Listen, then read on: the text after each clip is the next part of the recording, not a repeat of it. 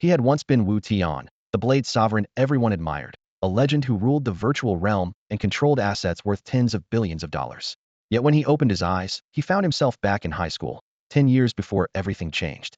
It was 2368. Inside the classroom of Grade 3, Class 3 at Duan Private High School in Jiangzhou, the suffocating atmosphere felt like a vivid dream from long ago. Wu Tian jerked awake, staring at the familiar yet alien scene as shock waves rippled through his mind. The teacher droned on at the podium, his classmates dozed at their desks, and in the back row Wu Tian struggled to breathe, cold sweat sliding down his forehead. He looked at his arms and abs gone were the sculpted muscles and eight-pack. The game interface he used to summon with a thought had vanished as well. He had believed he was dead, certain the collapse of his consciousness marked life's end. Instead, fate had granted him an impossible gift, a return to the most helpless, uncertain days of his youth. Memories rushed in like a tide. In the virtual game Disorder World, he had been an invincible blade master, sweeping aside all challengers and winning the Interstellar Duel Championship 3 years running. He had commanded vast armies, captured city after city, and amassed wealth and glory beyond measure. Endorsements, commercials, and film deals poured in, and within 8 years he owned 6 publicly traded companies. The world hailed him as a prodigy, a titan, a domineering mogul. Yet just as he stood atop the summit, poised to avenge his parents' murders, fate mocked him again. His enemy Chao Bin and Chao clan patriarch Chao Shigua died in an accident on their way to the moon, erasing in an instant the revenge he had chased for 10 agonizing years. The goal that had driven him vanished like smoke. Outwardly cold and ruthless, Wu Tian had suffered regret, pain, and sorrow in silence. He could never forget his father's wrongful execution, his mother's fatal car crash, or the tearful departure of the woman he loved. For a decade he surrendered everything for vengeance, only to see his foes evade justice while he died in a consciousness-draining accident, his mind shattered by agony. Now, back in the past, he had lost it all. Wealth, fame, power, and connections were gone. He was no longer the revered blade sovereign or the billionaire CEO. He was merely a 16-year-old student who had yet to face life's storms. Even so, excitement burned within him. Armed with 10 years of memories, he knew the future and possessed every strategy, secret, and hidden map in Disorder World. He was certain he could build a company worth $100 billion within 5 years and once again reach the pinnacle. More important than wealth, however, was revenge. He would never forget what the Chao family had done. Chao Bin, Chao Shigua, and the clan that destroyed his parents and ruined his family would not escape this time. Fate had granted him a second chance, and he would not allow the Chao family to enjoy their riches in peace. He would drag them into terror and despair, forcing them to plunge from glory to ruin. His family had once been prosperous and happy. His father was a brilliant CEO, his mother gentle and kind, and the future looked bright. Disaster struck after a conflict of interest with the Xinghe Consortium's Chao family. His father was framed for murder, his grandfather collapsed in grief, and his mother shouldered the burden while uncles on both sides harassed and oppressed her. She died in a staged car accident during a business trip. At 16, Wu Tian had been powerless. He watched his perfect life turn to ash. Broken and bankrupt, he turned to Disorder World for work, clawing his way to greatness one step at a time. Remembering this, his eyes sharpened like a hawk's. Though his body was 16, his soul and mind were 26. He was no longer the helpless boy who couldn't lift a sword. This very day marked the worldwide launch of Disorder World, the virtual game developed by the Galactic Alliance. Billions were rushing in to seize fortune and power. He knew the Chao family planned to invest tens of billions, build a massive guild, and reap vast profits. In his previous life, the Chao family earned billions from the game and basked in glory. In this life, Wu Tian would crush their honor, push them into the abyss, and strip away every shred of hope until terror and pain consumed them. Reborn, he resolved to leave no regrets. He would protect his family, reclaim the people he loved, and recover everything he had lost. Debts owed to him would be repaid 100-fold, and favors he owed would be returned in kind. This time, Wu Tian would not live with regret. What he owed, he would repay many times over. What others owed him, he would collect with interest. Why hasn't class ended yet? World of Disorder went live 5 hours ago. We've already lost our head start. The final bell still hadn't rung, and classroom 24 of the private high school felt like a steam bath. Wu Tian glanced sideways. His deskmate, Lu Siwen, was bouncing his leg non-stop, fingers scratching at the desktop as if lice were crawling under his skin. Quit talking about it, you're making me even antsier, Yu Wengqiu whispered from the row ahead. If this weren't the homeroom teachers period, I'd have cut class ages ago to hit the news server. I could be top of the leaderboards by now. Their complaints yanked Wu Tian back from his daydream. Watching these two future blood brothers, he couldn't help smiling. Being reborn was wonderful. In his previous life, Lu Siwen and Yu Wengqiu had pulled him out of his lowest point. Later, family duties forced them to quit the game. leaving them forever regretting they'd never reached the peak. This time, Wu Tian was here to make sure they stood on gaming's highest stage. He lowered his voice. Relax. With me around, first place on the level rankings is ours. Yu Wenqiu's eyes widened. And how are you going to manage that? The new transfer student rarely spoke, but when he did it sent shockwaves through the room. Curious classmates pricked up their ears. Wu Tian put on a mysterious grin. Hey Race, the secretive got inside intel on World of Disorder. Before his rebirth had been the level 200 Blade Emperor, familiar with every strategy, hidden map, and secret quest. Topping the rankings would be child's play. This is World of Disorder we're talking about. Wutian hissed, eyes sparkling.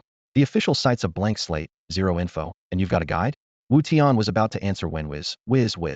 3 chalk fragments shot through the air, smacking each of them square on the forehead. Crack, crack, crack. The sharp pops sounded like a roll call rifle. Homeroom teacher Jiang Yin marched over in red stilettos, heels clicking like a metronome, her expression icy enough to frost glass. She jabbed at Lu Siwen and Yu Wenqiu. Tagging along with him will only drag you down. Last month's assessment exam, Wu Tian ranked 9th in the entire city. How about you two? The pair immediately bowed their heads. Jiang Yin turned to Wu Tian, even angrier yet powerless to fault him. If you don't want to listen, find sleep. Just stop talking. Wu Tian nodded on the surface, but his mind had already dived back into the game world. He was famous as a spoiled rich kid, yet fortune blessed him. Eyes keen enough to catch details others missed, and a mind a cut above the rest. Studying was a mere pastime. He could ace tests without breaking a sweat. Put bluntly, he was a genius. When she processed the transfer yesterday, Jiang Yin learned about Wu Tian's family situation and his grades. She felt a mix of affection and exasperation. All she could do was warn both classes not to talk to him, so they wouldn't get themselves in trouble. During the brief lull after class, Jiang Yin kept an eye on the boy in the last row.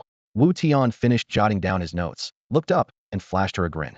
In a low voice he teased, "At your service, lovely Miss Jiang." Rolling her eyes, she thought, smooth talker. Just as she turned to leave, the bell rang. Class dismissed. Before the words had even faded, Wu Tian sprang to his feet, slung his bag over his shoulder, and bolted for the door. "Wait for me. Let's go buy our VR headsets together." Lu Siwen shouted, cramming books into his bag. "I'm coming too." Yu Wenqiu chimed in. From the podium, Jiang Yin planted her hands on her hips and watched the trio race off, stomping her foot in frustration. "Who said you could leave? I'm still talking." To make things worse, most of the class followed them, emptying the room. That's the norm at this private high school. No one really cares about their college entrance scores. Families with means arrange overseas placements early on. Some even send their kids to the new universities on the moon or Mars. The Gaokao? Just a formality before they inherit the family business. Outside the classroom, Yu Wenqiu threw an arm around Wu Tian's shoulders, buzzing with excitement. "Come on, spill it. What's the insider scoop? Don't leave me out," Lu Siwen added, squeezing in. "They'll tell you once we're Ingame top-tier gear. Trust me," Wu Tian said, keeping them in suspense. "Trying to kill us with curiosity? Out with it." The two shoved him playfully as they walked. The trio bantered all the way to Mirage, the VREDset store across from the school gate. It was packed with students still in uniform, the showroom buzzing with after-school energy. The moment they stepped inside, Wu Tian sensed something different. Almost every boy in the room was staring toward the counter. Following their gaze, he saw a tall girl examining headsets. Her khaki hair flowed to her waist, and a pink Prada dress caught the sunset's glow. She looked like a goddess from a painting, beautiful and pure. Wu Tian's eyes froze, his feelings tangled. Her name was Ning Lan, his first love in his previous life. Had been 16 or 17, a transfer student, uncertain, insecure. The first time he saw Ning Lan, elegant and stylish, his heart nearly leaped from his chest. But her admirers all came from powerful families, and she had eyes only for Dong Xingqian, the school star and captain of the esports club. The two of them eventually enrolled at Tsinghua and Peking University together, leaving Wu Tian in a long funk. That was 10 years ago. A decade of ups and downs had turned him from a lost teenager into the unrivaled Blade Emperor. Seeing Ning Lan now, the old infatuation felt like a breeze long gone. "Goddess Ning Lan, what brings you here?" Yu Wenqiu greeted her. Ning Lan noticed Yu Wenqiu smiling and holding up a helmet. "Buying a helmet? I'm getting ready to dive into the unordered world too." "Did you finish your art exams?" Lu Siwen asked. "I just passed the entrance test for Qingbai's art program. As long as my scores are high enough, they'll be heading to Qingbei," Ning Lan replied with barely concealed pride. "Congratulations, that's amazing," Yu Wenqiu exclaimed, while Lu Siwen gave her a thumbs up in admiration.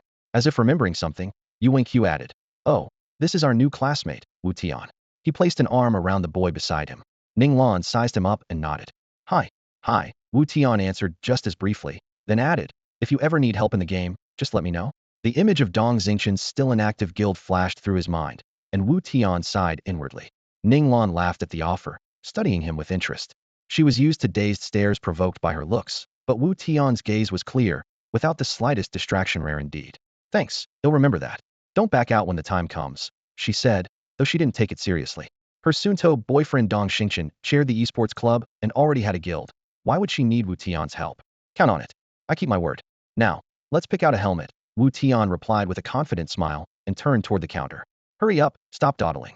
Yu Wenqiu urged, chasing after him. I'm coming too. Lu Siwen waved to Ning Lan and followed.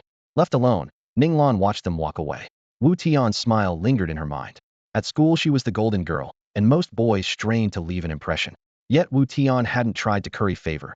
If anything, there had been a hint of indifference. The contrast piqued her curiosity, but her strict upbringing and discerning taste kept her reserved. Wu Tian wasn't yet worth the effort of starting a conversation. She had met plenty of boys who tried to stand out by acting different. The only one she valued was Dong Xingqian, who could actually help her. Anyone else wasn't worth a second glance. What Ning Lan didn't realize was that Wu Tian wasn't nearly as complicated as she imagined. He really was just picking out a helmet. Wu Tian didn't have much cash on him. His mom had given him only 1,000 yuan, barely enough to cover food for a month, with nothing left for fun.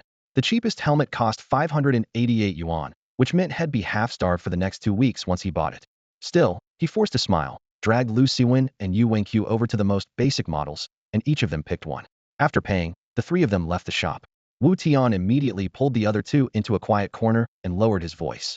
When you log in, set your starting point to Qingyo village near Jiangling City. Yu Wenqiu's eyes went wide.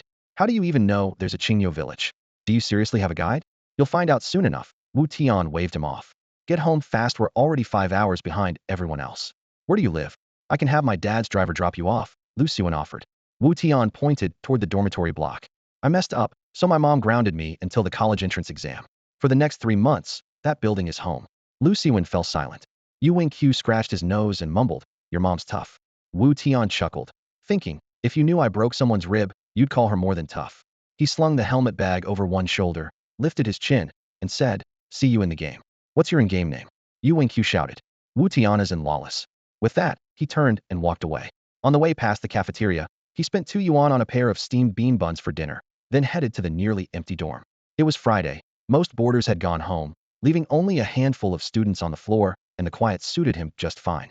Wu Tian took the VR helmet from its bag and studied it like a rare treasure. This was the first model ever released round, bulky, and almost cute compared with the flashy versions that would appear later. Hard to believe I really get another shot, he murmured, taking a deep breath and smiling. All right, then let the Blade Emperor Wu Tian rise again. He put on the helmet, eyes gleaming with excitement. A tap on the power button linked the device's biosignals to his brain, and darkness swept over him. System scan in progress, attempting first connection successful, initial login brainwave mapping personal data bound bank card linked. When the stream of familiar electronic prompts ended, Wu Tian's consciousness stood in a grand hall styled after ancient China. A massive translucent screen hovered before him, and a mechanical voice spoke from every direction. Greetings, player. Welcome to Chaotic World.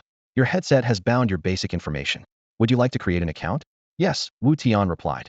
The screen flashed, displaying a vast map marked with 56 vividly colored main cities. Please select your birthplace, the voice continued. Jiangling City, Qingyo Village, he said, tapping the starter village beside the city on the right side of the map. Birthplace confirmed. Please enter a name. Wu Tian. Would you like to adjust your appearance? The system explained that players could freely alter looks and body type, turning an ugly girl into a fairy or a dwarf into a giant. No changes, Wu Tian declined. In this new life, Reborn, he had nothing left to fear. Appearance confirmed. The system is initializing. Please wait. 3 seconds later, a human avatar appears on the giant screen, identical to Wu Tian in every detail. When character creation finishes and the server comes online, a mechanical voice asks coldly, enter the game. Yes. Wu Tian answers. In the next instant, his consciousness is pulled into the screen. A flash of light, and he is standing in the safe zone of Qingyo Village. System message. You have discovered Qingyo Village. Timber and tile houses in Hantang style line the gray cobblestone streets, and hundreds of level 0 players pack every corner. A rush of long-lost excitement surges through Wu Tian. Only now does he truly believe he has been reborn. World of disorder, I'm back. Barely able to contain himself, he opens his character panel. Name, Wu Tian. Level 0. Stamina, 2. Strength, 3. Endurance, 1. Inner force, 2. Agility, 2. Health, 202,020 current maximum permanent. Chi, 1010. Physical attack, 22. Inner power attack, 22. Physical defense, 11. Magic defense, 0.0. Physical crit chance, 0.05. Inner power crit chance, 0.05. Chi recovery, 0.02 per 5 seconds. Carry weight, 0.30. Jump, 5. Popularity, 100600. Skills. Nameless blade technique 0. Nameless spear technique 0. Nameless sword technique 0. Nameless shield bash 0. Nameless assassination art 0. Nameless axe technique 0. Nameless archery 0. Nameless hammer technique 0. Nameless staff technique 0. Nameless throwing weapon 0. Nameless inner art 0. Nameless dharma 0. Nameless movement technique 0. Nameless palm technique 0. Weapon mastery. Blade 0. Spear 0. Sword 0. Shield 0. Dagger 0. Axe 0. Bow 0. Hammer 0. Staff 0. Throwing weapon 0. Taoist core arts. Wind 0. Water 0. Earth 0. Lightning 0. Fire 0. Buddhist core arts. Dharma 0. Movement 0. Specialization points 0. World of Disorder is famous for having no fixed classes in its early stages. Players can wield any weapon, learn any skill, and even max out every art if they wish. In his previous life, Wu Tian was hailed as the Blade Emperor, yet he wasted time dabbling in Taoist spells, palm strikes, staff play, and sword work before realizing that blades suited him best. This time, he will commit to the blade from the very start. The Nameless series forms the foundation of every discipline. To unlock advanced skills, you must first max out the corresponding Nameless art, and each level takes days of grinding. Choosing the wrong path costs valuable time. Weapon mastery works the same way. Higher mastery unlocks superior weapon skills. If you want to train blade arts, you need a blade. Most players leave the starter village, kill a few sick deer, and trade the meat and hides at the weapon shop for a level 1 weapon. Wu Tian, however, knows a hidden quest chain in Qingyo village that rewards a top-tier level 0 blade. He squeezes through the crowd, hits the gravel road, and sprints out of the village gate toward the level 3 monster zone. The server has been live for over 5 hours, and the highest level player is already level 7. Between the level 0 area and the level 3 zone, there are more players than monsters. Wu Tian isn't worried about being mobbed. Finding something left to kill is the real challenge. Every square meter holds at least 2 people, and spawn points are packed shoulder to shoulder. Move, or he'll cut you down for kill stealing. Big talk. Bring it on. You're dead meat, Arguments and brawls erupt non-stop. The moment a monster spawns, everyone lunges at it. Once the creatures are gone, players turn on one another. The entire map is a chaotic yet strangely orderly battlefield where everyone fights for every scrap of experience. Wu Tian slipped away from the fighting players and headed for the level 3 boar zone. By a small river he spotted the quest giver, a white-bearded old man resting against a tree, the Nameless Elder. Many players who failed to tag monsters crowded around this spot, because the Nameless Elder offered a beginner minigame. Catch 5 grass carp for 10 experience points. It looked like a consolation prize. Yet in Wu Tian's previous life someone had revealed that hooking a mutant catfish or a divine fish during the event triggered a hidden quest that granted a level 0 Xian grade weapon. Gear came in 5 grades, Bai at the bottom, then Huang, Xian, Di, and Tian at the top, each step giving a huge stat boost. Most players were stuck with level 0 Bai grade weapons bought from the shop or dropped by common mobs. Huang grade gear or better required killing elites or bosses, which were scarce on starter maps.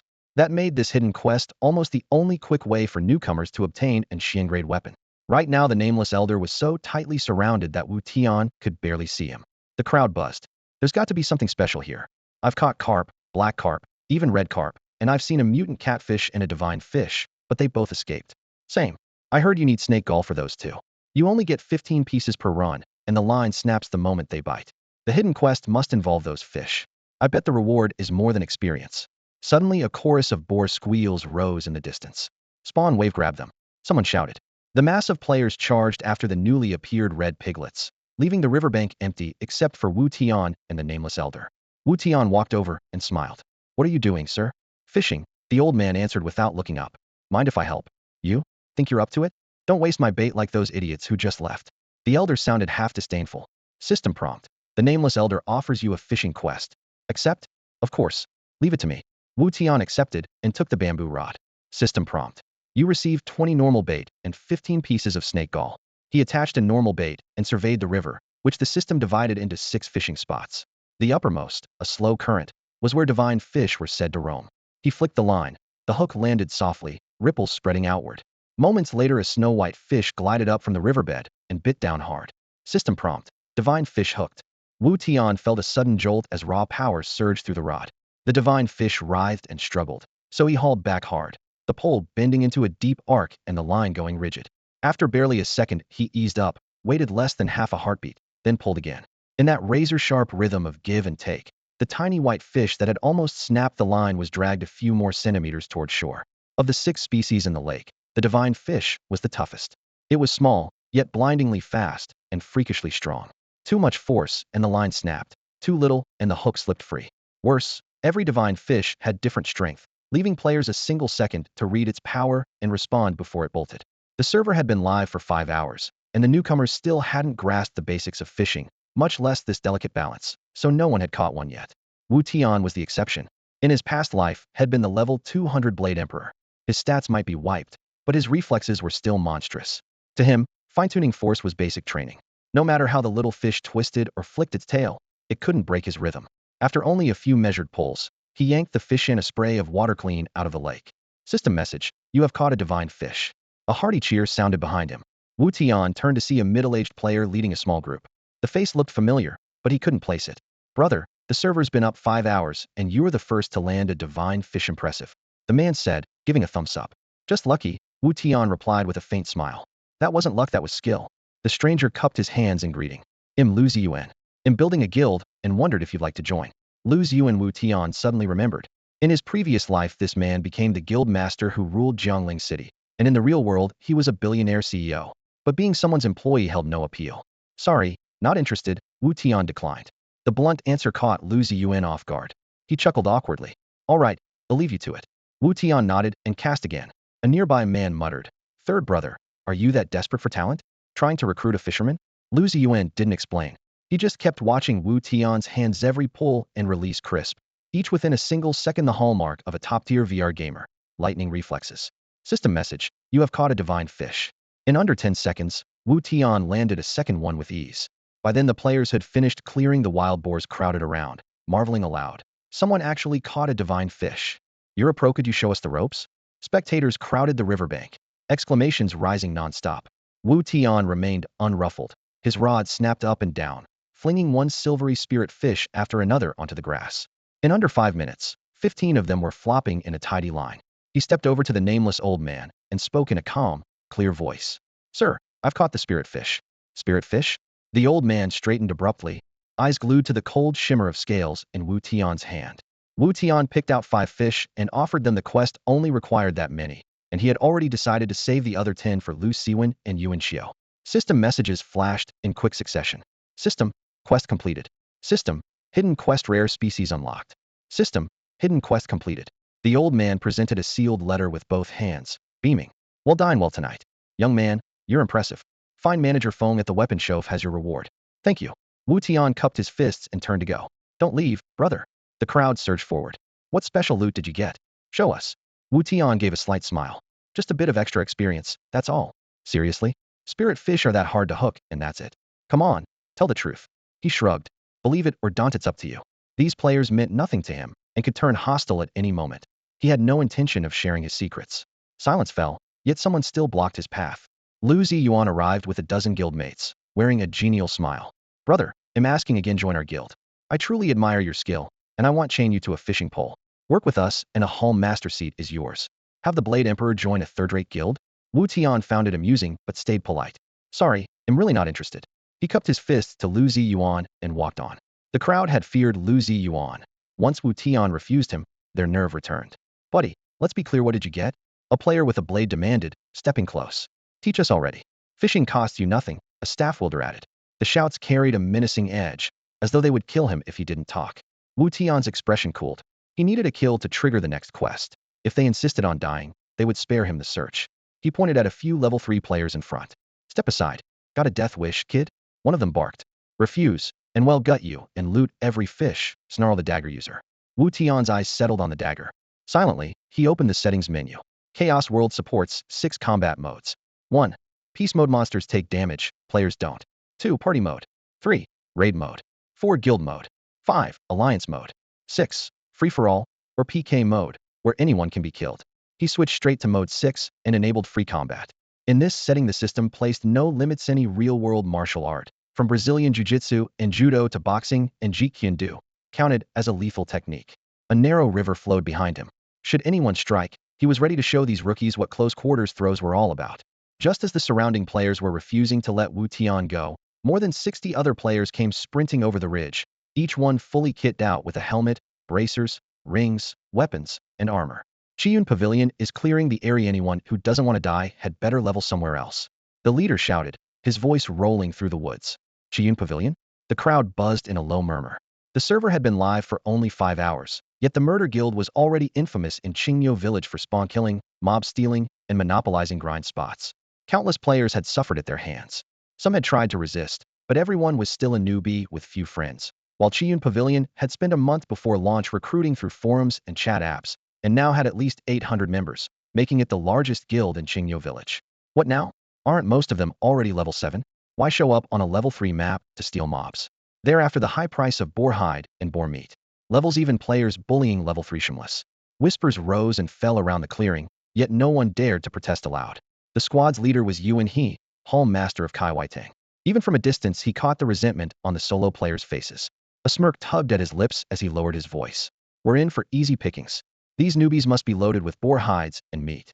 He'll do the talking. You four spread out and surround them. The moment I give the word, hit them hard. Brilliant, boss. Vice Hall Master Wuli Chinkoan flattered him. Behind him, more than 60 guild members bared their teeth in unison and picked up their pace. Moments later they halted in front of Lu Ziyuan and the other solo players. Yuan He's eyes glittered with menace, and he raised his voice. What's wrong? Didn't you hear me the first time? In virtual reality, every facial expression was rendered in perfect detail, and the lifelike voices made the killing intent impossible to ignore. Lu Ziyuan and the other levels even players understood the situation at a glance. They might have the numbers, but the casual players behind them were all level 3 rookies, and the stat gap was huge. If Yuan He struck first, their line would collapse in seconds. Almost unconsciously, the players who had been crowding around Wu Tian took half a step back. Standing at the center, Wu Tian instantly saw through Yuan He's plan. In his previous life, he had formed a blood feud with Qiyun Pavilion when he first started playing. The guild he and his classmates founded had been wiped out by them. He could never forget that scene. Qiyun Pavilion's guild leader Duan Yuntian blocking the safe zone gate, arrogantly pointing at him and shouting, from today on, if you or anyone in your guild leaves the safe zone, you die. In the information-saturated age, that video went viral as soon as someone uploaded it. At school it became a running joke. Every student at Dowen High who played World of Disorder knew there was a guy in class 3, grade 12 named Wu Tian who was too scared to step out of the safe zone.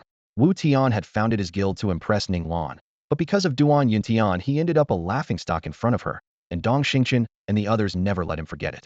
Wu Tian remembered how thin-skinned and impulsive he had been as a teenager. Because of the affair with Qiyun Pavilion, he had spent a long time in dejection, even quitting the game entirely. Thinking back, when he first logged into 9 provinces he was just a student short on both time and money, yet Qiyun Pavilion, led by Duan Yuntian, had stomped him into the ground until he could barely lift his head. The moment he logged in again, he made a silent vow. In this life he would personally bury Qiyun Pavilion. Reborn, he power-leveled at breakneck speed, became the newly opened server's legendary Blade Emperor, and founded a brand new guild. But when he was finally ready to confront his old enemies heathen, Qiyun Pavilion was already crumbling under the siege of other guilds, and even its guild master, Duan Yuntian, had slunk out of the game. Unwilling to let it go, Wu Tian slipped into Qingyo village, one of the 10 starter villages outside Jiangling City. Rumor had it each village held a hidden quest, and this was also where Qiyun Pavilion had first risen to power. He believed that if he camped there long enough, he would eventually bump into the survivors. To his surprise, his foes delivered themselves to his door. Last time you mocked me for leveling slowly and for being broke and understaffed. This time, he'll erase Qiyun Pavilion for good. His gaze toward the distant players was icy as he tightened his grip on the fishing rod in his hand. The afternoon sun blazed down, and the boar spawn point outside Qingyo village was packed with people. Levels even Qiyun Pavilion members shoved the level 3 and level 4 solo players into the corners, even snatching the dropped boar hides and meat. Inside the encirclement, Qiyun Pavilion Hall Master Yuan, he stood with arrogant poise. Wu Tian stepped out of the crowd and blocked their path. Isn't this a bit much? A bunch of levels even big shots farming a level 3 map for cash, and you still think it's cool? So what if we do? Yuan he barked, pointing his sword straight at Wu Tian. Wu Tian shrugged and waved both hands as if startled. Nothing, nothing. You guys from Qiyun Pavilion are the bosses here. I can't afford to mess with you. They'll be on my way. With that, he turned around and walked off, looking like he was fleeing with his tail between his legs. Yuan he had thought he was here to provoke them, but when the fellow bolted, the encirclement was only half formed, and it was awkward to give chase. So he let him go. Not far away, the solo player's leader, Lu Ziyuan, frowned. Beside him, Li Chengfeng, nicknamed Old Fourth, muttered under his breath, "Third brother, is that guy even worth recruiting? He's so gutless, he doesn't dare swing back in a game." Yet Lu Ziyuan recalled the precise casts and retrieves Wu Tian had shown, while fishing moments earlier micromoves no novice could pull off. But if he really was a skilled player who feared fighting, then no matter how fast his hands were, it was useless. As he weighed his options, the crisis before him snapped him back to reality. If they cowered in front of the Qiyun Pavilion Hall master now, any dream of founding their own guild would die. By this time, Wu Tian had reached an old locust tree 50 meters away.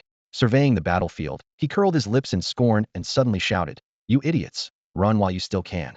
If you don't move, they'll close the trap and wipe you, and you'll lose every last boar hide and slab of meat." His shout was like a bucket of cold water splashing over the besieged solo players. Lu Ziyuan looked around and was startled to see that Yuan He's men had already locked them into a semicircle. "Damn, we really are surrounded. What now?" Lu Ziyuan made a snap decision and pointed at the only gap not yet sealed. "Follow me. Brothers, cover the rear." He dashed forward at once. Yuan He glared at Wu Tian and saw him raise his right fist, thumb down, a look of naked provocation on his face. "Boss, they're making a break for it." Deputy Hall Master Wuli Chinkuan shouted. "Don't let a single one get away."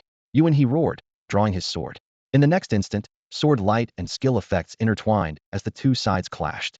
Blood splattered across the wilderness, and the uproar shook the sky. In the shade of the tree, Wu Tian sneered and turned leisurely toward Qingyo village. Neither side was any better than the other. Let the dogs fight and tear out each other's fur first. Although one side was level 7 and the other only level 3, their damage and HP weren't that far apart. If Lu Ziyuan could stir up these level 3 lone wolves to fight, their numbers alone could still trade lives with plenty of Qiyun Pavilion players. Qiyun Pavilion dared to monopolize the newbie zone, grinding mobs, stealing spawns, and murdering anyone in sight because they knew how to coordinate. At the first sign of resistance, nearby members would rally to help. A flood of their people would reach the battlefield any minute. Lu Ziyuan had been a master manipulator in his previous life. If he managed to rope in a crowd of rogues, the fight would turn the sky black. "I'm going back for my blade. Once I have it, every last one of you is doomed." Wu Tian muttered the words and bolted toward Qingyo village. He ran straight to the village gate, rented a free 50-slot warehouse, and deposited all 10 divine fish from his pack without hesitation. Only then did he head for the weapons shop. Inside, Feng the blacksmith, a burly, broad-shouldered man with a bristling beard, was hammering hot metal. Wu Tian handed over a letter. "The Nameless Elder sent me." Feng gave the letter a quick glance and nodded. "If Master Nameless vouched for you, pick any weapon you want." A selection window appeared before Wu Tian, displaying 9 level 0 Mystic tier weapons in neat rows. One item caught the eye: a bronze shortblade. Bronze shortblade Mystic. Level 0. Base damage 0. Strength 18. Durability 3. Weight 5050. Attack speed 1.5. The plain Blackwood sword sold in ordinary shops did a meager 0.2 damage and added no stats at all. Compared with this Mystic blade, it was trash. Wu Tian selected the bronze short blade without a moment's doubt. A flash of light, and the pale green weapon settled into his inventory. The knife had a straight spine, an inward curving edge, and a slightly upturned tip about 65 centimeters long with a 4 millimeter thick back. As soon as his fingers closed around the hilt, his aura seemed to flow into the metal, natural and unforced, as though the blade were an extension of his own arm, yet no murderous intent seeped out. The Blade Emperor's presence had begun to show. "Qiyun Pavilion, and that dagger-wielding punk, wait for me. Wu Tian is coming, and he'll smash you to pieces." He sheathed the short blade and sprinted toward the level 3 monster zone without slowing. His next hidden quest required 100 consecutive kills, and Qiyun Pavilion, along with those clueless freelancers, were lining up to help him complete it. At the entrance to the boar zone, a dense forest stretched ahead, with towering trees spaced roughly 20 meters apart. Each trunk was over a meter thick, and bushes crowded the ground around them. The area was so vast that the 100-odd members of Qiyun Pavilion could barely secure a strip of land less than a kilometer wide along a small river. At the moment, Wuli Chinkuan had spread more than 30 players across the woods, farming in teams of 3 and guarding a 50-meter radius each, while another 30-plus had followed Yuan He to hunt down Lu Ziyuan. That unarmed kid ruined everything. He actually saw through Boss Yuan's plan. "We could have wiped them all out and finished the boar quota early, so we could move to a higher-level map." Wuli Chinkuan spat. "Don't worry, Boss Chinkuan.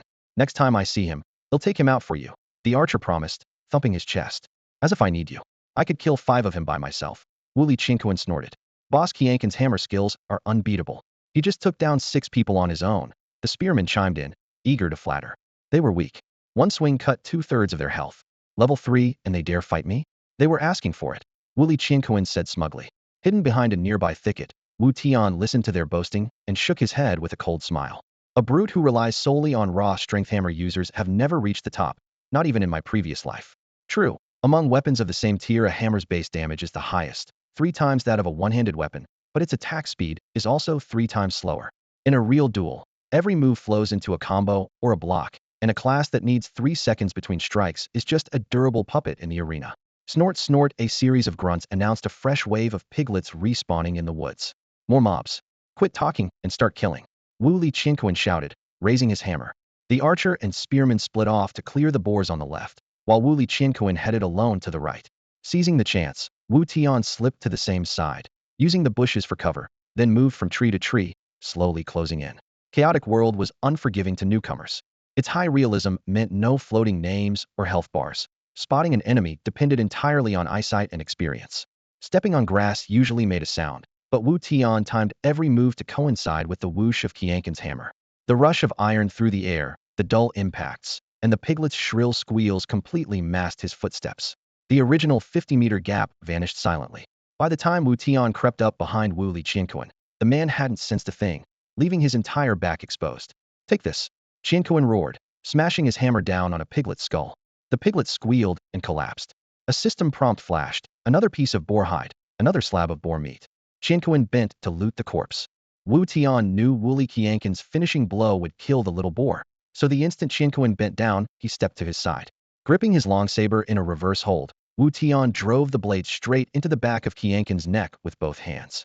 24 weak point damage, double critical. The neck had no armor, so Tian took the full hit. He had started with 90 HP, lost 22 killing the boar, and now dropped to 44, half his bar gone. Who hit me? He shouted, jerking upright.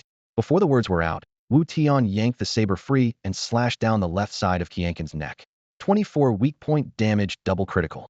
Switching the saber to his right hand, Wu Tian spun and carved another backhand slash across the same spot. 24 weak point damage, double critical. Tian felt his HP drain away. Eyes wide, he collapsed, rasping, "How is this possible?" System message: "You have slain Wu Tian. First blood. Your reputation won." The triumphant system roar sent adrenaline surging through Wu Tian. Excited, he strode toward the 2 players ahead. From the first strike to sheathing his blade had taken only 2 seconds. The archer and spearman still hadn't reacted. Had managed 3 cuts in 2 seconds by activating free mode. A one-handed weapon can swap hands at will, slash with the left, switch to the right, no cooldown. Drawing first and then swinging would cost an extra second. Only this close-range spinning double slash produced the seamless whirling strangulation. In his previous life, the move ranked 32nd on the player-created skill list, and few ever mastered it. The archer and spearman got the system alert the moment Tian fell. Looking up, they saw Wu Tian closing in. "Aren't you that empty-handed kid?" the spearman asked, stunned. "That's me," Wu Tian replied with a faint smile. "You came back and killed Boss Tian." The spearman roared, charging. "You're dead." Wu Tian sidestepped sharply, lining himself, the spearman, and the archer in a straight line. The distant archer drew his bow only to find his teammate blocking the shot. "Left, move left. You're in my line," the archer shouted. Just 3 meters away, the spearman ignored him. "You go around," he yelled back, lunging as his 2.2-meter spear shot toward Wu Tian's belly. Perfect, Wu Tian thought. Most rookies were hot-blooded, all aggression and no teamwork. Seeing the straight thrust, he reversed his saber and chopped down, meeting the spear tip squarely. System message: counter-triggered. Opponent stunned for 1 second. The spearman felt a jolt run down the shaft. His arms went numb and his feet seemed glued to the ground. In that frozen second, Wu Tian closed the gap with 2 quick steps and slashed across the spearman's neck with his left hand. 24 weak point hit. Critical damage x2. At that moment, the archer slipped around to Wu Tian's flank, raised his bow, and suddenly realized he no longer had a clean shot. The spearman shook off his stun and hurriedly retreated to re-establish his ideal range, but Wu Tian stayed glued to him, refusing to let the gap widen and slashing non-stop. 3. Stop backing up, turn around, and run," the archer shouted when he saw the spearman couldn't get free. Snapping to his senses, the spearman spun and bolted, but Wu Tian stepped into his path the instant he turned. They crashed together. System notice: violation of Rule 1, excessive physical contact between players. First warning: the spearman felt a surge of numbness as the system rooted him for 5 seconds. Wu Tian grinned at the stunned opponent, raised his broadsword, and chopped at the man's neck. 24 weak point hit. Critical damage x2. 24 weak point hit. Critical damage x2. 24 weak point hit. Critical damage x2. The spearman fell to the ground in disbelief. System notice: double kill. 2 opponents eliminated within 11.5 seconds. Popularity 1. Wu Tian glanced at the archer and smiled. You're next. How do you even have that skill? The archer stammered. It wasn't a skill at all, just a smart use of the rules. To prevent sleazy players from groping others, the very first rule of this VR game forbids excessive physical contact without consent. Actual body-to-body contact is replaced by an invisible 0.1 millimeter film of light. Hands, feet, and weapons never truly touch another avatar. Throws in free mode work the same way. The light is invisible to players, but the system detects it. If 2 avatars collide, the one who initiates contact is penalized and frozen for 5 seconds. Every top player in Wu Tian's previous life had mastered this tactic. It's like taking a charge in basketball. Beat your opponent to the spot, and he gets the foul. Had Wu Tian been even a split second slower, he'd have been the one frozen, but had once been the Blade Emperor, and reflexes like these were second nature. Sweat covered the archer's forehead as Wu Tian strode closer. Both of them had just racked up plenty of kills. With popularity under 100, dying now meant a high chance of dropping gear. Stay back cross Qingyun Pavilion, and you'll pay the price. The archer blustered. Wu Tian chuckled. Qingyun Pavilion is exactly who I'm here to kill. Tell your guild master I'll tear his little empire apart myself. You're dead. The archer fired. Whoosh. Wu Tian slipped right, dodging with ease. In the Chaos Realm, archers and mages farm monsters fastest, but in PvP they struggle. In free mode, a skilled fighter can sidestep arrows and spells at will, and Wu Tian was nothing if not skilled. The trick is to watch the archers draw a hand and move the instant the fingers release. Do that, and an arrow will never touch you. Don't come any closer, me buddies will be here any second. The archer yanked another arrow from his quiver. Die. Wu Tian closed the distance in a burst of speed. At point-blank range, the system disabled the archer's bow, classing it as unusable. Wu Tian's blade flashed, slamming into the archer's head over and over. 24. 24. 24. The archer crumpled. System notice. Triple kill. 3 opponents eliminated in succession. Popularity 1. Wu Tian glanced around. No one from Qingyun Pavilion had come to back them up. He surveyed the loot on the ground: 2 rings, a necklace, a heap of boar hide, and a pile of boar meat. Not bad for 3 kills. The blood-streaked earth was mottled, and the 3 pieces of gear shimmered with a pale gray aura in the sunlight. In his stat window, the bronze rings were labeled common, attack 0-1. The necklace showed the same. Wu Tian slipped on all 3 pieces, and his attack instantly jumped to 15. His crit rate doubled to 30. 3 strikes will be enough to one-shot a levels-even player, he muttered. A flick of his finger opened the quest tab.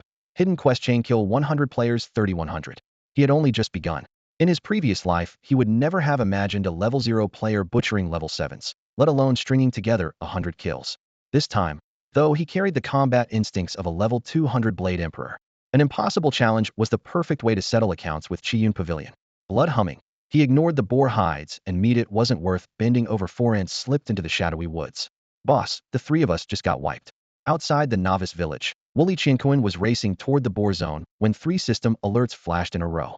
By who? How many? Yuanha barked, cleaving an enemy aside. One guy, the unarmed kid who called you out earlier, Wutian answered, voice quavering. Pathetic.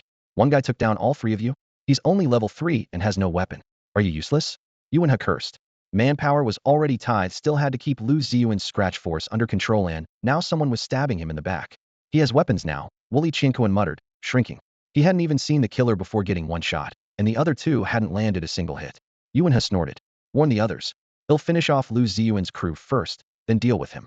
In his eyes, no lone player could overturn the sky. Wutian dared not argue. He broadcast the order, but to save face he left out the fact they'd been slaughtered, and simply wrote, someone's in the boar zone, watch for ambushes. That single sentence, so far from the truth, would haunt him later. Deep in the forest, under a huge oak, 3 Qingyun Pavilion members were farming boars. Their squad leader, Hanshi Xing, snapped throwing knives that thunked into a boar's neck. HQ says there's an intruder. If you see him, kill him. Don't let him ninja our mobs. No problem, I love killing players, the swordsman replied, baring his teeth.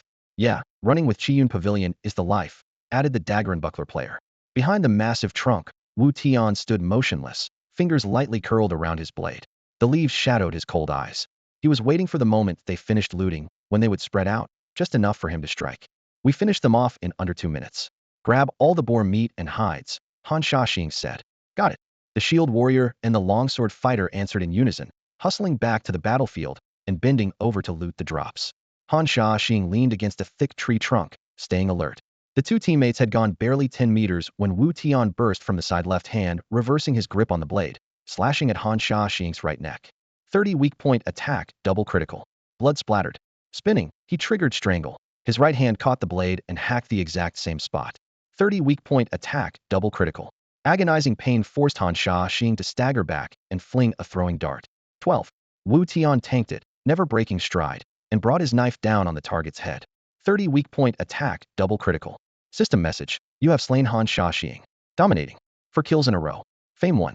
What happened? The shield warrior and longsword fighter saw the death prompt pop up. They spun around, only the tree remained, Wu Tian's silhouette vanishing behind it. Somebody actually dared to cross Qiyun Pavilion? Chase him. Don't let him get away. The shield warrior roared, yanking the longsword fighter toward the tree. The trunk was a full meter thick. They exchanged a glance, circled left and right, and struck behind it with saber and sword. Nothing but air. Where is he? The shield warrior muttered. The longsword fighter scanned the area. Above you, die. Wu Tian's low growl came from the canopy. In the next instant, he dove from the branches, both hands on the knife, the tip driving into the longsword fighter's nape. 30 weak point attack, double critical. The longsword fighter screamed and wheeled, slashing at Wu Tian's torso. Wu Tian blocked with his left hand and flicked the blade in his right, a cold arc slicing the fighter's throat. 30 weak point attack, double critical. Blood gushed. At critical health, the longsword fighter staggered back, fumbling in his pack for a slow heal. Potiano instant restores here. You had to pull the bottle, pop the cap, and drink. The shield warrior blinked in a heartbeat. His partner had eaten 3 hits. He raised his shield and closed in, saber swinging at Wu Tian. Wu Tian was down to 8 HP, couldn't take the blow he'd in. He parried, slid along the shield's edge, and spun behind the shield warrior. Half a meter away, the longsword fighter finally had the potion in hand. Big fan of Qiyun Pavilion, huh? Die. Wu Tian's knife came down. 30 weak point attack, double critical. The longsword fighter stiffened and crumpled. System message, mega kill. 5 kills. Fame 1. Rage boiling. The shield warrior chopped at Wu Tian's head. It was as if Wu Tian had eyes in the back of his skull. Sidestepped, whirled 270 degrees, and his blade traced a clean arc across the warrior's exposed neck. 30 weak point attack, double critical. The shield warrior jerked his shield up to guard his throat and thrust his saber at Wu Tian's waist. Wu Tian let out a cold chuckle. Few things delighted him more than an enemy charging straight at him. His bronze saber crashed down and caught the tip of the short blade he'd in. A system chime followed, counter-triggered, target stunned for 1 second. The shield bearer froze in place, unable even to blink. What's happening? He shouted in panic. Don't look so shocked. You're useless. Wu Tian sneered, slashing his offhand dagger across the man's exposed neck. 30. Weak point. Double crit. The health bar evaporated. Wu Tian flipped the saber into his right hand and chopped again. 30. Weak point. Double crit. The shield bearer collapsed without so much as a scream. System message, unstoppable. 6 kills. Popularity 1. Sheathing his weapons, Wu Tian watched beads of blood roll down the blade. He surveyed the loot. Pork, boar hide, 2 bangles, and a handful of small healing potions. Bronze bangle common, 0 damage, 0-1. He dragged the bangle into his equipment slot. His damage rose to 17. 1 quick swig of potion topped off his HP, and he slipped back into the forest. In mere minutes, he had taken 6 lives, dropping his popularity from 100 to 94. To hit 0, he still needed 94 more kills. In his previous life had been level 200, able to annihilate hundreds with a single nation war skill. Now he was a level 0 alt with no skills at all, yet his command of terrain and sightlines let him butcher Qiyun Pavilion players at will. He lay in the brush, burst from behind, and cut down another Qiyun Pavilion member with 3 swift strikes. System message, wicked sick. 7 kills. Popularity 1. He scaled a slope, using the high ground to ambush passersby. A Qiyun Pavilion player looked up only to lose his head. System message, monster kill. 8 kills. Popularity 1. He slipped beneath the water and glided forward without a ripple. A low HP player reached the shore to drink a potion. The surface split with a flash of steel, and a single thrust ended him. System message, godlike. 9 kills. Popularity 1. Spotted at last, Wu Tian sprinted toward a pair of close-set trees, used the trunks to break line of sight, pivoted, and counterattacked. System message, holy shit. 10 kills. Popularity 1. In under half an hour, all 33 Qiyun Pavilion members in the Boar Zone were wiped out, including Wuli Qianquan and the others who rushed back for a second beating. The level 2 newbies they had chased away finally dared to peek out, just in time to see Wu Tian dispatch 3 opponents at once. He's taking down level 7 players. Boss, carry us. The little Alts swarmed him until he was nearly boxed in. Stay here and grind, Wu Tian said, flicking blood from his blade. If Qiyun Pavilion shows up again, shout for me. He'll be close. Boss, aren't you going to level? Someone asked. I kill people. I don't level.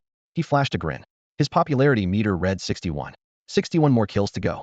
Outside the forest, Wutian suddenly realized he was up against a true powerhouse. He barked into the guild chat, "Everyone, rally at my coordinates. Merge the 3-man squads into 6-man teams and camp the dungeon entrance."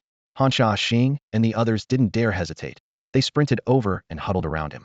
By now, Wu Tian had already slaughtered the Qiyun Pavilion players who were grinding levels nearby. Seeing they no longer dared split up, he turned toward the Nameless Elder's respawn point. As he neared a small stream, he spotted a chaotic brawl ahead. Beneath a towering banyan on the riverbank, a level 3 violet-skinned boar elite had just spawned level 3, 200,200 HP. The creature could drop yellow tier or black tier weapons or armor, dream loot for anyone at this stage. Two groups were already fighting to the death beside the boar. Yuanhe and his squad had it surrounded, while Lu Ziyuan was leading a band of freelancers in to steal the kill. Lu Ziyuan, think carefully about what happens when you cross Qiyun Pavilion. Yuanhe snarled, sweat dripping from his brow. He had nearly forced Liu's people back, but the sudden spawn had reignited the solo player's resolve. "Yuanhe, who do you think you are to threaten my third brother?" Li Qingfeng sneered. "That boar is ours today, no matter what." Lu Ziyuan growled through clenched teeth. "Fine, very well. Steal from Qiyun Pavilion, and you'll pay for it." Yuanhe shouted, firing a signal flare into the sky. The flare burst overhead as he hissed, "Just wait. Our boss Duan Yuntian is on his way. Nobody's getting out of here." The words made Lu Ziyuan's heart sink. They didn't fear Duan Yuntian himself, but the more than 800 level 7 players under his command were a nightmare. "What now?" Li Chengfeng asked, scalp tingling. Watching the elite boar's health melt away, Lu Ziyuan gritted his teeth and shouted, "Brothers, Qiyun Pavilion is still in the level 8 monster zone. ITLL, take them at least half an hour to get here. Take the pig first, it's worth dying for. Loot is everything." The word loot set the freelancers ablaze. Level 3 characters had only 40 fewer hit points than level 7s. 3 level 3s ganging up on 1 level 7 would tear them apart. They were all low-level outs with no gear, so death meant losing nothing, while a single yellow or black tier drop would make them rich. With that gambler's mentality, they charged in waves. Yuanhe bellowed, "Squad 1, keep DPS on the boar. Squads 2 and 3, hold them off." The two sides instantly dissolved into a tangled mass of carnage. In this forest, a massive tree a meter thick stood every 20 meters, with dense underbrush between them. More than 200 players crammed among the trunks had no room for wide swings, and as the fight wore on, the line stretched out, leaving the low-health players to scatter. One wounded Qiyun Pavilion player staggered toward the tree that concealed Wu Tian. He never noticed the figure behind the trunk. As he tried to duck behind it, Wu Tian drove a blade into his neck. 34, weak point strike, plus double criv. Nearly dead player crumpled to the ground. System notification, holy shit. Godslayer streak. Achieve more than 10 consecutive kills to earn the title. It stays the same no matter how high the count climbs. A blood-red banner hung in midair, the echo of blade against bone still humming in the air. Beside the fallen member of Qiyun Pavilion, a flash of fire heralded two sprinting figures, one of them the dagger-wielding thug who had tried to extort Wutian's fishing technique earlier. The dagger user skidded to a halt. He stared at the corpse, realized whose handiwork it was, and snorted. Ignoring the body, he bent to scoop up the scattered loot. "Hold it." Wutian's voice was calm, yet it stabbed like ice. The dagger man straightened, brow creasing. "What, you want a rematch?" Wutian chuckled. "I didn't strike while you were bent over, because I prefer a clean kill. Let's finish this properly." "You're dead." The man roared, dagger flashing as he lunged for Wutian's chest. Wutian swung his bronze saber. The blade met the dagger's tip with pinpoint accuracy. Boom. System notification, counter effect triggered. Opponent immobilized for 1 second. The dagger user's eyes went wide. Someone had actually hit the very point of his weapon. Before awe could turn to fear, Wutian's saber sliced across his throat. 34, weak point strike, plus double crit. The low-health dagger user never managed a second scream. He fell, and the feed exploded again. Holy shit. Godslayer streak. The spear carrier nearby gaped. "Whoa, who are you with?" "I'm with the Tekinjir Life crew." Wutian recognized him as another accomplice and stepped forward, saber arcing down. Blood spattered from the spearman's crown, and he toppled. System notification, holy shit. Godslayer streak. In barely 30 seconds, Wutian had cut down 3 players. His kill counter skyrocketed while his face stayed placid, as though he were strolling through a charnel house. Any Qiyun Pavilion member or anyone who had threatened him met his blade on sight. Health bars vanished one after another, and his tally climbed like wildfire. By the time he reached the center of the battlefield, the upper right corner of his screen read 98. Just 2 more, and he would finish the 100-kill quest. Right then, Lu Ziyuan and Li Chengfeng were locked in a desperate melee with Yuan He. Panting, Lu Ziyuan yelled, "Brother, get over here. I can't hold on." Yuan He, backed by his fastest elites, had ringed the pair. He knew this ragtag group held together only because Lu Ziyuan rallied them. Kill him, and the line would collapse. Step by step, he tightened the noose 10 seconds more, and the kill was his. Wutian's arrival shattered the plan. Earlier, Fog Realm had warned Yuan He. This teenager had single-handedly butchered 33 of his men, keeping his tone tough to mask the tremor. Yuan He barked, "Kid with the saber, you really want to take on Qiyun Pavilion? Think about the consequences." That again. Wu Tian sneered. "Yuan He, tell your guild master Duan Yuntian he won't be playing this game for long. I'm going to make sure of it." The moment the words left his mouth, Wu Tian burst into the fray and swung his blade straight at Yuan He's head. Yuan He staggered, trying to dodge, but Lu Ziyuan cut him off with a sweeping slash that sealed his escape route, forcing Yuan He to raise his own weapon to block. Just as the blade was about to slice across Yuan He's neck, a spear-wielding player dove in, turning his weapon sideways to shield him. "Boss, fall back." The spearman roared. Yuan He sprang backward and downed a potion in one gulp. Seeing him try to create distance, Wu Tian closed in at once, stepping into his path. The spearman was a beat too slow and slammed hard into Wu Tian's chest. System message, Regulation Number 1 triggered.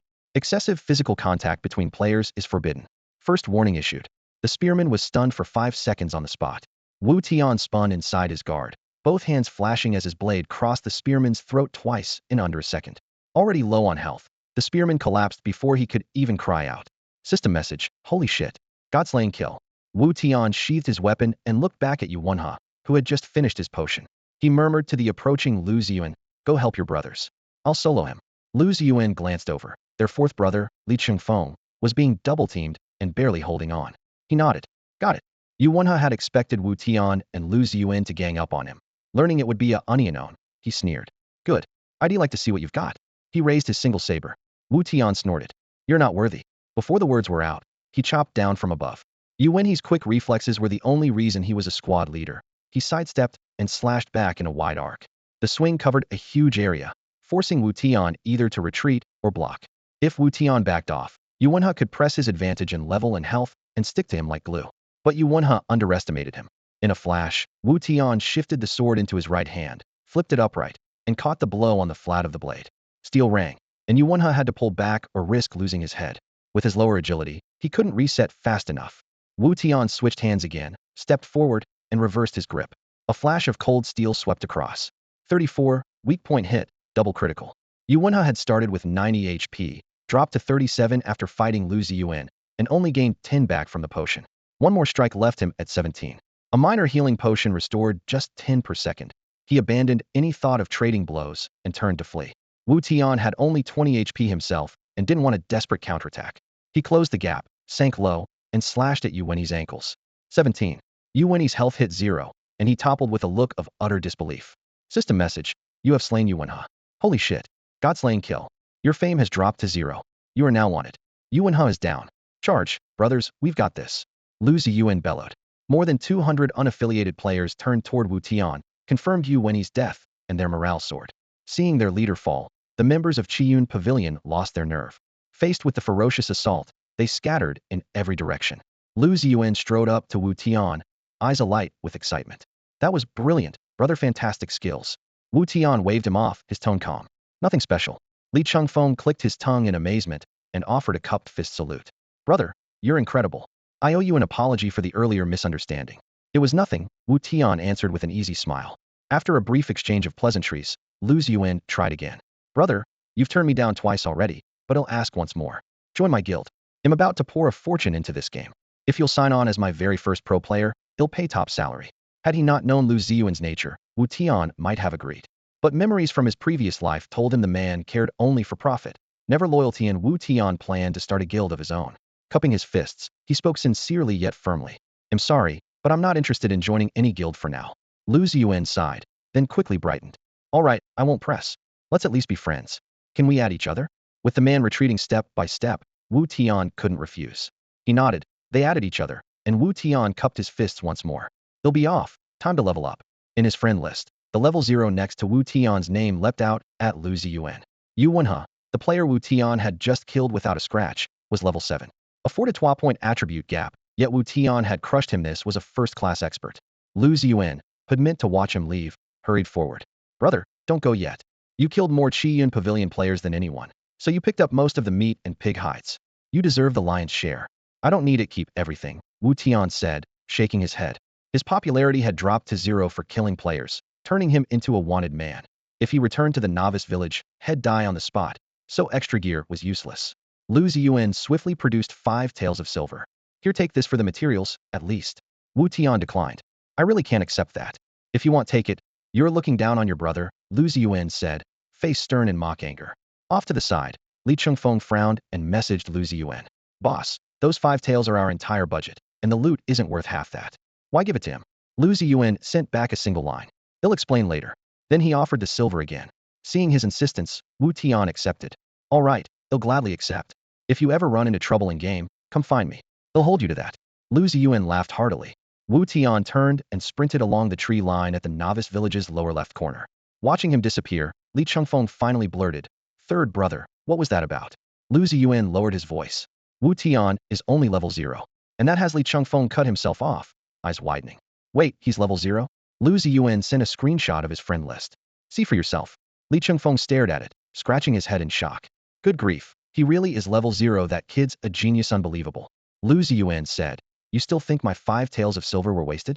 Sooner or later we'll run into trouble in this game. Having a top-tier expert willing to help us will be worth far more than that. Li Chengfeng nodded without hesitation. Money well spent, no question. Just then a shrill wail echoed from deep in the woods. A teammate shouted excitedly, "Boss, the elite boar is down," and it dumped a pile of loot. Let me see. Lu Ziyuan called out and sprinted toward the glittering drop with Li Chengfeng at his side. Elsewhere, Wu Tian tore down the dirt path, lungs burning yet eyes shining with excitement. Head set out only to test the near-impossible feat of killing 100 players at level 0, and to his amazement had done it. That victory had unlocked the game's most critical hidden questline. In Chaotic World, only 2 true treasures exist, the Demonic Codex and the Divine Codex. Legend says the 2 manuals fell from the heavens, and whoever finds one can remake their power from the ground up. Each codex holds 12 volumes, matching the weapons and inner skills a player can study. Every volume is divided into 6 chapters, each granting a unique ability. Completing any single volume is enough to push someone into the ranks of first-class masters. In his previous life, Wu Tian knew the codex locations by heart. Had personally recovered Volume 6 of the Demonic Codex Blade Scroll. One of its chapters, Blood Fiend, activates only after killing 100 players in a row. Now that the counter sat at exactly 100, he sprinted toward the small river in the starter village's southwest corner. A bluestone walkway traced the riverbank, and an elderly Taoist with snow-white hair strolled along, hands clasped behind his back. His robe was pure white, a Taiji diagram emblazoned on the chest. NPC, Baiyun Shangren. Level 50. HP. At launch in his last life, players swarmed this level 50 NPC, convinced he hid a secret, yet nothing happened. Only when a red-named player fleeing a 100-kill spree reached the spot did the hidden event fire. Now Wu Tian stood before Baiyun Shangren. The priest's calm expression hardened in an instant. So young, yet already a butcher, he barked. Because of your youth, I'll spare your life, but you shall spend the rest of it imprisoned in the Valley of the Wicked. A blinding pillar of light dropped from the sky. System message. You have been teleported to the Valley of the Wicked. When his vision cleared, Wu Tian stood on barren yellow earth. A sagging fence marked the valley mouth, and a line of thatched huts stretched inward, each hut guarded by an NPC. In his past life, had been a regular here. Guild monopolies and resource fights had driven him into the valley time and again, honing his skills with every escape. The layout matched his memory perfectly. The huts looked shabby, yet the silence around them felt deadly. Turning to the signboard, he read the names one by one.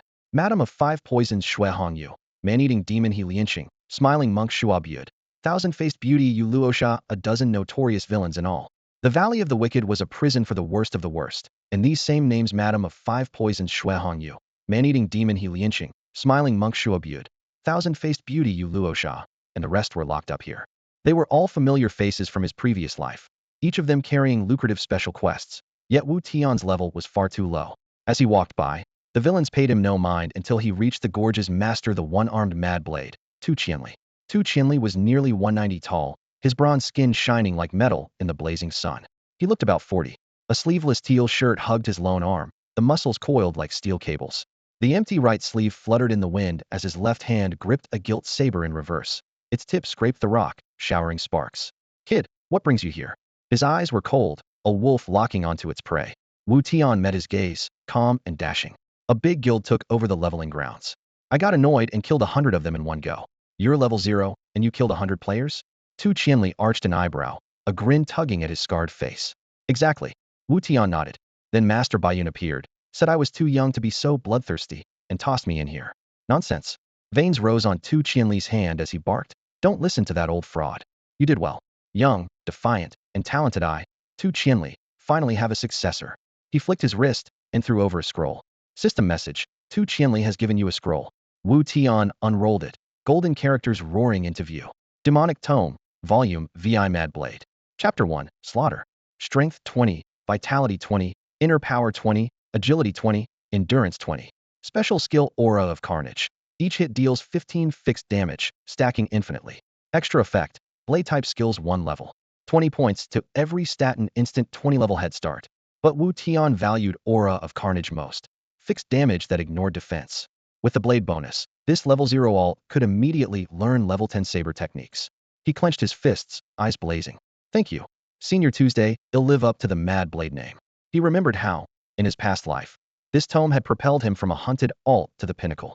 After killing 100 players, Head fled to the novice village, only to be tossed into Villain's Gorge by Master Bayun. Meeting Tu Qianli had granted him this game-breaking chance. Tu Qianli patted his shoulder, voice low. Old, you're still young. When you fight your way out of Villain's Gorge, if you remember today's favor, kill Master Bayun for me and settle my score.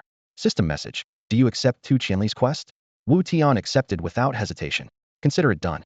He understood the quest's worth. In his previous life, killing Master Bayun sealed Villain's Gorge to everyone else, turning every special quest inside into his private fortune, and the other treasure Tu Qianli possessed would only appear after completing Kill Bayun. Go level up, Tu Qianli said. He'll wait for your good news. Wu Tian clasped his hands in farewell to Tu Qianli, then headed for Shui Hongyu's nearby courtyard. She was busy inside, arranging medicinal plants. The courtyard wall was low, the wooden gate left half open. Sunlight spilled onto a rough wooden table where several bundles of sun-dried toxic herbs and flowers gave off a faint chill. Madam of the Five Poisons, Shui Hongyu, was a rare beauty. Almond-shaped eyes tilted upward, skin like porcelain, and a traditional crimson dress that hugged her slender waist, a snake-patterned dagger tucked at her hip. Had it not been for the iron cage beside her, coiled with poisonous snakes, scorpions, and centipedes, any player would have wanted to linger just to breathe in her elusive fragrance. Yet Wu Tian knew that scent was anything but romantic. It was lethal. The official guide spelled it out: stand within 5 minutes of her, and you incur a slow poison, dealing 50 points of damage per second for 10 minutes. Stay longer, and the poison stacks, climbing to a terrifying 1,000 points per second.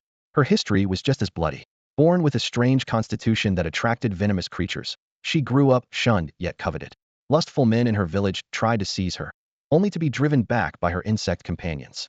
When they failed, they branded her a curse who summoned pests to murder. Jealous quarrels escalated until the villagers plotted to kill her. Consumed by rage, Shui Hongyu released her swarm overnight and slaughtered them all. Afterward, she roamed the martial world, her beauty drawing fresh hunts until she took refuge in the Valley of Villains. Now she stood before her cabin, turning brittle stalks between her fingers. She shot Wu Tian a sidelong glance, her peach blossom eyes narrowing. Keep staring, and it'll poison your eyes blind. The familiar threat made Wu Tian smile. In his previous life, they had been close, completing countless side quests together. Hearing her first meeting line again felt surreal. Hongyuji, I'd like to buy something, he said respectfully. Look all you want, but no refunds, she replied, her tone softer yet still wary as her gaze tracked his every move. A translucent blue purchase window popped up before him. Small health potion pack price, 300 copper coins. Small energy potion pack price, 300 copper coins. Yeah, you're ruthless. That's triple the new B village price, Wu Tian sighed. Buy or don't. Shui Hongyu couldn't be bothered to look up, still sorting the poisonous plants by type, occasionally lifting a petal for inspection. Deal. Wu Tian nodded at once. The 5 taels of silver Lu Ziyuan had just given him were perfect. 1 tael equaled 1,000 copper coins, and money was no issue. He immediately bought 10 packs of small health potions. He opened his character panel to check his stats. Name, Wu Tian. Level 0. Stamina, 22. Strength, 26. Endurance, 22. Inner energy, 22. Agility, 22. Health, 2202-20220. Inner power, 110110. Physical attack, 1830. Chi attack, 2222. Physical defense, 2222. Magic defense, 00. Physical crit rate, 20. Chi crit rate, 10. Chi regeneration, 5 points every 5 seconds. Carry weight, 0.30. Jump, 5. Pay up and move along. Just stand there gawking. Shui Hongyu looked up from the register and saw Wu Tian still rooted at the counter. Her finely arched brows shot straight up. See you later, Sister Hongyu. He'll drop by tonight. Wu Tian chuckled, waved, and pushed the door open. Without slowing, He strode straight beyond the gate of Evil Valley. System message: you have entered the land of penalty.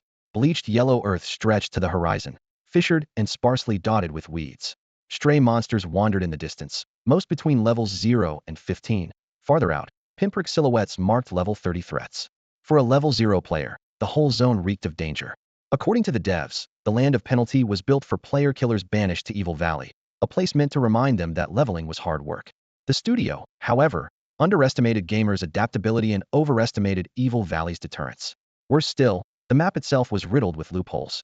In his previous life, players only began to understand the mechanics around level 20. Progress slowed, gear flooded the market, and the server hit its first growth bottleneck.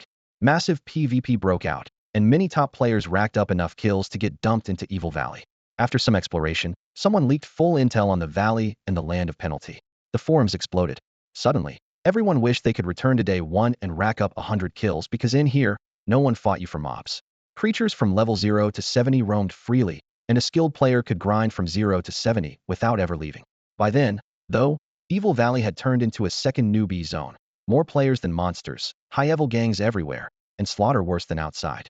But right now the land of penalty was empty. Wu Tian was the only soul around. He could level in peace. No ambushes, no kill steals, no turf wars. They say fame favors the early bird. Level ranking number 1. Here I come. He drew a deep breath, excitement flashing in his eyes, then marched into the wasteland. The map showed level 0 to 10 monsters clustered around the valley's edge. About an hour's walk beyond lay Erlong Mountain, home to a level 15 bandit camp.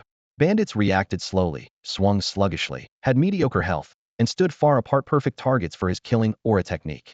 The rules were simple. Kill monsters above your level and your experience reward multiplies. The higher the gap, the bigger the bonus.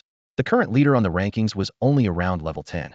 If he farmed bandits non-stop, he'd catch up in no time. Once he hit level 10, he could launch his money-making plan. Last time he'd been penniless. This time he'd earn his first pot of gold early, funnel money into the family business, and ease his mother's burden. Mom, I caused you nothing but trouble in my last life. This time, they'll show you a brand new me. With that vow, Wu Tian picked up speed and sprinted toward Erlong Mountain. System message: player handsomely graceful has sent you a friend request. System message: player floating cloud has sent you a friend request. The spark of sentiment Wu Tian had been nurturing vanished in a heartbeat. He rubbed his forehead. Every time he saw the usernames Lu Siwen and Yu Wenqiu had chosen, he thought they were hilariously over the top. Still, he accepted both friend requests.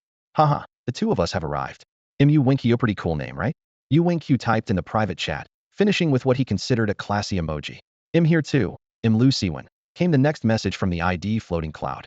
Wu Tian created a temporary 3-man group, added them, and grumbled. Those names are seriously intense. Haha, I know, right? Yu Wenqiu didn't catch the sarcasm. We just spawned in Qingyo village. Tell us how to grab some top-tier gear. Yeah, hurry up, we can't wait, Lu Siwen chimed in. Head to Locker 95 in the newbie village warehouse, Wu Tian wrote. The code is 66s. You'll find 10 divine fish, take 5 each. Then go to the river in the level 3 boar zone and look for the nameless old fisherman. Hand him the fish and he'll send you back to the village to get a grade Xian, level 0 weapon from Blacksmith Feng. You only get one shot, so pick your weapon wisely. He attached a screenshot of his own gear. A level 0 weapon with 10 attack. Lu Siwen exclaimed. The starter stuff on the street only has 2. This quest is amazing. In game, 1 point of strength equals roughly 0.67 attack. 5 points only boost damage by a bit more than 3. A level 0 weapon with 10 attack effectively gives a new player the stats of someone at level 3, so farming level 1 mobs becomes trivial. You're a lifesaver, man. Where are you? Let's level together. Yu Wenqiu was buzzing with excitement. I'm tied up with a special quest, Wu Tian answered, then sent coordinates 1987668.1768542. Go there. You'll meet a little girl. Kill a few deer, sell the venison and hides, and buy her some candy. Shall open a hidden cave full of level 1 to level 3 monsters. You can grind there all night. Got it, we're on our way. See you later, Yu Wenqiu replied with an OK emoji. They sprinted to the warehouse, entered 666,666 at Locker 95, and grinned at the 10 silvery divine fish neatly lined up. Then they jogged to the river in the boar zone. A cluster of players was chatting excitedly nearby. Did you hear? There was a huge fight right here. Our side produced a total legend, crowed a knife-wielding player. A legend? How legendary? A swordsman scoffed. Believe it or not, the knife-wielder said with a mysterious smile. One guy swung a single blade and wiped out more than 100 members of Qiyun Pavilion. Yeah, right. The crowd jeered. Hundreds of us were grinding Hiru, all saw it. The knife-wielder protested. If I'm lying, may lightning strike my account. Yu Wingqiu chuckled and muttered to Lu Siwen as they passed. That's some next level bull. Hundreds of witnesses, my foot. Who's going to verify it? Lu Siwen nodded. I don't buy it, either. Who solos more than 100 players on day one? Even if it really happened, he probably only dropped a dozen and rounded it up to 100. Yuan Xiu shrugged. Whatever. Let's just run the quest like Wu Tian said. They walked over to the nameless old NPC, wrapped up the task in minutes, and hurried back to the starter village to swap the reward for new weapons that felt perfect in their hands. They had no idea the rumor one player wiping out more than 100 others was actually true, and the legend in question was their friend, Wu Tian. The knife-wielding player who first spilled the story was a habitual braggart, but this time he had nothing to exaggerate.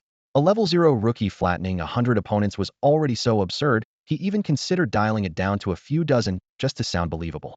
Meanwhile, every eyewitness was still buzzing, replaying the fight in their heads. Whenever someone asked for proof, they answered, Lu Ziyuan can vouch for it, and I've got his contact info. Several major guilds based in Qingyo village messaged Lu Ziyuan, eager to dig up dirt on Wu Tian.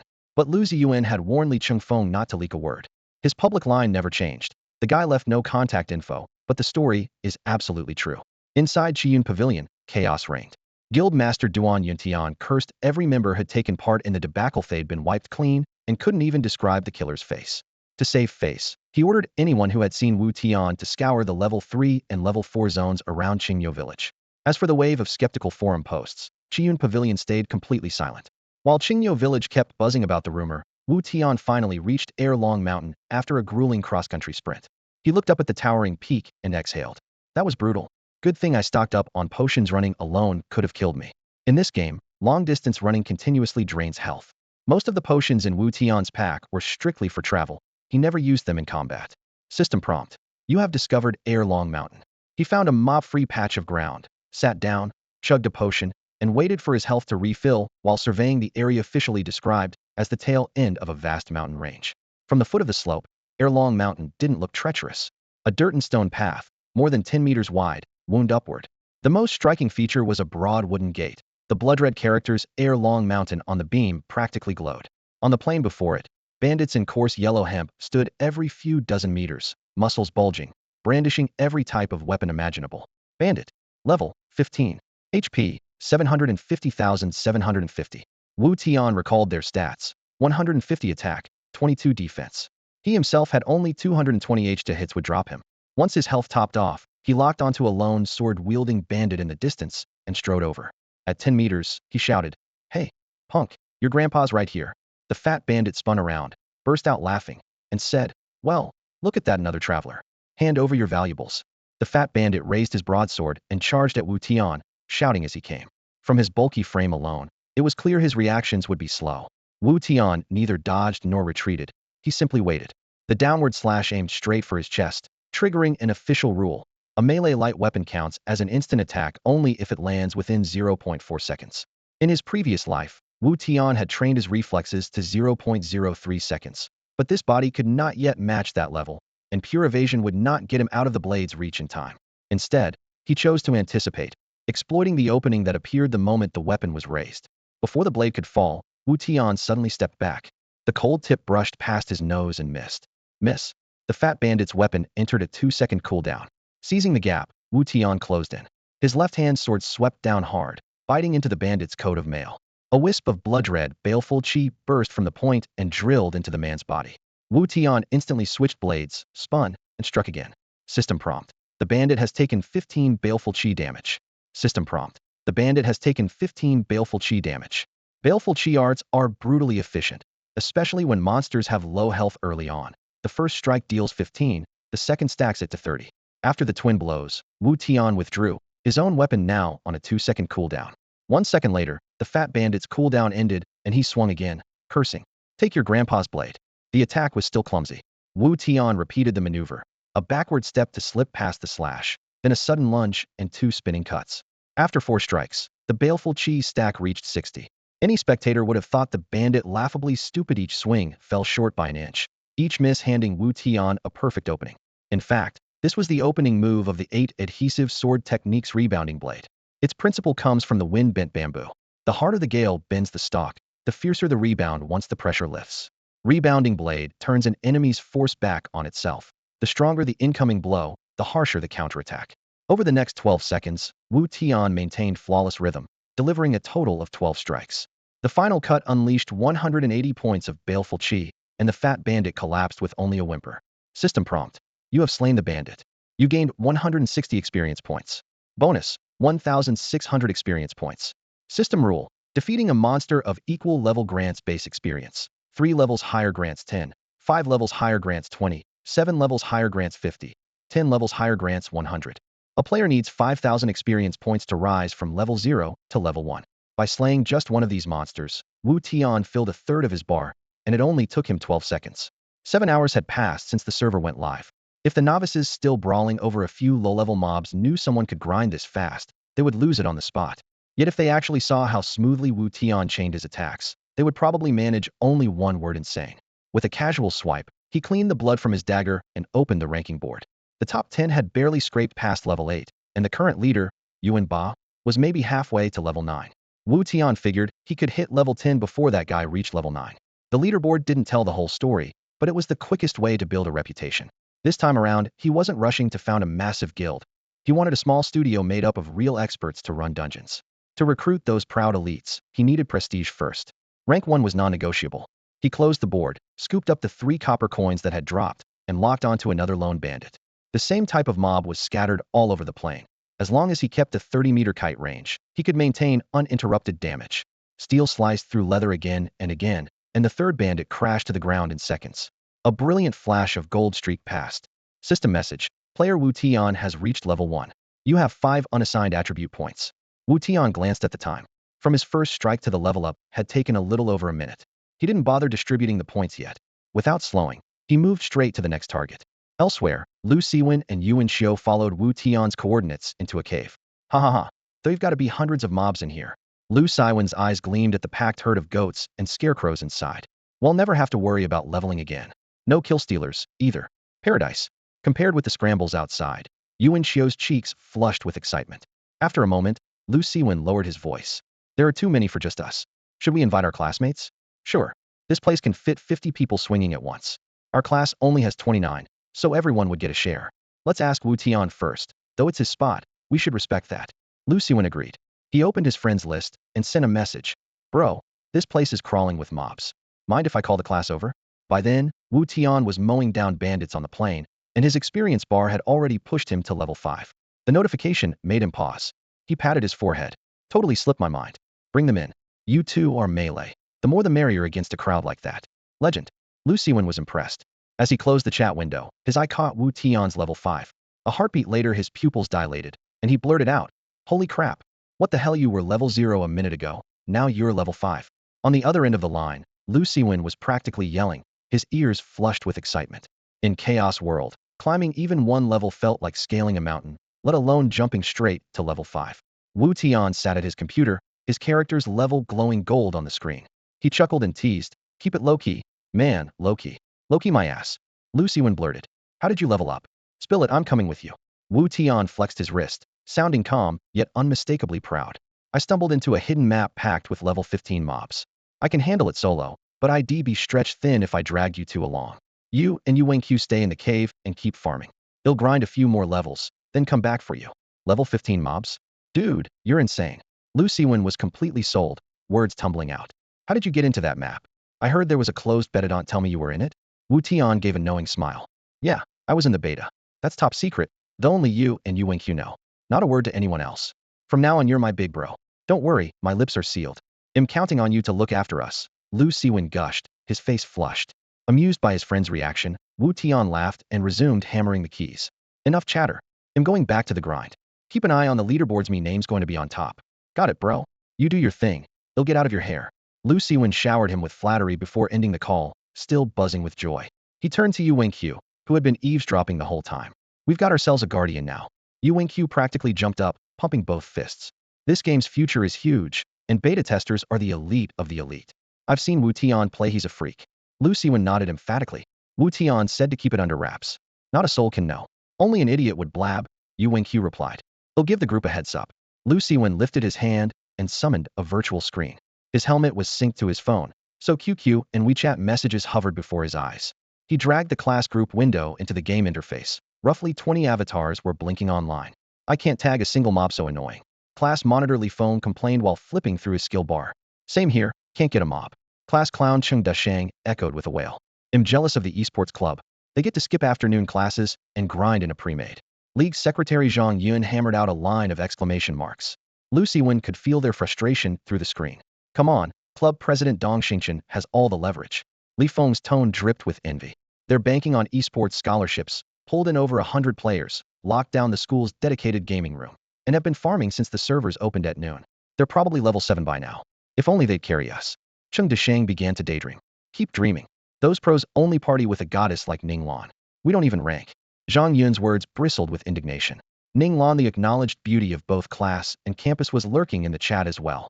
She sat in a private booth reserved for the esports club, surrounded by Dong Xingchen and a squad of levels even players who were funneling mobs to her level 0 character. I'm toast. How am I supposed to face the class on Monday? Ning Lan glanced at the chat, then whispered to Dong Xingchen with a playful smile. Forget them.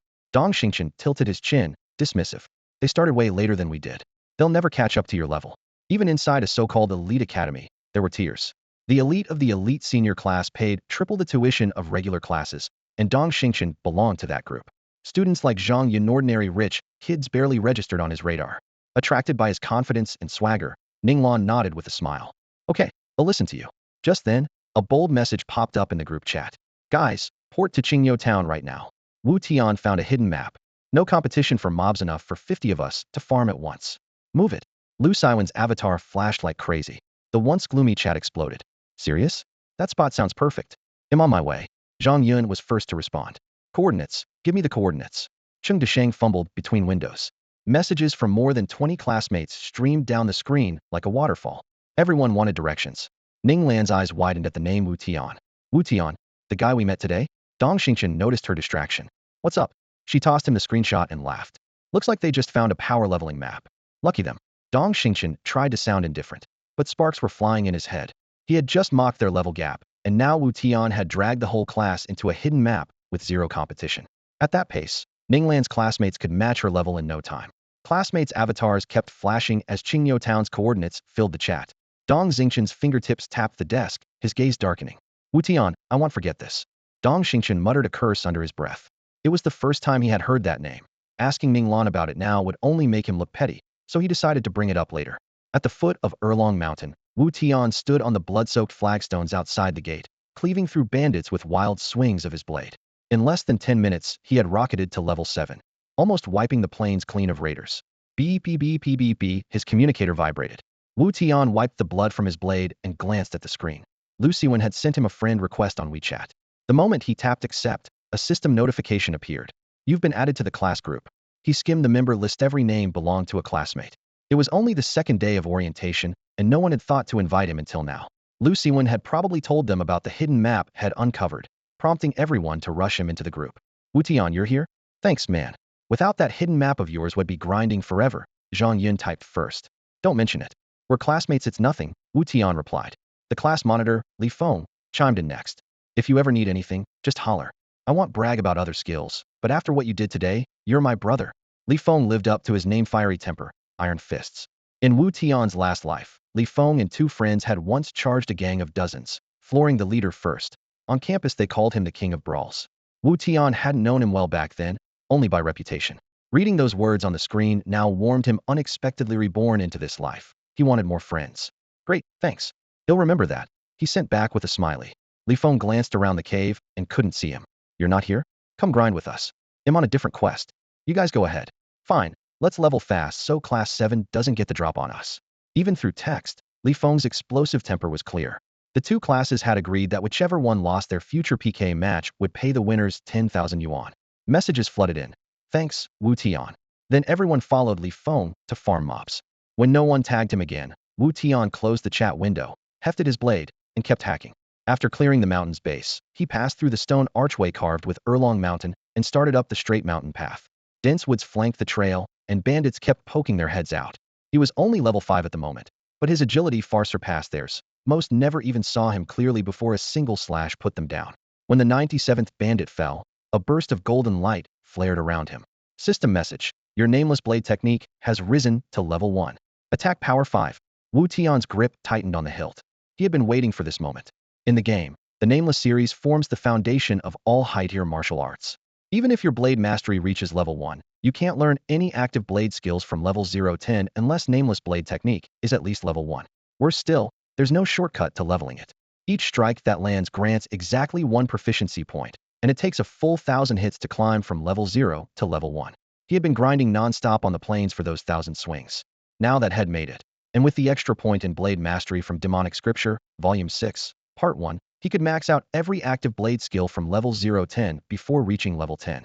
According to the guides, Erlong Mountain Stronghold held 3 bosses and a rare elite, all of them dropping skill books. The first boss, Erlong Mountain's 3rd lieutenant, was waiting halfway up the slope, not far ahead. Wu Tian strode down the main road with his blade in hand, cutting down every bandit in his way. He had hoped the kills would drop some loot, but the devs had set the rate absurdly low. After all those corpses, had collected only 50 copper coins. Arc. Another bandit's chest split under the flash of his blade, and the body crumpled in the dust, while the killing aura still churned in the air.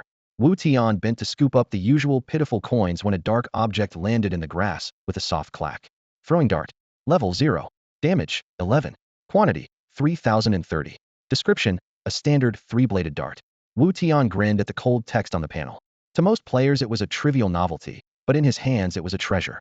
Darts could pull monsters from a distance, so melee fighters didn't have to charge straight into a mob, yet the official store refused to sell them. They dropped only from monsters. In his previous life had been hailed as the Blade Sovereign, but his throwing skills, light footwork, and inner power were just as polished, merely overshadowed by his dazzling swordplay. A stack of level 0 darts was more than enough for him to work wonders. He tucked the darts into his belt and continued up the mountain, farming monsters along the way. By the time he reached the halfway point, his character had climbed to level 7. A quick glance at the leaderboard showed the top player already at level 9, while his own level 7 sat somewhere beyond 10,000th place. Wu Tian snorted, closed the interface, and looked ahead. The slope opened into a clearing where 3 thatched huts stood at odd angles. Crossing this line meant entering the bandit stronghold proper. In front of the first hut, its black lacquered door shut tight. A burly, barrel-chested bald man in a yellow hemp robe blocked the entrance. 3rd Captain of Erlong Mountain Boss. Level, 15. Health, 7500-7500. The captain hefted a gold-rimmed ring blade, his fleshy face twisted with menace, while 6 grunts formed a tight line behind him. The official guide was clear: every boss had to be taken down by a team. A level 15 boss like this one required at minimum 1. A shield-bearing tank to soak the damage. 2. A healer versed in Buddhist Qi or Taoist spells to keep the party alive. 3. 3 to 4 DPS players to pile on the hurt. If adds were present, they had to be pulled and cleared first. Players of the same level simply couldn't handle a boss and its minions at the same time. Wu Tian had no decent gear and hadn't learned any high-tier skills. Taking on the 3rd captain plus 6 lackeys alone was suicide. But he had a plan. Whenever the captain sensed movement, he would first send a minion to investigate, and every few minutes he led his crew on a patrol around the huts. With well-placed darts, Wu Tian could pull them out one at a time. After making sure no new bandits had respawned nearby, he slipped to within 30 meters of the captain, held his breath, and waited. 5 minutes later the captain swung his heavy ring blade and cracked his thick neck with a curse. "My back is killing me from standing around. Boys, come stretch your legs with me." San Dongjiao rested his gold-rimmed broadsword on the burlap draped over his shoulder, barked an order, and strode up the mountain path toward Wu Tian. Wu Tian slipped into the woods beside the trail, holding a perfect lateral distance of exactly 30 meters from San Dongjiao, not an inch more, not an inch less. Any closer and he would be spotted, but the gap he kept was as precise as if measured with a ruler. San Dongjiao passed without so much as a sideways glance, completely unaware of Wu Tian hidden among the trees. The 6 bandit underlings trailing behind San Dongjiao were in no hurry. They lounged along in a loose line, weapons slung over their shoulders, the last man lagging a full 5 meters behind. Wu Tian's throwing knives had a range of 30 meters, and he watched intently as his targets filed past. When the final underling edged within 5 meters, Wu Tian's right arm snapped forward whoosh. A dart sliced through the air and buried itself in the dirt 5 meters behind the man. Startled, the bandit spun and stared at the ground for a full 5 seconds, but saw nothing. When he turned back, San Dongjiao was already 20 meters ahead. As the bandit hurried to close the gap, a second dart hissed past and struck the earth beside the first, again 5 meters behind him. A shiver crawled up his spine. While he scanned the bushes, Wu Tian reversed his bronze short blade in his grip and, wearing a faint smile, stepped out of the forest. "An intruder! We've got an intruder!" The bandit shrieked, but San Dongjiao was already more than 30 meters away, and the nearest comrade was 25 meters distant. With the underling's own vision limited to 5 meters, no one could see what was happening. Bandit underling LV, 15 HP 800-800. These guards were Sendangjia's personal escorts, slightly stronger than ordinary bandits. Their attack interval was 2 seconds, but their defense and damage were unchanged. Take this. The underling raised his long sword and hacked downward. After nearly 2 hours of acclimation, Wu Tian could command this body completely. Before the blade fell, he tapped the ground with his toes, slid sideways, and dodged with ease. His twin knives flashed, slicing across the man's waist and dealing 45 points of damage. He stayed close, never retreating. Each time the long sword descended, he shifted half a step, letting the blow strike empty air while his own blades landed true. The underling slashed like a puppet being toyed with, swinging again and again, yet never finding flesh. In under 30 seconds, the stacked damage from Aura of Malice burst forth. With a muffled grunt, the bandit collapsed, his body dissolving into motes of light. Several items dropped to the ground, but Wu Tian didn't spare them a glance. He slipped back into the trees, pursuing Sendangjia. Using the same tactic, he lured and killed as he went, swiftly dispatching the remaining 5 underlings. By the time Sendangjia doubled back, the one-sorterly squad had dwindled to a lone figure. Wu Tian stepped from the forest and stopped 29 meters from Sendangjia. Sendangjia whirled, murderous light blazing in his eyes.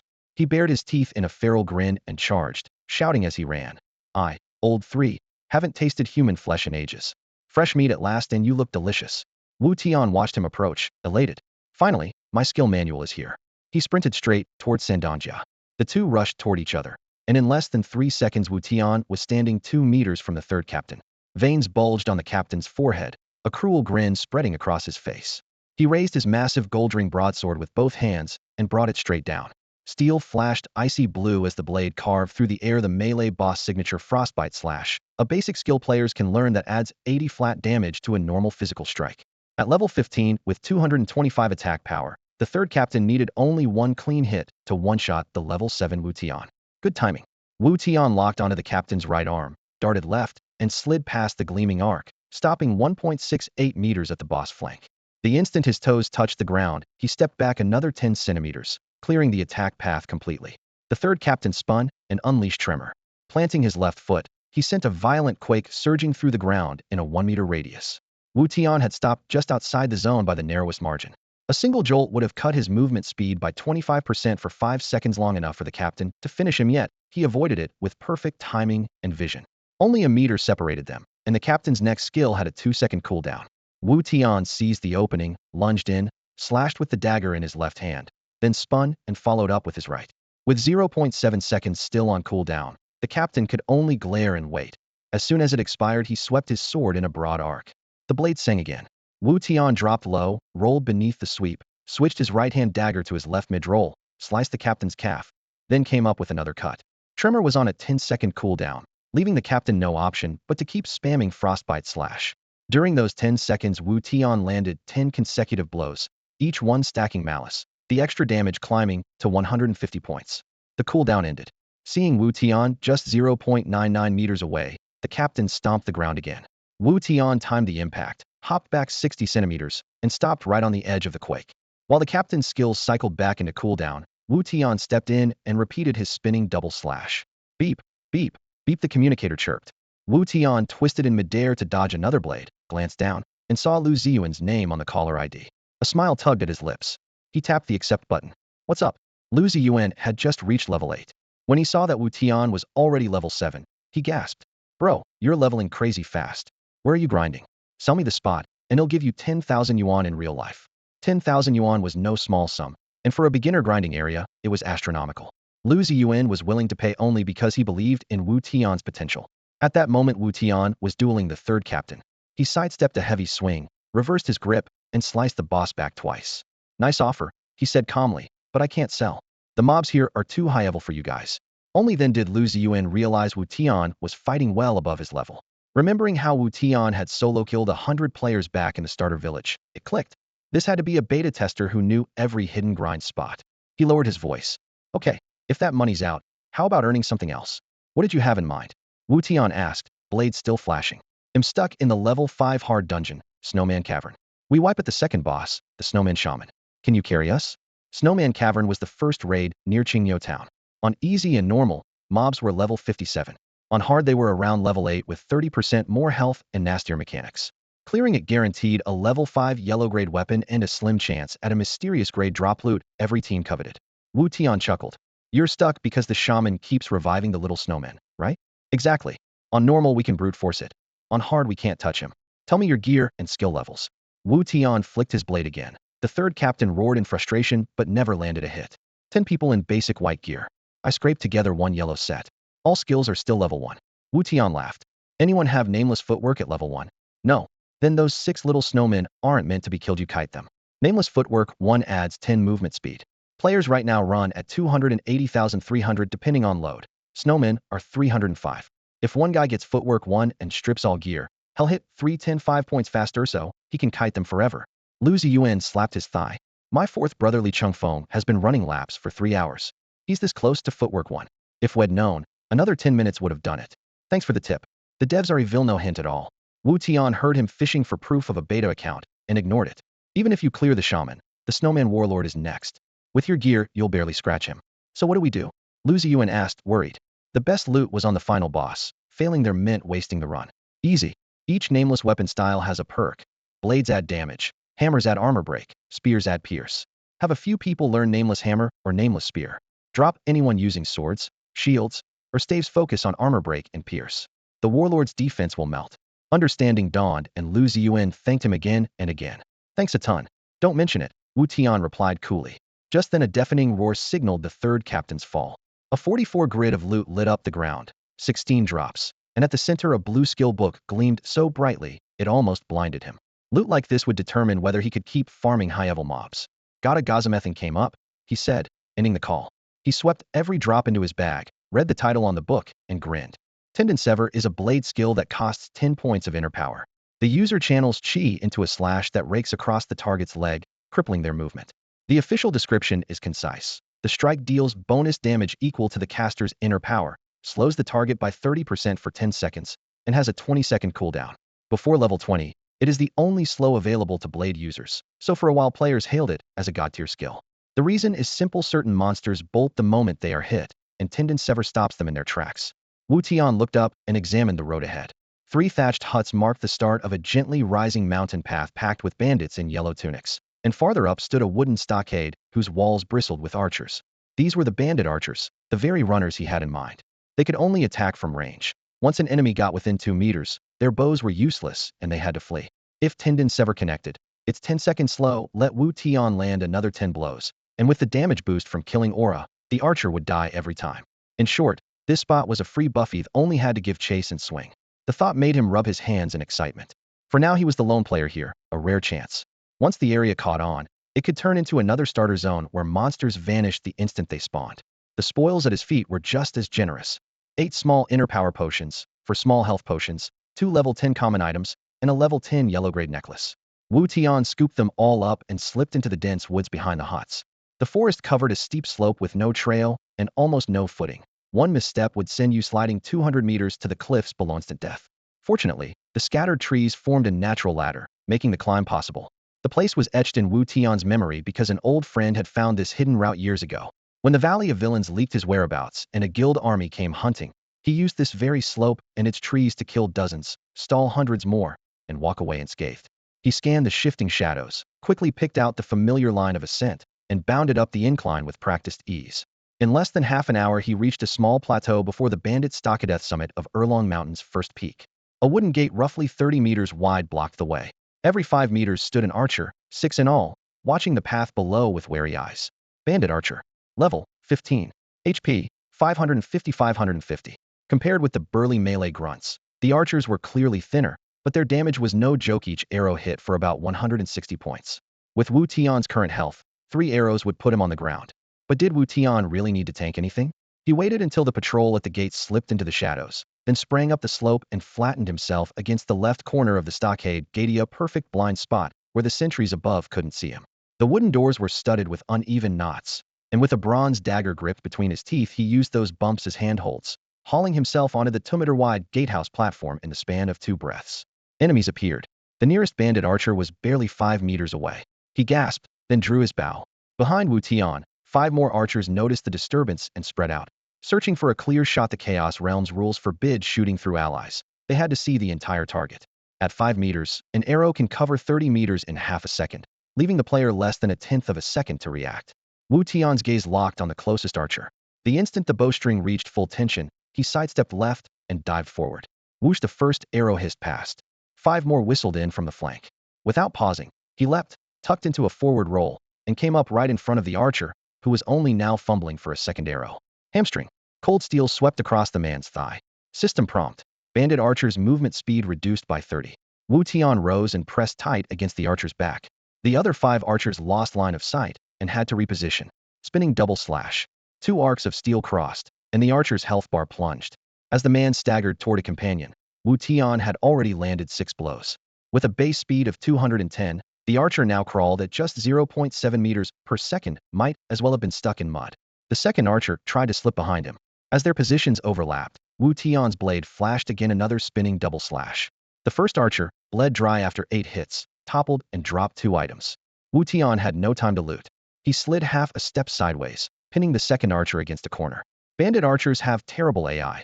Once they lock onto an escape route, they refuse to change it unless blocked for 2 full seconds. Wu Tian cut them off first, forcing the second archer to stop. Thunk, thunk, thunk, thunk. 4 arrows slammed into the spot where he had just been. The rear archers finally had a lane, yet he used their comrade as a shield and absorbed the volley.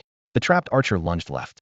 Wu Tian drifted back, exposing himself just long enough to draw another hail of arrows, then slipped in front of the archer again, dodging the shafts while pinning his target in place.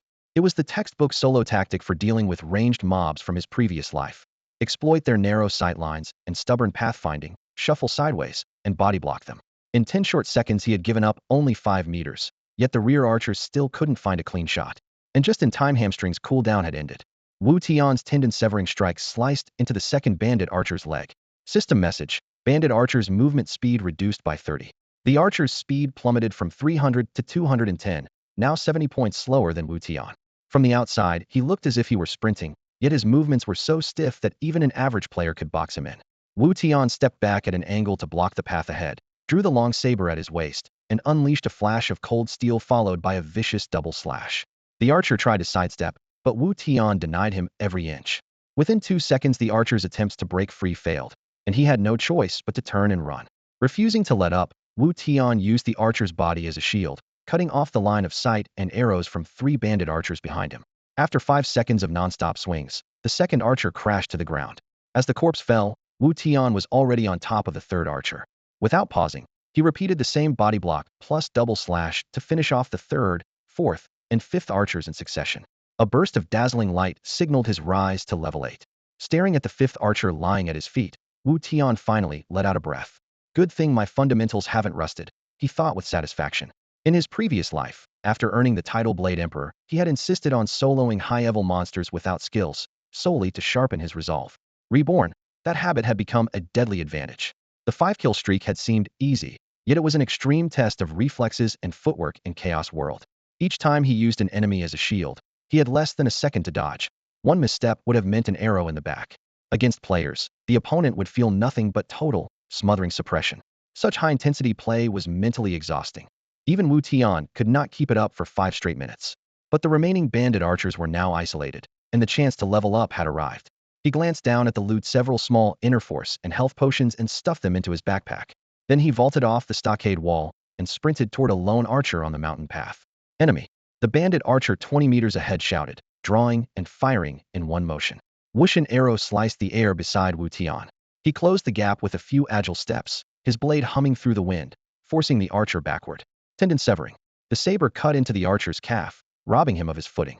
Sticking close, Wu Tian landed 6 rapid strikes, and in under 10 seconds the bandit archer collapsed. The battle ended, and he pocketed nearly 1,000 experience points. Now that Wu Tian was level 8, fighting level 15 monsters no longer counted as defeating an enemy more than 10 levels higher, so the experience gain had dropped sharply. Even so, killing a level 9 mob in the starter village only yields 50 experience points. One bandit archer that Wu Tian drops is worth as much experience as 20 of those mobs. In the woods east of Qingyou town, the leaders of 3 future super guilds had set up camp early. All 3 were already level 9, each backed by a dozen archers armed with the best arrows available at this stage. The game's rules are clear. Whoever lands the first hit owns the monster. Thus, the three guild masters only had to throw out a token opening strike, leaving the actual killing to their archers. Tests showed that 15 archers could clear every spawn in this 80-meter refresh zone in record time. Yet even at that pace, they still lagged behind Wu Tian's kill rate. Beside the leaderboard, a holographic screen scrolled in real time. The three guild leaders could only watch as Wu Tian's name jumped from level 8, 70 into the top 10, then bumped off 9th, 8th, 7th after barely an hour. The first slot read Wu Tian. By then he had hit level 10, and his nameless blade technique had risen to level 1, 55. World Channel Wutian, give us a shout, level 10. Wu Tian announced his achievement in public chat with unabashed pride. Qingyo Town instantly erupted. Players who had been quietly grinding stopped what they were doing and stared at the rankings. Level 10 already? I'm only 7. I've been farming since launch and am barely 8.5. How did he level so fast? Does anyone know him? Find out where he's grinding so we can join him. The chatter grew louder, but no one realized that guild leaders and top officers across the game were flooding Wu Tian with friend requests, every single one of which he declined. Snowman Dungeon. Icy wind and swirling snow whipped through the cavern as Lu Ziyuan, clad in light armor, led his party to defeat the level 5 boss, the Snowman Captain. He eyed the loot, glanced at the party panel, then turned to Li Chengfeng. I'm wiring Wu Tian 20,000 yuan right now. Li Chengfeng blinked. Seriously? It's only a level 5 instance. Is it worth 20 grand? Lu Ziyuan chuckled. Brother, you still don't understand what Wu Tian means to us. Li Chengfeng frowned. I don't see what's so special. The information he gave us was basic. Even if Head kept quiet, we could have worked out the tactics ourselves. Those basic skills, nameless footwork, nameless hammer, nameless spear, will hit the forums sooner or later, and any smart raid leader can use them to clear the dungeon. You're right, Lu Ziyuan nodded. But what does our guild care about most? What? Li Chengfeng shook his head. Speed.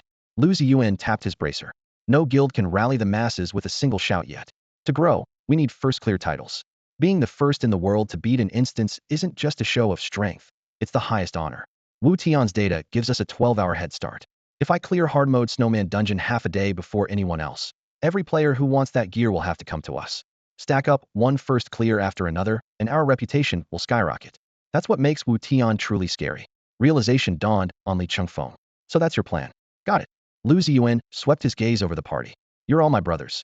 For the guild's future, remember this. The name Wu Tian never leaves this room. He thinks our guild is too small right now, but there are larger guilds forming in Qingyo Town with powerful backers. If they learn about him, they'll fight tooth and nail to recruit him, and they might just succeed. The major guilds in Qingyo Town are Qiyun Pavilion, Jiangbei Gang, and Baihong Guild, all veteran groups from other MMOs with deep pockets and plenty of members. Li Chengfeng knew how tangled their interests were, so he lowered his voice and told Lu Ziyuan, third brother, relax. We won't reveal who Wu Tian really is. Lu Ziyuan nodded, about to add something when a giant system notice flashed across the world channel. Wu Tian had reached level 10. Squinting, he grinned at Li Chengfeng. The kid's already level 10. Wasn't he level 0 barely 3 hours ago? Li Chengfeng gaped. Without another word, Lu Ziyuan pulled out his communicator and called Wu Tian. Congrats, brother. Level 10 so soon. Wu Tian was leaning against a dead tree, resting. Being the first to reach level 10 meant little to him, so he answered coolly, what's up? Lu Ziyuan laughed. The dungeon. Your tactics worked. We cleared the Snowman instance. I just wired 20,000 to your account, check it. Wu Tian raised an eyebrow. They had agreed on 10,000, yet another 10 had appeared. With Lu Ziyuan's billions, a few grand was nothing, but he wasn't in the habit of random charity. The deal was 10,000. I want take more, Wu Tian said evenly. Lu Ziyuan had expected that. Still chuckling, he replied, I'm not just buying the guide, I'm buying your silence. I want an exclusive on this strategy. How about it? Wu Tian gave a knowing smile. He understood Lu Ziyuan was trying to win him over. The guide was worth 10,000, but Disorder World had only one global server with billions of players, and the Snowman Dungeon was the very first instance. Until tonight, no one had cracked hard mode. Li Chengfeng claimed he could do it in half a day, but in truth, he'd need most of the night. Plenty of guilds would pay for the method. To big guilds, 10,000 was steep. 2,000 or 3,000 was more palatable. Wu Tian could pitch 10 guilds and earn more, but that meant endless negotiations and the risk of scams. Lu Ziyuan's lump sum buyout spared him the hassle. More importantly, the dungeon would let Lu Ziyuan's players assemble full level 5 yellow grade sets in no time, giving them a decisive edge over every other guild in Qingyo Town, perhaps even all of Jiangling City. It was also a way to repay the favor Lu Ziyuan had shown earlier. Fine. I won't sell the guide to anyone else, Wu Tian said at last, and hung up. Listening to the dial tone, Lu Ziyuan pocketed the communicator and sighed softly. Still underestimated him. When someone's that capable, that pride is unshakable. What's wrong? Li Chengfeng asked. Nothing, Lu Ziyuan replied, but excitement flickered in his eyes. Let's rally the team. With this dungeon in hand, we'll be the top guild in Qingyo Town. Li Chingfeng nodded at once and hurried off with him to gather their members. World Channel, Flickr Li Qingyuan Alliance is recruiting motivated players. Anyone level 5 or higher can apply at the village chief's house in Qingyo Village. I've got the level 5 hard mode snowman dungeon strat and a heavy iron sword. Star Wish Alliance was the name of Lu Ziyuan's guild, and Floating Light and Shadow was his in-game handle. The moment he posted the stats of his heavy iron sword, every player above level 5 in Qingyo Town sprinted to the village chief to sign up. The weapon was a level 5 Xiangrade sword, and Lu Ziyuan had scored a perfect drop on his very first dungeon clear stroke of luck that set the whole town ablaze. Deep inside a cave, Lu Siwen, Yuan Xiao, and several teammates had just hit level 5. They huddled around a campfire, debating whether to form a party and farm a dungeon for level 5 gear. Suddenly, Floating Light and Shadow's recruitment ad flashed across the world chat, and every pair of eyes locked on the screen. A level 5 Xiangrade weapon. Lu Siwen blurted. Why don't we all join Star Wish Alliance? It's our chance to grab some weapons, he suggested. Li Feng and Zhang Yun exchanged glances, clearly tempted. I'll ask Wu Tian, Yuan Xiao said, pulling out his phone. On the other end, Wu Tian was leaning against a rock wall, catching his breath. Star Wish has a guide for the level 5 dungeon. Should we jump in? Yuan Xiao whispered. Wu Tian chuckled. Even you're interested? Must be a hot ticket. Of course it's a level 5 Xiangrade weapon. Yuan Xiao's excitement was hard to hide. Wu Tian thought to himself that Lu Ziyuan had probably realized those 20,000 credits in membership fees were peanuts compared to the payoff. Then he explained, a hard mode run at level 5 takes a full hour and needs 10 people. 3 bosses, 6 total drops, no guarantee the weapon you want will even appear. Instead of gambling, keep farming mobs. The cave monsters drop hides, potions, and low tier gear you can sell. In this game, you get bonus XP for fighting stronger monsters, and there's no penalty for farming weaker ones. You can grind here straight to level 10. Then buy a standard weapon from the official shop. Its damage is almost on par with a level 5 Xian sword. With your attribute points, it might even beat a full set of level 5 Xian gear. Good point, Yuan Xiao agreed. We'll keep leveling then. When the call ended, Wu Tian rolled his shoulders and followed the mountain path. The bandit archers along the way were already history. Only the hidden elite remained. At a fork near the summit, one trail sloped downward. Wu Tian took it. Rotten fences wobbled, and weeds grew waist high. A few bandit pikemen rushed him, but a couple of shurikens and basic attacks put them down fast. At the end of the path, a shabby thatched hut stood silent. He crept to the window and peered inside. A knife-wielding bandit waited, indistinguishable from an ordinary mob. With no way to check its health before combat, any slip-up could be fatal. Wu Tian drew a breath and let a shuriken fly. 1. Who dares attack me? The bandit roared, kicked the door open, and charged. Rare Elite, Bandit Swordsman. Level, 15. HP, 19992000. Its attack speed rivaled a boss, but it could only deal basic physical damage. In the end, it was still just a high-level mob. Wu Tian danced around it, sidestepping, backstepping, countering. A 3-hit combo followed by a critical strike pushed his damage higher and higher. In less than 5 minutes, the Rare Elite crashed to the ground. A burst of loot lit up the Area 16 items sprawled across the ground in a neat 4x4 grid. A blue-bound skill book caught his eye, and Wu Tian's face lit up the instant he saw it.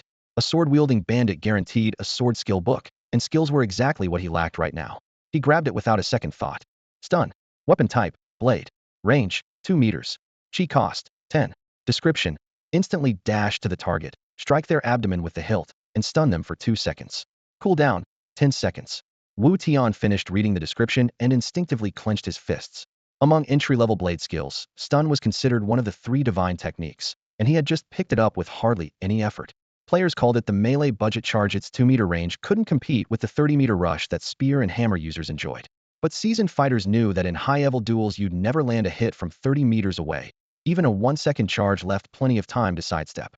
The attacks that really connected were launched within 10 meters, and at 2 meters stun was practically guaranteed to land.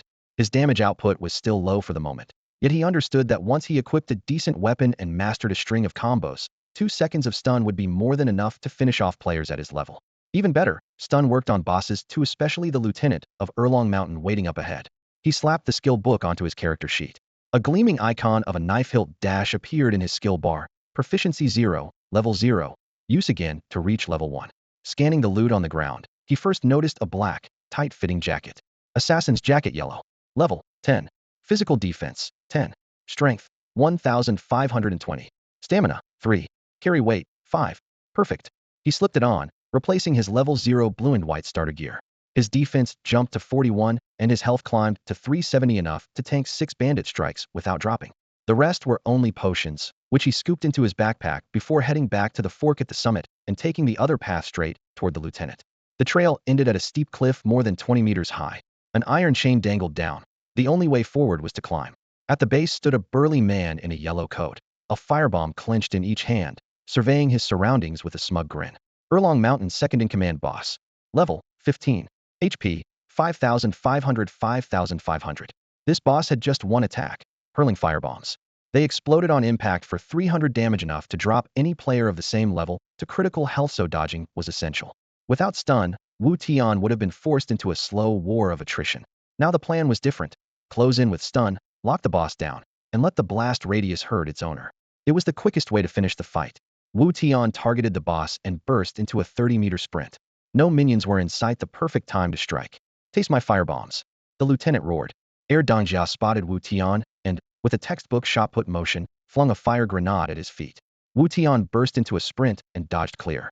System prompt. The fire grenade will explode in 21. He had taken only 2 more steps when a blinding flash erupted behind him. The shockwave scorched every blade of grass within a meter, sending charred debris spinning through the air. Air Dangjia's throws were smooth and relentless, another grenade sailing out every couple of seconds. Lightly equipped, Wu Tian ran like the wind. During the 30-meter dash, he was targeted again and again, several grenades detonating at his heels in quick succession. Any heavy-armored player would have been swallowed by the smoke long ago. Try another of my fire grenades. Air Dongjia snarled. As Wu Tian closed in, he raised his arm. The grenade traced a short arc, then landed at his own feet. System prompt. Fire grenade about to explode. ID better run. Air Dongjia screeched, pivoting to flee. Stun. Wu Tian had been waiting for this moment. He reversed his grip and slammed the pommel of his blade into Air Dangjia's gut with a cold flash of steel. System prompt. Air Dongjia is stunned for 1 second. Boss monsters suffer half-stun duration. Seizing the chance, Wu Tian darted away. A single second was enough. By the time the boss regained his senses, there was nowhere to run. Boom. The grenade went off. Flames swallowed Air Dongjia, charring his body and stripping more than 200 HP while inflicting a 2-second stun.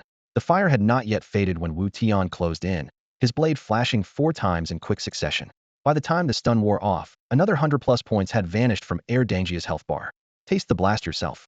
Air Dongjia, livid, dropped another grenade at his own feet. Wu Tian's stun was on cooldown, so he unleashed Tendon Sever instead, but the 15% slow and half duration were almost meaningless. He wasn't worried, this was a war of attrition.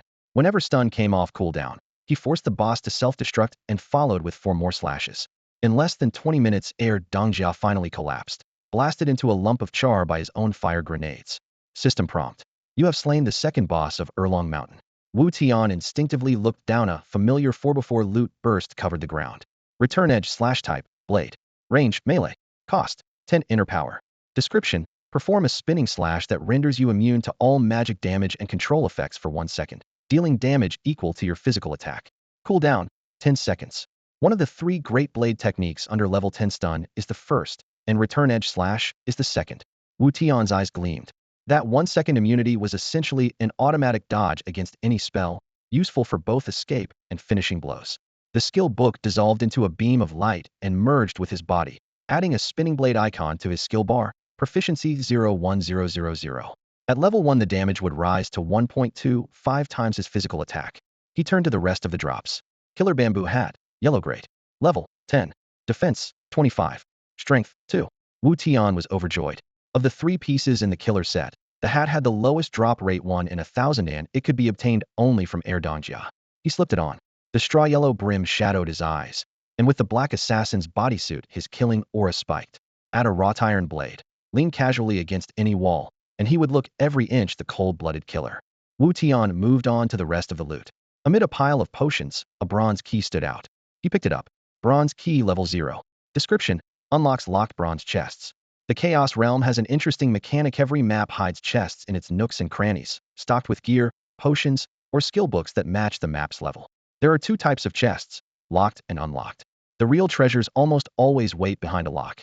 Keys aren't sold in the main city, and you can't haul a chest out of the wild, so finding a locked one without a key is maddeningly unlucky. Wu Tian thought of Erlong Mountain. Several chests were scattered there, including a locked bronze one near the cliff ahead. The cliff was a bit over 20 meters high.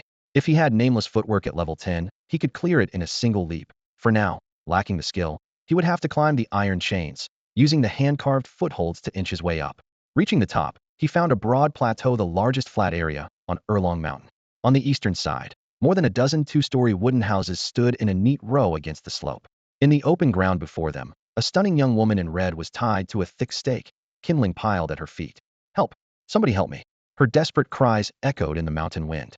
A man in green stood before her, nearly 2 meters tall, muscles knotted beneath his clothes. Gripping a long cleaver, he sneered down at her. "Stop screaming. No one's coming. When your family pays the ransom, maybe I'll let you go." Wu Tian frowned. He recognized the brute in green, the first bandit king of Erlong Mountain. But who was the girl in red? In his previous life, had never seen her here, nor had any later guide or lore mentioned this event. He scanned the area. Hidden storylines in the Chaos Realm were notoriously treacherous. One player once triggered a special quest where each monster kill permanently boosted his stats.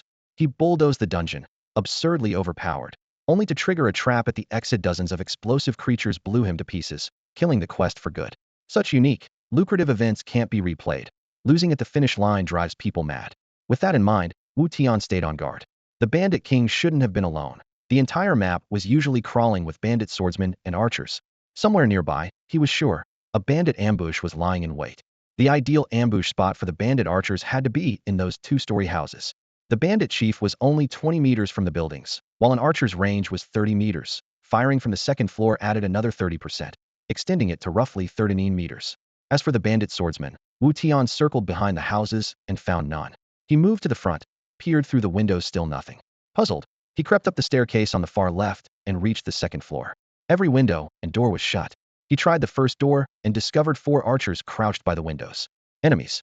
All 4 spotted him at once. A cold smile crossed Wu Tian's face. The room was less than 5 meters across, meaning that if he stood dead center, none of them could draw a bead on him. Clearly, the developers had set up this little test to reward observant players. A no-damage kill was one such bonus. With a single slash, Wu Tian crippled the nearest archer. Blocking the doorway, he kept the others bottled up and wiped out the entire squad with ease. He moved on to the next room. The houses were built in a row, practically free experience. One by one, he cleared out 6 rooms and 24 archers. In the 6th room, he stumbled on a locked chest, which delighted him even more. Bronze chest locked. Level 0. Description: requires a key to open. Wu Tian pulled a key from his pack, slid it into the lock, and twisted. Click. The lid swung open, revealing a pair of black trousers that made his eyes light up. Assassin's trousers. Rarity: yellow. Level 10.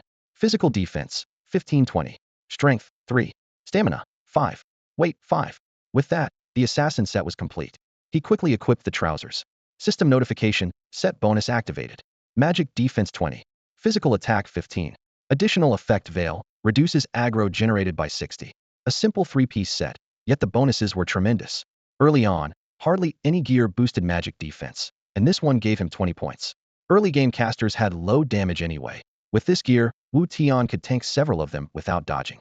The veil effect meant that while running dungeons, healers would always top the threat list unless the party had no more aggro worries for him. With the 24 archers down, only the story boss remained. Wu Tian left the building, descended the stairs, and stopped 30 meters from the bandit chief. Twin Dragon Mountain Bandit Chief. Boss level: 15. HP: 10, 00010, 000. So you're here to snatch the hostage? Kill him. The chief, dressed in green, sneered and raised his broadsword. Silence, absolute silence. He glanced back at the windows. None were open. Quit sleeping. Get out here and kill him, you idiots. Still no response. Realization dawned: his men were dead. Furious, he turned back. You dared attack my camp? Ill. Before he could finish, Wu Tian dashed to within 2 meters, ramming the butt of his blade into the chief's stomach. Stun. A flash of light marked the skill's impact, driving Wu Tian's hilt an inch deep. Using the rebound, he spun and slashed through the ropes binding the stunningly beautiful captive.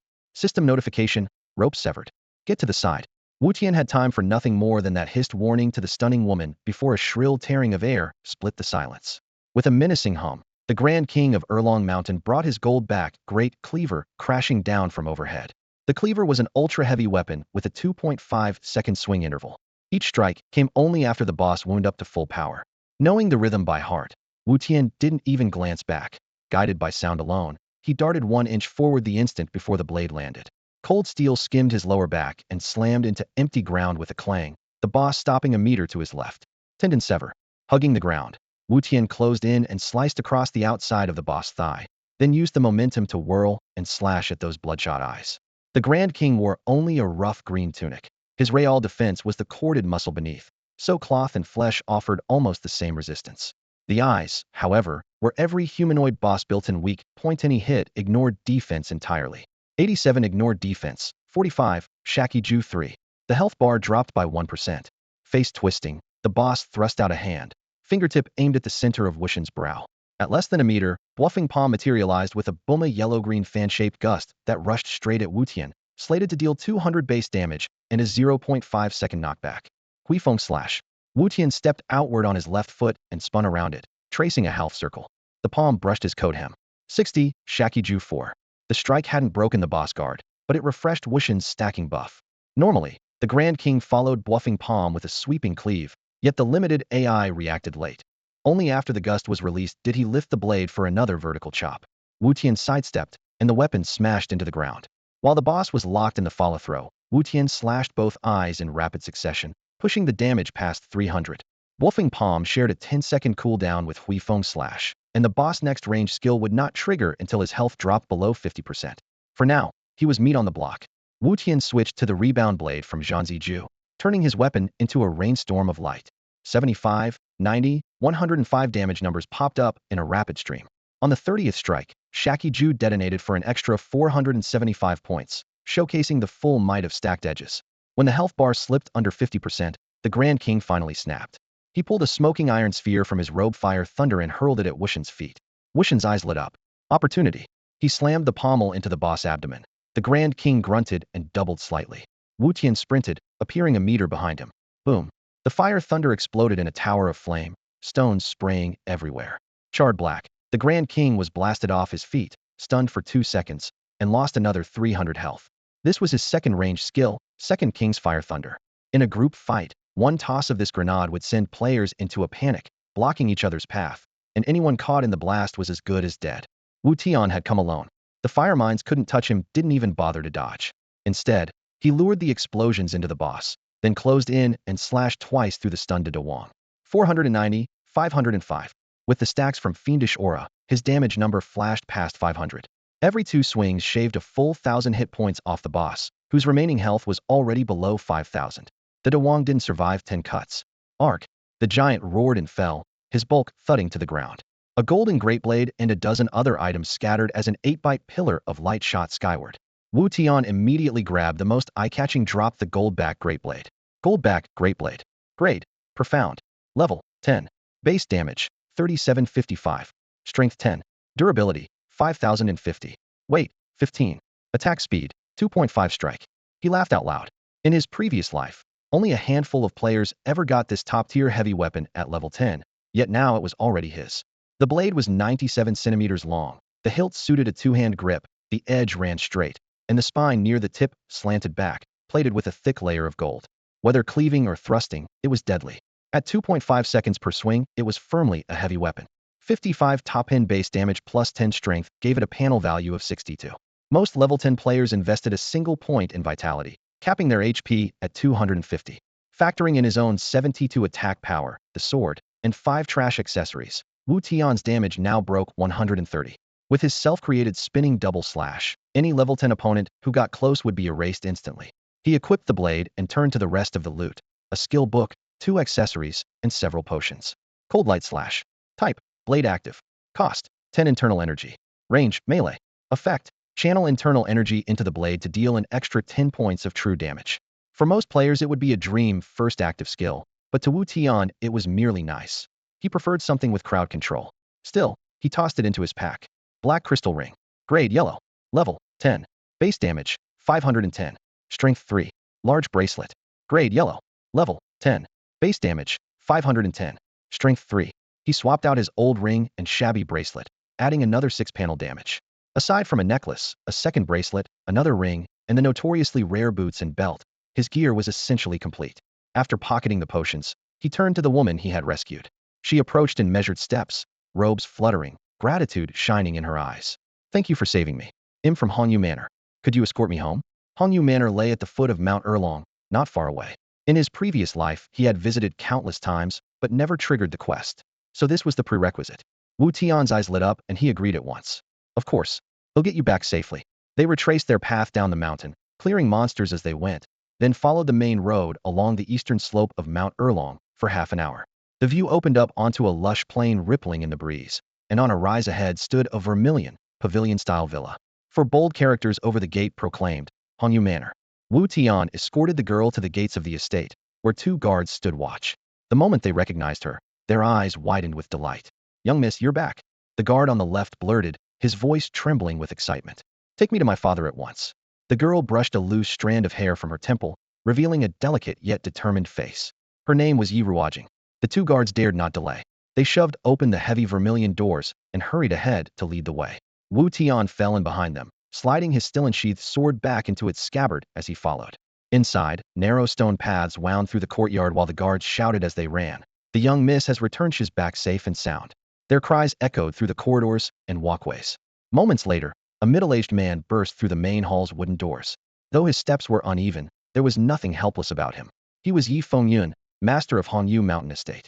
At the sight of Yi Ruojing, he stopped short, eyes suddenly wet. Daughter, I thought the bandits of Erlong Mountain had taken you. I've been scrounging together ransom money. How? Yi Ruojing turned, pointing steadily at Wu Tian. This hero brought me back. Following her gesture, Yi Fengyun stepped forward and met Wu Tian's gaze. He looked the young man up and down, a straight-backed youth, robes dusty yet unwrinkled, calm resolve written in his eyebrows. After a heartbeat, Yi Fengyun laughed aloud. Excellent. A hero in the making. You saved my daughter, so from this day on you are an honored guest of Hongyu Mountain Estate, and you have my everlasting gratitude. He drew a palm-sized bronze ring from his sleeve, a narrow, bracer-like ornament hanging from it, and placed it solemnly in Wu Tian's hands. Please accept this. System prompt. You have obtained skill necklace. An information panel flashed before his eyes. Skill necklace. Level 0. Damage, 0-1. Weight, 3. Description, none. Wu Tian stared at the ancient bronze glow resting in his palm, eyes widening.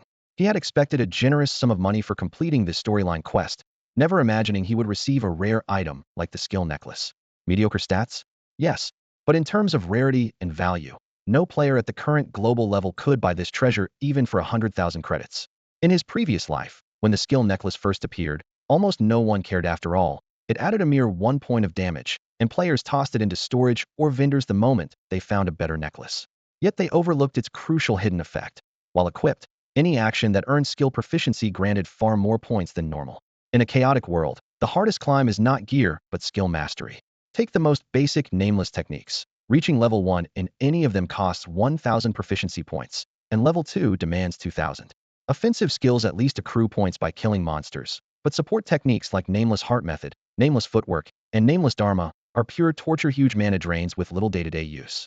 To train Heart Method, a player must sit cross-legged and guide inner force, gaining but 1 point at a time. Footwork requires sprinting madly across the map, 1 point per run, while burning 5 points of inner force. The Dharma series is just as costly, both in mana and time. Under normal conditions, even without sleeping, it would take ages to raise all 3 nameless arts to level 10, and though the extra attributes gained at level 10 are substantial, most people simply never last that long. The skill necklace's hidden trait, however, adds an extra 2 to 6 proficiency points each time one is gained, completely at random. With the best luck, that is 6 times faster, and on average about 4. In other words, while others struggle to learn a single skill, Wu Tian can master 4. An item like this is never supposed to show up on the open market. Even under normal circumstances, it only drops from a handful of level 50 rare bosses, and the odds are 1 in 10,000. Wu Tian had never imagined he could get it at his current level. With this in hand and with his deep understanding of the Gami, would practically be a walking bug. Wu Tian looked up at Yi Fengyun, cupped his fists, and said sincerely, Master Yi, thank you. This is truly priceless. Yi Fengyun waved him off. No matter how precious it is, my daughter is worth more. Hongyu Mountain Manor may be small, but it has everything you need.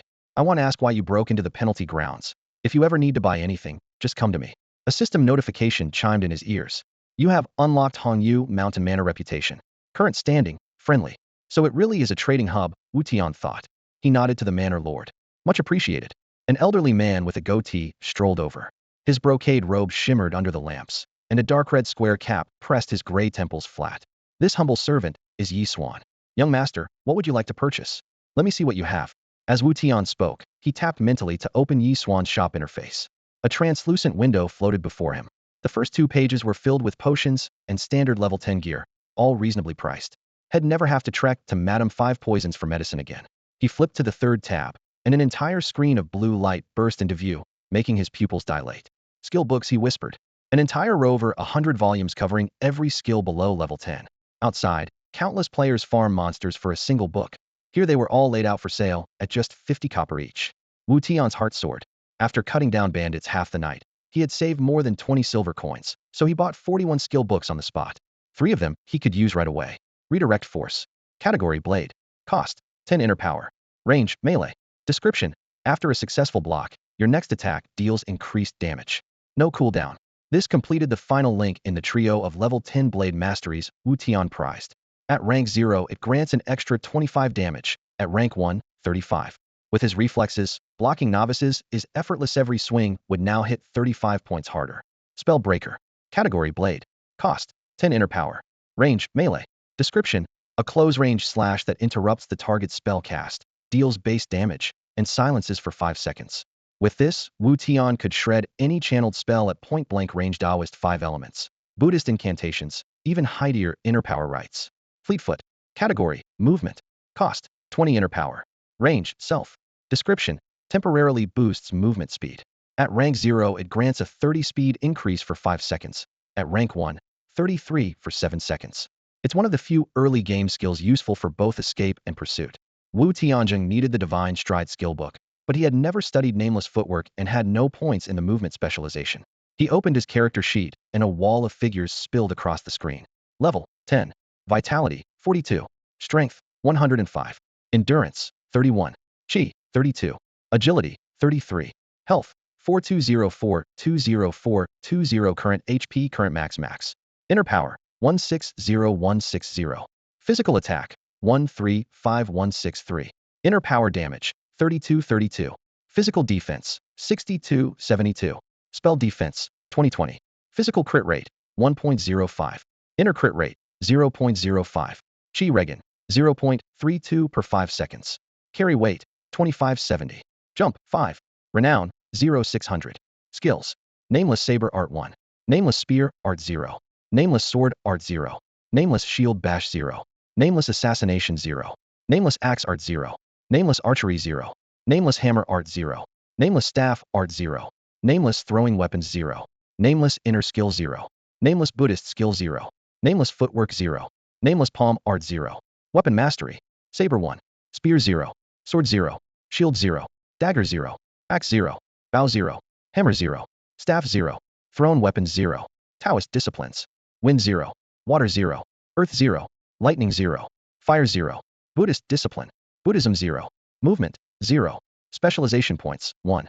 His attack, health, and defenses were all up to par. Only his movement speed lagged behind. In this game, speed was life. If an enemy's speed surpassed yours by even a single point and you lacked a burst skill, you could never close the gap. They could toy with you, unable to escape, unable to fight back, unable even to die if you wanted to. So, without hesitation, he spent the first specialization point he earned at level 10 on movement. System prompt: spend 1 specialization point on movement mastery. Confirm. Movement mastery 1. He rummaged through his inventory.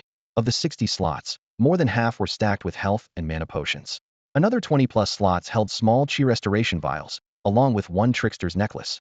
That was more than enough to grind Nameless Footwork to level 1. Ready, he jogged back to the main gate of Red Jade Manor. Few monsters spawned here, so nothing would interrupt him. He activated Nameless Footwork with a single click and began running along the vermilion walls. System prompt: you took 1 step with Nameless Footwork, spent 1 chi, proficiency 7. The necklace granted a bonus 6 points per step, plus the baseline 1, for a total of 7. Other players needed 7 steps for the same gain.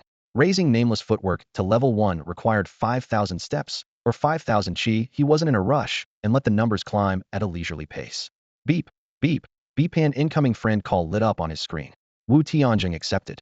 What's up? Yuan Xiu's chuckle came through. Bro, that hidden grinding spot you showed us is insane. The boys are already pushing level 8. Nice. Wu Tianjing laughed. Ninglan was only level 8 herself. Yuan Xiu finally burst out laughing. Li Feng just invited Ninglan to run a dungeon tomorrow, and she agreed. Dong Xingchen nearly blew a gasket. Laughter rattled the dorm walls. Li Feng was chatting excitedly in private messages, while Dong Xingchen gripped his neural terminal, his face dark with anger. Wu Tian leaned back in his chair, watching the drama unfold with amusement. You guys, seriously? He chuckled. shaking his head. Do you really plan on chasing Ninglan? Whether we chase her or not is one thing, Yuan Xiao said, slapping the desk with a vindictive grin. We just can't let Dong Xingqian get his way. He loves acting like the big boss in front of us. Now Li Feng asked Ninglan as a classmate, and Dong has no move to counter. We're going to rub it in and pay him back for all the grief he's given us. Dong Xingqian always strutted around like he owned the school, but now he looked humiliated. Li Feng and Yuan Xiao had clearly been waiting for this opening. As for real feelings, Wu Tian saw through them all. Kids from families like theirs rarely chose their own partners. Even Dong Xingqian wouldn't end up with Ninglan.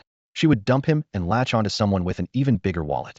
Having lived this life once already, Wu Tian treated their jealous antics as harmless teenage nonsense. He lifted his chin and smiled. If you want to clear a dungeon, come to me. I've got the best walkthrough in the game. We'll gear up so hard that Dong Xingqian's squad won't know what hit them. Legend. Yuan Xiao almost tossed his comm unit at the ceiling. He'll ping the boys right now and save you a slot for tomorrow. Deal. Tonight we're pulling an all-nighter, Yuan Xiao declared, bolting out of the dorm. No way Dong Xingqian levels past us while we sleep. Wu Tian shook his head, laughing as he killed the call. A second chance at life wasn't so bad if he could mess around with these classmates. Beep beep beep, Panther friend call request flashed. Wu Tian tapped accept. Lu Ziyuan's ID popped up. What's up? Bro, I've got a problem, Lu Ziyuan said, browsing it. The guild leader of Qiyun Pavilion is demanding we hand you over or they'll declare war on us.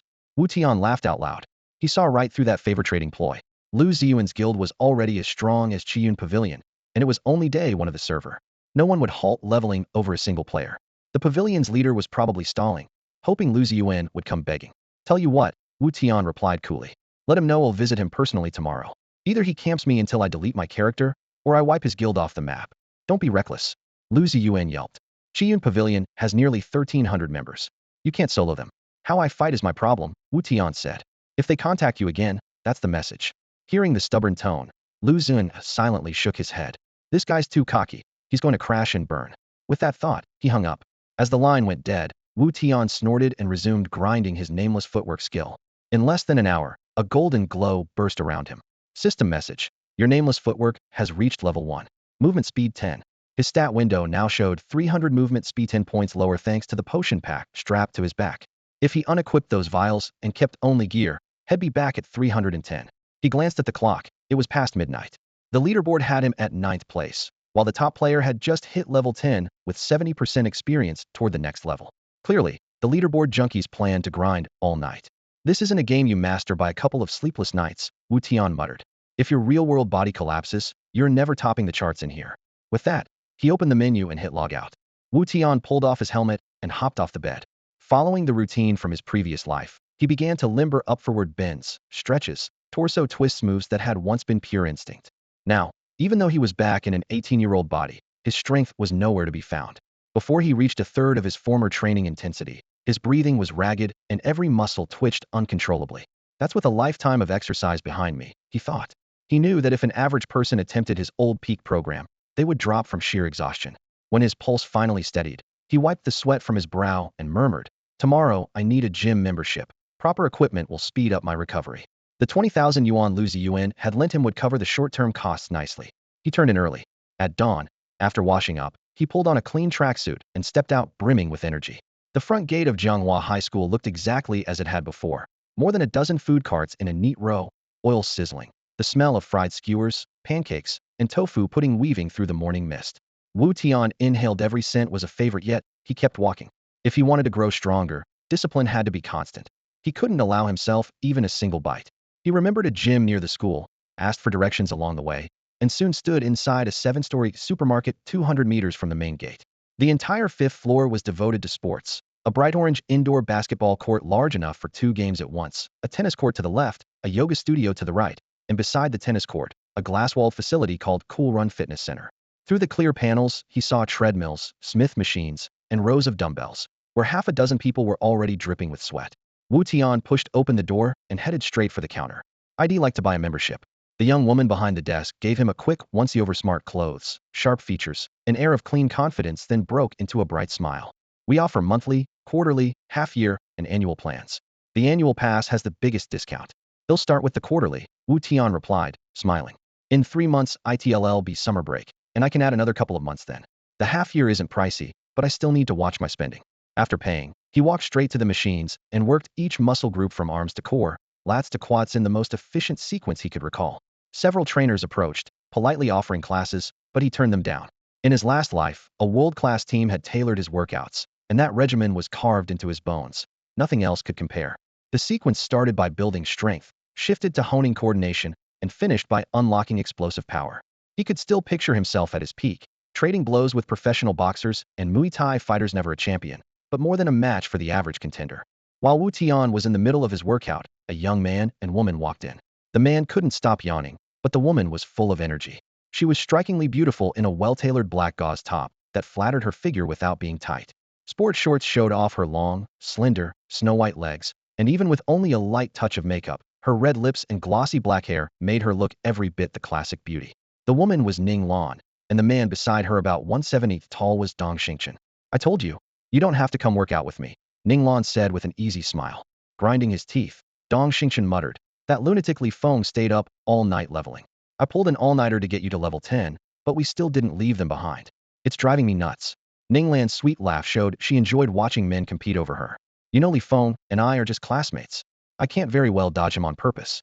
This is all Wu Tian's fault, Dong Xingchen growled. If I run into him, he's done for. Last night he had forced himself to grind monsters with her so she wouldn't team up with Li Feng. When Ning Lan got sleepy, he let her nap in game while he kept farming.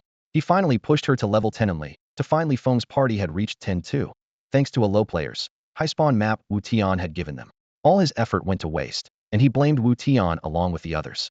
Had planned to catch up on sleep that morning, but to block other men's advances he still accompanied Ning Lan to the gym, yawning all the way.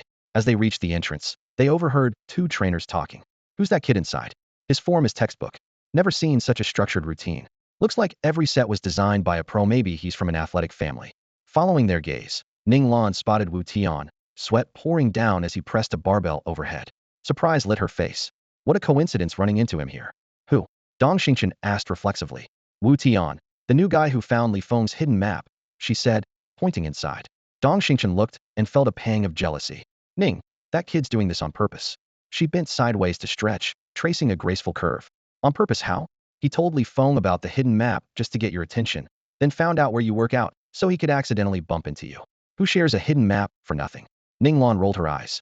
You're the only one I told about this place. Come on, let's say hi. Wu Tian had just finished a set. Lifting his head, he was briefly surprised to see them. Ning Lan waved, her voice gentle. Morning, Wu Tian. He racked the bar, and, less reserved than on their first meeting, smiled when they came closer. What brings you here? Ning Lan tilted her chin proudly. I've got an annual pass at the yoga studio next door, so I drop by whenever I'm free. What about you? Why this gym? Wu Tian chuckled. Had no idea you'd be here. I just wanted a place to get my body back in shape. Pure coincidence, I swear. Dong Xingchen walked beside Ning Lan, keeping a wary eye on Wu Tian. He snorted. Right, I'm sure that coincidence was totally accidental. Ning Lan gave him an impatient look and casually introduced him to Wu Tian. This is Dong Xingchen, the campus celebrity and head of the esports club. He's got serious skills. There's a good chance he'll go pro. To today's students, a pro gamer is as glamorous as a pop star. They can rake in tens of millions a year, leaving the straight-A crowd in the shadows. Anyone who makes a professional roster becomes the school's instant center of attention. Dong Xingchen straightened his back, hands in his pockets, face full of arrogance, and didn't even bother offering a handshake.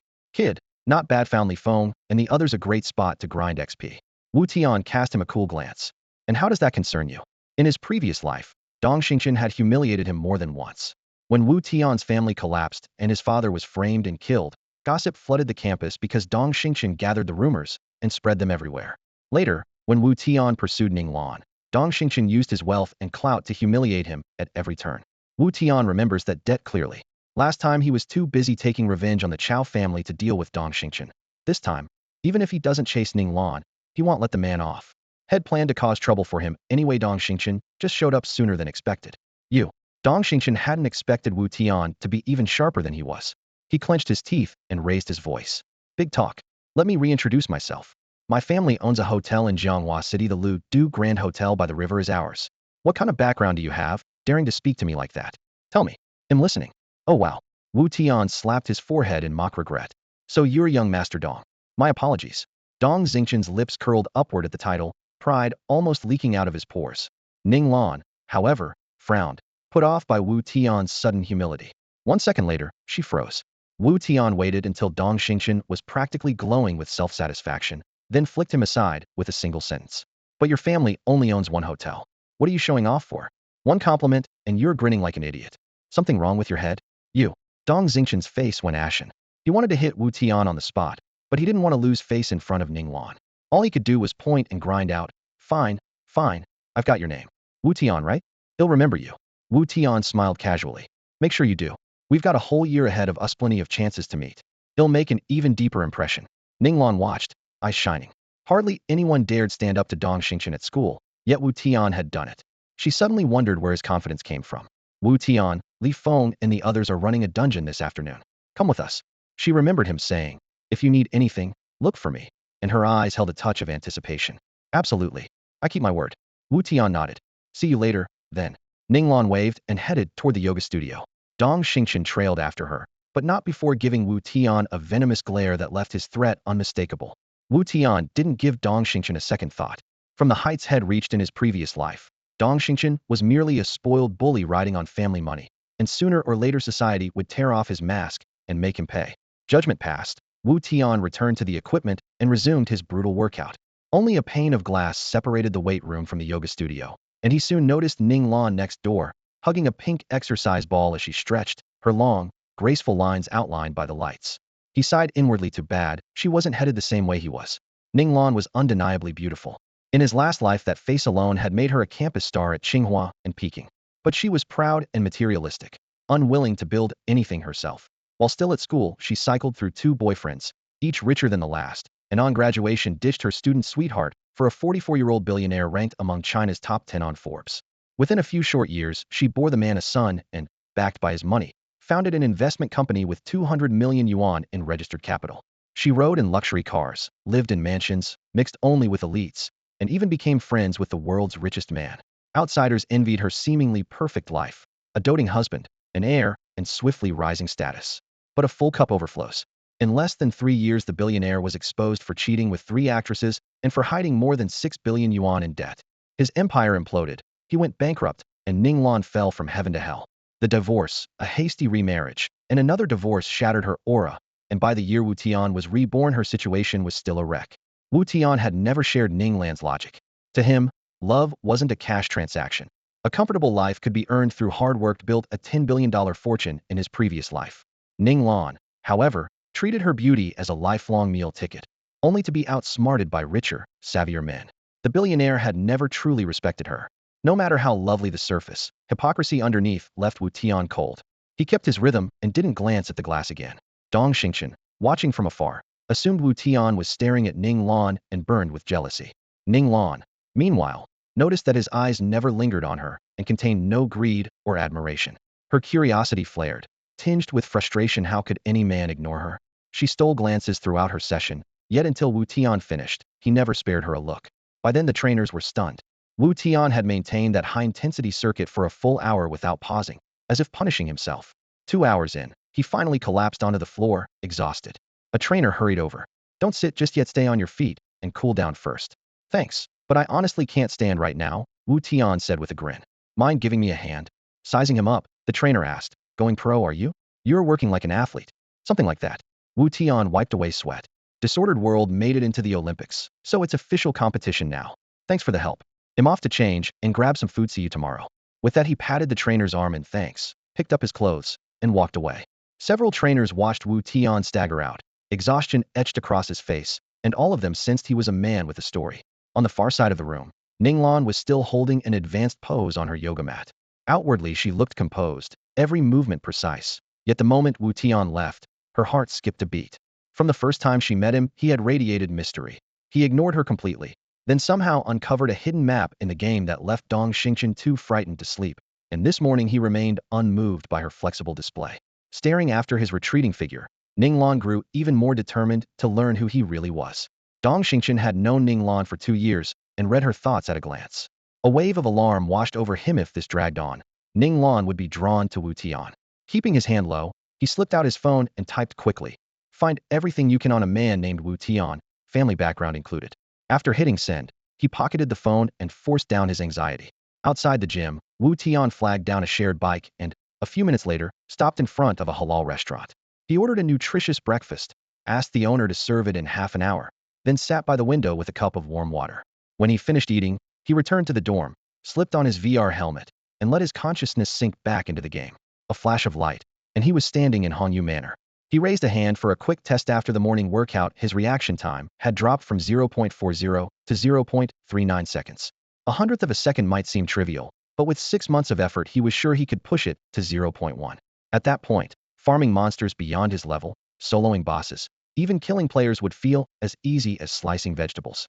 Even at 0.39 seconds, he could bulldoze level 10 hard dungeons. Beep beep beep, a friend request popped up, tagged Yuan Xiu. Wu Tian answered with a smile.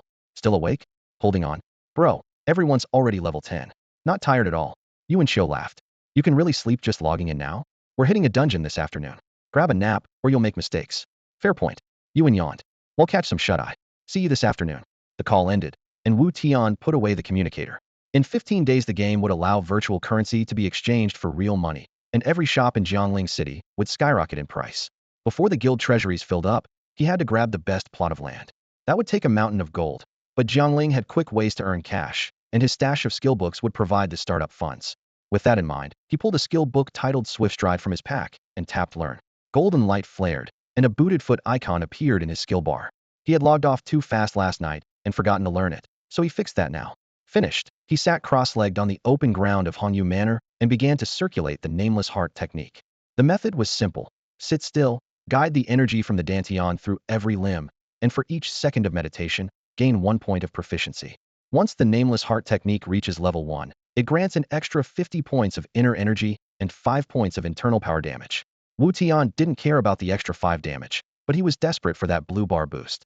During a fight, the size of his energy pool decides how long he can burst. When it runs dry, no skill will fire, and there's no time to pop a potion. He still had to return to Jiangling City, and there was no telling if he'd run into people from Qiyun Pavilion.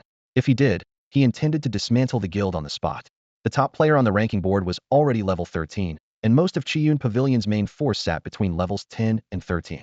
For Wu Tian, those 50 extra energy points were the key to staying in the fight. Without them, he feared his damage would fall off a cliff. System message. Your Nameless Heart technique has gained 7 proficiency points. He was sitting cross-legged in meditation when hurried footsteps echoed in the distance. A panicked player came tearing toward him, shouting, "Help! Somebody help me!" Wu Tian looked up and almost burst out laughing. The guy was being chased by more than a dozen monsters, all level 5 to 10. The newcomer wore a white brocade robe, his long hair tied back. He would have looked like a refined scholar if he wasn't sprinting like a circus acrobat. "Brother up ahead, give me a hand." The player in white was on the verge of tears. Wu Tian stood, curious. "How did you even get into the land of penalty? Talk later, about to die?" The man gasped, diving behind Wu Tian. He was geared entirely in level 0 items, clearly not even level 10 yet. Wu Tian grew more puzzled. "Fine, leave the mobs to me. Catch your breath." Before the words were out, he stepped forward. Steel flashed, and in the blink of an eye the level 5 to 10 mobs lay scattered across the ground. With over 160 attack points, clearing them was child's play for Wu Tian. The player in white stared, slack-jawed. "Bro, what's your damage?" "That was insane. Level 10. Got lucky, picked up some decent gear," Wu Tian replied with a grin. "Some luck you've got." The man's envy was written all over his face. Wu Tian waved him off. "Enough about me. What's your story?" "This is the land of penalty. No one gets in here except people like me." The man's shoulders slumped. He slapped his thigh. "Don't even ask. I made this account last night, planning to rush the rankings. I spawned at level 0 and bumped into this stylish NPC in white. I casually asked where he got his outfit. He asked me a few questions, and bam, I was teleported to some place called the Free Wanderers Sect, told I could take a master. Crazy, right?" Wu Tian's eyes went wide. He pointed at him and blurted, "You got into the Free Wanderers Sect?"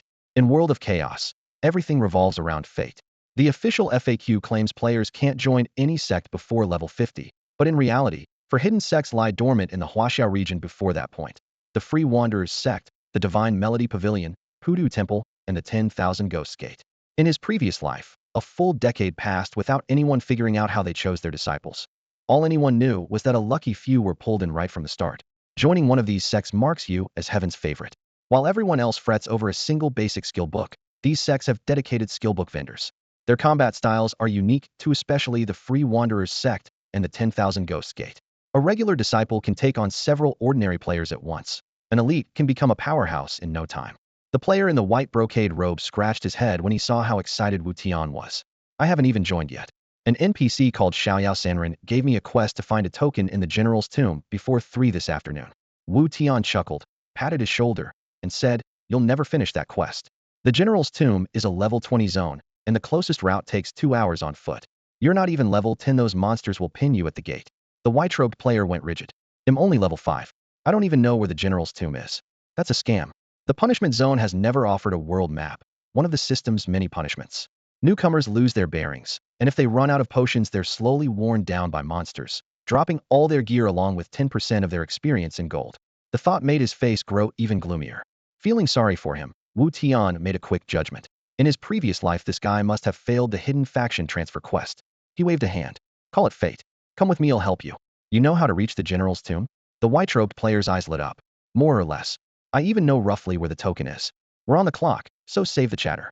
Wu Tian sheathed his longsword and strode toward the exit. Thanks. The white-robed player scrambled after him. Hey, can I add you as a friend? Better not. I've got too many enemies, and I don't want innocent people dragged in. I'm a top-tier player, you know? The white-robed newcomer protested.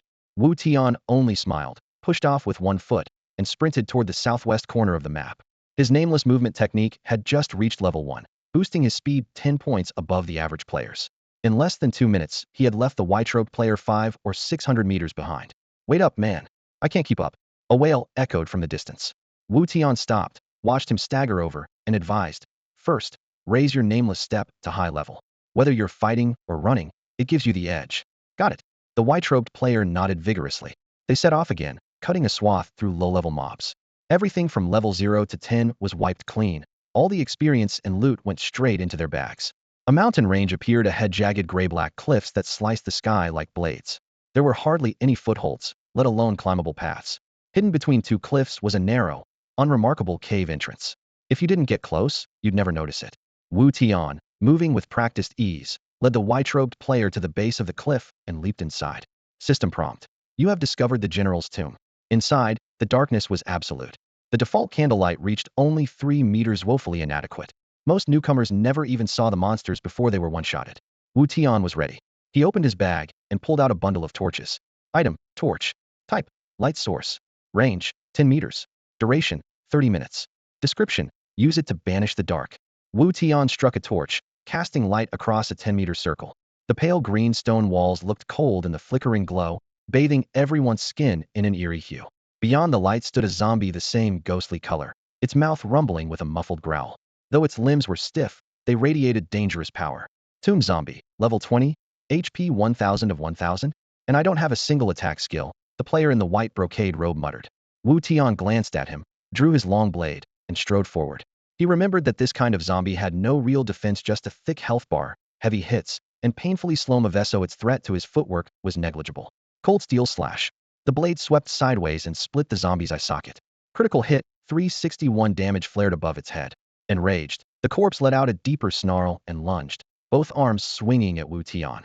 The classic 2-hit combo, one claw swipe, followed by a bite that inflicted poison. Instead of retreating, Wu Tian stepped in. Using the momentum from his sweep, he reversed his grip and rammed the hilt into the zombie's gut. The stun skill landed with a faint afterimage. System prompt, Tomb Zombie stunned. Twin cut. His left-hand blade raked the eye again, and the right-hand blade followed at once. 326. 30 Shakiyard damage. Another 326. 45 Shakiyard damage. Before the zombie could steady itself, it crashed to the ground. System prompt. You killed the zombie and gained 200 experience. Bonus. 2000 experience for defeating a monster 10 levels above you. Wu Tian nodded with satisfaction. That output felt worthy of a top-tier player. With his superior gear, slaughtering both players and monsters was child's play. Once today's real business was done, he planned to farm this General's Tomb. Its mobs alone could rocket him back to the top of the leaderboards, and once he was there, no one would catch up. That was awesome. The white-robed player's voice trembled with excitement. A level 20 monster, gone in 3 seconds, unbelievable. For Wu Tian, it was basic practice. He waved the praise away. Let's keep moving. He had ventured into the General's Tomb during the game's first week in his previous life. 10 years later, he retained only a rough memory maze-like corridors and 3 forks at every turn. The pair pressed on with Wu Tian leading, torchlight flaring and fading, corpse howls mixing with the ring of steel. Half an hour later, they reached the hidden chamber that held the token. Wu Tian pulled out a cold iron token and tossed it to the white-robed player. This the one. The token was jet black and icy to the touch, a snarling tiger engraved on its face. The white-robed player was overjoyed. Yes, that's it. Thank you. How are you getting back? Wu Tian asked. The player produced a scroll. The master who recruited me gave this to me. Once I have the token, I just tear it, and it teleports me back to the sect. Hidden classes get all the perks, Wu Tian sighed. Remember what I told you. This class is extremely rare. Put in the effort and you can become one of the top players. Gratitude filled the other player's eyes. I can't thank you enough, and you still won't let me add you as a friend. Wu Tian chuckled. You sound a lot like me, so I'm guessing we're from the same city. Meeting in a dump like the penalty zone must mean we've got some kind of fate. Still, I can't add you as a friend. It's not that I look down on you, but I'm destined to make countless enemies. The moment they realize you're connected to me, they'll zero in on you. I don't want to drag you into my mess, just enjoy the game. Having lived once before, he had already sworn to wipe out every last enemy in this game. But that vow would only earn him even more mortal foes. When they couldn't get to him, they would go after the people around him, using threats, bribes, money, or seduction. Once a brother was forced to betray him, the game would be ruined forever. This kid was still young. If he got caught in the crossfire, he might live in the shadows for the rest of his life.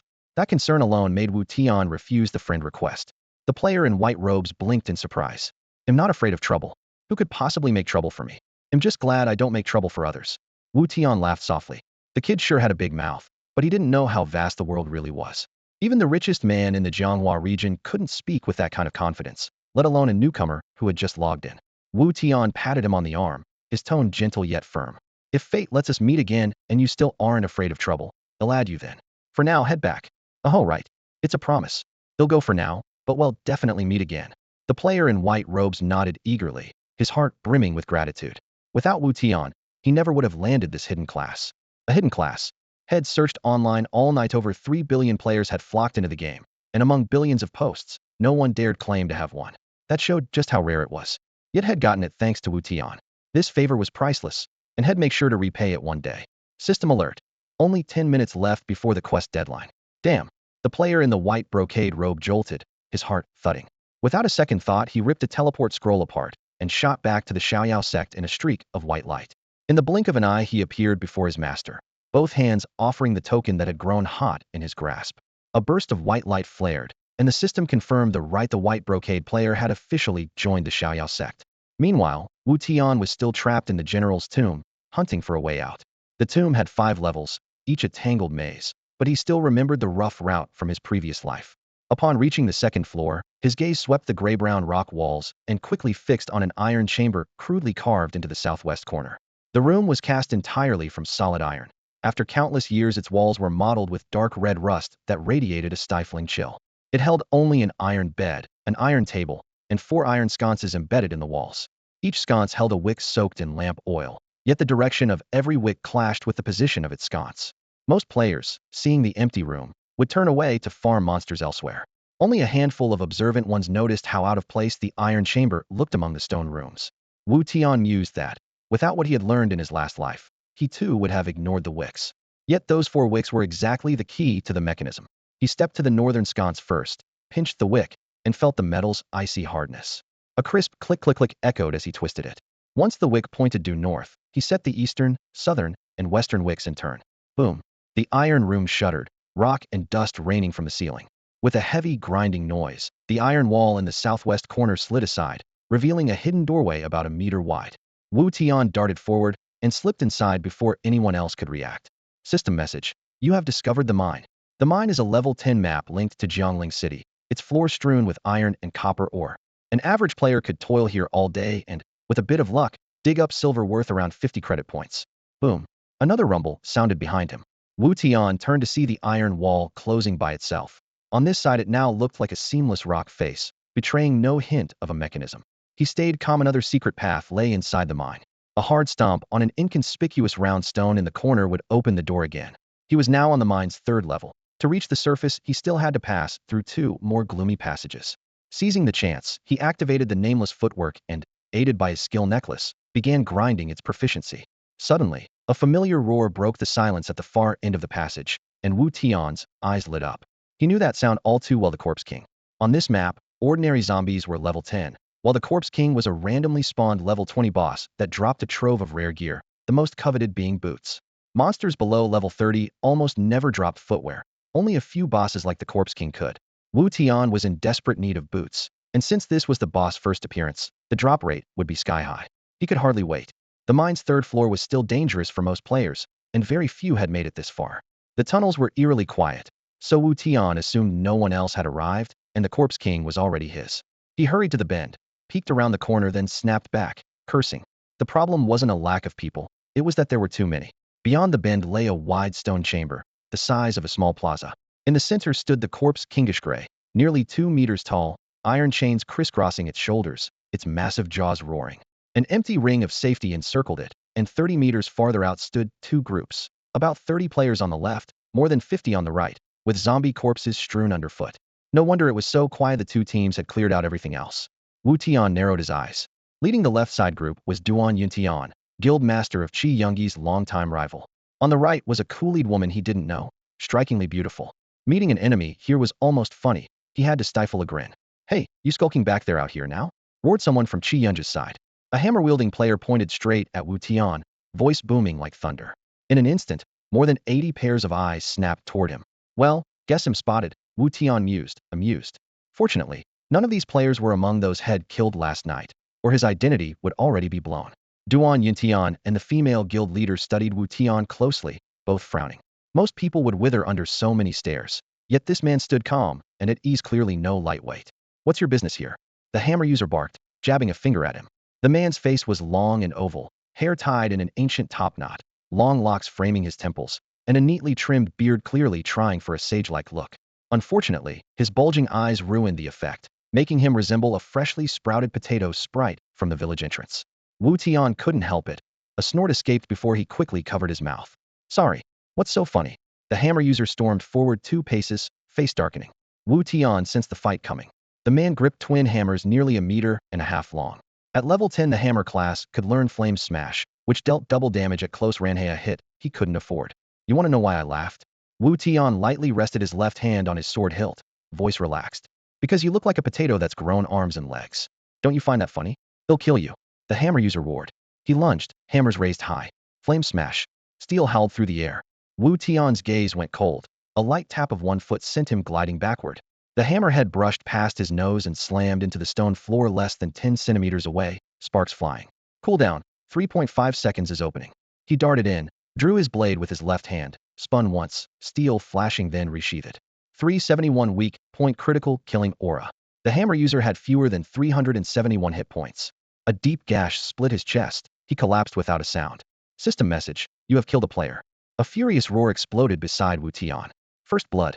The very first kill of the day? Leisurely, he enjoyed the system announcement, watching his popularity drop from 24 to 23. He shook his head in resignation. "I was just passing by. Keep fighting each other, why kill me?" Duan Yunshin's eyes bulged as he pointed at Wu Tian with a cold sneer. "You dare kill someone from Qiyin Pavilion? Kid, do you really think a bit of skill makes you invincible?" "Boss, they'll finish him," the vice leader Yun Hao said, drawing his longsword and striding toward Wu Tian, 2 spear-wielding players at his side. Duan nodded. "Be careful. We don't know if he's with the other side. They'll cover you, take him out." As Yun Hao's trio stepped forward, the beautiful guild leader opposite them snorted. "Impressive, Chairman Duan, 3 against 1. Aren't you afraid people will laugh themselves sick?" Duan raised an eyebrow. "Qiyin Pavilion answers to no one. Make a move and we go to war." Anger flashed across the woman's striking face. She lifted her sword before her chest. "You think I want? Everyone get ready." In an instant, murderous intent filled the air. A full-scale battle could erupt at any moment. Yun Hao glanced at both formations, snorted, and mocked Wu Tian. "Not bad, kid. What's your connection with that pretty guild leader, her lover?" The 2 spearmen grinned lewdly, loud enough for the other side to hear every word. "Bastard," the girl beside the guild leader hissed. Wu Tian simply smiled. When Yun Hao closed to within 5 meters, he spoke. "No wonder you can't beat the other 3 dogs of Qiyin Pavilion. That's how you earned the nickname Filthy Mouth. Song Yu always outranks you. Can't surpass him. Trash talk won't change that, will it?" In real life, Duan Yuntian had 4 trusted lieutenants. Song Yu ranked 3rd, Yun Hao 4th. Hearing Song Yu's name always drove Yun Hao mad, and now he snapped. "Who are you saying can't beat Song Yu? They'll kill you." With a furious roar, he broke their formation, raised his sword in both hands, and slashed at Wu Tian's head. "Been waiting for you," Wu Tian sneered. He shifted his right leg, held the blade across his chest with his left hand, and braced the spine with his right palm. Clang. Steel struck steel as a white flash burst from Wu Tian.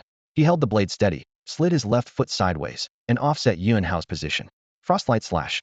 The blade swept diagonally, a burst of icy light following its arc. Wu Tian's left arm flicked. His right palm drove the blade forward, the cold gleam ripping through the air. Yun Hao felt the chill flash rush at his face. Wu Tian's movements were minute yet impossibly fast. Yunhao knew he should step back to dodge, had even pictured his counterattack, but the strike was already upon him. But there was nowhere for him to dodge. 371 weak point critical killing intent. Yunhao's HP dropped below 300, and he fell face first to the ground. System message: you have killed a player. Double kill. 2 kills in 11.5 seconds. The beauty guild leader and the players behind her stared in shock. Duan Yuntian, his view blocked, only saw the death notice in the chat. He broke off his argument with the guild leader, whipped his head around, and found Yunhao's body on the ground. What happened? Duan Yuntian roared. One spearman frowned. No idea. Boss Yunhao stepped up to attack, then just dropped. The other spearman nodded furiously. It's spooky. That guy kills with one swing. The girl beside the guild leader couldn't help asking, Sis, how did he kill Yunhao? It looked strange. The guild leader shook her head, a smile on her lips.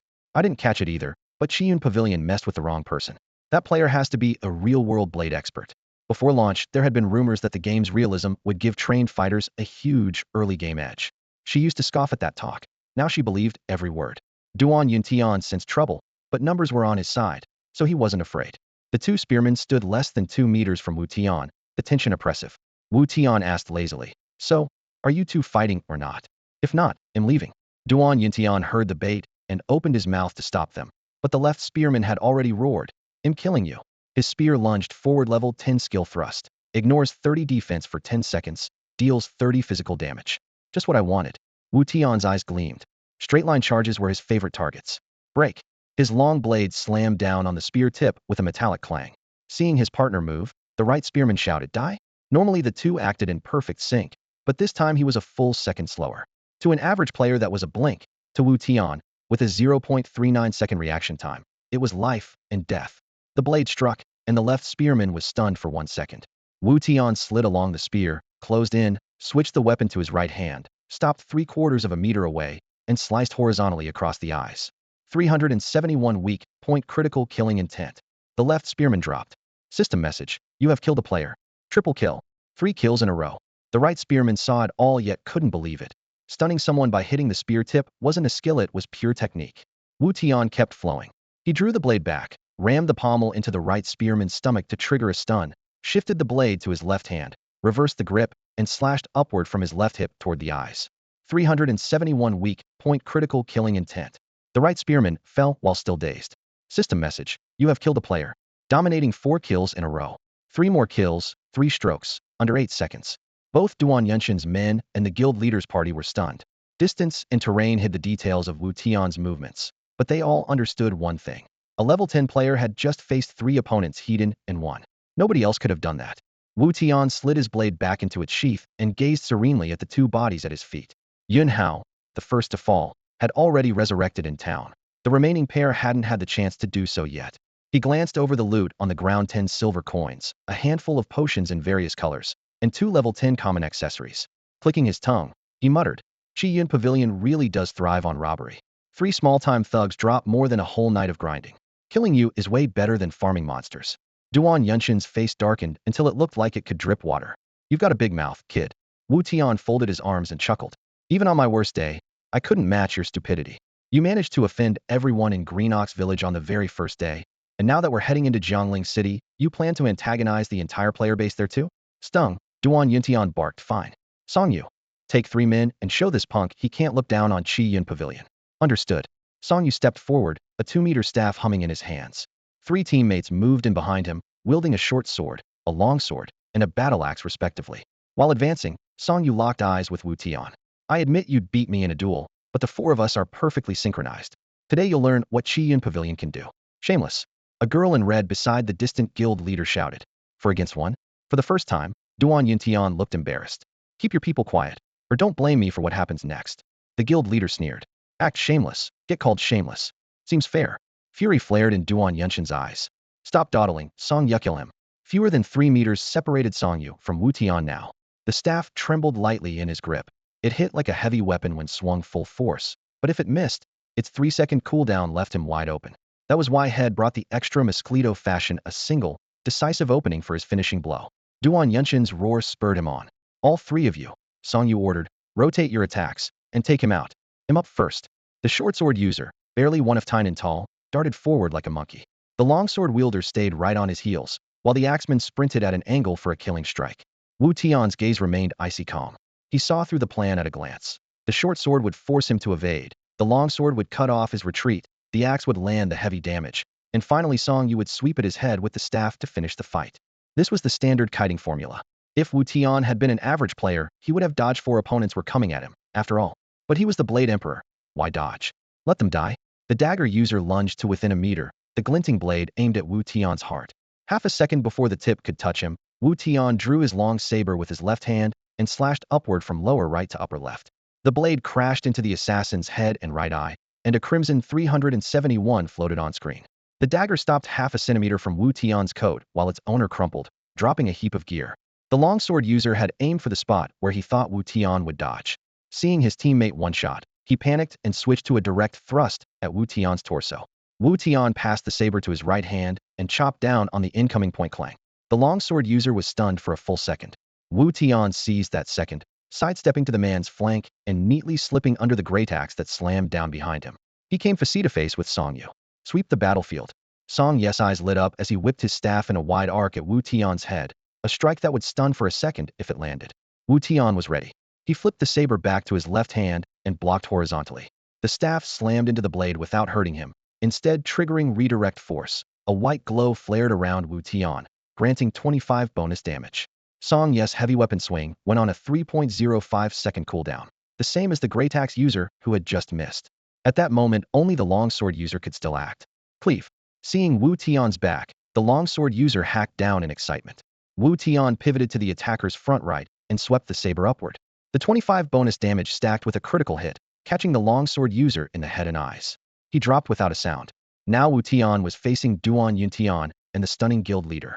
He sneered at Duan Yuntian and switched the saber back to his right hand. The great axe user still had half a second of cooldown. Song Yu had a full second. Song Yu suddenly grasped the danger and shouted, "Fall back. You're his next target, don't try to tank him." The great axe user had just raised his weapon. At the shout he hesitated and glanced back. In that instant, Wu Tian stepped in and cleaved his head, another 370 plus burst of damage, and the great axe user collapsed. In barely 4 seconds Wu Tian had felled 3 more enemies. Only Song Yu remained. Players on both sides stared, speechless. God tier. That's absolute God tier play. The girl in red screamed. With no one left to attack, the guild leader's faction began chanting Wu Tian's name. Her heart pounded. They had been down by 20 bodies. Wu Tian had already flattened 7. A few more kills, and she could order an all-out assault. Duan Yuntian wasn't counting. He was furious. Never had he been humiliated like this. He roared at Song Yu, "Trash. Kill him." Song Yu no longer dared fight. In the blink of an eye had swung his staff once and lost 4 allies. He had no chance at all. Wu Tian was about to finish off Song Yu when he heard the outburst, halted, spread his arms, and grinned at him. "Didn't you hear your boss? He told you to kill me. Come on then." Song Yu was completely enraged. Gripping his eyebrow-height staff, he roared, "Don't look down on me. No, no, no, I'm not looking down on you." Wu Tian's lips curved into a cold smile as his gaze swept over Song Yu and the people behind him, including Duan Yuntian. "I look down on every single one of you. He'll kill you." Song Yu, half mad with fury, slid both hands to the middle of the staff, his so-called cool-down stance that turned a long weapon into a short one and charged. From Song Yu's opening move alone, Wu Tian knew the fight was already decided. He thought, the moment a long weapon loses its reach, my blade's length becomes the deciding factor. Cold light slash. When Song Yu closed to within 80 centimeters, Wu Tian's long saber swept from upper left to lower right, trailing a flash of icy light. Song Yu hastily raised his staff across his chest to block, but just before it would met steel, the saber's arc burst apart into a shower of white shards. A glare overwhelmed Song Yu's vision. Before his mind could react, the cold light cleaved the top of his head. 371. The staff and the blade missed each other by a hair's breadth, yet that sliver sealed his fate. Song Yu collapsed on the spot, blood snaking across the ground as his ID dimmed to gray, was dead where he lay. Wu Tian sheathed the saber in one smooth motion, clucked his tongue, crouched, and scooped up the 6 tails of silver Song Yu dropped. Tisk, loaded. If that's 10% of his cash, he was carrying 60 tails. Must farm newbies in the starter village all day, makes more than I do grinding high-level mobs. Handsome, that was awesome. The girl in red beside the beautiful guild leader jumped with excitement. Wu Tian pointed at her, dead serious. "I agree. I'm handsome. Great compliment." The girl burst into laughter, covering her mouth, and even the usually cool guild leader let out a quiet chuckle. His tongue's as sharp as his blade. In that moment, Wu Tian decided he wouldn't live as cold and ruthless as in his previous life. Head let his natural wisecracking self loose. Folding his arms, he teased Duan Yuntian. Send a few more rich players over, will you? Help me strike it rich so I don't have to worry about cash. Duan Yunshin's face turned an ugly shade. He was about to give an order when Black Jade Hall's master, Mose, tugged his sleeve and whispered, "We can't keep trading like this. We're down to 42 people. Damn it, you're playing me." Duan Yuntian snapped back to himself, glared at Wutian, and barked, "Name yourself, punk. Chi Yun Pavilion will pay you back 100 times over." Wu Tian's smile widened as his left hand rested lightly on the saber hilt. "My name? You should already know it. What's that supposed to mean?" Duan Yuntian asked, voice low. "Forgot? Yesterday in Wild Boar Forest who slaughtered dozens of your guild members?" Wu Tian's tone was casual. "It was you." Rage shot through Duan Yuntian. Yesterday's massacre was his life's greatest humiliation, dozens of subordinates dead, and he hadn't even learned the killer's name. Players mocked Chi Yun Pavilion behind his back ever since. "Fine." Duan Yuntian ground his teeth, pointed at Wu Tian, and roared, "I've been looking for you. Since you showed up yourself, everyone, attack. Kill him for me." More than 40 players leveled their weapons at Wu Tian and charged. The beautiful guild master curled her lips into a faint smile and called out, "You want him dead? Try me first, everyone move." She lunged forward with over 30 guildmates, nimbly skirting a nearby corpse king before slamming straight into Duan Yunshin's force. Blades clashed in a chaotic tangle. The two sides immediately locked in a brawl. Wu Tian had been ready to bolt, but the corner of his eye caught the melee spiraling out of control. No one was paying him any attention anymore. Grinning that familiar, reckless grin, he slipped a long sword from its sheath and crept along the edge of the battlefield. Not far away, two Qingyan Pavilion players were battering one of the guild master's men, whose health bar was hanging by a thread. Wu Tian spotted an opening and burst forward. His left hand slash flickered like cold lightning, carving across the swordsman's eyes. The blade reversed midair and bit cleanly into the hammer wielder's neck. System message: "You've slain an enemy. Godlike. 9 kills, your slaughter is divine." System message: "You've slain an enemy. Holy shit. 10 kills beyond godlike." The player who had been waiting for death froze. Seeing both attackers collapse, he raised his weapon toward the newcomer. Wu Tian hopped back half a step and lifted a hand. "Hold it, I'm on your side." Recognizing his face, the man laughed. "Right you are. Thanks for the save, master." "No problem. Let's keep going." Wu Tian's gaze had already shifted to the next skirmish. A few paces away, the girl in red who'd once called him handsome was cornered by 3 hammer users. The giant mauls pounded down one after another. She dodged with nimble footwork, but her health was dropping fast. Stun. Wu Tian blurred into the circle, shoulder checking the outermost hammer user and dazing him for 2 seconds, then spinning a blade into his neck. System message: "You've slain an enemy. Holy shit. 10 kills beyond godlike." 3 grown men bullying 1 little girl. "Aren't you embarrassed?" Wu Tian sneered at the remaining 2. "None of your business. Die." 1 growled, hammer sweeping in. Wu Tian chuckled, raised his sword in a 2-handed block clang. The hammer hit, but his health didn't budge. A white aura flared around him. Using the force, he stepped in and split the attacker from brow to breastbone. System message: "You've slain an enemy. Holy shit. 10 kills beyond godlike." The last hammer user roared, swinging overhead at Wu Tian's skull. "Still haven't learned? That move never reaches me." Wu Tian sighed, sidestepping. Wham! The maul smashed the ground where head stood, the attacker's neck exposed as he lurched forward. "So courteous," Wu Tian quipped, slashing through the offered throat. System message: "You've slain an enemy. Holy shit. 10 kills beyond godlike." That sound is perfect. He grinned as the system voice bellowed. Eyes sparkling, the girl in red bounced on her toes. "You're amazing. Piece of cake. Let's keep pushing, Mum," she chirped. They turned toward the center of the fray. At level 10, nobody had much health to spare. After only a few exchanges, the beautiful guild master's side was down to 17 players, while Duan Yuntian still had 25. The battle was brutal. A Qiyun Pavilion archer loosed a cold, gleaming arrow, but before the shaft even touched the ground, a swordsman under the beautiful guildmaster split him open at the waist. Blood sprayed, and the archer fell with a muffled groan. Across the field, an axeman from the same guild had just finished a crescent cleave. While his skill was on cooldown, 3 Qiyun Pavilion players lunged in. Steel flashed, 3 blades smashed against his helmet, and his health bar vanished in a single ringing clash. Wu Tian thrived on this kind of close-quarters chaos. With everyone's HP hanging by a thread, he didn't need to hunt for weaknesses. 1 step inside their guard, 1 swing, and another life was his. Strictly speaking, it bordered on bullying. Fewer than 10 players on the entire server could wield a Xian-grade weapon at level 10. Wu Tian had earned his through skill, the others had mostly stumbled across theirs by luck. To pull a level 10 Xian weapon, you had to kill a level 15 boss or clear a level 10 dungeon on hard mode for a meager 5% drop chance. Most players, even in full yellow gear, never lived to see the first boss of that hard instance trash mobs wipe them long before. Those who did loot a Xian weapon usually did it by throwing bodies at a level 15 boss or abusing terrain glitches. Not one of those lucky few was present today. Qiyun Pavilion had shelled out enough cash to buy a handful of level 10 yellow weapons for its core members, but everyone else still carried basic white gear. Their defenses were just as flimsy. Most players preferred stacking attack and skimped on armor, leaving hardly anyone with more than 30 defense points. Against Wutian's 163 total attack buffed further by killing intent and cold light / each strike dealt a fixed 138 damage. Almost no one on the field had more than 130 HP left. Blade in hand, Wu Tian charged into the meat grinder from the flank. He spotted a rogue who was down to a sliver of health and swept his sword through the air, 138 critical damage. The rogue dropped instantly. System prompt. You have killed a player. Holy shit. 10 kills beyond godlike carnage. Wu Tian kept the blade swinging, pressing forward step by step. Wherever the arc of steel reached, bodies followed. In 30 short seconds, he had cut down 15 opponents.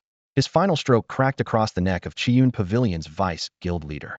Blood geysered. Dark energy swirled around Wu Tian like a war god risen from the abyss, his presence suffocating. The girl in red, blood pounding with excitement, shouted, Duan Yuntian. All your men are dead. You're a one-man show now. Duan Yuntian was trading blows with the beautiful guildmaster when her taunt made him glance back. The entire plaza lay littered with his fallen comrades. Of the 50-plus Qiyun Pavilion players had brought, not one remained standing. Impossible. Terror widened his eyes as he stumbled backward, breaking out of the duel.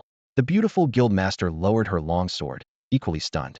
Her side had started the fight with 12 fewer people, yet 5 of her players were still alive while Duan Yuntian stood alone in the ruins of his force.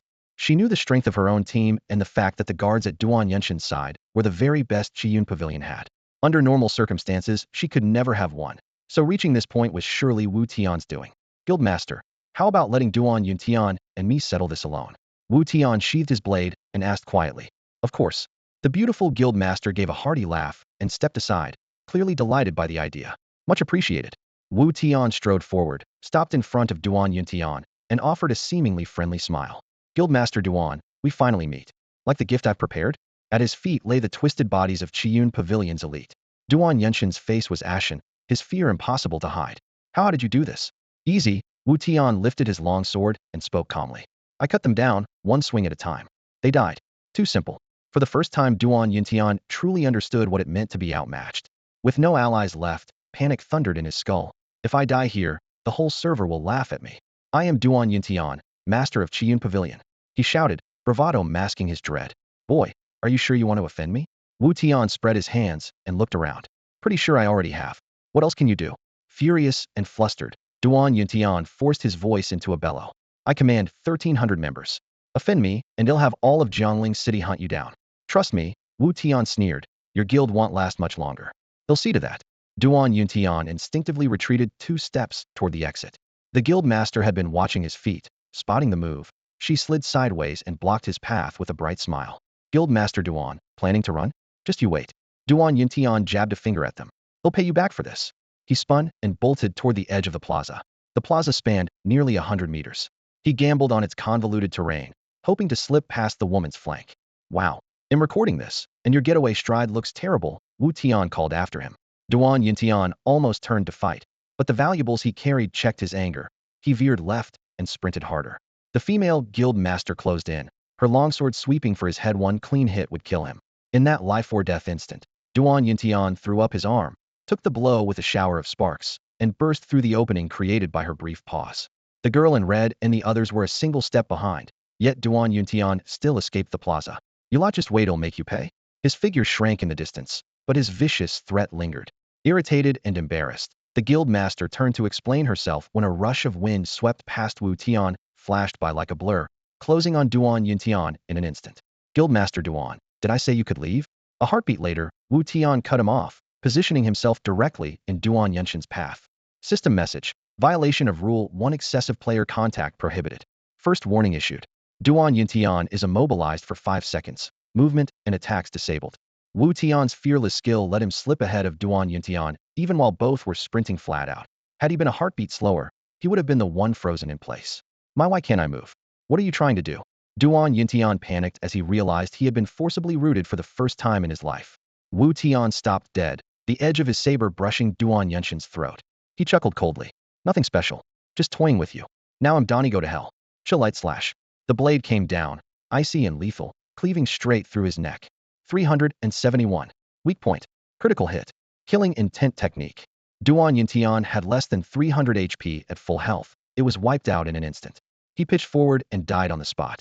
System prompt. You've killed someone. Holy shit. 10 kills beyond godlike slaughter.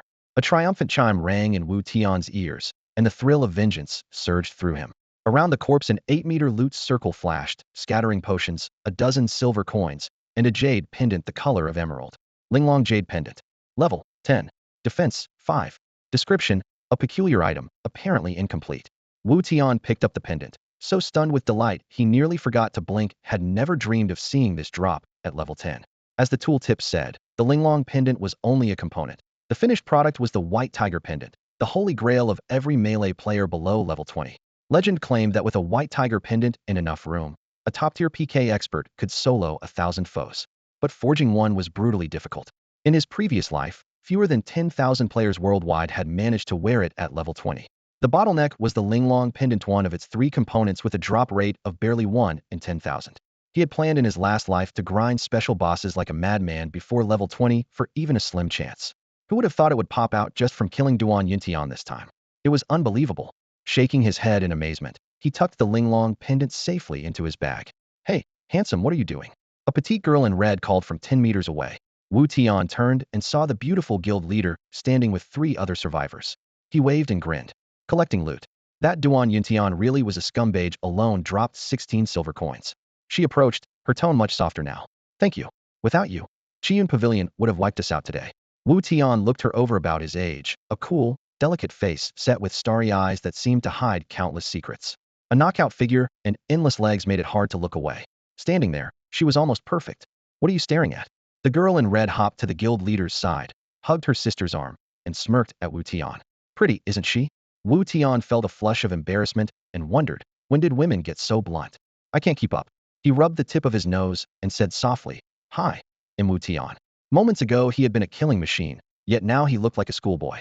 The stunning guild leader let out a light laugh, lifted her hand, and opened her friends list. Mingyu Rushuem, your friend requests are disabled. Wu Tian hurried to lift the restriction and added both Mingyu Rushue and the petite girl in red beside her. The girl's name was refreshingly simple, Hongyi. Oh, I remember now. Hongyi bounced on the spot, eyes sparkling. You were the first to reach level 10 yesterday and took the top spot on the rankings, right? Wu Tian chuckled and nodded. That would be me. Mingyu Rushue finally understood why had blocked friend requests being number 1 meant endless pop-ups. She pulled a pouch of glittering silver from her inventory and handed it over. Our members looted these 50 tails from the Chiyun Pavilion, players you flattened. They're yours. Wu Tian waved it off. Split it with me. I couldn't have killed them without you. Mingyu Rushue shook her head, firm. Without you, we'd all be dead. I don't take handouts. And once you accept the money, I can ask a favor. Wu Tian tucked the pouch away with a knowing smile. You want help taking down the Corpse King, don't you? The guild leader nodded helplessly. Running into a Corpse King is rare, but our guild is down to 5 people. We might not have the DPS. Would appreciate your backup. The zone was busy with level 10 players. Even if Wu Tian could solo the boss, he still needed cover from interference, so he agreed without hesitation. Mingyu Rushue outlined the lineup. 1 shield warrior, 1 Daoist healer. The shield soaks the hits. The Daoist can toss out 100-point heals. Hong Yes hammer breaks armor, and Shu Hai's Bao does the same. Hong Yes cheeks flushed as she hoisted a hammer taller than she was. Just watch me. Only then did Wu Tian take a closer look at tiny girl dragging a massive hammer, a striking contrast. He couldn't help thinking, that's some raw power for a girl. The shield warrior, Du Shou Qing Chung, stepped forward behind a shield half his height, brow furrowed. Not sure I can tank the Corpse King. What are your stats? Wu Tian asked. Defense 130, HP 660. Wu Tian laughed. No wonder Chiyun Pavilion couldn't drop you earlier. Even ID needs some effort. With full defense gear, each of his slashes would only deal 30-odd damage. Others barely scratched him. Mingyu Rushue added, solid, right? Gao Long can keep him topped off. The full name is Zhengbu Shi Tai Gao Long. The healer in cyan announced proudly. Mingyu Rushue covered her face. Stop using your full name every time. It's embarrassing. Wu Tian sheathed his blade, then drew it again in a graceful arc. Stats look good. Corpse King's no problem. You hold the front line, they'll clean up. Du Shou Qing Chung still looked uneasy. You're lethal against players, but the Corpse King's level 20. Can you pierce its defense? Wu Tian didn't bother explaining. His long blade sliced the air. There isn't a boss I can't kill. Pull it already. With killing aura stacking on every hit, even the defense-heavy Corpse King wouldn't last long. Corpse King, boss level 20, HP 15, 00015 Du Shou Qingqing shoulders his shield and charges straight in, smashing it against the Corpse King. 10. A crimson damage number and a stun icon flash above the boss head, but it shakes off the daze almost instantly. With a howl, it swings the 2-meter iron chain wrapped around its arm straight at Du Shou Qingqing. The mutated corpse is massive, nearly 2 meters tall and densely muscled.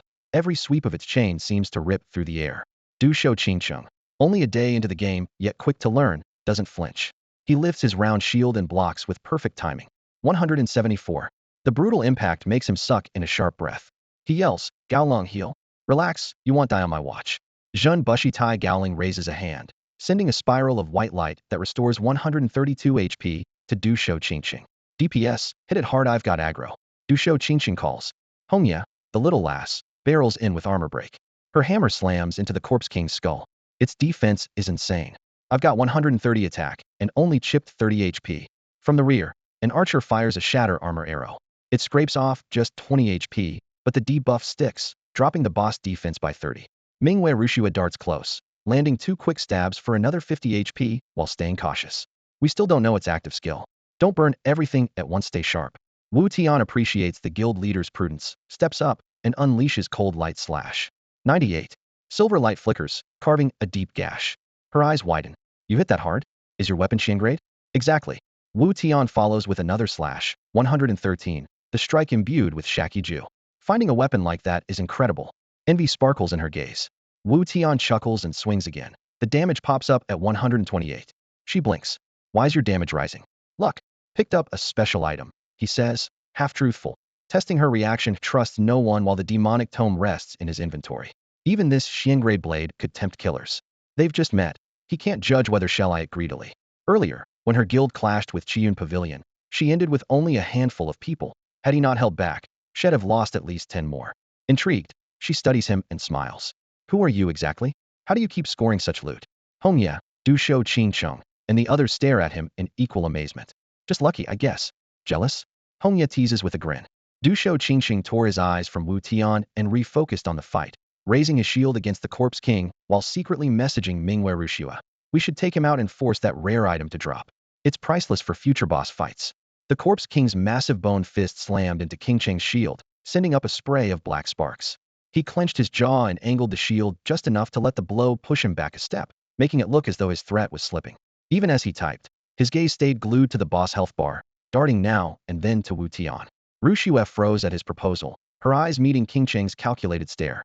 She quickly replied, No, Wu Tian helped us. We're not doing that. A thin, cold smile curved Qingqing's lips. It doesn't have to be our hands. His damage is so high I can't keep aggro forever. When the boss goes for its big attack, it'll ease off. Wu Tian's second on threat, the boss will finish him. His words hit her like ice water. She knew the rule. If the tank let go, the top damage dealer became the next target. Absolutely not. Rushua snapped in the party channel, her voice trembling. I want disgrace Flameheart Guild. Qingqing hissed back. Xiao Shui, Flameheart's already pawned. If you don't build prestige fast recruit, seize a fortress, the bank takes it. Rushua bit her lip until her knuckles went white. He'll win it back with skill, not by betraying friends. Yu Qingqing swallowed his frustration, hoisted his shield, and dutifully cycled his threat skills, sighing under his breath. A short distance away, Wu Tian had been watching. That brief gap in Qingqing's rotation told him everything, yet he stayed calm. His assassin set came with a passive threat wipe, making it almost impossible for him to be second on the list. Part of him even considered turning on Ruxa's team instead.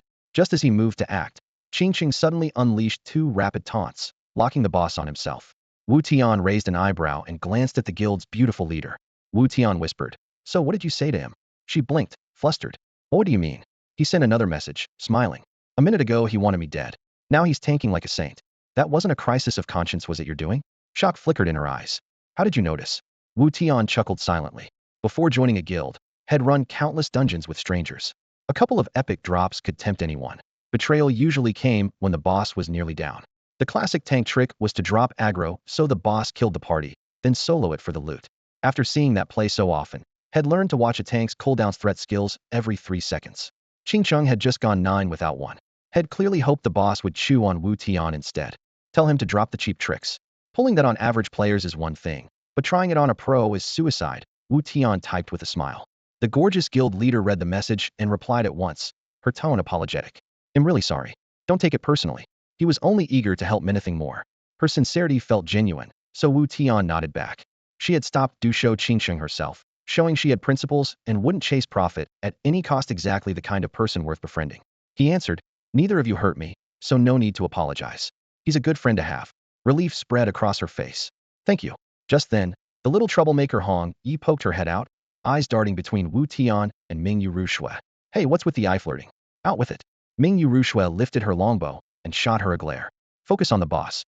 Hong Yi ignored her, swung her warhammer into the Corpse King, and kept staring at Wu Tian. "Well, are you sweet on my sister or not?" Wu Tian rolled his eyes. "What goes on in that head of yours?" "It's called brains." She huffed, chin up. Wu Tian drove the Corpse King back with a slash. "Eyes on the fight. Your turn. On it." She smashed the boss again, then edged closer to Wu Tian and whispered, "If you want to date my sister, you'll have to get through me first." A vein throbbed on Wu Tian's forehead. "So that's why you picked a hammery or a chatterbox, and the slow cooldown lets you yak nonstop, right?" "Exactly." Hong Yi winked proudly. Wu Tian ignored her and went back to the fight. With every blow Wu Tian landed, the Corpse King's health dropped faster and soon slipped below 90%. "Strange," Chatterbox Hong Yi muttered. "The boss doesn't seem to have any special moves. Is it just a walking pile of physical damage?" Roar. A low bellow shook the very air. Enraged, the Corpse King's pale pupils fixed on the surrounding players, and its head spun a full circle with a bone-snapping kraken image straight out of a nightmare. Wu Tian caught the change at once. The creature's right arm froze, while the left kept pounding Dushou Qingcheng's shield. At the same time, a thread of black haze barely distinguishable from its gray flesh leaked from its heart, crept toward the right shoulder, and spread down the limb. "Special attack incoming," Wu Tian warned, voice tense. "The guide says this boss is the corpse of a fallen general. It still knows its battlefield arts, now fused with corpse miasma. Target is random, everyone fall back." "Qingsheng, you too." Mingwei Rushue, Hong Yi, and the others retreated at once. Dushou Qingsheng hesitated. "If I step back, who's going to tank?" "I will," Wu Tian said coldly. "This move can only be dodged, not blocked." Qingsheng scowled at him. "Yeah, right. How could you possibly?" Before he finished, the black mist bored into the Corpse King's wrist. The entire arm vanished in thick shadow, and the chain it wielded gleamed with eerie darkness. Wrath of the Wraith. The boss roared and lashed out. Qingsheng instinctively raised his shield overhead. Boom. 700 health vanished instantly. The impact flung him 5 meters back, where he crashed face down and lay splayed like a crucifix, dead on the spot. 2 pieces of gear clattered free, and his shield rolled away alone. "Was that really necessary?" "I said I'd take it," Wu Tian sighed, glancing at Qingcheng's corpse. "We're doomed." Hong Yi covered his eyes, bracing for the worst. "Stay clear. They'll hold a grow can still win." Wu Tian barked. The Corpse King turned on him, chains sweeping wide. He dove into a roll, the blade skimming past, then sprang up and slashed the monster's skull. The chain attack traced a huge arc in a set rhythm, easier to avoid than second Overlord swings. Time it right, and it misses every time. Mingwei Rushue had trusted Qingcheng's defense completely. Hearing Wu Tian's warning, she hadn't worried until she saw the shield warrior one-shot. Panic set in. What do we do now? There's no time. No shields remained on the field, only a handful of damage dealers. None of them could survive even one hit from the Corpse King. Wu Tian chuckled as he slipped past another of the Corpse King's chains. "Too late for what?" he asked. "Got any other ideas?" The chain screamed by, its iron ring brushing his hair. Mingwei Rushue blinked. She hadn't imagined it. Wu Tian had dodged twice in a row. "You can really dodge the boss attacks?" she gasped. Wu Tian pivoted aside, letting the third chain whistle through, his blade snapping back in a flash of cold light. "Sure. How about you? Any brilliant plans?" When the fourth chain also missed, Mingwei Rushue finally exhaled. "Jailing's on a hidden class," she explained quickly. "He can cast a revive, but it needs 5 seconds. Can you tank that long?" "Absolutely." Wu Tian planted his blade, vaulted backward, and added, 5 seconds already passed while you were talking." Flushing, Mingwei Rushue whirled to Zhun Bushitai Gowling. "Gore of him. On it." A ribbon of teal light lit Jailing's right arm, and he shot Wu Tian a smug grin. "See, hidden classes are real." Wu Tian laughed softly. "Lucky break. Hidden class quests are brutal, yet you pulled it off." Mingwei Rushue frowned. "You know about hidden classes?" "I ran into a kid doing a Zayuman hidden quest," Wu Tian said, parrying another strike. "I helped him finish it." "Seriously?" Galen almost lost focus. Zayuman too. Our whole guild sweated blood for mine, and you just breezed through?" Before he finished, green light flared. Gowling poured a healing beam into the fallen Dushou Qingcheng, who popped back to life. Grabbing his shield, Qingcheng scanned the field, relaxing only when he saw Wu Tian tanking the boss. "I thought we were about to wipe." "All thanks to Wu Tian," Mingwei Rushue said. "He held the boss for 5 seconds so Gowling could bring you up." Recalling that head died ignoring Wu Tian's call, Qingcheng looked embarrassed but couldn't quite manage a thank you. Wu Tian caught the awkwardness and smiled. Don't mention it. We're teammates, it's what we do. Mingwei Rushua nudged him. Top off your HP and get ready to take over. Qingqing sat and chugged potions, while Gowling, seeing Wu Tian stable, dumped every heal he had into Qingqing. 5 seconds later, Qingqing was full. He raised his shield and charged. He'll take agrifall back. Wait, Wu Tian warned, halting with a flick of his blade. Second skill incoming. With his killing aura stacked, Wu Tian's single blade damage was over 400. His next slash dropped the Corpse King another 10%, leaving it at 80. Mingwei Rushua, Red Knight, and the others froze 2 meters out, ready to act. Wrath of the Wraith's black mist boiled from the boss chest, sliding along its left shoulder into its arm.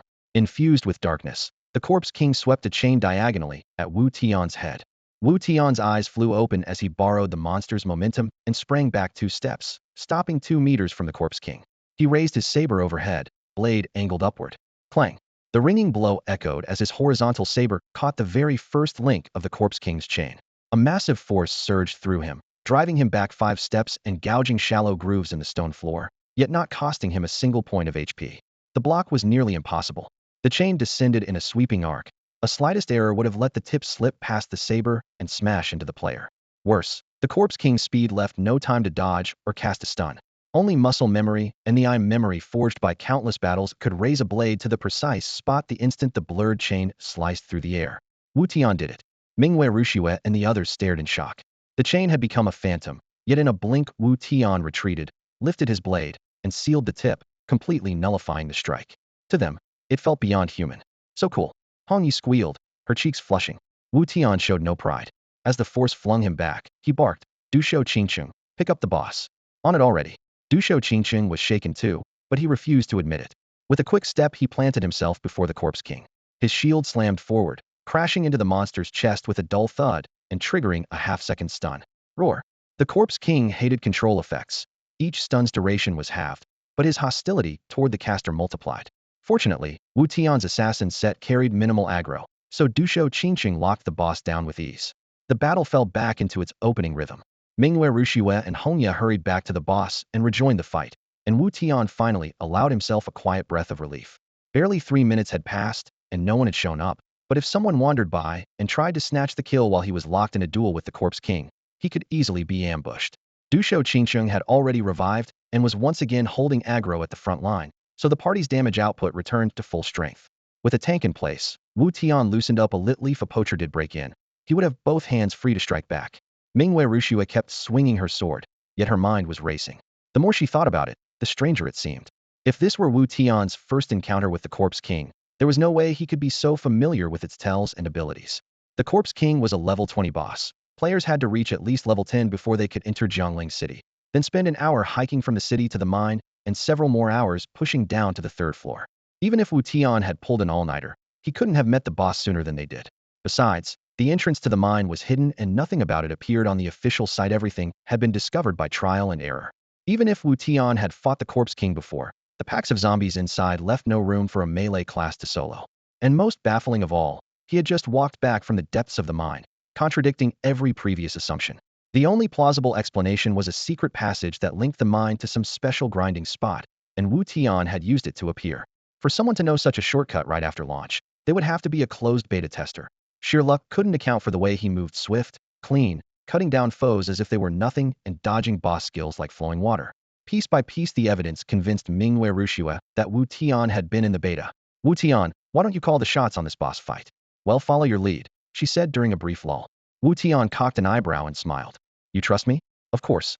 She nodded, then raised her voice to the others. From now on we follow Wu Tian's commands. Everyone clear? No problem, Hongya replied at once. Agreed, the taciturn Gao Lung added. Although Dushou Qingqing still felt a twinge of resentment, he wasn't foolish. He grunted his assent and kept the boss pinned.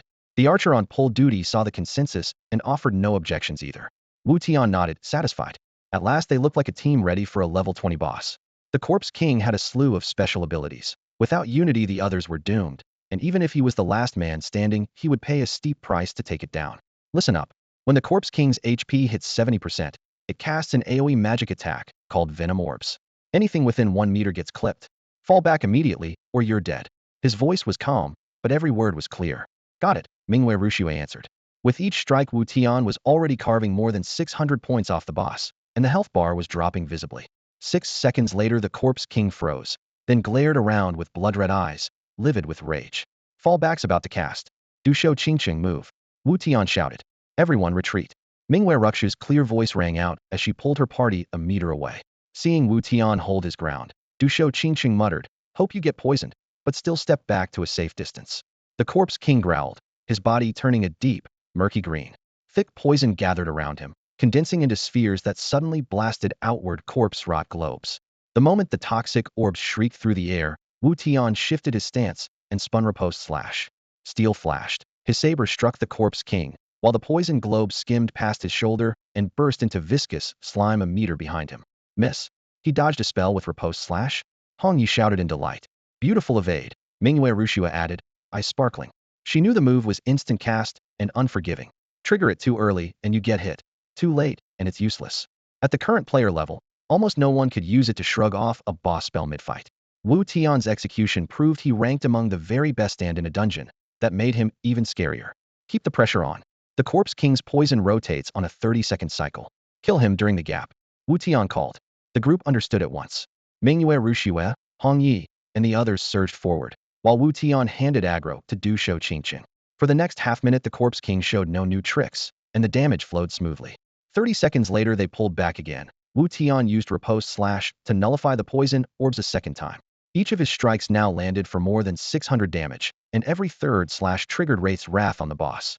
Du Shou Qingqing had learned his lesson. Whenever Wraith's Wrath procced, he immediately retreated and let Wu Tian step in.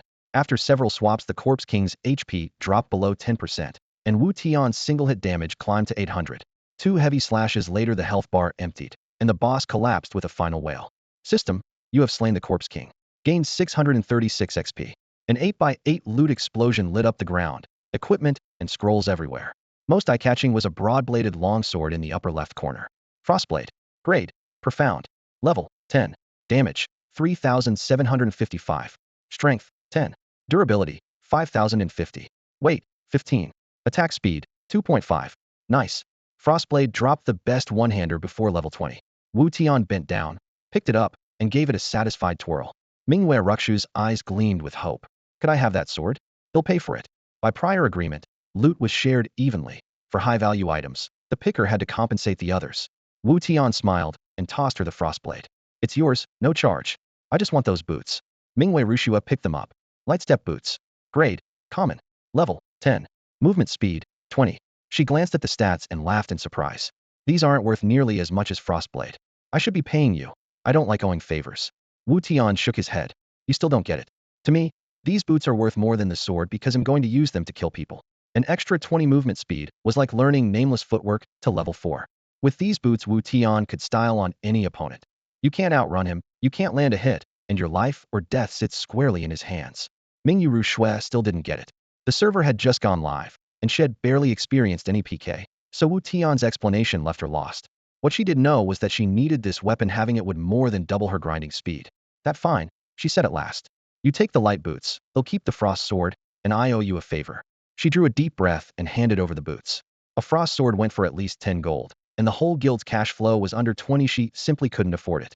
Wu Tian chuckled, took the boots, and reminded her, right now the frost sword looks pricier, but give it 10 days, one pair of light boots will buy 5 frost swords, and you still might not find a trader.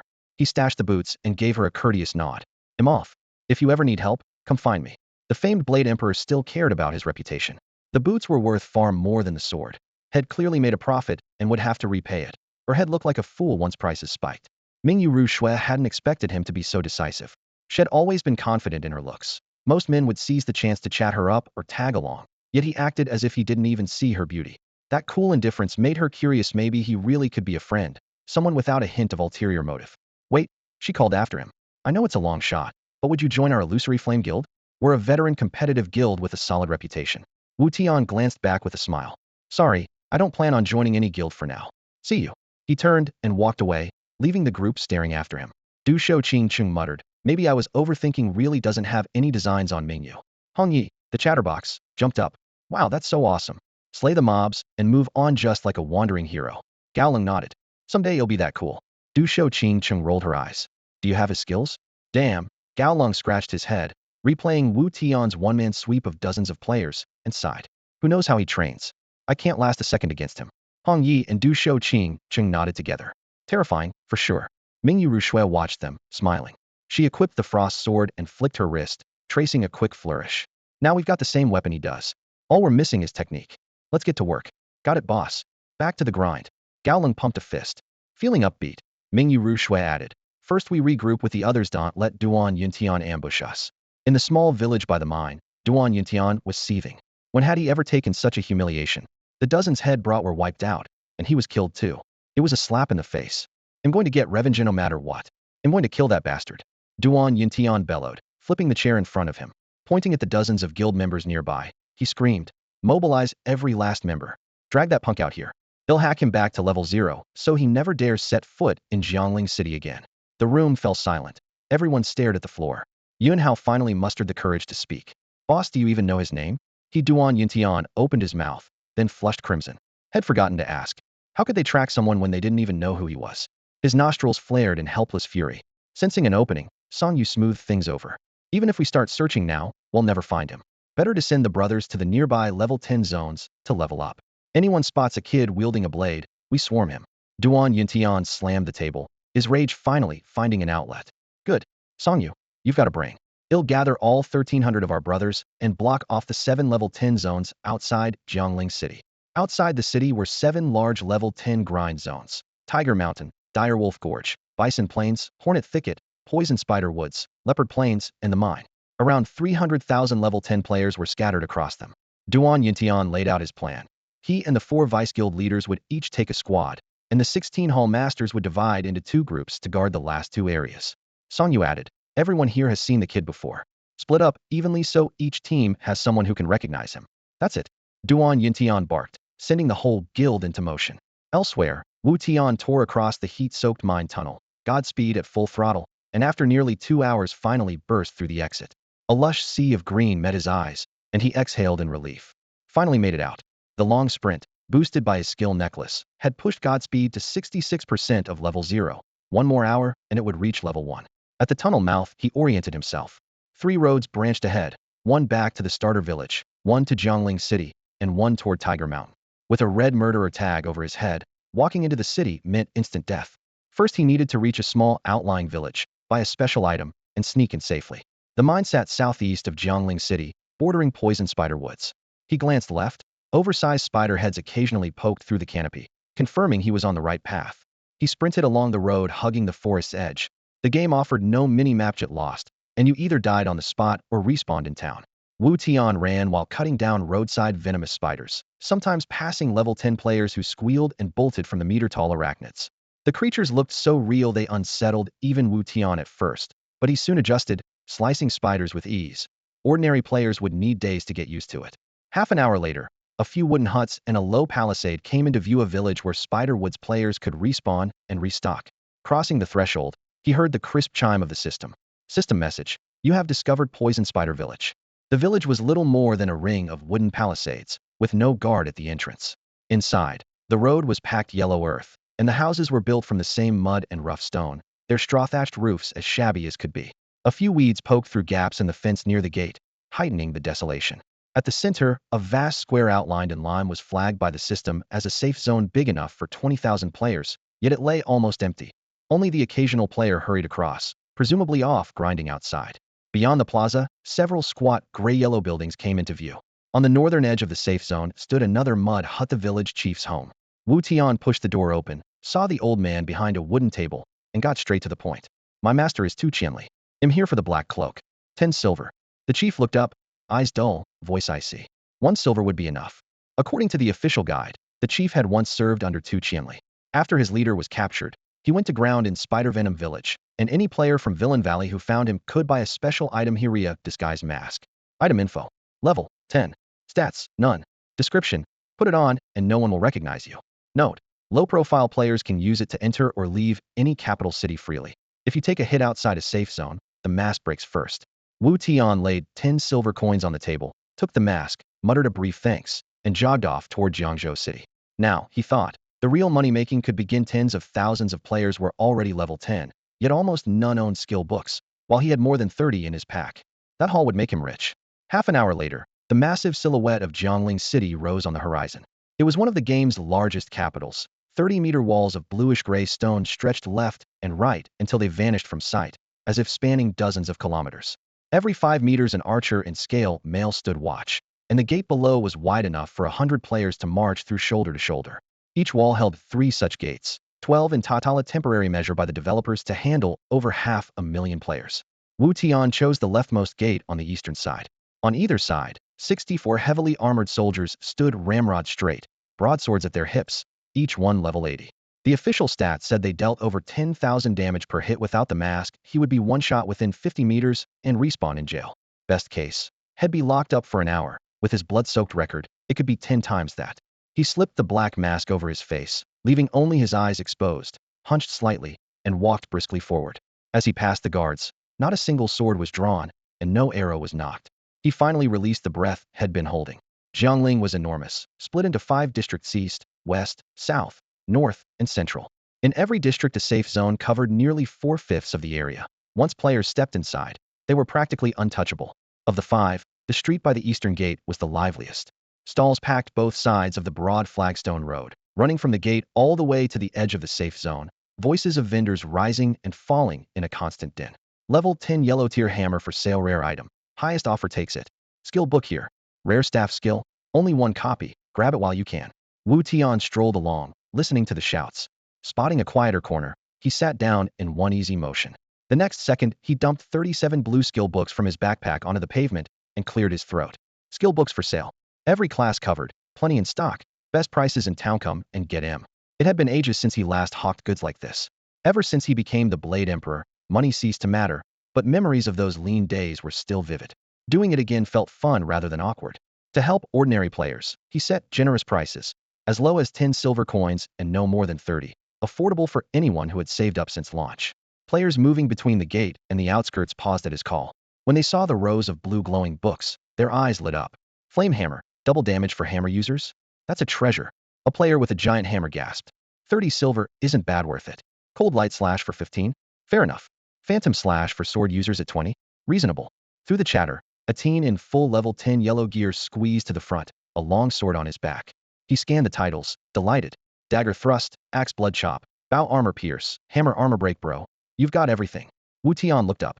The boy was about his own age, 17 or 18, with an expert's focus. Good eye, Wu Tian said, smiling. Those 4 make a perfect dungeon set. Blood chop has a boss healing, thrust stuns, and the 2 armor breakers shred its defense. Essential for boss runs. The boy grew more excited and introduced himself. Zhuifeng. Can I buy those 4? Sure, Wu Tian nodded. Zhuifeng scratched his head, embarrassed. I'm short on cash. Give me 20 minutes to raise it? No problem. He'll hold them, Wu Tian said, stashing the 4 books.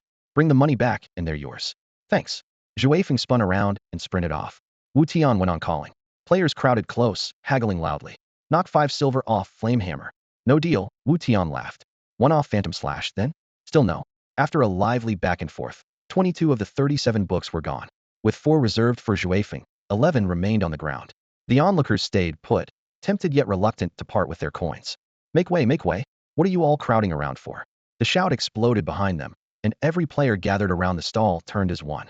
As if pushed by an unseen hand, they split apart, opening a clear path. The sun blazed over the city square, and a wave of heat rolled through the gap. A short player jogged in front, wearing a sycophantic grin as he hurried toward the stern-faced man at the other end of the aisle. Who's that guy? Someone asked. Shoo, keep it down, came the quick whisper along the line. That's Qianquan Zongheng, guild master of the Metropolis Alliance, one of Jiangling's top 4 guilds. He's got more than 2,000 players under him, plus backing from a real-world super guild. Rich and ruthless.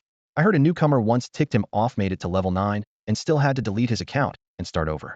Total nightmare. The gossip reached Qianquan Zongheng's ears.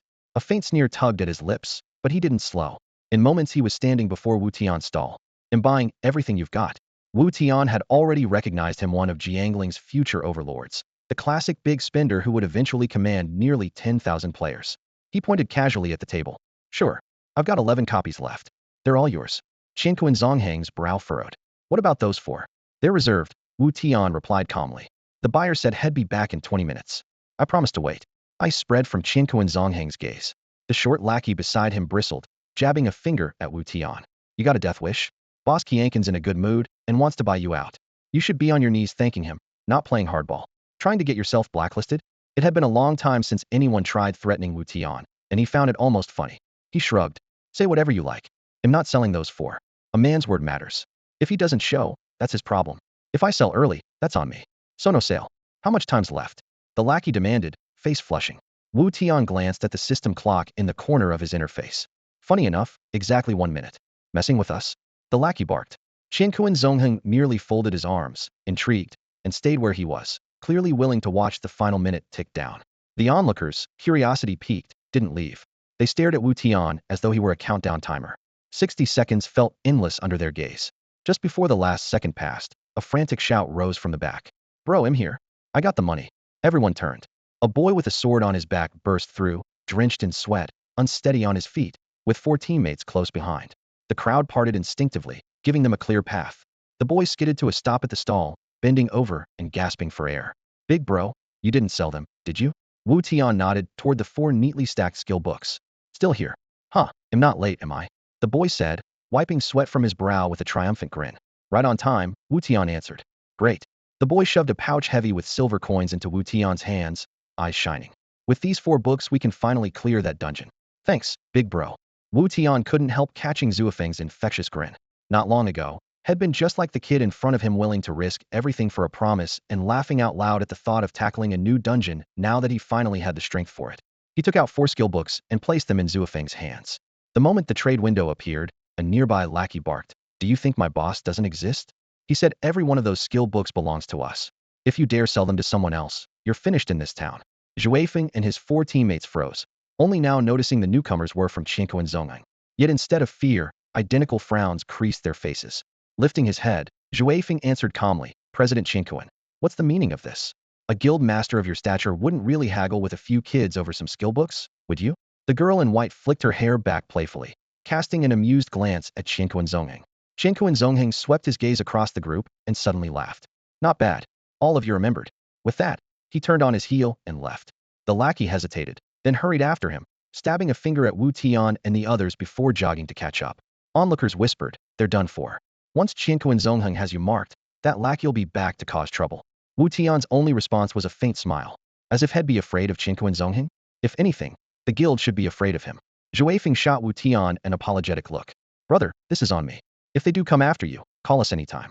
He sent a friend request as he spoke. Wu Tian didn't have requests enabled. Smiling, he said, turn your friend list on, and well at each other. Zuofeng adjusted the setting, and the request pinged through at once.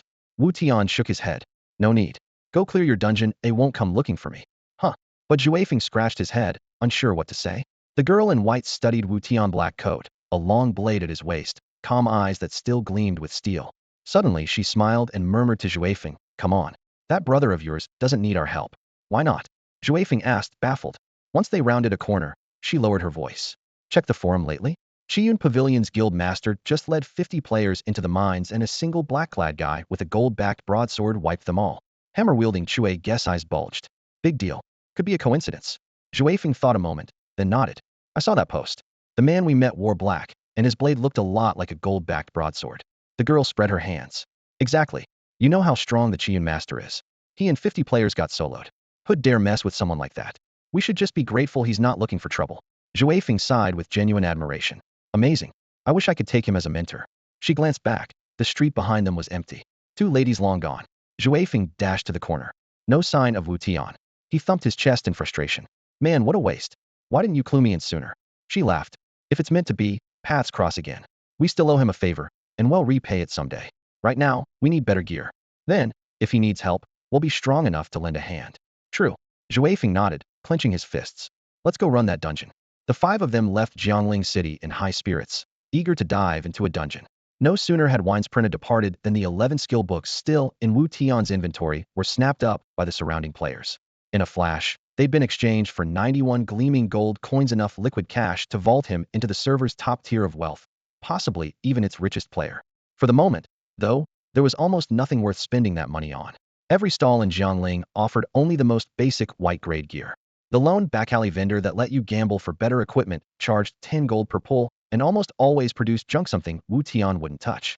To the average player, gold was temporarily useless. Wu Tian, however, knew exactly which commodity would soon become priceless.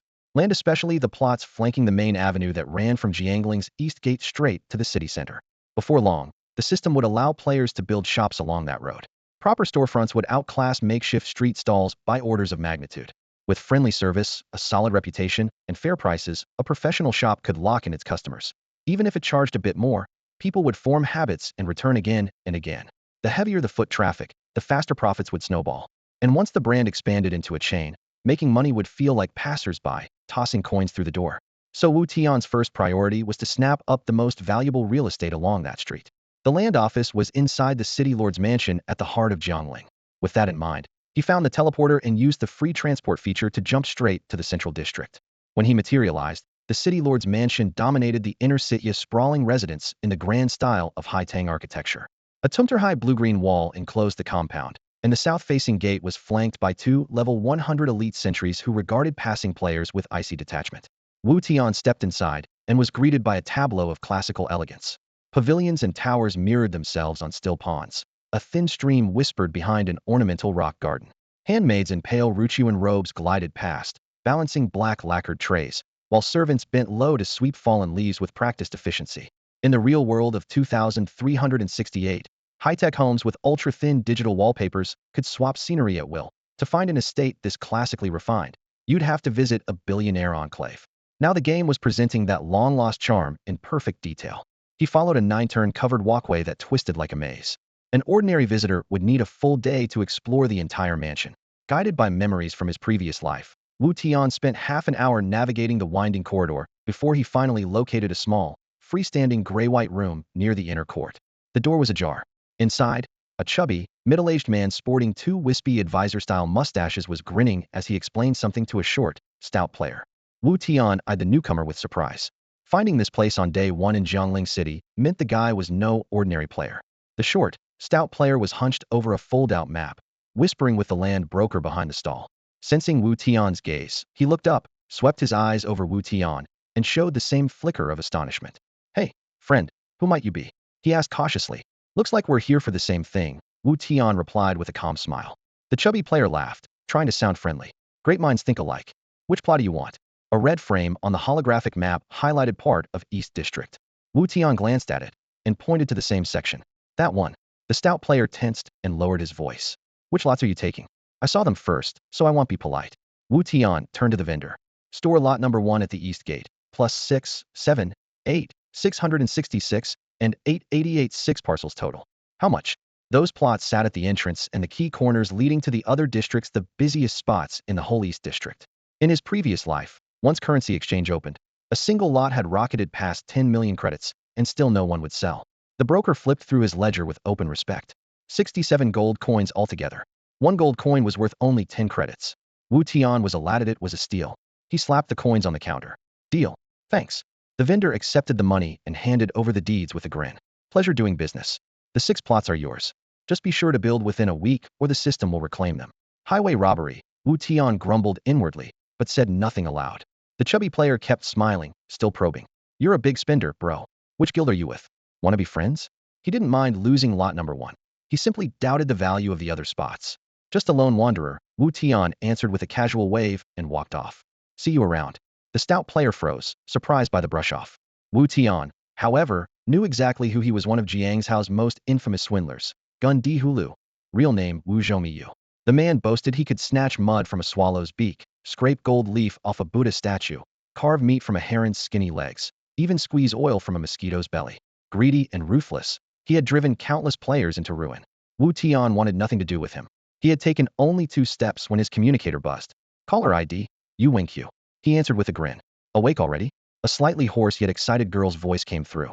"Ningland's still level 10. Let's run a dungeon together. You pick the place, and I'll bring her." Wu Tian chuckled. "Tell everyone to meet at Tiger Mountain in an hour. We'll gather at the entrance, check gear, then start." The Tiger Mountain instance was level 10 and hit a secret bosso white tiger. Wu Tian was after the tiger's soul it carried. "Got it. They'll call them now," Yu Wingqiu agreed cheerfully. The call ended. Wu Tian left the city lord's manor with a dozen or so gold coins still in his pocket. If he wanted to tackle a hard dungeon, he figured he needed a few more supplies, so he headed for the slums in the southwest corner of Jiangling. Years ago, a severe drought swept the provinces, driving countless refugees into Jiangling. The city lords settled them in the southwest quarter, And when monsters overran the surrounding wilderness, those people simply stayed. Over time, the area became the dirtiest, most chaotic part of town, yet for players it was also full of opportunity. Wu Tian hurried down the main street and slipped into a narrow alley barely wide enough for two people to walk side by side. The plaster on the walls was peeling, and damp air clung to the stone. Deeper in, rows of crumbling, single-story shacks came into view, their windows long since stripped bare. System message: you have discovered the slums. Mud and sewage pooled at his feet, leaving hardly a dry patch of ground. Ragged residents shuffled through the crowd. At the sight of a stranger, they stopped and fixed wary eyes on Wu Tian from every direction. While he was taking in the scene, a thin young man crashed into him with a soft thud. Sorry, so sorry, didn't see you there, the youth muttered, head down, then bolted deeper into the slums. Wu Tian's pulse quickened. He opened his inventory as gold was gone. The quest giver for the level 10 slums mission, someone he had spent an entire lifetime waiting for in his previous playthrough, had just run straight into him. His eyes lit up, and he set off in pursuit. The thief wasn't especially fast, and couldn't outrun Wu Tian. If Wu Tian activated his swift step skill, he could catch him in moments, but instead he kept a measured distance until the youth stopped in front of a dilapidated old house. A rotting wooden door hung ajar. In the courtyard stood an elderly man with snow-white hair and tattered clothes. Though emaciated, he still looked sharp. The young man darted to his side, chattering like a sparrow. Grandpa, I made some money. I can finally take you to a doctor. The old man glanced at his grandson, then at Wu Tian, who had followed them, and gave a faint smile. Give the money back, child. The owner chased you all the way here. The youth turned, saw Wu Tian at the gate, and his face fell. He tossed a small pouch over with a grumble. Fine, take it. Bad luck today. Wu Tian caught the bag, confirmed every coin was still inside, then pulled out a single gold piece and offered it to the boy. Your grandfather's ill. Use this to hire a physician. Tears welled instantly. The youth accepted the coin with trembling hands. Thank you. You're a good man. The old man's eyes widened in surprise. You truly wish to help us? Of course, Wu Tian replied with a nod. A kind soul, the elder sighed, producing a cloth sack from his robe and pressing it into Wu Tian's hands. I found this years ago. Please take it. System message. You have received Beast Snaring Net 10. System message. Slum reputation unlocked. What Wu Tian needed most was the Beast Snare Net, which can immobilize a creature for 10 seconds. Normally it costs 50 silver coins apiece from this same old vendor, but today one gold coin bought him 10 nets as a reward for his good deed, proof that in this game virtue is always repaid. With 10 new nets in hand, Wu Tian felt a surge of confidence. They gave him a real shot at taking down the hidden boss. After stowing the gear, he slipped out of the slum alley and made straight for Tiger Mountain. Tiger Mountain lies about an hour from Jiangling City, and he ran the whole way with Divine Stride activated.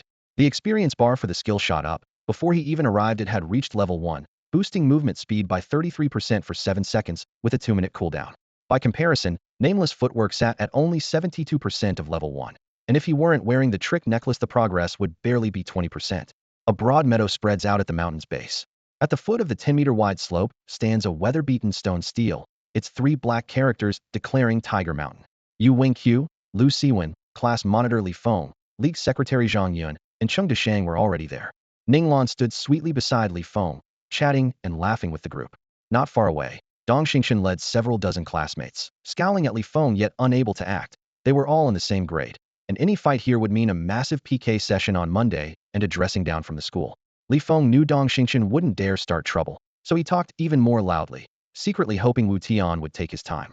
Dong Xingshan's sidekick Li Jiao muttered, Second brother, you're just going to watch Li Feng flirt with sister-in-law like that? What can I do? They're obviously stalling until Wu Tian shows up, Dong Xingshan replied through gritted teeth. Li Jiao finally stepped forward, face dark. Where's Wu Tian?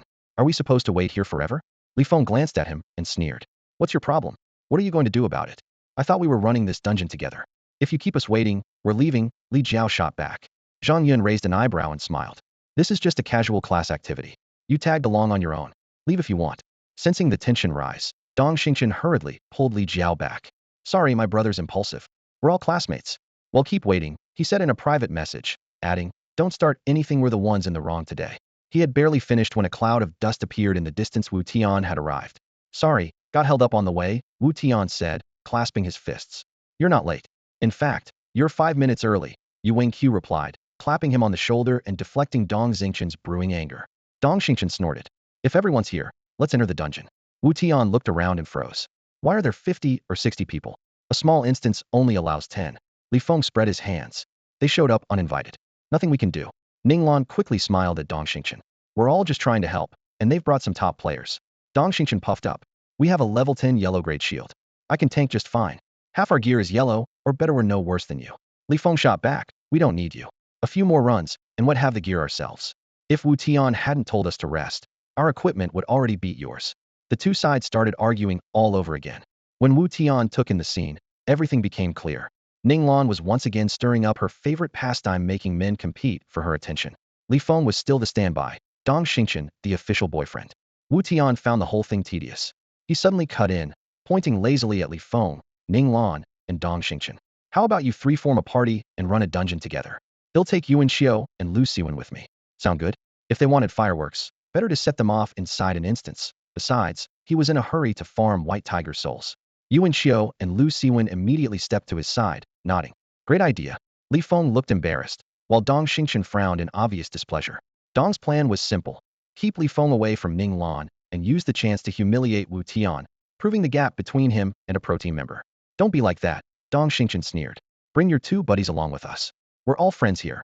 We'll help you upgrade your gear. Need your Yuan Xiao bristled, but Wu Tian raised a hand to stop him. Sure, the three of us will come, Wu Tian agreed without hesitation. Yuan Xiao froze, Lu Siwen gaped, and the two exchanged looks. In a private three-person chat, Yuan typed frantically, Bro, what's going on? WHYDU cave. Yeah, let's fight them. Lu Siwen chimed in. Wu Tian replied with a single laugh emoji. If idiots want to clear the trash mobs for us, why not let them? Saves us a ton of effort. Yuan. Lu. Wu Tian's lips curled. At 17 or 18, hot blood usually drowns out clear thinking. Once he pointed it out, the other two realized he was right and answered with knowing winks. On the other side, Dong Xingchen assumed Wu Tian had surrendered. I've got 6 people including Ning Lan. Add you 3 and Li Feng. That's 10. Fair enough? He'll open the raid and start the instance.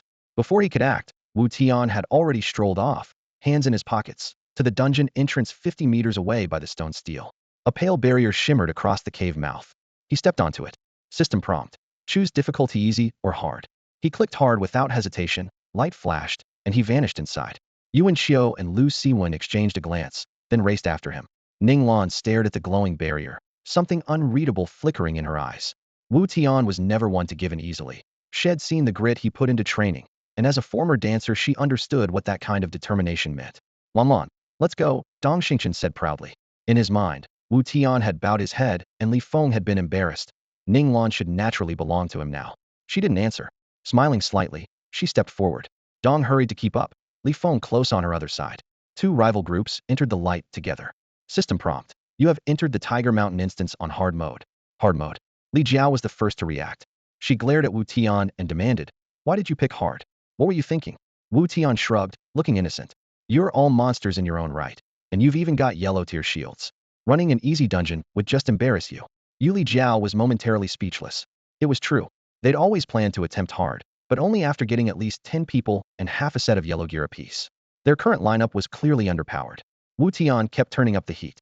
You are the elite of the school's esports team. If you wipe here, he'll never take you seriously again. Li Feng seized the chance to mock Dong Xingchen. All that talk about being a gaming godwad suddenly got cold feet. Dong Xingchen's expression froze. Wu Tian had hyped them up, tossing their gear, skills, and the team's reputation back in their faces. If he backed down now, he'd lose all credibility. We were planning to clear hard anyway, he snorted. Fine, let's go. Zhou Liang, front and center. Let's show class 3 how it's done. Zhou Liang, the tank warrior, lifted his yellow tier shield and took point. 30 meters ahead, 2 1-meter-long tiger cubs sprawled across the path, their yellow stripes clearly visible. Tiger cub LV10. HP 6000. On hard, monsters had 12 times the health of their wild counterparts. With 10 players in the instance, the system had scaled them even further, upping both their attack and defense. Dong Xingchen laid out the formation. Zhao Sison, pull. Kong Jiwei, Li Jiao, hammer them. Feng Lai, keep everyone topped off. Feng Lai had learned anonymous Buddhism at level 1, taken the Buddhism specialization, and bought the skill book mantra of mercy, which let him heal teammates. Wu Tian stood off to the side, watching. He had to admit these players had spent real money. Their gear and skills were solid. Ninglan suddenly turned and asked with a smile. So, what gear are you running now? While chatting with Li Feng earlier, Shed learned that Wu Tian had been soloing a secret spot since yesterday. The black outfit he wore didn't drop from any dungeon near Jiangling City or from the open world. It looked completely unfamiliar. Dong Xingchen frowned too. I thought that set looked odd. Where'd you farm it? Level 10 hidden quest in the starter village, Wu Tian said lightly. Gave me a set of level 10 junk. And your weapon? Ninglan pressed. Junk as well, Wu Tian shrugged. Dong Xingqian didn't want Ning Lan getting more curious about Wu Tian. Hearing her questions pile up, he shouted, Zhao Sison, pull. Zhao Sison already had his bow drawn. A flash of Wutian armor-piercing arrow slammed into the left cub's eye socket. Head clearly free-aimed. Auto-targeting could never hit a spot like that. 113. Both cubs leapt up at once, roaring as they charged Zhao Sison.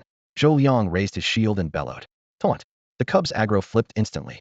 They crashed into Zhou Liang's shield, clawing and biting in a furious barrage, all their attacks now focused on him.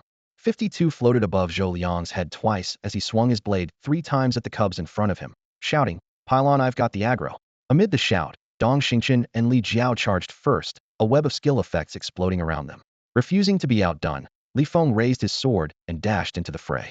Across the way, Yu Wenqiu and Lu Siwen had just stepped forward when Wu Tian yanked them back. Stay put. Why?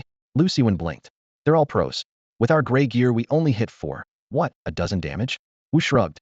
Let the heavy lifters do the heavy lifting. He slipped his stat window into their 3-man chat. On the screen, level 10 Xiangrade weapon, golden back cleaver. Full level 10 set. Rows of bonus attributes. Attack, 163 bright enough to hurt the eyes. Lu Siwen typed in shock. Bro, who are you fooling? You call that low? Yu Wenqiu nodded, also waiting for a reason. Wu Tian chuckled. Dong Xingqian wants to embarrass our class, not just Li Feng, but you two and me as well. Since trouble found us, we won't back down. No point showing our cards now. Let them strut first, then they'll play. Love it, Lu replied. Bro, I want that gear too, Yu Wenqiu laughed. We're here to farm it for you, Wu explained. The dungeon has 3 bosses. A few runs, and you'll be set. I could solo it, but it's a grind. Might as well let them clear the trash to the boss door. The two of them grinned, posted up beside Wu, and settled in to watch the show. Outside the fight, Ning Lan glanced back, her frown deepening. She wanted to ask why Wu wasn't helping, but her sense of decorum held her tongue. No need to argue over trifles or mar her image. Dong Xingqian looked back too, eyes full of disdain. He muttered to Li Feng, your whole class like this? What a joke. Li Feng scowled, frantically gesturing for the trio to jump in. Wu Tian just called out, good luck. My damage is trash, I'm only here for the XP. Same here, Yu Wenqiu echoed. Same here, Lu Siwen parroted, quickly taking Wu's lead, finding it secretly hilarious. Perfect chance to admire the goddess in action, Yu Wenqiu added with a grin. Ning Lan thrust both palms forward, lightning coiled around her staff. Bolts speared down from the clouds, slamming into the cubs with surgical precision. Dong Xingqian, wielding a level 10 yellow-grade one-hander, switched to free aim mode to show off. Wu Tian saw it clearly. The lightning spell, Thunderfall, was from an obscure Taoist technique, head bought as the esports club president. Sword light arced like a rainbow. Weak point markers and critical numbers popped non-stop. Every thrust pierced a tiger's eye, triggering weak point hits and double crits. His damage alone made up more than 30% of the team's total output. In under 10 seconds he cut down a tiger cub, and a second cub fell before the next 10 seconds were up. Li Feng was hitting the boss too, but with only a level 10 common weapon and no idea how to use free aim mode, his damage couldn't begin to compare with Dong Xingqian's. Dong Xingqian flicked his sword in a graceful arc, sheathed it across his back, surveyed the group, and said coolly, stay here and recover. Zhao Siken, go pull the next pack. On it. Zhao Siken answered and sprinted off. Ning Lan's eyes sparkled as she praised him. Your damage was insane just now. Dong Xingqian raised an eyebrow, clearly pleased. Not bad, right? I'm in free aim mode, so my numbers are bound to be much higher than everyone else's. Li Jiao jumped in. Come on, that was way more than not bad. Every thrust hit a moving tiger right in the eye. That's crazy hard. That's why NBA picked him up. The team leader said in 6 months he'll be a full roster player in official matches. That's no small honor. NBA is one of the top domestic teams and among the few with a guaranteed slot in the official Chaotic World Tournament.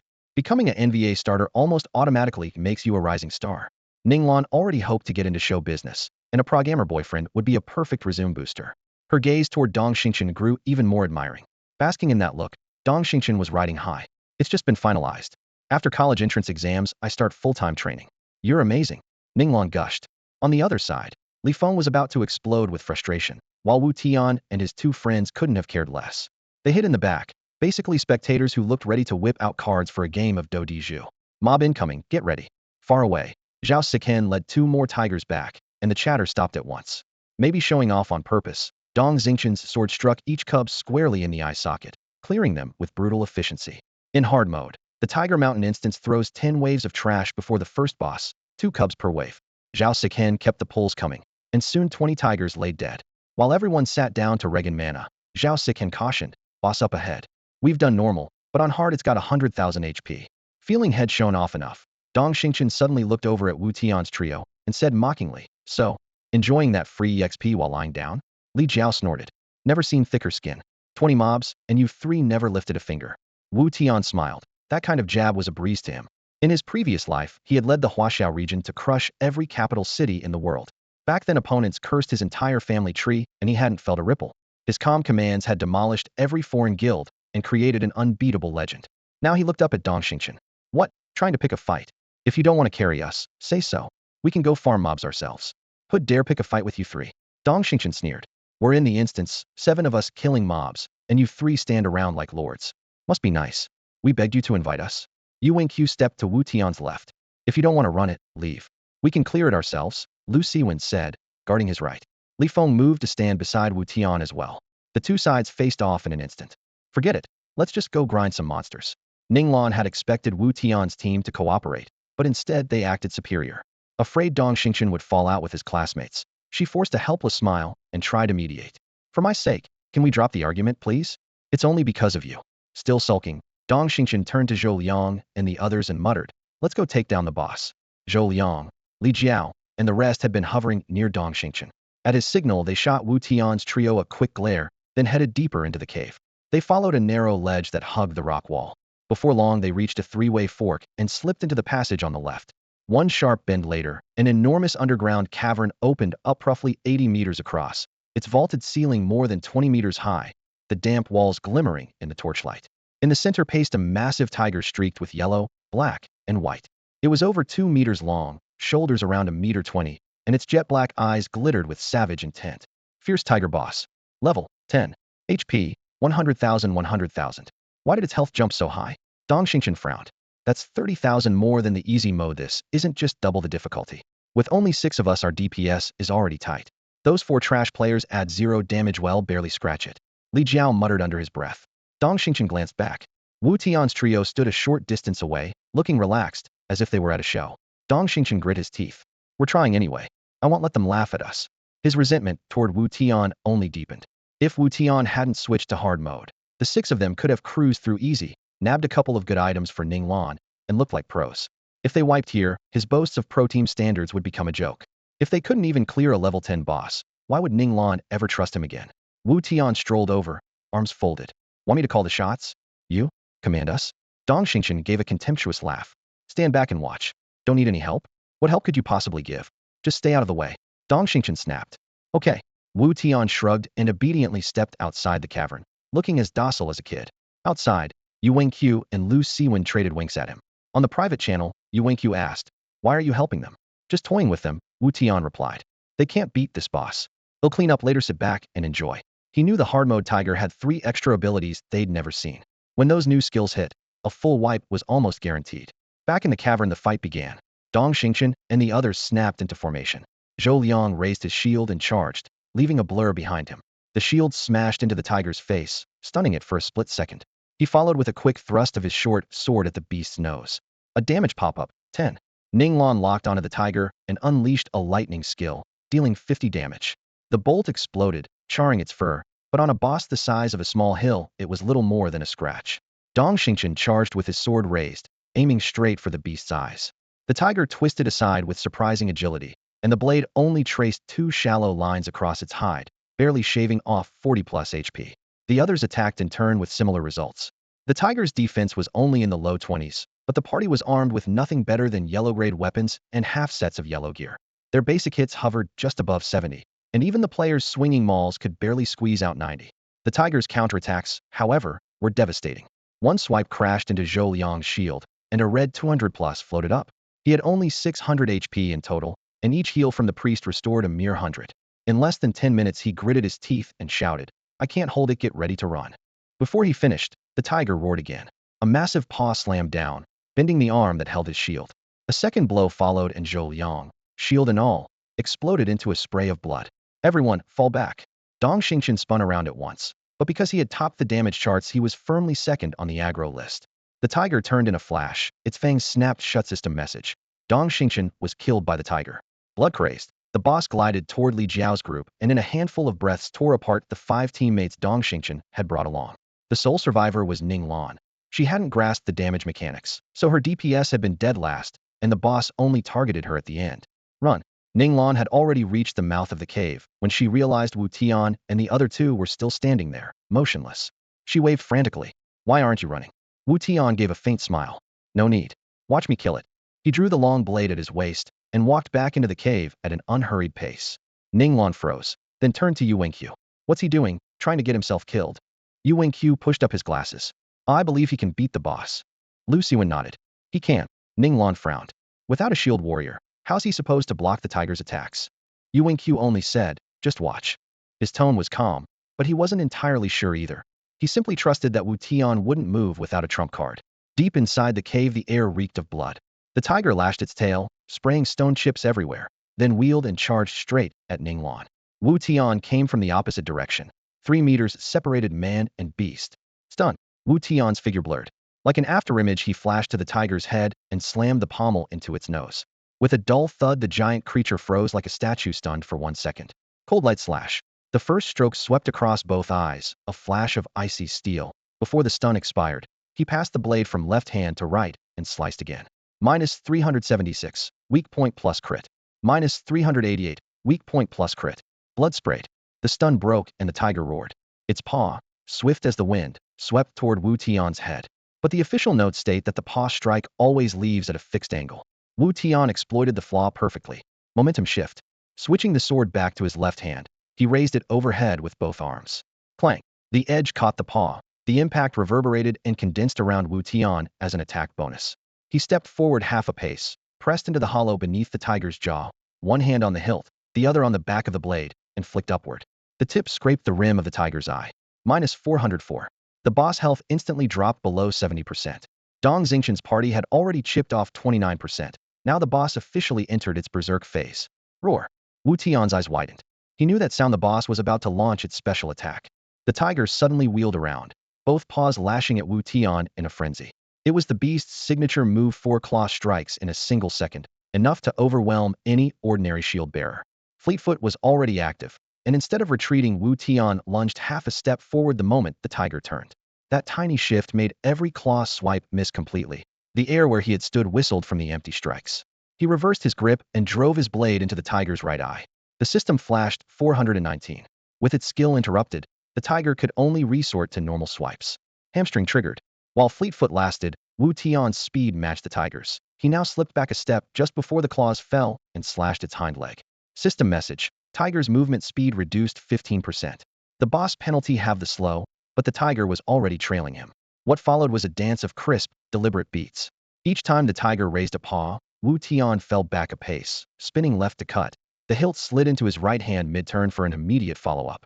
From afar, he looked like a whirling top. Every claw raked empty air, and every miss earned the tiger a precise counter, always aimed at those brass-sized eyes. After 7 rotations, the 7th slash landed, and the system floated 539. In barely 10 seconds, his 7 new strikes, plus the earlier ones, had carved away almost 4,000 hit points of the boss' total health. Yu Wingqiu, Lu Siwen, Li Feng, and Ning Lan stared in disbelief. Yu Wingqiu murmured, "That's a true hero, a real martial arts master." Lu Siwen's eyes gleamed. "Now that looks like real skill. The game suddenly feels like a wuxia epic." Li Feng snorted. Next to Wu Tian, Dong Xingqian's tricks are nothing.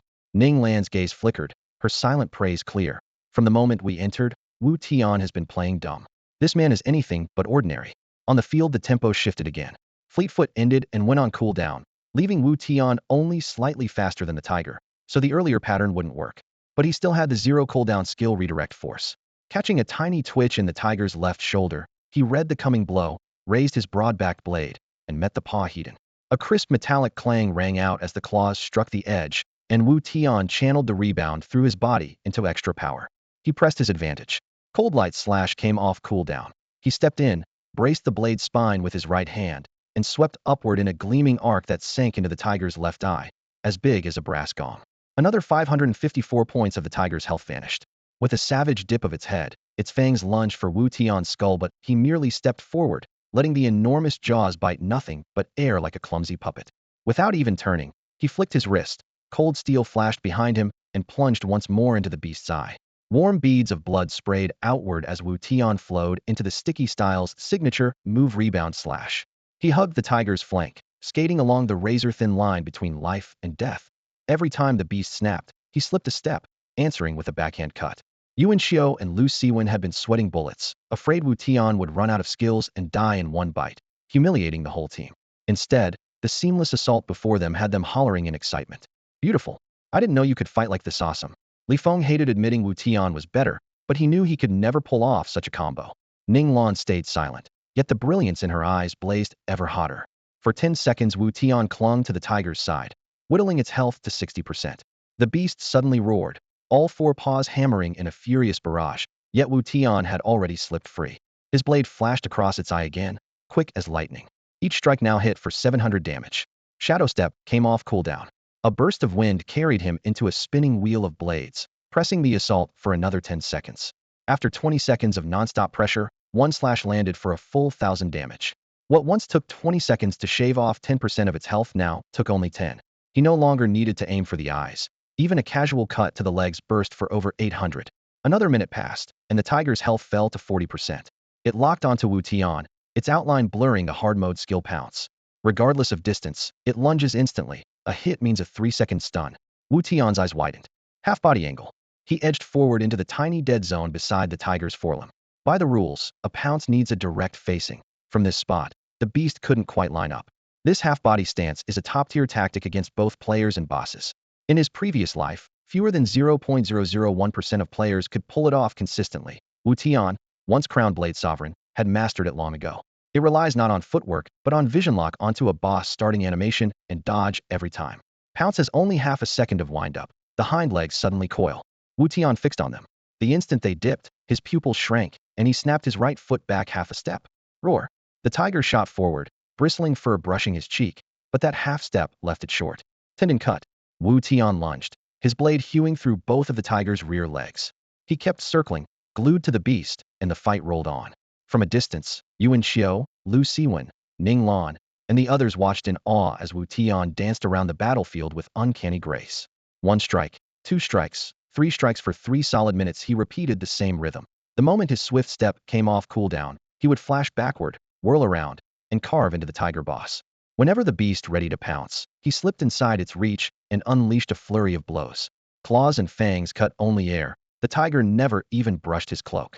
After 3 minutes the boss was down to 10,000 HP. Wu Tian swung again, 3725 floated above its back, dropping the health bar to just over 6,000. Bro, you're amazing, only 6,000 left. Yuan Xiao's voice cracked with excitement. Keep it steady, the gear's on the line. Lu Siwen reminded him. Ning Lan cupped her hands like a megaphone and yelled, come on, you've got this. Hearing them, Wu Tian twisted aside as the tiger lunged, flashed a quick smile over his shoulder, then drove the pommel of his blade into the beast's belly stun. The moment the dizziness icon appeared, he spun into a 2-hit combo. The first cut split its spine, the second left the scabbard just as the tiger recovered and leapt. Before its claws could rake his chest, the tip of his gold-backed broadsword had already pierced its heart. System message, you have slain the tiger boss. You gain 1,293 experience. The tiger's claws froze midair, dropped limply, and the huge body crashed to the ground, coughing up 3 items. Wu Tian scooped them up, glanced at the stats, and grinned. Nice. Stuff you all can actually use. What dropped? Li Feng sprinted over in one breath. Yuan Xiao, Lu Siwen, and Ning Lan crowded around, eyes shining. This was the loot from the hard Tiger Mountain boss, and most players hadn't even cleared the first one yet. Everyone was dying to see the treasure. Wu Tian revealed the first item. Coldblend Axe. Rarity, yellow. Level, 10. Damage, 4,050. Strength, 7. Durability, 5,050. Weight, 25. Attack speed, 3.25. Mine. Yuan Xiao's eyes lit up. Wu Tian handed the axe over. Have fun. Its damage is on par with my two-hander, so you can ride it straight to level 15 without swapping. Awesome. Yuan Xiao hooped and equipped it at once. What's next? Li Feng stared hard enough to burn holes. Wu Tian took out the second item. Drifting Cloud Sword. Rarity, yellow. Level, 10. Damage, 2,736. Strength, 7. Durability, 5,050. Weight, 15. Attack speed, 2.25. This one's mine. Lu Siwen reached out, thrilled. Wu Tian laughed and tossed the sword to him. Knock yourself out. 2 weapons in a row and still nothing for Li Feng. Disappointment flashed across his face. And the third? Wu Tian produced a gemstone. Damage gem adds 10 points to physical attack. I'm keeping this one for myself. Li Feng forced a smile. Fair enough. Come on, let's head back to the fork and get ready for the next boss, Wu Tian said. They had barely walked a few dozen meters when their footsteps echoed off the stone walls. They were already at the entrance to the tiger boss lair. Suddenly, they heard hurried footsteps and voices in the distance. Looking up, they saw Dong Xingqian, Li Jiao, and several others rushing in, curiosity written on their faces. What happened? Didn't the tiger chase you? How are you still alive? Is the game bugged? Li Jiao and Zhou Liang demanded loudly. Sensing something was off, Dong Xingqian frowned, walked over to Ning Lan, and lowered his voice. What's going on? Why are you all just standing here? After Dong Xingqian's team had died, they respawned at the checkpoint outside the instance, planning to charge back in once Ning Lan's group wiped as well. But several minutes passed with no sign of them. Ning Lan didn't respond to messages, so Dong Xingqian brought everyone in by force. Ning Lan glanced at Wu Tian and answered truthfully. After you died, Wu Tian soloed the tiger boss. We spent the whole time watching him fight. Impossible. Dong Xingqian scoffed, giving Wu Tian a once-over. He doesn't have that kind of skill. Stop joking. We're not joking. Look, the tiger is dead, Ning Lan said, pointing into the cave. They followed her gesture and saw an enormous tiger sprawled lifeless on the ground, its fangs still bared. Yu Wenqiu proudly raised his axe. Not bad, right? Yellow great. Lu Siwen lifted his long sword, which gleamed with the same yellow light. Mine too also yellow great. Dong Xingqian's face stiffened. He and Li Jiao rushed to the cave entrance. The once fearsome tiger boss was now just a cold corpse. This isn't possible, Li Jiao shouted, glaring at Wu Tian. Even with a tank, we couldn't beat it. How did you solo it? Wu Tian shrugged. Who knows, maybe I was lucky. Ning Lan rolled her eyes and explained. He was teasing you earlier. He's wearing the best level 10 gear. His weapon's probably profound grade, and the rest of his black gear is at least yellow grade. Dong Xingqian instantly realized Wu Tian had been playing dumb, letting them do the dirty work while he pretended to be weak. So you were messing with me? He growled. Wu Tian sneered and stepped forward. Yeah, I was. The air tightened like a drawn bowstring. Everyone tensed. Very few people on campus dared speak to Dong Xingqian like that. The last person who tried got beaten so badly he dropped out. Sensing danger, Lu Siwen and Yu Wenqiu moved to stand beside Wu Tian, and after a brief hesitation, Li Feng joined them. Fine, fine, Dong Xingqian laughed angrily, pointing at Wu Tian. You're the first person who's ever talked to me like this. He'll remember you. Wu Tian sheathed his blade and smiled calmly. You came here to embarrass us, right? I gave you a shot, but you couldn't even beat a boss. You said you wanted to join a pro team? Sounds more like a comedy team. Buff Yu Wenqiu couldn't hold back a laugh. He pointed at Dong Xingqian. Can't beat us in game, so you want to throw punches in real life? Go ahead, see if we're scared. Lu Siwen added coldly. Touch my brother, and you'll regret it. Ning Lan hadn't expected things to escalate so quickly. She stepped between them. Enough, all of you. Let's drop this dungeon and call it a day. She quietly urged Dong Xingqian. Don't start trouble. They're all my classmates. Dong Xingqian snorted. Before leaving, he pointed at Wu Tian again, then led Zhou Liang and the others out of the cave. Wu Tian let out a cold laugh. Let's head out too. Tell the rest of the class to come in. I'll help them farm some gear. There aren't many mobs on the other two side paths. As long as one shield warrior can tank, Wu Tian can guide the party through the instance. If they keep grinding for half a day, a few of Yuan Xiu and Lu Siwen's classmates will have complete gear sets. After that, the geared players can carry the rest, and within 2 days everyone should be properly equipped. They'll tell them to skip easy mode, we can clear hard ourselves. Yuan Xiu deliberately raised his voice, tossing the words toward Zhang Yun's group so that everyone nearby could hear. Outside the Tiger Mountain dungeon, the portal at the top of the stone steps glowed with a dark red light. Zhang Yun, Cheng Deshang, and 5 members of the esports club trudged in from the respawn point, covered in dust. Moments earlier, the 10 of them had fumbled their coordination on easy mode and been wiped out by a single swipe from the Tiger boss. The team was led by the club's vice-captain, Zhang Hua, better known as Fifth Bro. Standing beside him was a striking girl with delicate features. She lacked a gamer's usual spark and exuded an air of worldly sophistication. Fifth Bro, they're useless. Let's stop carrying them, the girl said with a disdainful curl of her lip. Zhang Wu was just as frustrated. If Dong Xingqian hadn't insisted on showing off in front of Zhang Yun, he wouldn't be stuck babysitting rookies. Had the core squad farm non-stop and bought a few filler pieces from the club, he'd have a full yellow grade set by tonight. He waved a hand. They'll check with young Master Dong. With that, he stepped aside to make a call. The girl hurried after him, eyes full of adoration. Zhang Wu's family was as wealthy as Dong Xingqian's. Both were among the richest kids in their circle. By comparison, her family merely ran a small grain oil factory. Having Zhang Wu as a boyfriend gave her serious bragging rights. While they spoke, 7 or 8 men on the other side of the portal noticed her. They were from Qiyun Pavilion elite loot farmers, even stronger than Duan Yunshan's players. Their leader, Lin Fei, was the raid caller Duan Yuntian had hired at great expense. The Tiger Mountain easy mode strategy was his work. He stared at the girl, a sly smile tugging at his lips. Nice one. Let's go chat her up. At his signal, the 7 men surged forward and surrounded her. The rules forbid sexual assault in the game, but spectating wasn't banned.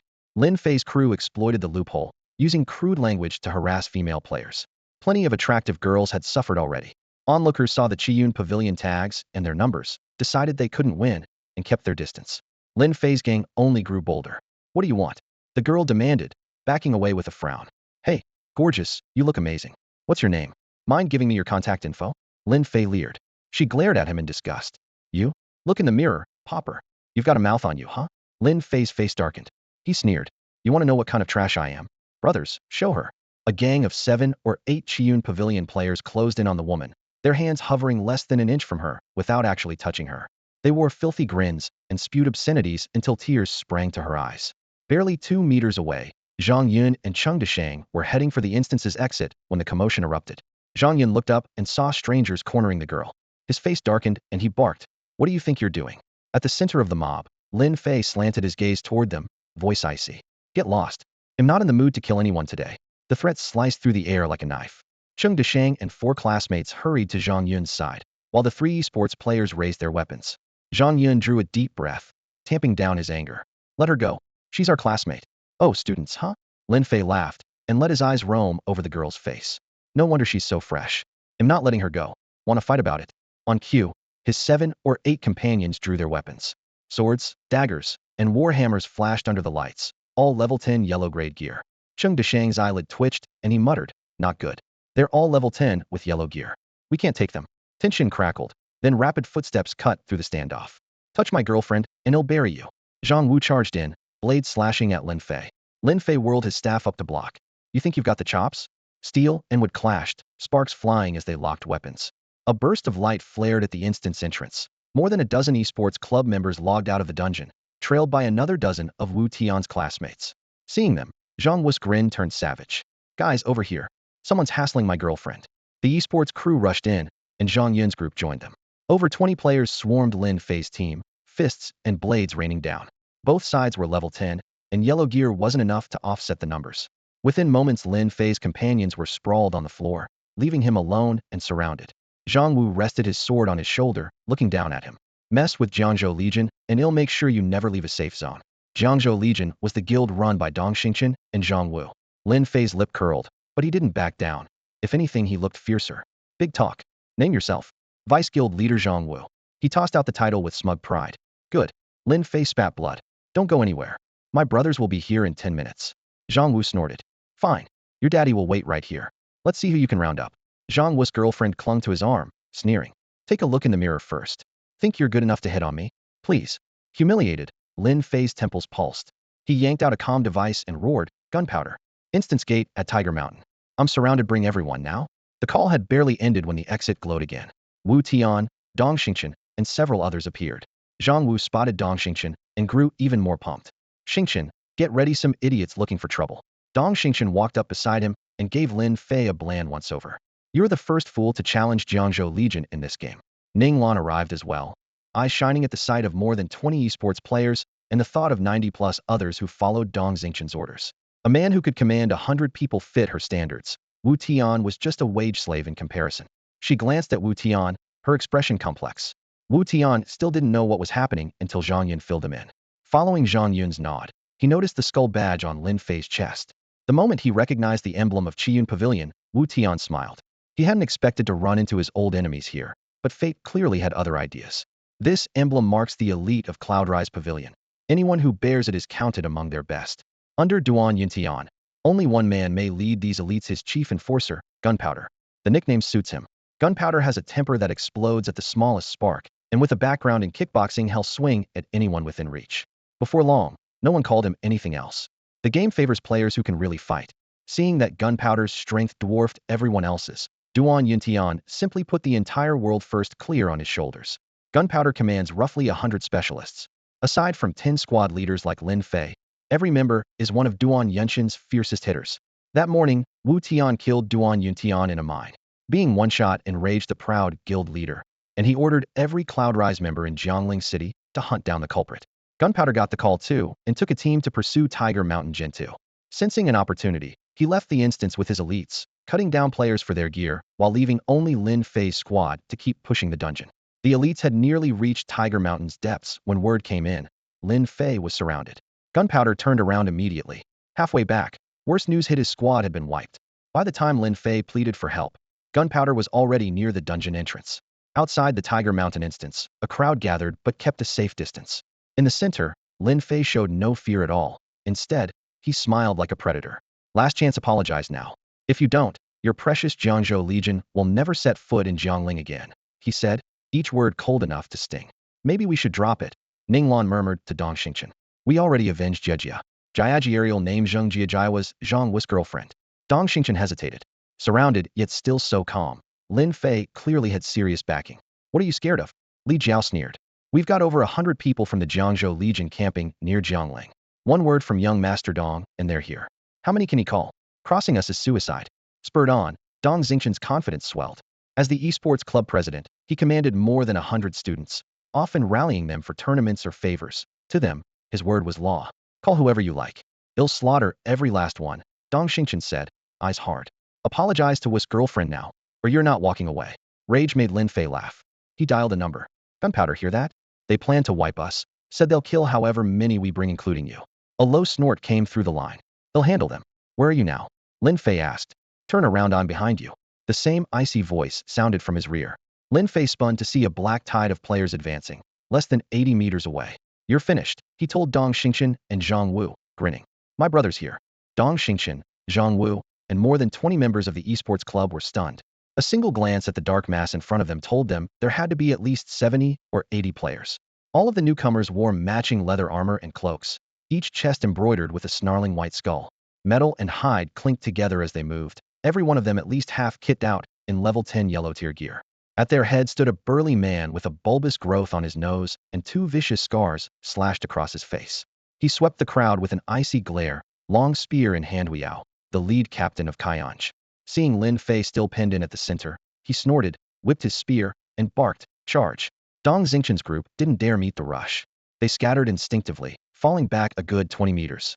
In the confusion, Lin Fei slipped to Huyao's side, leaving the two factions staring each other down across the gap, tension crackling in the air. The onlookers, realizing Kaianj's core force had arrived, turned pale and sprinted even farther away. I expected something tougher, turns out you're just kids. Huayao drew the long saber at his waist, its tip humming as it cut the air, and sneered at Dong Xingqian's crew. Lin Fei bared his teeth, pointed at Zhang Wu's girlfriend Zheng Jejia and at Ning Lan, and muttered to Huayao, see those two girls? High schoolers, real beauties. Huayao caught on instantly. He grinned, showing jagged teeth, and let his gaze roam over the pair. Zheng Jejia had refined features and enticing curves, while Ning Lan was fresh and ethereal. He took 2 steps forward, his voice hoarse and reckless. Ladies, why hang around with these losers? Come have some fun with me. I promise he'll keep you happy enough you won't want to leave. More than 100 men behind him erupted in coarse laughter, every note dripping with lechery. Everyone knew exactly what kind of fun he meant. Zheng Jejia had been pampered all her life and had never endured such humiliation. Her pretty face flushed scarlet. She jabbed a finger at Huayao and snapped, who do you think you are? Look in a mirror, you monster. Think numbers make you untouchable? Wuga, bring every esports club member here and teach them a lesson. Oh, calling reinforcements? Huayao threw back his head and laughed, but a murderous gleam flashed in his eyes. You think you can outnumber Kaianj? His laughter boomed, yet inside he was seething. His looks were his sore spot, and anyone who mocked them had to die. The moment Kaianj left his lips, Dong Xingqian, Zhang Wu, and the others went pale as paper. Since the day before, the forums had been flooded with warnings about Kaianj, a notorious Jiangling city guild that killed for money and gear, over 1,000 strong. They rarely moved with fewer than 40 or 50 people, and once they marked you, the hunting never stopped. Players cursed them online, but the bloodshed only grew. Jiangling's map was small. If Kaianj held a grudge, you might as well quit the game.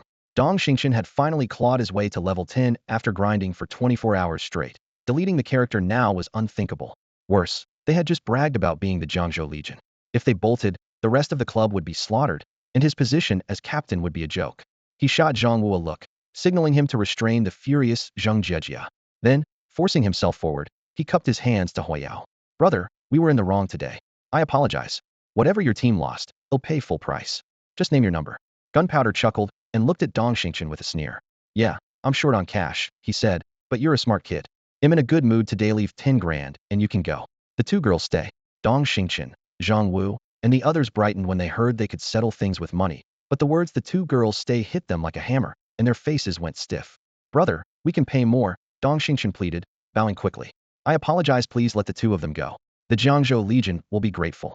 His humility only fueled Gunpowder's anger. The man snorted. You think a few bucks can buy us off?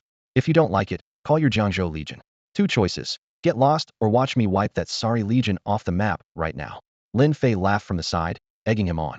Gunpowder, stop wasting time. A guild run by students? That kid's probably in the student union. Just crush their guild, and he'll never be able to face his school. Gunpowder's eyes turned cold as he locked onto Ning Lan and Zheng Jiejia. Ladies, look how gutless your friends are. Come over here, I'll take real good care of you. More than 100 Cloud Summit players broke into lewd laughter, catcalls ringing out. Ning Lan was a classmate of Yu Wenqiu and Lu Siwen, and they got along well. Hearing Gunpowder's insults, the two could no longer hold back their anger. Ugly freak with horns on your nose, you think we're scared of you? Yu Wenqiu rushed in front of Ning Lan, shielding her while shouting at Gunpowder.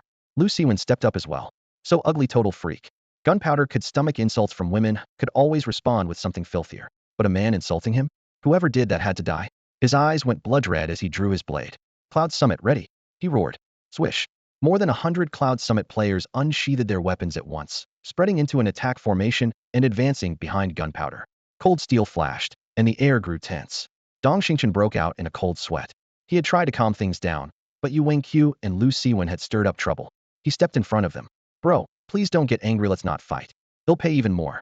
If we start a brawl, the Jiangzhou Legion will never survive in Jiangling.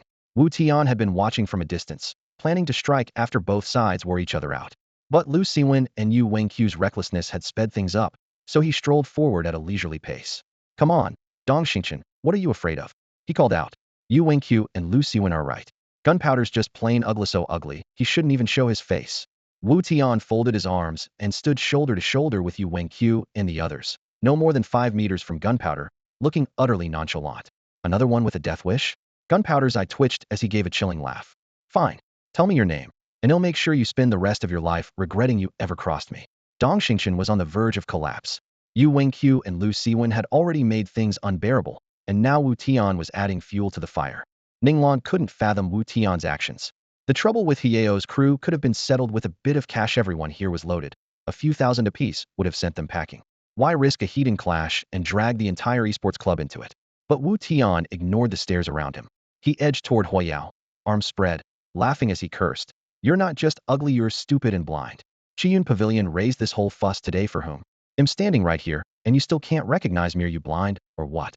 Dong Xingchen, Ning Lan, Yu Wenqiu and the others traded looks. From that alone they knew Wu Tian's feud with Qiyun Pavilion was anything but shallow. Huayao froze, then narrowed his eyes, studying the newcomer.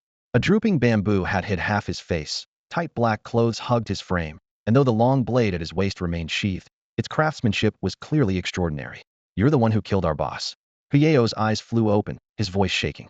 Wu Tian let out a cold laugh. I didn't just kill your boss and the 50 men he brought along. Yesterday in Wild Boar Woods I added dozens more from Qiyun Pavilion. Now I am going to kill you. Even as he spoke he was within 3 meters, right hand on the hilt. He sank his weight and lunged. Stunned, he drew the blade in a reverse grip. To the onlookers he became a black blur, ramming the pommel into Huayao's abdomen. The sword was only half an inch from the scabbard. Cold light slash. The edge flicked upward, carving a diagonal line across Huayao's right eye. A crimson 341 flashed before everyone's eyes like a damage readout. Huayao's total HP was barely over 280. He toppled onto his back without a sound, dead before he hit the floor. The level 10 yellow-grade longsword in his hand fell with a clang and a flash. Wu Tian stooped, scooped up the weapon, and flung it toward Li Feng. Altogether kill them. From the first draw to the throw took just over a second, barely 2 in all. To Lin Fei, Dong Xingchen, and the others it was a blink. The swaggering Huayao was already a corpse. For a moment Li Feng only stared at the yellow-grade sword in his hand. Then he snapped out of it and roared, everyone move. We're taking on Qiyun Pavilion. Zhang Yun, Cheng Deshang and the rest had been itching for a fight. Anyone who insulted their classmates deserved a beating. Shouting in unison, they surged forward with Li Feng toward the pavilion crowd. Dong Xingchen, Zhang Wu and the others knew there was no backing down now. They rallied their people and charged as well. Lin Fei and more than 100 Kaianj elites were gloating as Huayao mocked Dong Xingchen's team. Wu Tian's arrival startled them, but none imagined he would be the one to strike first. In the blink of an eye, the blade slit Huayao's throat. He crumpled to the ground, his weapon clanging against the stone. Wu Tian scooped it up, tucked it into his pack, and straightened amid the drifting blood mist. Only then did Lin Fei recover. eyes bulging as he bellowed. You dare kill a member of Kaiunj? Brothers, attack. Kill them. The Kaiunj players snapped into formation, 3 clear divisions emerging. 1 10 shield warriors, backed by 10 Buddhist healers and 10 Taoist healers, 30 players who offered almost no damage but kept the front line alive. 2 the remaining 70 were the real firepower, 10 swordsmen, 10 sabers, 15 archers, 10 maul wielders, 10 dagger users, 10 axe fighters, and 5 Taoist spellcasters. Taoist spells required leveling the Nameless Heart Sutra to rank 1, and then purchasing one of 5 elemental tomes: lightning, fire, water, wind, or ear at great cost in Jiangling City. Before level 10, these casters lagged behind physical classes, but once they collected all 5 elements, their burst damage eclipsed any melee of the same level. The 5 casters reacted first. Lightning Strike, Flame Orb, Frost Orb, Stone Thrust, and Wind Blade completed their incantations almost simultaneously, all aimed at Wu Tian as he rose. Thunderclouds churned and a bolt as thick as a bucket crashed down.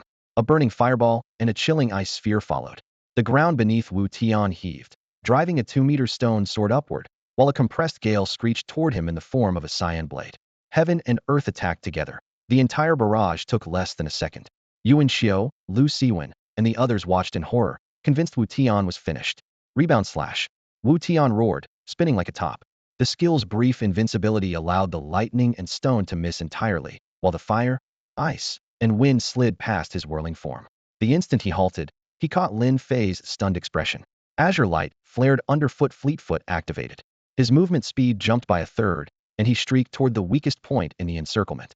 If he let them trap him hidden, even 8 arms couldn't block the combined fire of those spellcasters, so they had to be eliminated first. Lin Fei had only 70 real fighters, 15 if the Marcher had to stay at range. Including the shield warriors, just 55 could close with Dong Xingqian's front line. Dong Xingqian sighed. Even counting the poorly equipped Li Feng and his friends, still mustered around 50 or 60 players, so neither force could stretch its formation very wide. Wu Tian triggered Shadow Sprint and darted toward the flank. His nameless footwork had reached level 1, and together with light steps it boosted his speed by another 33%. His total movement speed hit 403, more than 100 higher than Lin Fei's. All Lin Fei's group could do was watch him pull away. They had no hope of catching up. Their skills and arrows never came close after all. It was only the first day of the server, and very few players knew how to lead their shots. He streaked across the grass like a gray blur, silent as he ran, and within a couple of breaths he had shaken off all pursuers. His abrupt disappearance left Dong Xingqian, Li Feng, and the others charging up to support him completely bewildered. The target was gone. Without so much as a glance back, Wu Tian plunged into the thick forest on the left side of the Tiger Mountain dungeon. What the hell? You bail and leave us to die? Li Jiao shouted. Zheng Jiejie chimed in. Are you even a man? Stand and fight them. Dong Xingqian waved them down, lowering his voice. Forget him. We take these guys first.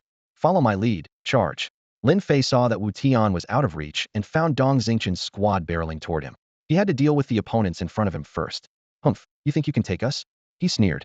Zhao Jun, focus fire with the elemental mages. Tanks, pinch them from both wings. Don't let anyone slip away. 10 tank warriors split into 2 groups and sealed off the battlefield's flanks like a pair of shield walls. Zhao Jun, the squad leader and a lightning mage, led 4 comrades up a tall boulder near the dungeon entrance to claim the high ground. The mages raised their hands and unleashed a cascade of 5-colored elements. Behind them, archers drew their bows from behind the line, the twang of bowstrings mingling with the roar of spellfire. Arrows could still be managed, but the elemental barrage was brutal. With 5 mages focusing, each volley dealt 80 points. Combined, that was 400 damage in an instant. Dong Xingqian's side had no one tough enough to withstand. Ida non-combatant fell every second. If this keeps up, we're done for. Their mages are insane. Someone has to take them out. Zhang Wu yelled while parrying. Dong Xingqian scanned the tightening lines on both flanks and clenched his teeth. I can't spare any troops. Give it 2 more minutes, and all 50 of us will be on the ground. Zhang Wu pressed. Prepare to retreat. Dong Xingqian finally ordered. Li Feng, Zhang Yun, and the others felt the same dread, eyes locked on the 5 mages. The pressure was suffocating. Suddenly Li Feng saw a dark shape slip in behind the spellcasters. Isn't that Wu Tian? He didn't run. Before the words had faded. Moving at 403 speed, Wu Tian ghosted behind the lightning mage Zhao Jun. His cyan long saber traced a gentle line across the exposed throat. 341. Weak point. Critical. Zhao Jun only had 150 HP. He died on the spot. The remaining 4 mages were still lost in the thrill of their bombardment and had no idea their leader had fallen. Wu Tian passed the blade from his left hand to his right, spun, and struck again. The ice mage dropped instantly. The earth mage beside him sensed something was wrong and began to turn. A stun greeted him heated. While the target was dazed, Wu Tian switched the weapon back to his left hand and cleaved across the mage's neck. The Earth Mage took 351 damage from Frostlight Slash, collapsed, and died. The remaining two mages finally realized what was happening. They whirled around, hands flashing through seals, and hurled spells at Wu Tian. One cast Blade Wind, the other Fire Call. Scorching flames and razor-sharp air blades exploded almost point-blank. Wu Tian's chest shuddered, and he cursed inwardly. If I were still at my peak, beginner tricks like these wouldn't have even grazed me. Looks like I still need more training. 60. With 20 points of magic resistance, he shrugged off the damage. He didn't even bother to step back. After tanking both spells, he lunged forward. Cold light flashed, his left knife swept across, the right thrust straight in. Steel crossed, blood blossomed, and the two mages dropped before they could even scream. From the moment they raised their hands to the moment they died, only 8 seconds had passed. On the other flank, Yuan Xiu was surrounded and gasping, barely able to stand. Seeing Wu Tian finish off the enemy mages, his spirits soared, and he bellowed, "Brothers, push. Their main damage dealers are gone." Lin Fei turned at the shout, and saw their own 5 core mages sprawled out, dead. His face went livid. "What are the healers doing? Why weren't you watching the mages?" he roared. The healing captain, Su Wei, kept throwing out heals as he fired back. "Can't you see I'm saving people? Those 5 got ambushed and didn't make a sound. Am I supposed to grow eyes in the back of my head?" Lin Fei fumed, but was powerless. He was only a field commander, while Su Wei was Duan Yunshin's trusted man untouchable. With nowhere else to vent, he turned on the nearby archer squad. "Turn that knife-wielding brat into a pincushion. Don't give him another chance to sneak in." Archer Captain Qin Nen had already locked onto Wu Tian. The volley moments ago was meant for him, but Wu Tian had leapt off a boulder and dodged it. Hearing Lin Fei's order, Qin Nen sneered, "Mind your own business. I know exactly what I'm doing." Lin Fei was choking on frustration. Qin Nen held the same rank another commander and simply ignored him. In this crew, only Huiyao could make everyone shut up. The other 10 commanders had no authority over each other. All Lin Fei could do now was watch helplessly as the archer squad behind them pointed their bows every which way. Behind the rocky outcrop on Tiger Mountain, Wu Tian had already vanished. After cutting down 5 mages, he scooped up their dropped gear, darted into the forest, looped around in a wide arc, and took cover beneath a towering tree on the archer's flank, peeking out to survey the battle. 15 longbowmen under Qin Nan's command had formed 5 three-man teams. Fanned out like spokes on a wheel, they advanced toward the spot where Wu Tian had been standing. "Qin Nan, keep the pressure up front. Why chase that kid?" Lin Fei shouted when he saw Qin Nan change direction. Qin Nan shot him a sidelong glare and snorted. "With all those numbers you still can't wipe out a pack of students?" The healer captain, Su Wei, chimed in with a sneer. "Exactly. I'm keeping everyone topped off, and not a single teammate's gone down. They've already lost more than a dozen." Qin Nan raised his hand, signaling the archers to close in while holding their 5-team formation. Lin Fei could only sigh. Overconfident fools, he thought. Gunpowder was one-shotted a moment ago. Charging him blindly is just suicide. But Qin Nan ignored him. Gunpowder had been his sworn brother. The man had been killed and his blade stolen, and Qin Nan had to avenge him. They were already dominating the main fight, so he figured losing the archers wouldn't matter. "Eyes sharp. If that punk pops up behind us, shoot to kill," he ordered. He trusted the bow's 6-meter kill zone arrows flew so fast that no one, in his experience, could dodge at that distance. The 5 teams kept a 6-meter spread, advancing abreast so that if one team came under attack the other 4 could instantly deliver crossfire. Watching from the shadows, Wu Tian grinned. He loved commanders who thought they were clever. As the 5 teams neared the boulder, he flicked a throwing knife. Thud! The blade pinned the leftmost archer's sleeve, and the system flashed one. The archer spun around, caught a glimpse of Wu Tian slipping into the trees, and pointed. "He's in the forest. Over there." Qin Nan turned, spotted Wu Tian's retreating figure, and roared, "After him. Kill that bastard." From a distance Lin Fei could only curse under his breath. "Idiots, Thug, idiots. You'll never catch him. Charging in helps no one." Deep in the forest, Wu Tian sensed the pursuit and smiled. Dense trunks cut off all lines of sight. Archers here were toothless tigers, threatening in name only. To lure them farther, he ran another few dozen meters. If he weren't worried about Yu Wenqiu and the others, he'd have gone deeper. He was now roughly 100 meters from the forest edge, with the pursuers about 50 meters behind. The ground ahead dipped into a natural slope. Wu Tian vaulted down, landed, and triggered Shadow Step, sprinting along the incline. Seconds later, Qin Nan reached the rim of the slope with his men. Peering down, he saw only grass swaying in the wind, no sign of their quarry. He turned to the archers and asked in a low voice, "Where is he? Did anyone see him?" Negative. Nothing. A dozen players reported that they had been running alongside Qin Nan, and all they'd seen was Wu Tian darting down the slope, nothing else. That punk must have broken off to one side. Qin Nan bellowed, the veins on his forehead bulging. Spread out and find him. Teams of 3, at least 6 meters between each other. I want him dead, no excuses. Being toyed with face while the enemy lurked somewhere to his left or right was infuriating. If Wu Tian escaped today and had abandoned the formation on top of it, Qi Nin knew he'd get beaten to a pulp once they logged out. His anger was ready to explode. They'll take the left, said first squad leader Lu Peng. Left for me too, added second squad leader Cheng Feng. They'll sweep the right, said third squad leader Pang Zhe. I'm on the right as well, fourth squad leader Lung Yuan nodded. They'll stay put, Qi Nin ordered. The moment you spot him, report in. The 4 squads understood. They split into 2 wings and vanished into the forest like a gust of wind, afraid Wu Tian would slip away. At that moment, Wu Tian was crouched behind a thick tree less than 60 meters to Qi Nan's left. From here, he could drop 6 people before facing Qi Nan's 3 lieutenants hidden. Flattening himself in the grass, he waited. 3 archers soon appeared, cleverly splitting up, 2 to the left, 1 to the right. Wu Tian almost laughed. In a few years, top-tier archers would spot an ambush from subtle traces. Then had never dare lie in wait so boldly. But the game had just launched. No one was thinking that far. A cold grin curled his lips as the nearest archer charged straight toward him. Cold steel slash. Wu Tian burst from the bushes, his blades sweeping sideways. The archer never even reacted. A thin red line opened across his throat. 341 weak, point critical, killing aura. 6 meters away, the second archer finally processed what had happened and fumbled for his bow. Wu Tian didn't dodge. 1 step put him inside the bow's minimum range. System message, target too close, attack invalid. The archer staggered back, but Wu Tian gave no quarter. With light step boots and level 1 nameless footwork, he moved 30 points faster than normal. 1 retreated, 1 charged the gap, closed instantly. The archer spun to flee. Too late, Wu Tian's voice thundered behind him. 3 strides, a flash of steel. 341 weak, point critical, killing aura. The second archer dropped, dead. Just then, the third archer rounded a tree on the right and spotted Wu Tian. He's over here, he yelled, loosing an arrow. Wu Tian glanced back as a silver streak whistled toward him. He raised his broad-backed cleaver. Redirect the force clang. The flat of the blade met the arrow squarely, knocking it aside. The archer gaped. He blocked an arrow? That reaction speed. Wu Tian sneered. It wasn't superhuman reflexes. Archers enjoyed auto-aim at center mass. All he had to do was hold the blade in front of him. Die. He closed in with a few quick steps and slashed at the archer's neck. The man instinctively lifted his bow to block, but Wu Tian was in free aim mode. The angle was merciless. Steel flashed, blood sprayed. 1 strike ended the last archer. It wasn't that Wutian's stats were overwhelming or that he could single-handedly wipe a squad at this level. His opponents had simply never faced anyone so ruthless. He fought as if wagering his life in the real world, flooding the game with raw killing intent.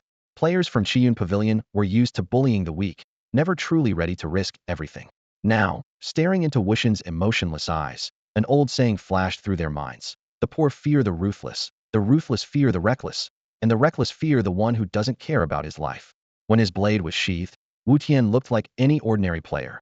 Once it was drawn, he became a blood-crazed Biasta shark that smelled blood and lunged without mercy. For the members of Chiyun Pavilion, who still hadn't grasped the essence of this immersive game, fear took root long before the clash began. After finishing off the enemies in front of him, Wutian noticed a yellow-grade level 10 longbow on the ground, but he didn't bother to pick it up.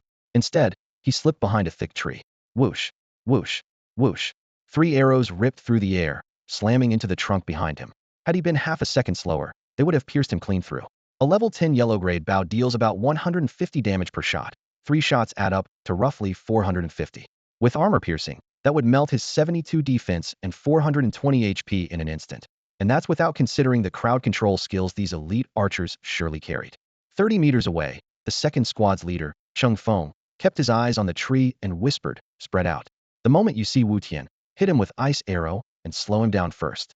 Ice Arrow reduces the target's movement speed by 30%, a god tier skill for archers in duels or farming mobs. Once a player's speed drops from 300 to 210, dodging the next shot is almost impossible, and they're usually peppered until they fall. The 2 archers nodded and crept to either side of the tree, trying to pin down Wutian's exact position. Russell's soft footsteps reached Wutian's ears, and a cold grin curved across his lips. Only 3 of you, and you still split up? You're asking to die? Swift step. Without hesitation, he activated his speed buff and lunged toward another tree 10 meters to the right. The 2 archers who had him in their sights hastily raised their bows. Ice arrows streaked after him, but only sliced through his afterimage. How is he that fast? One of them blurted. He must have a speed skill, Cheng Feng muttered, brow furrowed. He had barely finished speaking when Wutian burst from cover, sprinting straight at them with his long blade held across his chest. A crisp twang split the air. The archer Wu Tian had been tracking released an arrow, but Wu Tian knocked it aside with his blade. The slowing effect landed, yet even with his speed cut by 30%, his Xinqing skill propelled him forward. The archer fired twice more, but before a third arrow could fly, Wu Tian was already on him. "Run!" Cheng Feng shouted. The archer jolted awake and tried to flee, but the chance was gone. Steel flashed. Wu Tian's long saber carved a cold light slash across the back of his neck. 341. Weak spot. Critical. Killing intent surge. The archer grunted and crumpled, his health bar erased. Rage flared in Cheng Feng's eyes. He loosed an ice arrow. It howled through the air. Wu Tian blocked with his hilt, but Frost crawled over it and locked him in place for 3 full seconds. He used the pause to hold his breath, listening. Sure enough, the archer who had split off was doubling back, now standing shoulder to shoulder with Cheng Feng 20 meters away. Wu Tian smirked. They meant to stall him until Qin Nan's squad could swarm in. Yet archers, unlike blade users, had a fatal weakness. During the past 2 days he had trained obsessively, cutting his reaction time to 0.4 seconds. Even elite snipers averaged 0.45. That sliver of time let him vanish among the trees. The 2 players before him were closer to 0.8 seconds, a fact proven by the arrows he had intentionally taken earlier. The ice shattered, limbs springing free. Had chosen this tree because the trunks in this stretch were spaced roughly 7 meters apart. A simple zigzag would let him outrun any arrow. Crouching, he eased half a head around the trunk, confirmed the pair hadn't moved, and launched himself toward the next tree 7 meters to the right like a diving falcon. Cheng Feng glimpsed a flicker of black. He drew back, but the target had already slipped behind another trunk. "Kill him!" he roared. 2 arrows flew at once. The instant they left the strings, Wu Tian braked, pivoted, and surged forward again. Whoosh! Whoosh! Both shafts hissed past his ears without drawing blood. Cheng Feng froze, scrambling for another arrow, only to see Wu Tian duck behind a tree 13 meters to his left. Alarm bells rang. "Fall back," he muttered, edging away while never taking his eyes off the spot where Wu Tian would reappear. The archer beside him also began to retreat, but they had barely taken a step when Wu Tian leaned halfway out from the right side of the tree, steel flashing before he ducked back, then burst from the left, sprinting toward another trunk about 8 meters away. "Shoot him!" Cheng Feng roared, the bowstring snapping as an arrow whistled through the air. Wu Tian skidded to a stop, pivoted, and darted sideways like an arrow himself. Whoosh whoosh! 2 icy shafts grazed his chest and slammed into the tree behind him. In the same breath, he slipped behind a trunk, now just 8 meters from the pair. Damn it! Veins bulged on Cheng Feng's forehead. He knew exactly what Wu Tian was doing, yet he couldn't keep the sights on him and felt his composure cracking. "What do we do now?" the archer asked, voice trembling. A moment ago had enjoyed the thrill of the hunt. Now he was terrified of losing all his gear. Cheng Feng was just as shaken. "Fall back with me. You watch the left, I'll cover the right." Before the words were out, Wu Tian sprang from the left side of the tree ahead, hugging the ground as he cut toward them. Arc. Driven mad by the taunting maneuver, the archer loosed an arrow on instinct. Startled, Cheng Feng fired as well. It was as though Wu Tian had foreseen it. He halted, spun, and launched himself the other way. The 8-meter gap vanished in an instant. By the time their arrows flew, he was inside 5 meters, far too close for a second draw. "Run!" Cheng Feng turned and bolted, the archer racing after him. Wu Tian eyed their fleeing backs and let a thin smile curl across his lips. With lightstep boots on, they had no chance. 6 long strides brought him alongside them. His cold blade flashed twice, dropping each man with a single cut. In the distance, Qin Nan arrived just in time to witness it, shock and fury twisting his features. "Don't you run!" he shouted. "I'll kill you myself." Wu Tian glanced around. The trees here were spaced about 7 meters apart. He let out a cold laugh. "Fine, I'm not running. We'll finish it right here, come on." He slipped behind a thick trunk. "Kill him, everyone, move in," Qin Nan bellowed. Yet he couldn't quite grasp how strong Wu Tian really was. Even though the man had taken out 6 of his subordinates in the forest, Qin Nan still saw it as a naked provocation. As for Wu Tian's method of killing, he couldn't be bothered to think about it. With 2 teammates beside him, he was convinced he couldn't lose. That confidence stemmed from the past 2 days of relentless slaughter in the game. Wherever they went, people cowered. Now Wu Tian had suddenly appeared, standing fearlessly in their way, and they felt the irritation of gods being defied. Qin Nan stopped hesitating. He charged toward Wu Tian's hiding spot and barked, "Flank him." His 2 men instantly split left and right. In theory, their wedge formation would leave Wu Tian nowhere to run, but they had forgotten this was a forest. Whoosh! Wu Tian sprinted toward a large tree on the left. Only 7 meters separated the trunks, and Qin Nan saw nothing but a blur of shadow. He couldn't lock onto the target at all. "That way after him!" Qin Nan shouted again. The 3 reached the first tree, still 20 meters from their quarry. Wu Tian darted from behind the trunk and slipped into the shadow of another tree on the left. "That way after him!" Qin Nan's voice now carried a sharp edge. Before the words fully left his mouth, Wu Tian shifted behind a third tree. This one was smaller, its base surrounded by half-meter-high underbrush. The distance shrank to 10 meters. Wu Tian ducked into the shrubs, pinched 3 throwing knives between his fingers, and flicked them hard to the left. Rustle, rustle, rustle. The blades sliced through leaves, smacking branches and shaking the foliage as if someone were dashing through the brush. Trying to escape in the bushes? Kill him. Qin Nen lunged toward the sound, planning to fire from the tree's cover. As he sprinted, a flicker of doubt crossed his mind. How had the man suddenly become this fast? The question never fully formed. He broke through the greenery and emerged right in front of Wu Tian. Crouched amid the branches, Wu Tian watched him through a gap, a cold smirk tugging at his lips. Cold steel slash. A chilling arc of steel swept upward from the underbrush. Qin Nan had no time to react. He felt an icy touch at his throat. 341 weak point critical hit. Qin Nan crashed to the ground, his level 10 profound grade bow slipping from his grasp. Hunting bow. Profound grade. Level 10. Damage 3,959. Strength 10. Durability 5,050. Weight 15. Attack speed 2.0. No wonder this kid's so cocky, Wu Tian mused with a raised brow. That hunting bow hits harder than my own profound grade broadsword. Kill him and get the bow back. The archer on the left roared, loosing an arrow. Wu Tian ducked, eyes flashing, then hugged the tree line, bounding past several trunks to close in on the archer. One swift slash to the throat, and the archer fell. A black crystal ring tumbled into Wu Tian's hand. Sliding the new ring on, Wu Tian replaced his old level 0 band. His damage climbed another 11 points, reaching a total of 174. The archer on the right was practically frozen in shock. In his eyes, Wu Tian moved through the forest like a martial arts master, flickering from trunk to trunk so quickly that he never left a trace. Damn it, what am I supposed to do? The archer raised his bow and searched frantically, but he still couldn't find a target. Terror rooted him in place. Fleeing never even crossed his mind. Members of Chiyun Pavilion never ran. Die. Wu Tian skimmed along the bark, appeared in front of the archer, and drew his blade across the man's throat in one fluid motion. Blood sprayed. The body dropped, and 2 gear bracelets clinked to the ground. He picked one up and slipped it on. With the full set of level 10 bracelets, his damage rose by another 11 points, reaching a total of 185. There he is. Charge and kill him. 2 squads of archers came in from the left. Their leader, Lung Yuan, pointed at Wu Tian. The captain on the right, Pang Zhe, echoed the order. 6 men spread out in a fan and advanced. Wu Tian's lips curved. Using the brush for cover, he hurled throwing knives that forced the formation to split. A minute later he caught an opening. One wary archer stepped into the shrubs, and Wu Tian's blade cut his throat clean through. The man died instantly. Over there, Pang Zhe roared.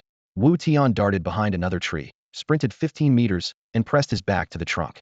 Footsteps closed in fast. He listened, waited for Pang Zhe to step forward. Cold flash slash. A streak of steel, and Pang Zhe hit the ground with a muffled groan. The 2 archers behind him stared in horror as Wu Tian materialized in front of them. They turned to run. Stunned, Wu Tian crashed into one of them, trailing an afterimage. Switching his blade to his left hand, he struck again. The second man's neck snapped, and he crumpled. The third finally spun around, only for Wu Tian to overtake him in 2 light steps. A sweeping cut across the back of his neck dropped the third corpse. Thwip, thwip, thwip. 3 arrows screamed through the air. Wu Tian spun and parried the first with his blade. The other 2 slammed into his arm's. Damage numbers flared. 132 and 116. Half his health vanished. Looking up, he saw Lung Yuan and 2 archers 15 meters away, bows drawn for another shot. Wu Tian ducked into the undergrowth, but didn't drink a potion. Instead, he flicked 3 throwing knives back over his shoulder toward the left rear. Lung Yuan saw the hits land, and assumed Wu Tian had fled left. After him. Don't let him get away, he ordered. The 2 archers dashed forward, certain their last volley had left Wu Tian on the brink of death. Footsteps closed in. Wu Tian's mouth curved into a cold smile. The moment one archer rushed past. Cold flash slash. The 4th man fell where he stood. Wu Tian triggered Godspeed, veered twice, and Lung Yuan's rapid shots missed completely. 1 heartbeat later Wu Tian was in the remaining archer's face. A single stroke sent blood spraying, and the 5th man collapsed. Only Lung Yuan was left. He stood frozen, a chill crawling up his spine. In less than 2 minutes, 6 elite fighters had been cut down until only he remained. You dare cross Chiyun Pavilion? You're a dead man, he shouted, voice trembling as he took a step back. Wu Tian snorted and slipped into the trees again. Branches rustled as he flashed from shadow to shadow, suddenly blocking Lung Yuan's retreat. It's Chiyun Pavilion I came to kill. Cold flash slash. The blade flashed once more, and Lung Yuan dropped lifeless to the ground. Wu Tian scooped up the bow and a yellow-grade ring that Lung Yuan had dropped, then sprinted back the way he had come. He and the 15 archers had spent 5 minutes circling each other in the forest, and he was anxious about Yu Wenqiu's situation. The moment he burst out of the trees, a lone figure staggered toward him at full speed. Recognizing his target, Wu Tian's lips curved into a chilly grin. Perfect, he muttered, drawing his blade and cutting in from the flank. The newcomer was none other than the elite squad's leader, Huiyao. Somehow the man had found a sword, and his face was livid with rage. Wu Tian guessed he had just respawned and run straight over. Otherwise, he would never be without a single escort. At the same time, on the road to the Tiger Mountain instance, Huiyao was reeling from one piece of bad news after another. 5 mages wiped out in an instant by Wu Tian, 15 archers chasing into the woods only to be annihilated. Remembering how he himself had been one-shotted earlier, his fury almost burned away his reason. In real life, even when outnumbered, he had never backed down, but in the game of death meant a long run from the respawn point was on the edge of madness. Bastard! If I see you again, I'll kill you. Huiyao roared as he ran. As you wish. The icy voice came from just behind his left shoulder. The hilt smashed into his side, the stun effect drowned his vision, and darkness swallowed him once more. When he opened his eyes, everything was blinding white dead again. Damn it, Huiyao trembled with rage. Wu Tian glanced at the dropped loot, 2 level 10 yellow-grade bangles. He pocketed them without hesitation and dashed toward the instance entrance. Outside the Tiger Mountain instance, Yu Wenqiu, Dong Xingqian, and the others had lost their formation. They were forced to retreat while counterattacking. The esports squad was down to barely a dozen players, and only 4 or 5 classmates from Li Feng's class were still standing. Ning Lan and Zheng Zhejia were lucky enough to survive, yet they'd been scattered and were now fleeing in all directions. The battle was all but lost. Wu Tian climbed the rocky wall beside the dungeon, the very perch where he had killed the mages moments ago.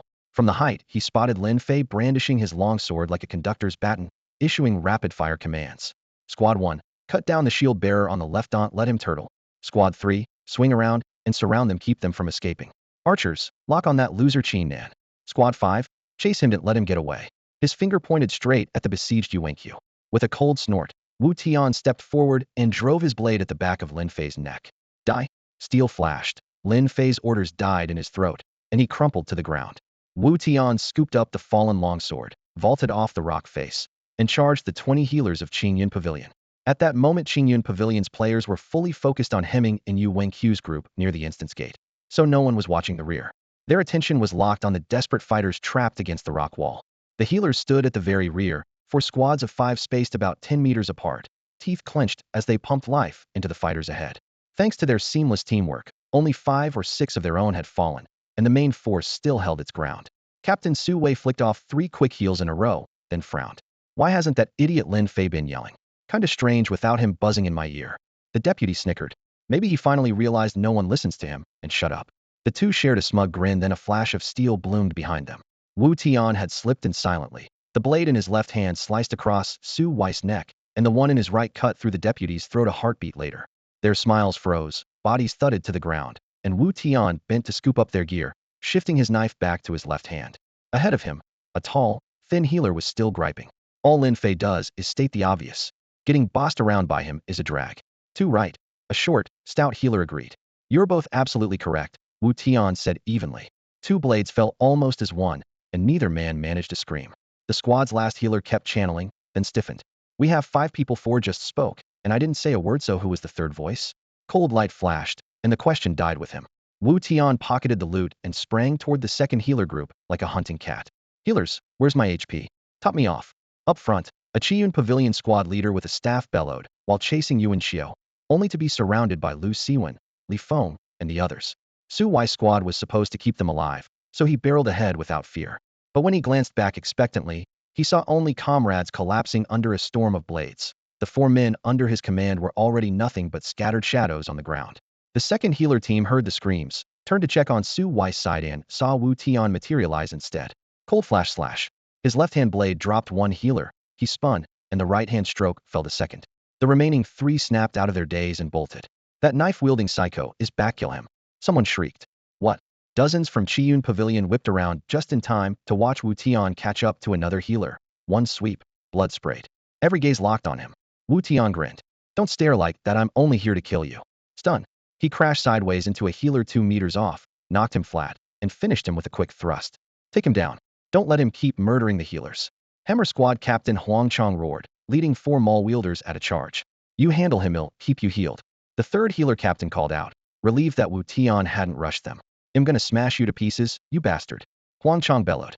Huang Chang stood 30 meters from Wu Tian. With a furious roar, he triggered charge, a ghostly afterimage streaking behind him as he lunged forward. A glint flashed in Wu Tian's eyes. This was the hammer's trademark charge. 30 meters closed in 1 second, and a skilled user could add an instant follow-up swing for double damage. A yellow-grade hammer hit as hard as his black-grade saber. If it connected, he would lose at least half his health. But would it?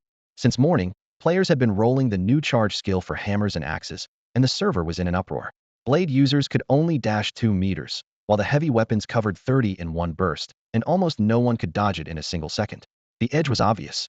Convinced he couldn't lose, Huang Chang sprinted in, laughing madly, planning to land a lethal blow the moment he collided with Wu Tian. Huang Chang's figure swelled in Wu Tian's view. At the critical instant, Wu Tian pivoted left, slid half a step back, then half a step forward, reversing his saber in a downward cut. The blade struck squarely at Huang Chang's neck. Steel flashed. Huang Chang crashed to the ground, dead on the spot. Silence swallowed the field. The entire Qiyun Pavilion faction was stunned. Even Yu Wenqiu, Ning Lan, and the others watching from afar had seen it clearly, yet could scarcely believe it. To them, Huang Chang had looked like a fool, charging straight up and practically offering his neck, and Wu Tian had taken his head with a single stroke. Reflexes like a deity, Yu Wenqiu whispered in awe. Dong Xingchen frowned, disbelief on his face, but jealousy burned even brighter. Ning Lan was equally slack-jawed. Kill him. Before anyone could think, a second hammer user charged at Wu Tian, with a third, fourth, and fifth ready to launch. In this full-contact sim, there was no phasing through bodies. Huang Chang's corpse was now a slab of meat that forced the last 3 hammers to adjust their angle before they could lock on. That 1-second traffic jam had already let Wu Tian decapitate the first charger. He kept Huang Chang's body between himself and the third, fourth, and fifth players, like a snooker ace who sinks a red and parks the cue ball behind cover. The second hammer wielder, oblivious, barreled in. Wu Tian waited until the last instant, slipped half a step left, pivoted, and swept his blade. The second player dropped where he stood. The third hammer finally found a lane and charged. Wu Tian made the slightest adjustment. His saber slashed a third time, and the player died without a sound. The fourth and fifth charged in turn and fell in turn.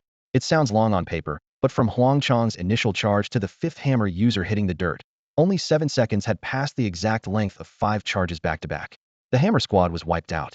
The third team and the lone overflow healer stood frozen. Their leader muttered, "Not even one heal? How did they die that fast?" Wu Tian let out a cold laugh, eyes locking onto the healers. "Because they ran into me. Now it's your turn." Before the words were out, he activated Swift Stride, his speed spiking. The 6 healers scattered like red balls struck by the cue, but they were a full 100 speed points slower than Wu Tian. He ran them down with ease. 6 steps, 6 swings, 6 corpses. By then, Wu Tian had already broken into the center of the melee. "Taste my blade." A longsword-wielding player lunged straight at Wu Tian's forehead, the tip flashing like ice. Wu Tian's mouth curled into a cold smile. Had seen this overconfident, headhunting thrust 1,000 times. It might fool an average player, but against someone with his reflexes, it was suicide. He tilted his head, stepped in close, reversed his saber, and slashed across the swordsman's throat. 385. Instant kill. Hammer squad, all of you charge. I refuse to believe we can't hit him. Everyone else, clear the way. The 5-man hammer team, led by Captain Zhang Bo, roared and lowered their mauls for a rush. "Watch your back." Ninglan's fight was basically over. She glanced up and saw the bulk of Qiyun Pavilion surging toward Wu Tian, so she shouted a warning. Wu Tian already had the field mapped out. His quick, point-blank kill a moment ago had been deliberate, using the falling body to block 3 lines of sight, and by a heartbeat to survey the battlefield. Now he spotted 5 heavy hammers barreling toward him and sneered. People trapped in habit were hopeless. They'd been countercharged once, and still thought the same move would one-shot him. Players scattered to open a corridor. Zhang Bo led the hammer users in a straight-line charge. In the blink of an eye, Wu Tian stepped half a pace back, spun, and flicked his saber in a cold arc. 5 health bars emptied at once. The hammer squad collapsed like dominoes. The battle flipped instantly. Of the 100-plus players Hua Yao had brought, fewer than 10 minutes had passed, and Wu Tian alone had dropped 15 archers, 10 hammer users, 15 healers, 5 mages, 1 knife user, and 2 swordsmen. 48 kills in total. Counting those Yu Wenqiu and the others had taken. Qiyun Pavilion had only 7 axe users, 6 daggers, 10 shield warriors, 10 healers, 9 sabers, and 8 swordsmen still standing, barely 30 with real damage output. Wu Tian held his saber one-handed, the edge angled toward the ground. He swept his gaze around and spoke in a calm, icy voice that carried to every ear. "Anyone else feel like charging? You with the exesto, you dare?" Qiyun Pavilion froze. The hammer squad lay dead, gear scattered everywhere, Another blind rush would be suicide. The sword and saber users backed off. They could see it now. Miss once, and Wu Tian's counter would kill them instantly. They'll take him. A scrawny, sharp-featured player broke the silence, brandishing his daggers as he sprinted at Wu Tian, as if to avenge them all. Wu Tian sneered. An assassin charging Hedon? Is your dagger longer than my saber? Or can you throw it for an instant kill? He tracked the dagger user's footwork. The moment the attacker stepped into the 1-meter kill zone, Wu Tian suddenly slipped back a third of a step. The dagger-wielding player panicked. As he sprinted forward, adjusting his stride, he meant to land the first strike on Wu Tian at just the right distance. Yet Wu Tian merely shifted back half a step and completely broke his rhythm. Before the assassin could reset, Wu Tian's cold light slash came down at point-blank range, knocking him to the ground. Idiot, he spat. Old 10 is dead, avenge him. The rest of the dagger squad roared as they surged forward. Yu Wingqiu finally snapped out of it and shouted, everyone, get in there and hold them. Protect Wu Tian. If he lives, we win. Dong Xingqian's esports team saw the stakes, and though unwilling, they despised Kaiyunj even more. They pivoted and charged the guild's players. In an instant the melee reignited, but this time the numbers were even, and the goal was only to stall. As long as they kept Kaiyunj 2 meters from Wu Tian, they had done their job. Wu Tian flashed Yu Wingqiu an approving smile, activated Phantom Step, and darted off at a diagonal. 5 Kaiyunj assassins chased after him, each priming the lunge skill. Like Blade Stun, lunge triggers at 2 meters and dazes for 2 seconds if it lands. Wu Tian held that gap perfectly, never giving them a chance to close. One short assassin danced on that deadly line. After several whiffs he lost patience. Lunge. He thrust at the spot where Wu Tian stood. Wu Tian had been waiting. He slid aside, pivoted, and his blade flashed. Cold light slash crashed into the assassin's helmet for more than 170 damage. Built only for strength and agility, the player had neither health nor defense. His full bar barely reached 150. He died on the spot. The remaining 4 saw Wu Tian pause and thought their chance had come. They lunged together. Still in Phantom Step, Wu Tian took 1 stride forward, slipping out of range. The 4 blades collided. The system registered mutual obstruction and stunned them for 2 seconds. What a pack of idiots. So this is the best Kaiyunj can field? Wu Tian sneered. He spun back 2 quick slashes, 2 lives claimed. The other 2 had just shaken off the stun when he closed in. Before they could turn, each took a blade and dropped. 10 nearby healers had been ready to top up the assassins, only to find their teammates couldn't survive even a basic slash. Terrified, they ducked behind the arriving shield warriors. Wu Tian cast them a chilly glance, then turned and charged into Yu Wingqiu's main battle group. With the numbers now even and Yu Wingqiu's squad tying up the enemy, Wu Tian became a one-man reaper. His blades flashed again and again, cutting down the remaining 20-odd Kaiyunj players one by one, until pillars of loot lit the ground. In the end, only 10 healers and 10 shield warriors were left standing. Staring at the carpet of corpses and glittering drops, their earlier swagger was gone. Someone screamed, hoarse with panic, run. We can't beat them. The 20 Kaiyunj players broke ranks and bolted, but Wu Tian wasn't about to let them escape. He sprinted after them, felling every last one with a single swing apiece. When the dust settled, the 10 healers and 10 shield warriors had dropped a full set of healer gear and a complete tank set, both glinting coldly in the grass. Wu Tian scooped up the loot, grinning as he strolled toward the dungeon entrance. At the gate, Yu Wingqiu, Lu Siwen, and the others were locked in a tense standoff with Dong Xingqian and his esports club. One spark and swords would fly. Sensing the charged atmosphere, Wu Tian frowned. What's going on? They want to take every piece that dropped? Yu Wingqiu growled, eyes fixed on Dong Xingqian. Total shamelessness. Wu Tian turned to Dong Xingqian, raising an eyebrow. Care to explain? Dong Xingqian's face was dark with anger. Are you seriously asking? You've offended the entire Kaiyunj, over 1,000 people. We could have paid Huyeo's crew a little hush money and been done. But thanks to your recklessness, the whole esports club is on their hit list. I'm taking that gear as compensation. Wu Tian chuckled. I'm the one who killed them though. Don't get cocky, Dong Xingqian snorted. All you've got is quick reflexes. If we hadn't kept the others busy, you'd be dead already. Li Jiao chimed in, nodding emphatically. Yeah, without us, who would you have taken down? Their logic made Wu Tian laugh. Had only doubled back so Yu Wingqiu's group wouldn't get wiped. In the forest, he could have slaughtered however many came after him. Saving Dong Xingqian had been a casual favor, yet now they acted like he owed them. He drew a slow breath and shrugged. Fine. We split the loot 50-50. You did put in some effort. No sense letting you walk away empty-handed. As for Kaiyunj, don't blame me for dragging the esports club into this. From here on out, it's between me and them. You? Dong Xingqian let out a derisive laugh. You think you can handle Kaiyunj's 1,300 players alone? The rest of the club looked at Wu Tian with open scorn. Done explaining, Wu Tian merely sneered, opened the global chat, and spoke loud enough for the server to hear. World chat. Wu Tian. Kaiyunj, listen up. I'm the one who killed your guild master Duan Yuntian. The same guy who wiped 100 of you in Wild Boar Woods yesterday, and the one who dropped another 100 of your elites in Tiger's Maw today. No one else is involved. If you've got the guts, meet me in the level 5 Maple Forest northeast of Jiangling City in 2 hours. He'll take on all 1,300 of you alone. Duan Yuntian, do you dare? You're crazy. Ninglan blurted it out, staring at Wu Tian in disbelief. How can one man fight more than 1,000 people? Wu Tian sneered, his gaze razor sharp. Just because you can't do it doesn't mean I can't. Qiyun Pavilion is nothing but a ragtag mob. While the two sides squared off, the world channel lit up with scrolling text. Duan Yuntian speaking. Good, very good. So you finally show your true colors. 2 hours from now, Maple Forest. Final showdown. If you come, he'll spare your garbage teammates. If you don't, he'll chase the Jiangzhou Legion until it disbands. Deal?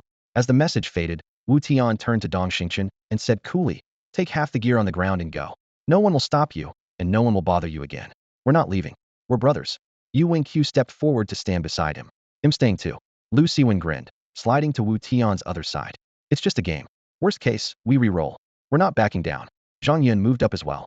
The rest of the classmates closed in, and the standoff became electric. Dong Xingqian and Li Jiao had been ready to mock Wu Tian's arrogance, but the sudden show of solidarity left them awkwardly frozen, too embarrassed even to stoop for the loot. Humph, Dong Xingqian snorted. You're digging your own graves. Let's go. Li Jiao sneered. Keep acting tough. When Qiyun Pavilion's 1,000-plus players show up, you're finished. Ninglan also turned to leave, but glanced back at Wu Tian, her heart full of disappointment. She admitted he was strong, yet she knew he couldn't have racked up so many kills without Dong Xingqian's help. In this game, numbers rule. No matter how skilled you are, you can't beat a sea of bodies.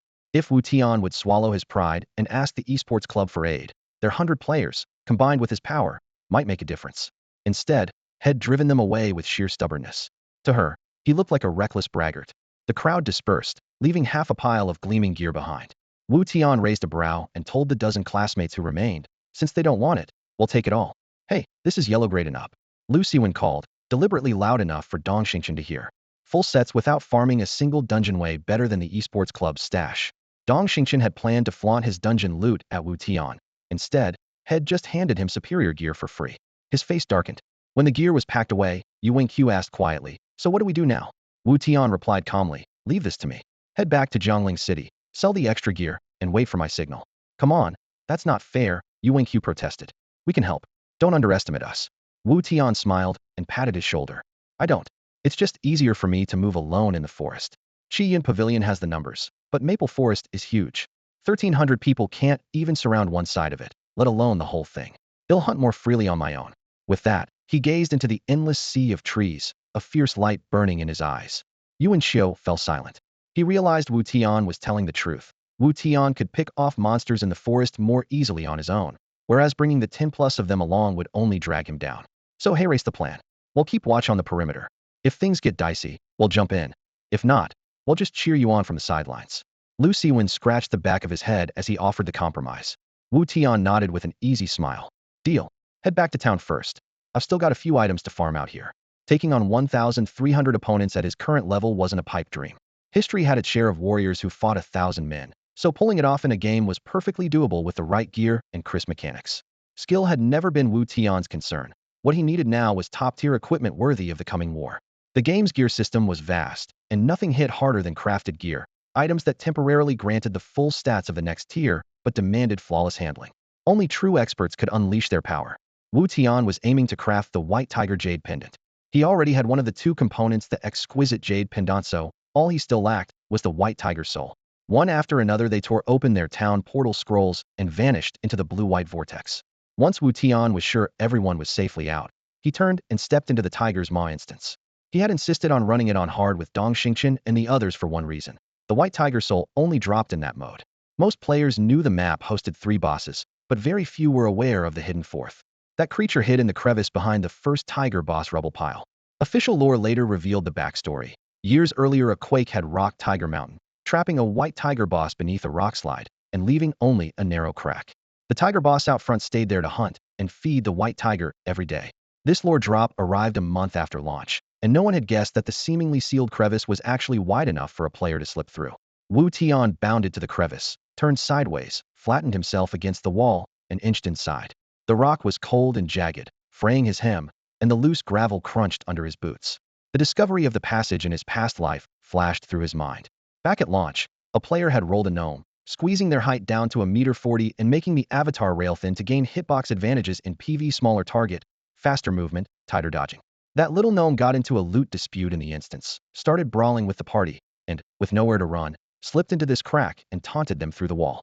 When the furious teammates followed, he kept wriggling deeper. After climbing over a jumble of rocks, the space suddenly opened up, a vast clearing with a white tiger snoozing in the center. The fourth boss, revealed 2 weeks before the devs planned to announce it. Without that accident, the first wave of level rushers would have long out-leveled the dungeon by the time the Easter egg dropped. The memory passed, and Wu Tian kept crawling. Suddenly the ground vanished beneath him. He knew had arrived. He stopped pushing and let himself slide down. The moment he hit the floor, he steadied his stance, gray dust puffing around his boots in a shallow ring. System message: you have discovered the hidden map-collapsed White Tiger Den. Wutian glanced around. The White Tiger lair was cramped, no more than 100 square meters. The first 80 were flat ground, and the remaining 20 held a straw nest where the White Tiger lounged. A halo over the beast clearly marked it as boss level 10, and its health bar was the thickest in the instance, 120,000 out of 120,000. Compared with the other bosses that had only 100,000 HP, this tiger enjoyed an extra 20,000 and a 10% bonus to both attack and defense. Its skills revolved around a chain of pounces. It rarely stood still to claw or bite, instead leaping away and springing back with brutal speed. The entire map offered scarcely 100 square meters, leaving players almost no room to dodge.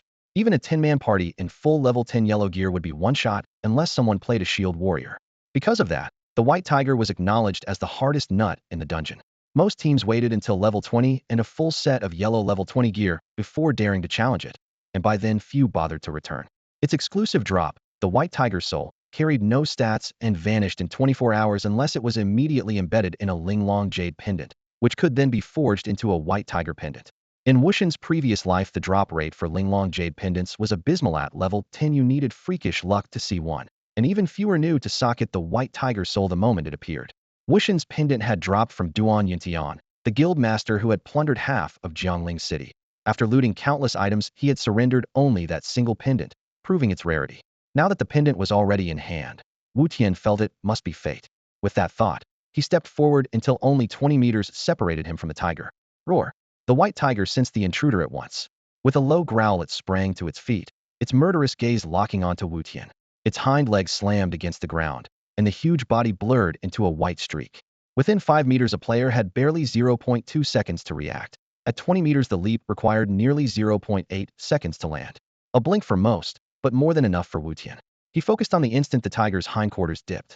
When its power coiled to the limit, he pivoted and stepped obliquely aside. Miss. The tiger flew past. Before it could regain its balance, Wutian's long saber opened its flank, shaving 175 points from its health bar. In the same motion, he flicked the hilt upward and drove the blade toward its head. Stun.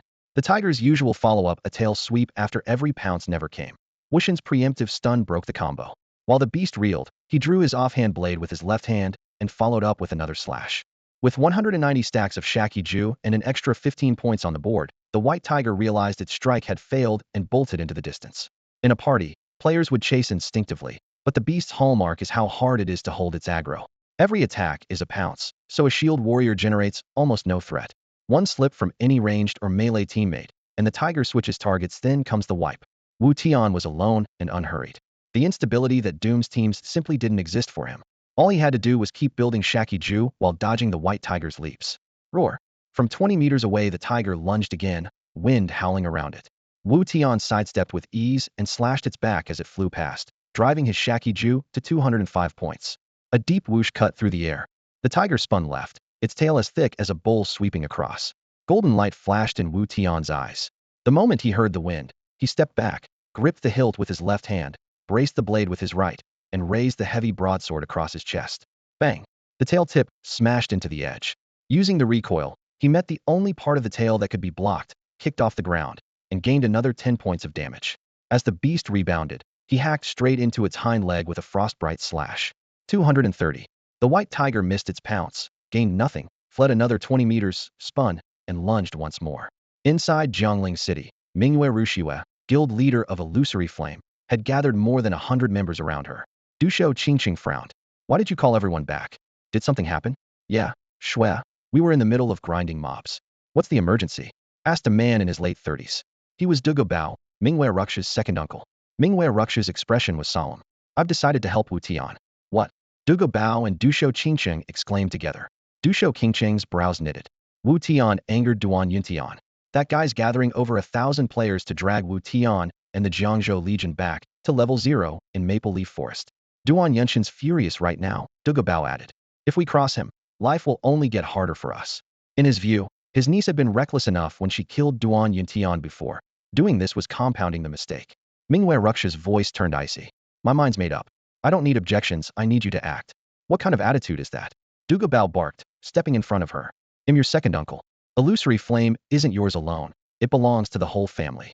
You're about to ruin it. The petite Hongya hoisted her warhammer onto her shoulder and looked at him with disdain. Second uncle, are you going to claim again that you'd be a better guild leader? Give it a rest. I've heard it, so often my ears have calluses. You watch your tone. Duga Bao sputtered. Hongya rolled her eyes. This is my tone. Take it or leave it. Tension spiked until Mingwei Rux's cool voice cut through the standoff. None of you want to fight Chiyun Pavilion because you think we can't win. But think about it, Chiyun Pavilion's been slaughtering players all around Jiangling. How many ordinary players have they provoked? They're already everyone's enemy. She swept her gaze over the crowd, her voice low but forceful. There's no official count, but rumor says their 1,300 members have killed well over 100,000 players. Plenty of people hate them. They're just waiting for someone to take the lead. Mingwei Rushua went on. Wu Tian's appearance has shown everyone that Chiyun Pavilion can be challenged, sweeping away the notion that they're unbeatable. From today forward, more and more players will take shots at them. Helping Wu Tian isn't just about repaying a favor. We're already on Duan Yunshin's bad side. Since a fight is inevitable, we might as well be the first guild to meet him heat and recruit the solo players he's been bullying. Huanhua could use the fresh blood. I'm on board, replied Jin Bushi Hengaling with a nod. Compared with the big guilds, we don't have much pull with regular players. If this lets them see a guild willing to stand up for them, it's worth it. I agree, added Dushou Qingcheng. Backing Wu Tian is really backing ourselves. Duga Bao frowned, thinking it over. It might just work. But if we do draw in a ton of new players, I want my own squad. Mingwei Rux's smile blossomed. Second uncle, they'll make your dream of leading a legion come true, I promise. Well, follow your lead. Satisfied, Dugu Bao dropped his objections. Nearby, the young girl Hongya Zhenku rolled her eyes and typed in guild chat. Sis, let him be hell cause trouble sooner or later. Mingwei Rushue answered with a gentle smile, then surveyed the group. Any other opinions? The cousins, who usually echoed Duga Bao, all shook their heads. Good, that's settled. We move at once to the west side of Maple Forest near Wolf Gorge and set an ambush. I want everyone in Jiangling City to see that Chiyun Pavilion isn't untouchable and that the veteran guild Huanhua doesn't fear a fight. Her voice was firm. Follow me. Duga Bao roared, charging out of the guild hall. Over 100 members thundered after him, morale soaring. Dushou Qingqing lingered. When the others had left, he approached Mingwei Rushue and lowered his voice. Xiao Shui, I know you're repaying Wu Tian, but please just this once. Huanhua can't take many more gambles like this. Mingwei Rushue asked softly, why do you say that? What did I give away? Staring at her flawless profile, Dushou Qingqing sighed. Coming from Wolf Gorge is Duan Yunshin's second-ranked elite regiment. Where we're going, the fighting will be even fiercer than what Wu Tian's up against. Thank you, Mingwei Rushue said sincerely. I know you're looking out for me, but trust me, this time we won't take heavy losses. We'll come out ahead. Her unwavering gaze left Dushou Qingqing speechless. He finally lifted a hand in resignation. All right, he'll get ready. He turned and walked off. Mingwei Rushue still wore a smile, but Hongya could see the steel beneath it. Look, she only showed when danger was close. Meanwhile, the internet had erupted. A player hiding at a distance had uploaded the full video of Wu Tian killing Huyao and the others on Tiger Mountain. Except for the forest segment where trees blocked the view of him one-shotting 15 archers, everything was captured. On screen, Chiyun Pavilion members dropped one after another, health bars emptying in rapid succession. Players everywhere were fired up. Well done. That trash guild Chiyun Pavilion had it coming. I heard Wu Tian is taking on Chiyun Pavilion in 2 hours, one man against 1,300. I want to help, but with so few of us, we'd just be cannon fodder. The dungeon plaza buzzed with scattered conversations. Zhue Feng's 10-man squad had just cleared a run and happened to catch the news. Wu Tian had helped them before, yet instead of hurrying to Leopard Plains, no one was queuing for the next dungeon. What are they talking about? The hammer player asked, hefting his giant maul and scanning the crowd. Forget it, Zhue Feng waved him off. Let's keep grinding. A few more runs, and everyone will have a full set of yellow-grade gear. He knew he owed Wu Tian a favor, but boosting the team's power came first. The hammer and axe players stifled their curiosity and headed for the instance entrance. Suddenly, the girl in white stopped, yanked Zhue Feng's sleeve, and her eyes lit up. Check the forum. Isn't that the guy who helped us? Zhue Feng frowned and opened the video she forwarded. On screen, Wu Tian tore through Chiyun Pavilion's elite 100-man raid alone. Blades flashed like lightning, brutal enough to make one's scalp tingle. Zhou Feng's blood surged. It really is him. He wiped their whole 100-man squad solo. The axe, the hammer, and the rest of the team all opened their terminals, mouths hanging open at the fight. Is he even human? A hammer charge against him is just suicide, and daggers can't even get close, someone muttered. After the brief shock, Zhou Feng looked up. I'm going to help Wu Tian. Who's in? The hammer player slung his maul over one shoulder without hesitation. Of course we go? Let's smash those Qian punks. We're not people who forget favors, the dagger player added. Even Luoxia Qinko and Zongheng couldn't get face from him, yet he still sold us the skill book. We pay that debt today. Less talking, more moving. Maple Forest now? The priest yelled impatiently. Zhou Feng chuckled and waved them down. Relax. We've got almost 2 hours. 3 or 4 more runs, get your gear finished, then we head out stronger. Everyone agreed, nodded as one, and charged back into the dungeon. Deep inside Tiger Mountain's instance, Wu Tian had no idea help was on the way. He was locked in a life-or-death duel with the White Tiger. After more than 10 minutes of brutal combat, the boss health was down to the last 20%, each of Wu Tian's slashes exploding for over 4,000 damage. Ruhar. The White Tiger entered a berserk frenzy, leap range shrinking from 20 meters to 5, every pounce deadly. Gritting his teeth, Wu Tian rolled, slid, and squeezed through the narrowest gaps. Another claw narrowly missed, and his eyes flashed. Stun. The hilt strike snapped the tiger's head sideways. Wu Tian spun, landed a double slash, then triggered Shadow Step, sprinting along the beast's flank. The tiger whirled, trying to lock on, but he stayed glued to its blind side, carving 5 more blows. Though, the howl echoed as the White Tiger crashed to the ground. System message, you have slain the White Tiger. Pale light condensed into a tiger's soul, floating in midair. Wu Tian drew out the Linglong Jade pendant and pointed it at the orb. System message, White Tiger soul has entered your Linglong Jade pendant. Your Linglong Jade pendant has evolved into the White Tiger Jade pendant. White Tiger Jade pendant. Grade, Xian. Level, 10. Strength 15. Vitality 20. Defense 15. Special effect White Tiger Slayer. When activated, grants 40 attack, 300 HP, and 30 attack speed, but drains 30 HP per second. Wu Tian scanned the attributes of the White Tiger Jade pendant, and the excitement on his face was impossible to hide. His already fearsome stats were about to receive another boost, topped off by the pendant's unique White Tiger Slash.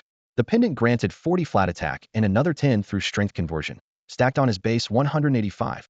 Each strike now hit for a hefty 235 damage. On the health side, it provided 300 HP, his stamina added 200 more, and with his native 420, he now sat at 920 and outright tank. A 30% attack speed bonus erased the 1-second pause after a spinning slash, letting him swing once every second. The only drawback was the 30 HP he lost each second, but for a top-tier player like Wu Tian, that bleed was negligible. Average players had been thrilled when they first looted the pendant, only to discover in dungeons or the wild that their health bled out so fast a single mistake meant a monster counterkill, so they dismissed it as trash. In his previous life, however, elite players had unearthed the pendant's real trump card 0 cooldown. Activating White Tiger Slash forced a 300 HP boost. Even if you were down to 1 HP, the bleed would never finish you off. Turn the pendant off, and you stayed at that single point. Switch it on again, and you instantly popped back up to 301. In the current patch, a level 10 player in full yellow gear with stamina allocation had only about 420 HP, so flipping on White Tiger Slash was like gaining 3/4 of another life for free. With no cooldown, veterans could toggle it at will, healing mid-fight. Even 3 ordinary players at once would struggle to bring you down. For the present level cap and gear pool, the White Tiger Jade pendant was nothing short of an artifact, and skilled hands in Wu Tian fit that description perfectly. He slotted the pendant into his accessory slot, and his stats refreshed. 620 total HP and 87 defense. The average level 10 dagger user could barely muster a little over 100 total damage. On him it would feel like a tickle. Wu Tian dashed toward Maple Leaf Forest, treating the vast red-leafed expanse as his personal hunting ground. Anyone who caused trouble would die, no matter how many of them there were. At the forest entrance, gunpowder and more than 100 men blocked the only road from Tiger Mountain into the woods. The cold wind reddened the pustule on the tip of his nose and made the scar on his cheek look even fiercer. He swept his eyes across his crew and barked, "When Wu Tian shows up, we hit him together, kill him. Anyone who screws up can forget about calling me brother." Lin Fei shouted at the top of his lungs, "Boss, don't worry. If Wu Tian shows up, we'll kill him." More than 100 Qiyun Pavilion players raised their weapons in unison, their roars shaking the air. Squad leaders Qin Nan, Zhao Jun, Pang Zhe, and the others joined the howl. Yet the anger on their faces was aimed mostly at Lin Fei's last crushing defeat had humiliated them, and Lin Fei had now stolen the spotlight again. They traded glances and immediately plotted in a private chat. This punk keeps hogging all the attention, Qin muttered coldly. That fiasco was his fault, and he still dares to brag? Pang Zhe cursed. Let's tell Boss Hu Yao he bungled the command, Zhao Jun suggested. Deal, the others agreed. Up ahead, the pavilion's leader, Hu Yao, scanned the rekindled morale, ready to ask about the recent disaster, when several complaints popped up on his screen. His expression darkened, and his eyes stabbed at Lin Fei as he barked, when I'm not here, no one gives orders. Wait for me before doing anything. Lin Fei's heart lurched, and he shrank his neck. He had hoped to impress the boss, but instead he had dragged over 100 people down with him. Boss, I swear it won't happen again. He apologized, head lowered. Hu Yao snorted. We'll settle this later. For now, stay sharp. At his command, Lin Fei led 9 trusted men into the woods, while Zhao Jun, Qin Nan, and Pang Zhe each took their squads to separate hiding spots. The moment they vanished into Maple Forest, the bystanders who had been watching from cover poked out their heads. We can't beat them, but we can send their location to Wu Tian, said a player gripping a wooden staff. Right. We can't fight, but Wu Tian can. Let's tip him off, added a knife-wielding player. They snapped screenshots and posted every ambush point on the forum. Meanwhile, Wu Tian had swapped out his flashy gear for a plain level 10 set, slipped into the crowd, and was hurrying toward Maple Forest. Refreshing the forum on the way, he opened his own thread and saw a flood of screenshots revealing that Huyeo's group was waiting at the forest's northeast entrance. He smiled. Duan Yintian, the gods first make you mad before they destroy you. With so many people feeding me your coordinates, how can you beat me now? Deep in the forest, waves of ordinary players stripped off their gear and charged in, hunting for Qiyun Pavilion's hideouts and posting fresh coordinates. Besieged, Hu Yao snapped. Cursing, threatening, and chasing did nothing. The players kept rushing in, dying, and dropping even more screenshots. Get lost. Keep it up, and he'll hunt you till you quit. He yelled at the staff-wielding player. Leaning on his staff, the player snapped another shot and taunted, scared of you? Come on. Worst case, I re-roll. He'll kill you. Hu Yao roared, sprang from the bushes, and swung his yellow-grade long sword at the man's skull. The wind screamed. The staff player braced for death when a flash of light crossed his vision. He turned in shock. Hu Yao lay face down on the ground. A dark-clad youth stood in the night. A gold-backed greatsword across his shoulders. It was Wu Tian. He picked up the fallen longsword and shoved it into the staff player's arms. Thanks for the coordinates. Leave the rest to me. Haha, Wu Tian, I knew you'd come. Thanks. The player cheered and sprinted away. Kill him. Lin Fei sprang from the brush 20 meters away, pointed at Wu Tian, and roared, avenge the boss. Take him down. Put him in the ground. Over 100 elite members of Qiyun Pavilion materialized and fanned out around him with a rustle. The left wing, all archers, drew their bows. On the right, 5 mages raised their staves. In the center rushed melee fighters wielding daggers, hammers, and other close-quarters weapons. Curses and ragged breaths mingled with pounding footsteps as they charged straight at Wu Tian. Yet behind the bluster their faces betrayed panic. Lightning strike. Flame summon. Frostbind. Stone burst. Blade gale. 5 streams of elemental light converged on him from every direction. Wu Tian never took his eyes off the mages. The instant they began their chant, he snapped back a step, letting all 5 spells skim past his side. A heartbeat later, he slipped behind a thick maple tree. The maples in this grove were laid out in a grid, 7 meters apart, both lengthwise and crosswise, and averaged 10 meters tall. Each trunk, about 30 centimeters thick, forked 3 meters up, its branches spreading in every direction. Layer upon layer of leaves cast a solid 5-meter canopy of shade. The crowns of neighboring trees overlapped, blotting out most of the sunlight save for scattered pinpricks that dappled the ground. It was late summer in the game world, so the leaves had yet to turn crimson. Most were still gold-streaked with tender green. Under this mottled light, bushes and shadows merged into deep patches of darkness, making it nearly impossible to spot anyone hiding inside at a glance. That was precisely why Wu Tian had chosen this spot. With the White Tiger amulet, he could withstand being swarmed by dozens, even hundreds, at close range. Only the 5 mages, capable of pinpoint casting, posed any real threat. Archers needed line of sight, but a mage could lob spells at the ground beneath him even through cover, and if they pinned him down, he would have nowhere to run. Taking out those 5 was therefore his top priority. Phantom step. Using the mottled shadows for cover, Wu Tian glided forward, his figure blurring into the depths of the grove. Lin Fei and the others bolted after him, but without the movement skill they lost sight of him in less than 10 seconds. How is he so fast? Don't chase. Qin barked. The boss said to fall back to the entrance, link up with the others, and tighten the net. After 3 large-scale clashes, Duan Yunshin's crew had finally realized that scattered squads could never catch Wu Tian. With ambushes failing, their only option was a numbers game: tighten the encirclement like a dragnet and trap him in some corner of Maple Grove. The instant the hot-headed gunpowder got one-shotted, Duan Yintian had switched strategies without hesitation. Lin Fei called out, "Watch our 6 while we fall back," might double back and ambush us. The 100-plus players formed 3 ranks and crept backward, turning to look over their shoulders every other step, their pace painfully slow. In truth, Wu Tian hadn't gone far. Once he was out of sight, he looped around the flank, slipping behind a tree roughly 60 meters off their right side. His plan had been to use his speed to scatter their formation and pick them off one by one, but their unexpected caution had spoiled that idea. Obviously, he had put them under so much pressure that they no longer dared to swarm him the way they used to. But if an ambush from behind was off the table, nothing stopped them from striking Hedon. The 5 mages were still on the right flank, only 60 meters away. Wu Tian sprinted forward and planted himself beneath a large maple tree that blocked their escape route. As the footsteps drew near, he drew his saber. He got lucky this time, the lightning mage growled. 1 bolt from me would have roasted him. Next time we see him, he's dead, the wind mage agreed. We'll have Zhao Jun and the others pin him down while we beat him nice and slow, the earth mage added. The earth mage's last word had barely left his mouth when the 5 of them walked past the tree, no more than half a meter from Wu Tian. Leaves crunched underfoot. Wu Tian's eyes turned savage as the white tiger jade pendant flared to life.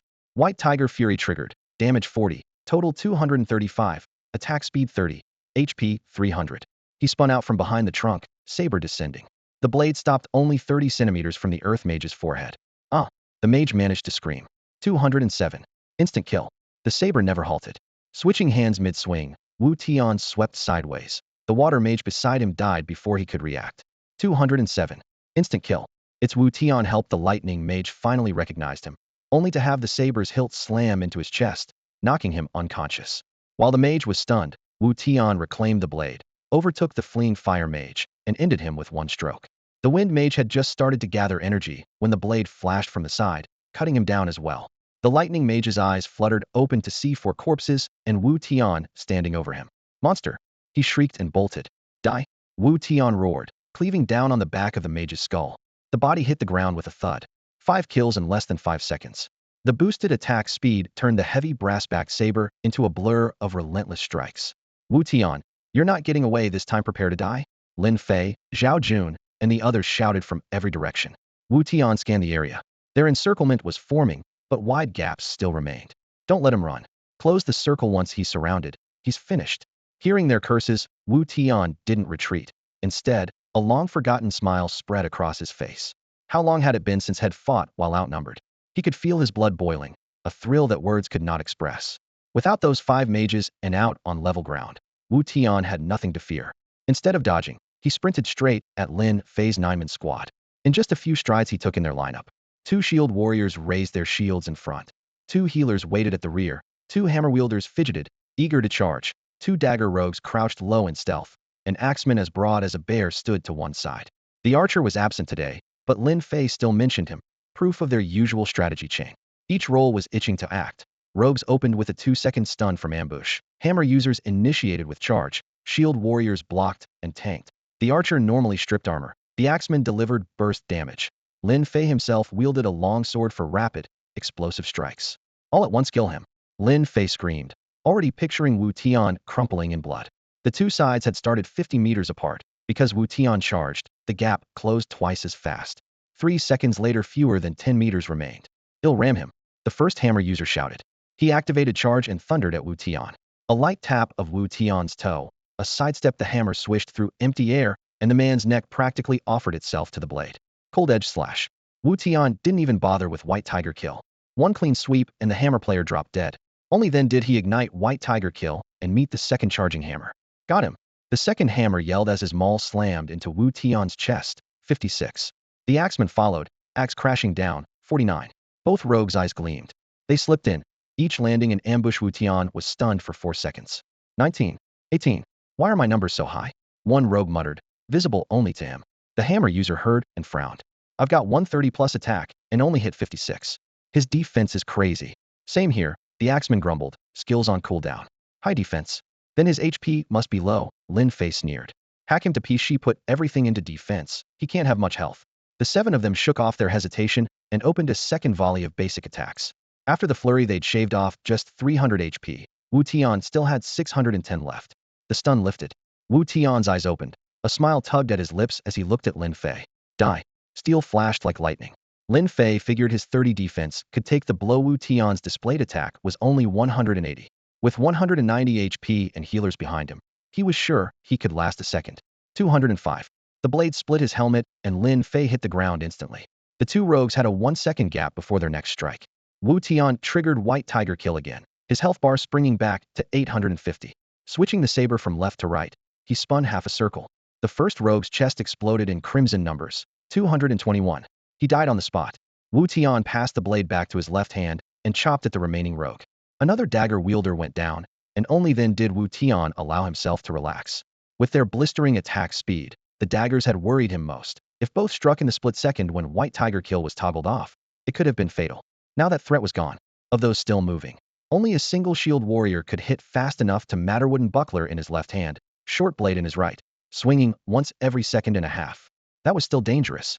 Die for me. The hammer player's cooldown ended, and his maul whistled toward Wu Tian's head. Wu Tian neither ducked nor dodged. Relying on the extra 300 hit points from White Tiger Kill, he tanked the blow, then whipped his long blade in a flat slash at the shield warrior's stomach. The defender raised his buckler on instinct, but the expected thud never came. In midair, the blade bent at an impossible angle, skimming past the shield's rim and stabbing straight for the man's face. 485 Shakiju bonus. With only 660 total HP, the shield warrior's courage evaporated. He managed to spit out half a he before Wu Tian swapped the knife to his right hand, spun, and took a second swing. 250. The shield warrior collapsed on the spot. Two healers stood 10 meters away. They had assumed Wu Tian would focus on the axe DPS first. No one expected him to cut down a supposedly harmless tank instead. Everyone was on level ground, and Wu Tian was boxed in by a wall of bodies, so the healer's line of sight was blocked. They had to call out HP values, and by the time the warning left their lips it was too late. Their heels landed on empty air. The tank fell backward, and Wu Tian's icy gaze turned on them now. He was coming for the healers. Wu Tian took a step forward, blade tip, rising toward the two priests. The last remaining shield warrior hurried to plug the gap, but in moving, he tore open his own defense. Cold light slash.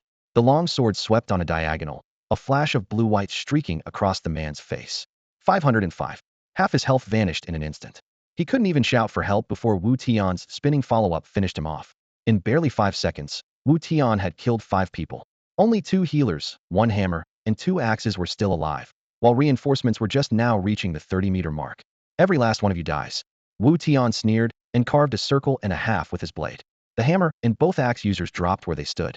Activating Swift Stride, he covered the ground to the fleeing priests in 3 steps and felled them with 2 cuts. Only then did the archer Captain Qin Nan, hammer lead Huang Chong, axe leader Lin Feng, dagger specialist Ling Yu, and the rest finally complete their encirclement. Why is his damage so high? Lin Feng whispered in shock. Doesn't matter, is carrying something good. Kill him and loot it. Huang Chong shouted from nearby. The single sentence sparked everyone's greed. They surged forward, the hammer squad in the lead, 8 great mauls barreling toward Wu Tian from 30 meters out. But a problem immediately became obvious. No matter how many bodies they had, only 8 could actually get within melee range. Any more, and they'd jam each other up.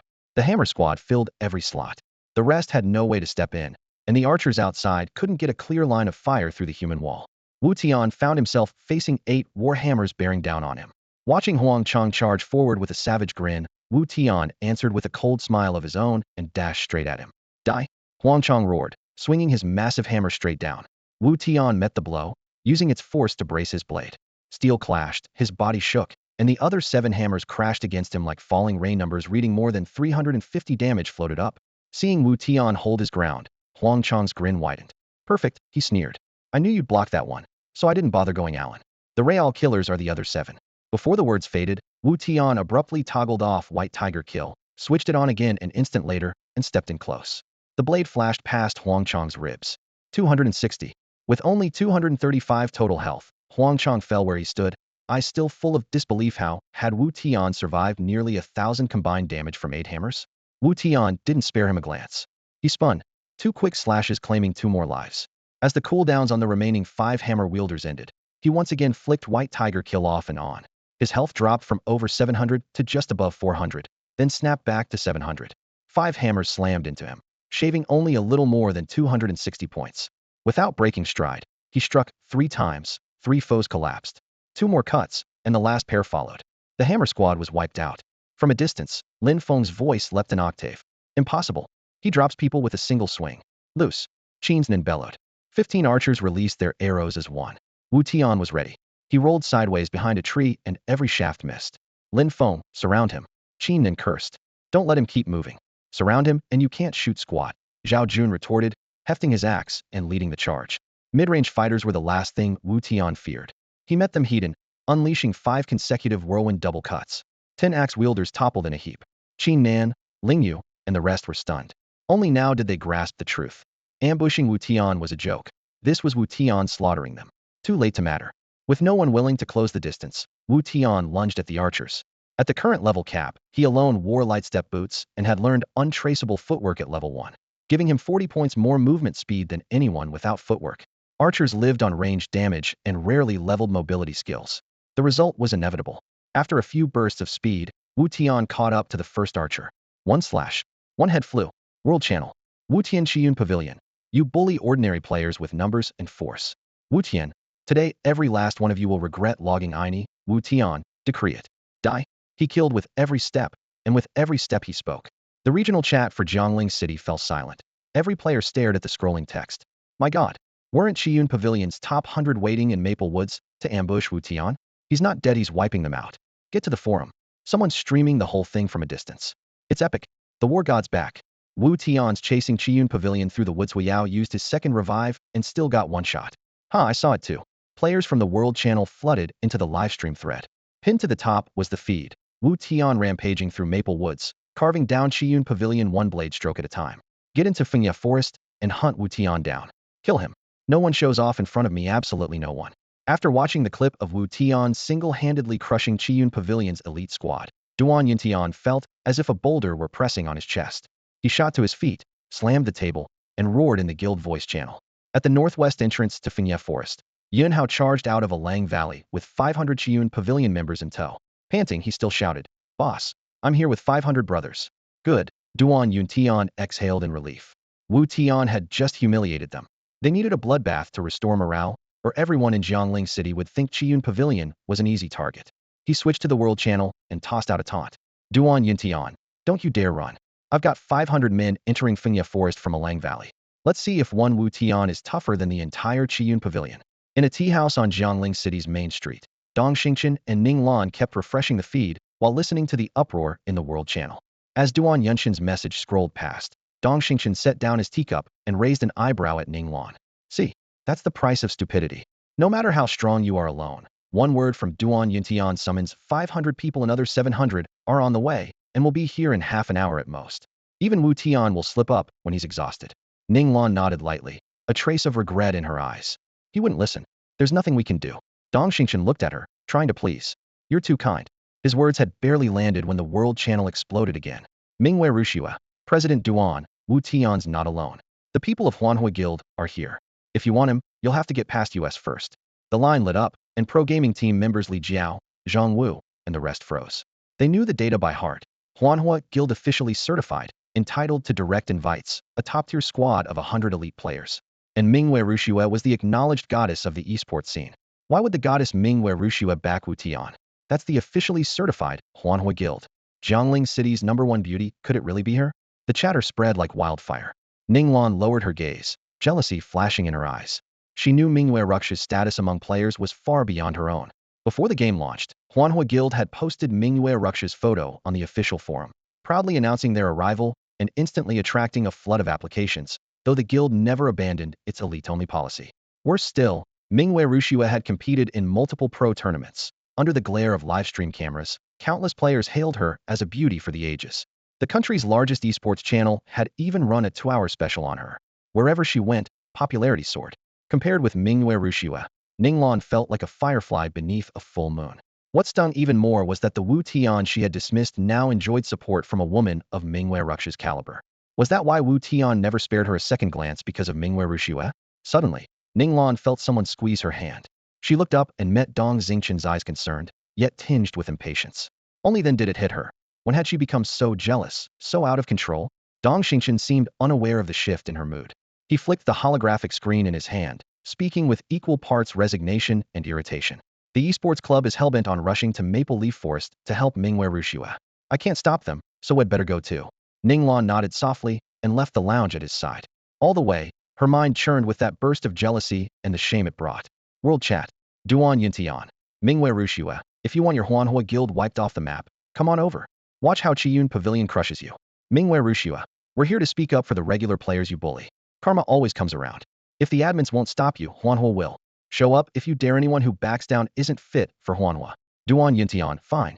They'll be waiting with 500 men at the south entrance of Maple Leaf Forest. After I kill Wu Tian, they'll take care of Huanhua myself and see just how tough you are. Maple Leaf Forest, northwest. In the dense fog, Wu Tian slid his blade into its sheath. At his feet, pillars of light marked the gear dropped by Chiyun Pavilion's elite. A glance at World Chat warmed him. After a single meeting, Mingwei Rushua was willing to stand up for him. She was definitely friend material. He opened voice chat. Don't be reckless. Get Huanhua out of here. I can hold them off alone. Helping you is helping myself. Mingwei Rushua replied. Her laugh crisp yet steady through the headset. I'm not retreating. Wu Tian chuckled. Another one carrying a heavy load. Then he reported the loot. All right, I'm coming to back you up. They'll kill my way over and scoop up drops as I go. I've got enough to outfit 10 people in full yellow sets. How many did you kill? Mingwei Rushua sounded stunned. She did the math. Even skimping on boots and trinkets, 7 or 8 pieces per set meant more than 100 items. It boggled her mind. Wu Tian laughed. I wiped out Kaien's top 100+ players twice. By the way, how many archers do you have? 10. Mingwei Rushua said, mildly annoyed. All experts, but none of them have yellow-grade bows. Wana's growth has been slow. Perfect. Wu Tian sent coordinates. I've got 1 black-grade level 10 bow and 9 yellow-grade bows. Meet me at Maple Leaf Forest 193,049.203494. There's a pit there. I'll hand everything over. The bows had a clear history. Outside the Tiger's Maw dungeon, had given other loot to Yuan Xiao and company, but kept the bows dropped when he first took out Qin Nan's archers in the forest. Today, after wiping out Qin Nan's 15 archers again, he finally had a complete batch. I'm on my way, Mingwei Rushua said. She hadn't expected such generosity. Those weapons could fetch a fortune at the Jiangling City auction house. She hesitated, then added, I don't have that much cash right now. He'll repay you later. Your help is thanks enough. Take them as a gift, Wu Tian replied. I don't like owing favors, Mingwei Rushua said earnestly. All right then. Wu Tian was at a loss. Tough little girls like her always left him helpless. She looked as fragile as a reed, yet insisted on carrying the world on her small shoulders. One listened to her voice, and his heart twisted. He turned to Mingyu Rushua and said, if you want to win this fight, listen to me. Right now, pull everyone who can still move back toward the Tianjing. They'll show you how an archer turns a forest into a slaughterhouse. What's there to learn? Mingyu Rushua stared at him, puzzled. As far as she knew, an archer's job was simply to draw a bow and shoot. Wu Tian laughed, completely sure of himself. There's plenty. In the woods, a good archer is a god. A bad one is dead weight. I wiped out over 100 of Duan Yenshin's elites because their archers didn't know how to fight in trees. They couldn't even scratch me. Realization lit Mingyu Ruxu's eyes. She shouted across the battlefield.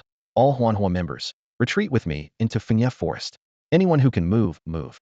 Dugu Bao had just smashed a Chiyun Pavilion player with his longsword when he heard her order. He frowned. What? We're running now? Into the trees now? Mingyu Rushue repeated, then charged into the forest first. Huanhua Guild was a professional esports team. They already understood the game's mechanics inside out. More than 100 players under her command had all learned level 1 Wooming Step. They turned and bolted faster than the wind. In minutes, they lost only 8 people.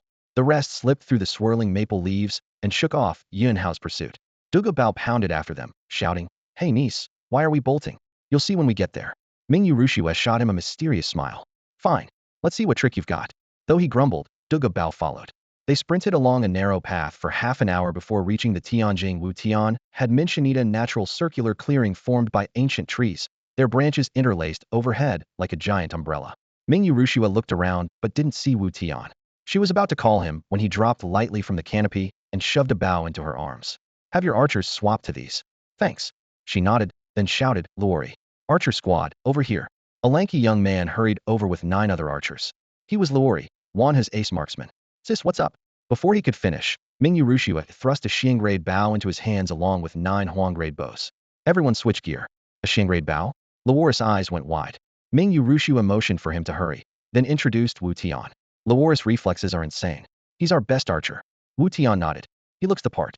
While handing out the bows, Luori shot Wu Tian a sideways glance full of disdain. You know archery? Wu Tian's grin widened. He'll give you a chance. Shoot 1 arrow at me. If you win, we do it your way. If I win, you listen to me. Deal. First arrow incoming. They stood only 10 meters apart. Luori spun, drew, and loosed in one fluid motion. The string twanged. The arrow flew straight at the spot between Wu Tian's brows. Wait, Mingyu Rushua tried to stop him, but it was too late. A flash of cold light split the air. Wu Tian's blade slashed down clang. Steel met shaft. The arrow snapped in two, fragments raining onto the grass. Silence swallowed the clearing. How did he do that? Someone whispered. Blocking free aim at 10 meters? Another player gasped. To these pros, Lori in free aim mode was untouchable inside 30 meters, let alone 10. Yet Wu Tian had just shattered their expectations with a single swing. That single strike was enough. No one in Huanhua dared look down on Wu Tian again. Sunset stared at Wu Tian in amazement. How did you pull that off? He asked. Wu Tian didn't answer. He simply flashed a grin, then raised his voice. Everyone listen up. Archers, on mess stand between these two trees and train your aim on the road. The sinkhole lay at the 11 o'clock position, to the northwest where Mingwei Rushue and the others were now. That stretch of road was different from the rest. Huge trees pressed in from both sides. The widest gap, scarcely 5 meters, the narrowest, so tight their trunks touched. The path was wedged between two living walls. Forcing a way through the trees would be like threading a maze, slow and an open invitation to ambush. The only safe passage was a 10-meter wide central lane. Pointing at the entrance, Wu Tian barked, 10 archers, 2 ranks lay down suppressive fire from here. 10 mages behind them. As soon as their shield warriors push up, focus everything on the shields. Everyone else, hide on the flanks and get familiar with the terrain. Mingwei Rushue, come with me, we'll draw them in. With that, he handed all 15 pieces of loose caster gear from his pack to Mingwei Rushue. They didn't form a full set, but they were better than nothing. Understood. Mingwei Rushue passed the gear to the mage squad leader, returned to Wu Tian's side, and addressed the group. Luori commands the ranged line. Melee on the left is Dusho Qingcheng, on the right is Duga Bao. Stay sharp, everyone. Dusho Qingcheng frowned uneasily. Let me go instead. Wu Tian chuckled. Do they even know who you are? Duga Bao, already unhappy with Mingwei Ruxu's arrangements, burst out laughing at Wu Tian's remark, and the players behind him joined in. Dusho Qingcheng's face reddened. He was too embarrassed to reply. Move. Wu Tian cast Dugu Bao a glance, turned, and sprinted back along the path without the slightest hesitation. Seeing Dusho Qingcheng's discomfort, Mingwei Rushue gave him a reassuring look, then hurried after Wu Tian. Do you know where Yunhao's team is? I've got a classmate tailing them and streaming it, Wu Tian said, sharing the live feed with her.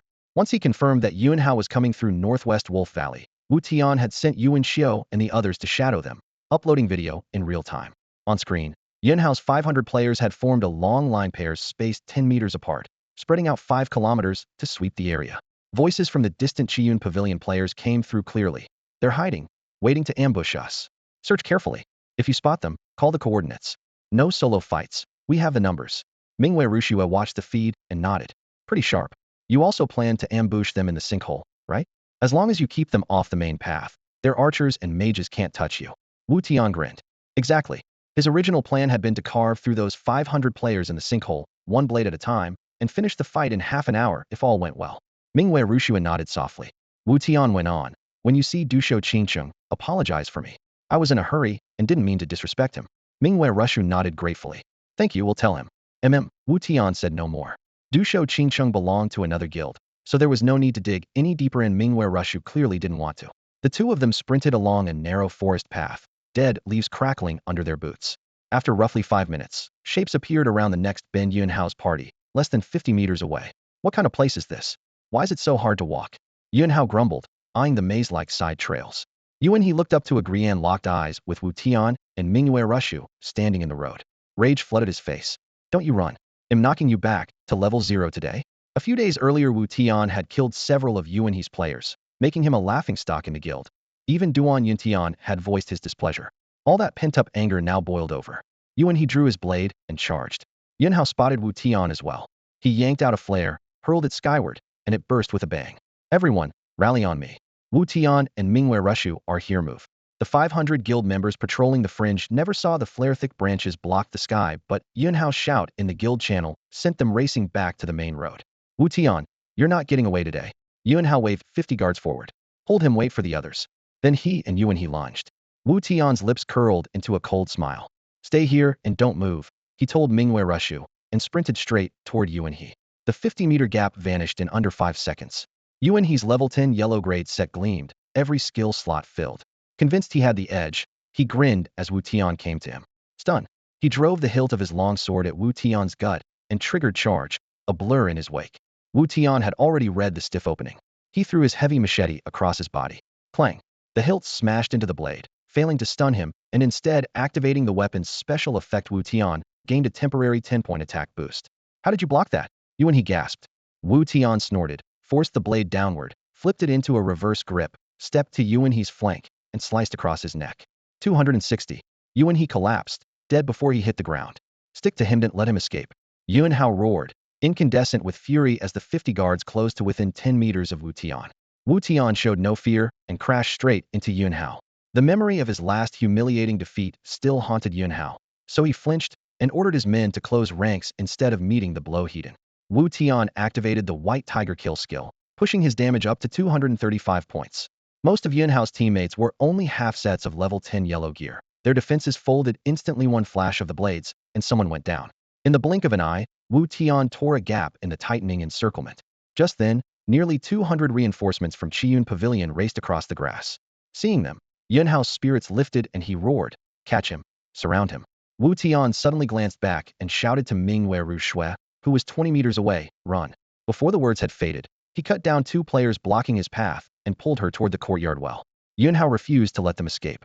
He waved his sword, barking, "Close in, don't let him get away." But Wu Tian moved like the wind and was a dozen meters ahead in a heartbeat. Wuli Qian Kuna Hammer Warrior had been the first to fall beneath Wu Tian's blades, earlier charged with a rage-filled roar, "He'll crush you." Wu Tian caught the sound, sidestepped, and the heavy hammer slammed into empty ground, sending chips of stone flying. With a backhand slash, Wu Tian felled him and kept running. Hammerers and axe fighters launched charge after charge, and he killed them while retreating. Within 5 minutes, every pursuer's charge skill was on cooldown, and no one dared close the distance. By the time Wu Tian reached the well at the courtyard entrance, no hammers or axes were left swinging behind him. Yuanhao was nearly frantic. They were only 30 meters away, yet they could not catch him. Every charger died on Wu Tian's heels, as if he had eyes in the back of his head. Furious, Yuanhao saw Wu Tian stop in an open space backed only by an ancient well and a few scattered trees. His eyes lit up. Advancing with his sword raised, he sneered, "Run if you've got the guts. There's no dense forest ahead now. My boss and the rest are almost here. On this open ground, how will you handle more than 1,000 of us from Qiyun Pavilion?" Wu Tian turned, a smile tugging at his lips. "Why would I run? You? You're not worthy. You're dead." Yuanhao bellowed, stabbing a finger forward. "Everyone, move and kill him." Almost 500 players crammed the narrow road, shouting as they charged. When they were 30 meters out, Wu Tian lifted his right hand. From the grass on both sides, Lori and the others leapt up and formed 2 ranks at the path's mouth. Fire! The 10 archers loosed, bowstrings thrumming, and arrows fell like rain. 10 mages released glowing orbs in unison. Waves of 60+ spell damage and over 100 arrow damage slammed into the Qiyun players. Wearing meager gear and holding barely 120 hit points, they dropped in heaps, never coming within reach of Wu Tian. By the 5th volley, corpses carpeted the road. Only then did Yuanhao snap out of his shock and shriek, "Break out to the sides. Go around. Brothers, charge." On the left, Dugu Bao burst from the forest, his spear driving through a Qiyun player's throat. Phantom Flame never dies, kill them. From the right, Dushou Qingcheng led a squad straight into the enemy flank. Both wings closed like jaws. Wu Tian tilted his head at Mingwei Shui. "With me." She gave a silent nod, and the 2 of them split left and right, slamming into the heart of the battle. Wu Tian went straight for Yuanhao. At that moment, Yuanhao was pinned down by Lori and a squad of archers, forced to duck and weave through the tangled undergrowth as he fell back into the shadowy forest. "Boss, I've got Wu Tian and Mingyu Shui tied up. This place is a maze, I need backup." Yuanhao hurriedly opened a channel to Duan Yuntian. At the southwest entrance of the Maple Woods, Duan Yuntian had arrived with 700 troops. Glancing at the dense canopy ahead, he gave a cold laugh and answered, "Just keep them busy. Huiyao is on the way with 100 elites 10 minutes, tops. He'll reach you in 20. Seal every exit and let no one slip out. You take the credit when it's done." "Thank you, boss, thank you," Yuanhao replied, then roared to his men, "Hold the line. Huiyao's elites are almost here, and the boss has 700 more blocking the southwest gate. Victory is ours. Cross Qiyun Pavilion, and you die. Kill Wu Tian, kill Mingyu Shui." His outburst sent Qiyun Pavilion's morale soaring, while Wanhe's momentum stalled. If Duan Yunshan's reinforcements arrived, the outcome would be all but decided. Dugu Bao frowned, glanced at Mingyu Shui battling in the thick of it, and whispered in party chat, "Shouldn't we pull back?" Mingyu Shui hadn't planned to respond, but the same question flooded in from friends, sparking her fury. She snapped in guild chat, "Since Huanhua was founded, we've never broken our word. Anyone who says retreat and drags our name through the mud is out immediately." Silence fell. Everyone gritted their teeth and fought on. Mingyu Shui's Tier 3 longsword flashed cold light. Most players couldn't block even 2 of her strikes, and white lights littered the ground around her. Scanning the chaos, she suddenly spotted Yuanhao 60 meters away. "Yuanhao got the guts to duel me? Or can't you even face a woman?" she called, sword pointing downward as she lunged forward. Hearing her, Yunhao curled his lips in amusement. Sure, if you can reach me, I'll give you a shot.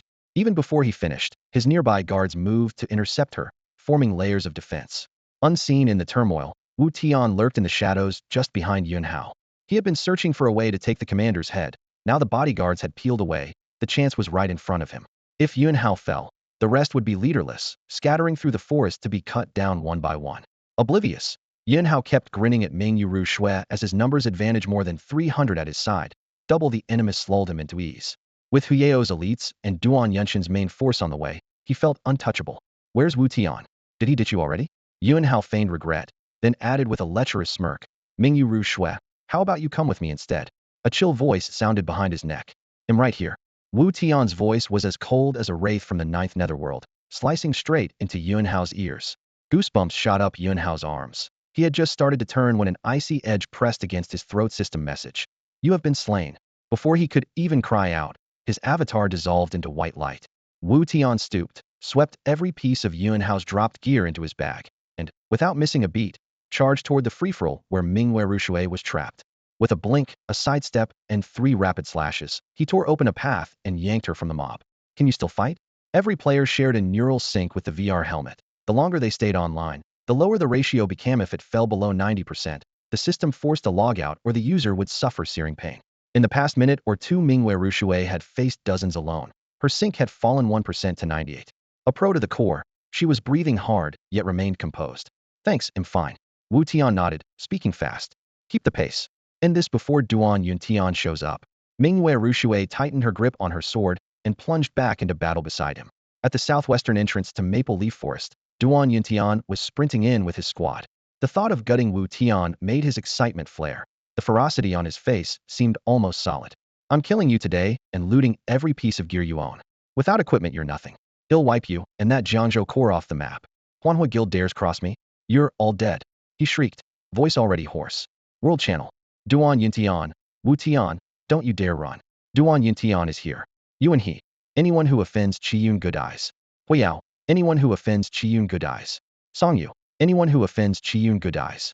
In seconds, thousands of identical messages flooded the screen.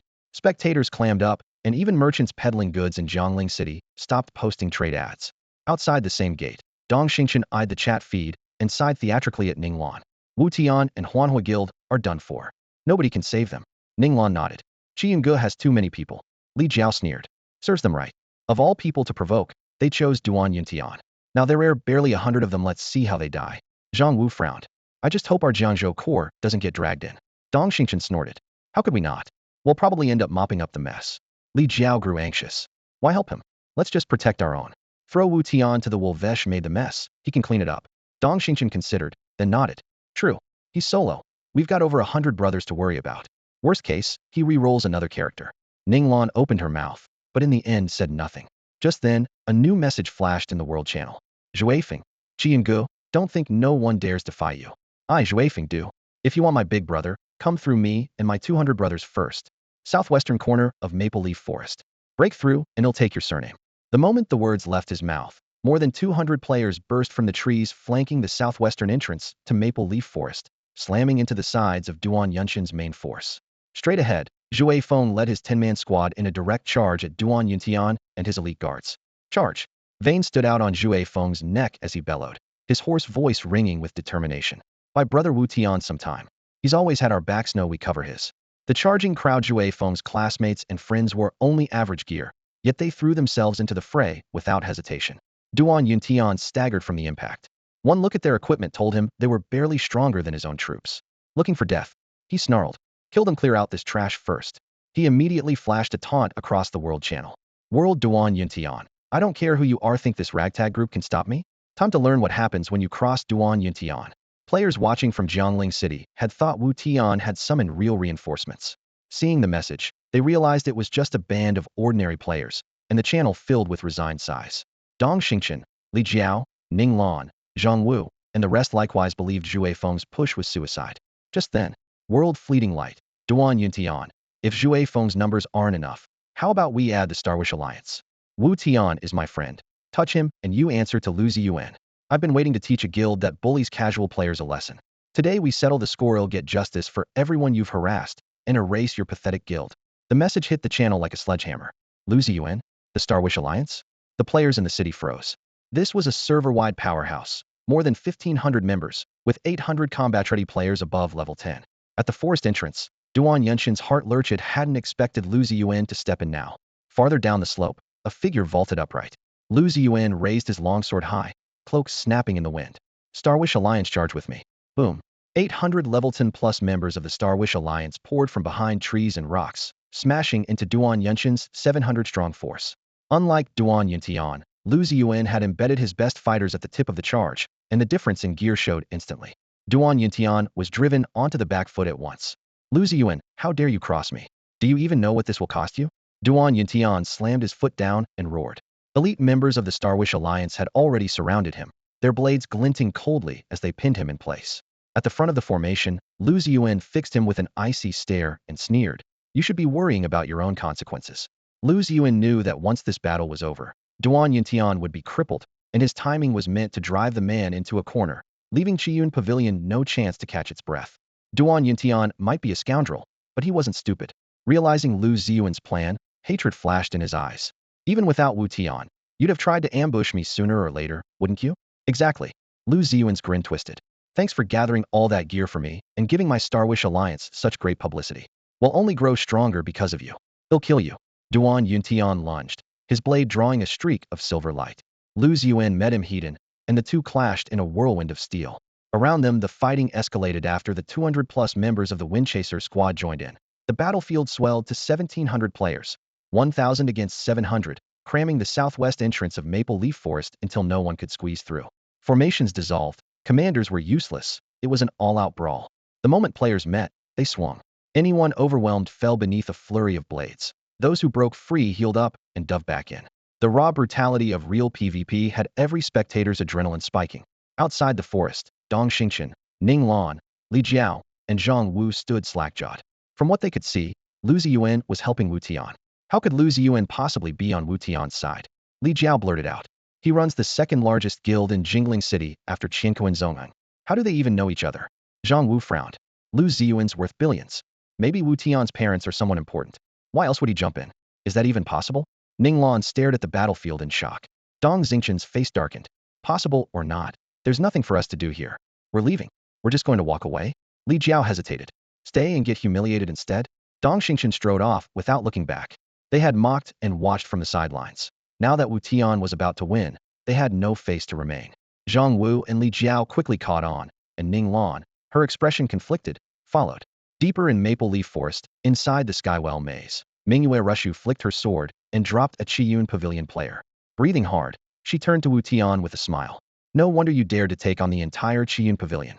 You even know someone like Lu Ziyuan. Wu Tian spread his hands and gave a helpless grin. Would you believe me if I said Lu Ziyuan and I have met only once? Only once. Mingyue Rushu froze, disbelief written on her face. He sent his whole guild for someone he's met only once? Wu Tian shrugged. Maybe it's just my irresistible charm. Mingyue Rushu rubbed her forehead and sighed. You're getting full of yourself. Wu Tian laughed and lowered his voice. We can talk about all that later. Right now isn't the time to discuss my buddy. She nodded but pressed on. Then who's Zhui Feng? Why is he helping you? I honestly don't know him, Wu Tian said with a shrug. I only saw him once when I was selling skill books at my stall. We never added each other or exchanged contact info. His candid answer left Mingyue Rushu wide-eyed. A total stranger had led a team to help and even called Wu Tian big brother. She swore she had to see the two of them meet. Let's finish off these 500 first, Wu Tian said, scanning the battlefield. About 300 are still standing. Roger that, she replied with a faint smile. Normally the burden of rebuilding the illusory flame guild weighed her down, but standing beside Wu Tian, even in the middle of slaughter, she felt an unexpected calm.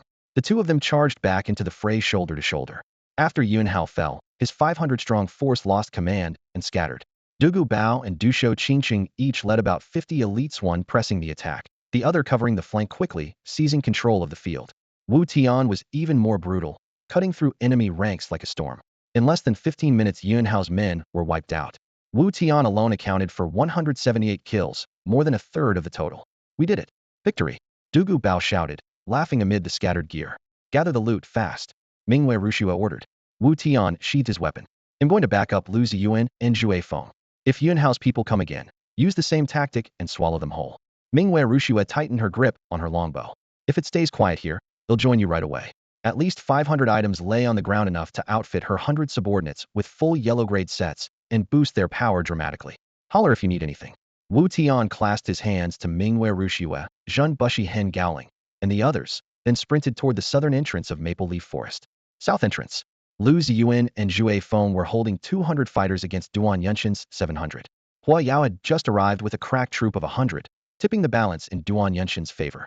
After Wu Tian's earlier ambush, Duan Yuntian had ordered Hua Yao to reinforce and spend a fortune on excellent gear from guilds like Qianku and Zongyang. The elite troops quickly steadied, and the battleground into a stalemate. When Wu Tian arrived, he saw Duan Yuntian, Hua Yao, and their men hacking wildly at Zhue Feng's retreating line. The moment he recognized Zhue Feng's face, a memory flashed. This was the shy kid who had lingered at his bookstall. Wu Tian had once offended Qianku and Zongyang for the boy's sake, and now the kid had returned with 200 fighters to repay the favor. Big bro, over here. Zhue Feng shouted while sprinting, flashing his blade as he spotted Wu Tian running straight toward him. More than a dozen enemies were closing in, and the one leading them was Hua Yao. Hua Yao spun at the sound, eyes blazing as they met Wu Tian's. I've hunted you for ages, and now you just walk right in. He snarled, charging with 5 or 6 teammates at his heels. Wu Tian didn't slow. He snorted, met the rush heat-in, and instantly triggered his skill Baihu kill. His health bar jumped by 300 points. A heartbeat later, a dagger wielder beside Hua Yao blinked behind him and used ambush, locking Wu Tian in place for 2 full seconds. A hammer followed with a heavy smash, stripping more than 60 HP. Hua Yao's slash shaved off another 40. The rest piled on. Even combined, their opening burst barely removed 400 points. Had their timing been perfect, they might have one-shot him during Baihu kill's window. But their weapon speeds didn't sync. The instant the stun faded, Wu Tian chained Baihu kill again and again, his health bar rising and falling by only a sliver. After 3 coordinated assaults, more than 1200 damage, he was still standing. Far off, Zhue Feng and a teammate stared, dumbfounded. How much HP does he have? Zhue Feng whispered. Hua Yao's heart thundered too. Had been killed by Wu Tian countless times, but never felt this kind of dread. It wasn't Wu Tian's damage, it was that bottomless health bar, and the cold smile of someone utterly in control. How much health do you have? Hua Yao slashed again, panic creeping into his voice. Finished? My turn. Wu Tian's reply was low, almost calm. He spun into a 5-hit combo. Blades flashed like lightning. The 5 players around Hua Yao dropped before they could even groan, gear clattering across the ground. What do you want? Sweat beaded on Hua Yao's forehead, an in-game echo of real panic. Wu Tian stepped forward, blade resting on his shoulder, looking down with a thin smile. That's the face I wanted. Remember today, because it'll be your nightmare for the rest of your life. The sword flared. Hongwang slash. Hua Yao crumpled, a heap of potions and 2 weapons spilling beside him, one a gleaming longsword. Sheathing his blade, Wu Tian glanced toward Zhue Feng. At that moment, Zhue Feng and the girl in white finished their own fights and hurried over. Stopping in front of him, Zhue Feng's excitement got the better of his embarrassment. Big bro, you're unbelievable. No wonder you dared to solo Qiyun Pavilion. I hope I didn't hold you back. They had just watched Wu Tian withstand 6 people's attacks for 6 straight seconds without falling. His health, defense, and 1 slash kills made it clear to Zhue Feng that Wu Tian's challenge to Qiyun Pavilion came from strength, not recklessness. Sheathing his blade, Wu Tian turned to Zhue Feng. The boy in front of him was at most 16, still in a school uniform that couldn't hide his sharpness. Just showing up is a huge help, Wu Tian said, clapping him on the shoulder. You're not in the way at all. Thank you. He sent a friend request as he spoke. Zhue Feng's eyes lit up. He accepted immediately and grinned. I already offended Qianku and Zongyang after you stepped in last time. Compared with that, today's nothing. I'm just doing my part. Wu Tian knew the kid was being modest. Mustering 200 players on short notice was no small feat. Skipping further pleasantries, he said, we're taking the fight back. Tonight I'm erasing Qiyun Pavilion so they never bully ordinary players again. Right. Zhue Feng nodded hard, pointing toward the southwest gate. Duan Yuntian is over there. Follow me. Wu Tian tightened his grip on the long saber and sprinted toward the forest path. Dressed in black with a yellow bamboo hat, blade reversed in his hand, he raced through the maples like an ancient assassin. Somewhere along the way, a chill crept into the breeze. At the southern entrance, the main battle raged in 3 directions. Weapon flashes and skill effects slammed into trunks, sending maple leaves flying. From afar, the blend of blood spray and crimson foliage was both beautiful and cold. Lu Ziyuan's 800, Zhue Feng's 200+, and Duan Yunshan's 800 were tangled in a massive brawl. Anyone who fell respawned in one of 2 villages flanking the forest, only a 5-minute run away. Respawns were random at first, but soon settled.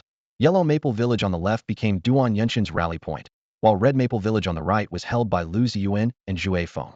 Duan Yuntian now stood at the forest entrance, glaring at the path to the courtyard zoning, a 30-minute walk that had been turned into an hour-long stalemate. His phone vibrated. Yunhao's tear-choked voice came through. "Boss, we've been routed." Duan Yuntian sighed, eyes dark as he glanced at Zhu Feng's line, then fixed a vicious stare on Lu Ziyuan and the Xingyuan alliance. "Fine. Wu Tian escaped, but none of you are getting away today. Everyone regroup at Yellow Maple Village. I'm going on a killing spree. Xingyuan alliance, and those nobodies are dead meat." "Yes, sir." Relieved he wasn't being scolded, Yunhao ended the call and ordered everyone to respawn in Yellow Maple Village. He was already missing a piece of gear dropped when Wu Tian, Mingwei Rushue, and the others killed him earlier, but in his anger and fear of Duan Yuntian, he hadn't even noticed.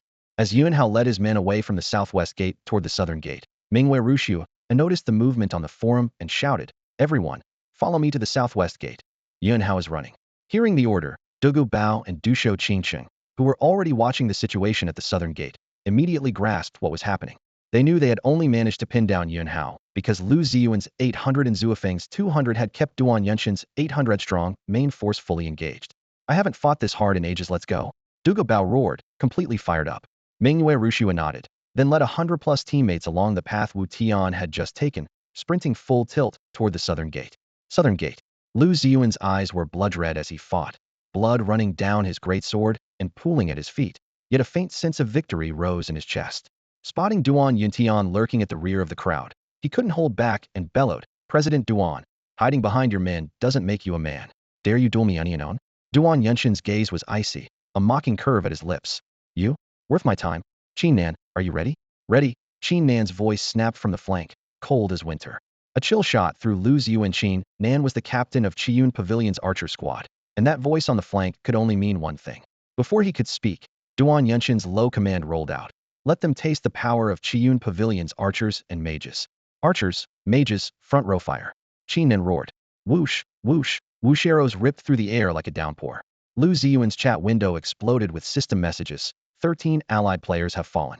Whipping his head around, he saw Qin Nan leading nearly 100 archers in 2 neat ranks on the flank, 5 mages positioned behind them. The first volley ended in a heartbeat. The second followed instantly.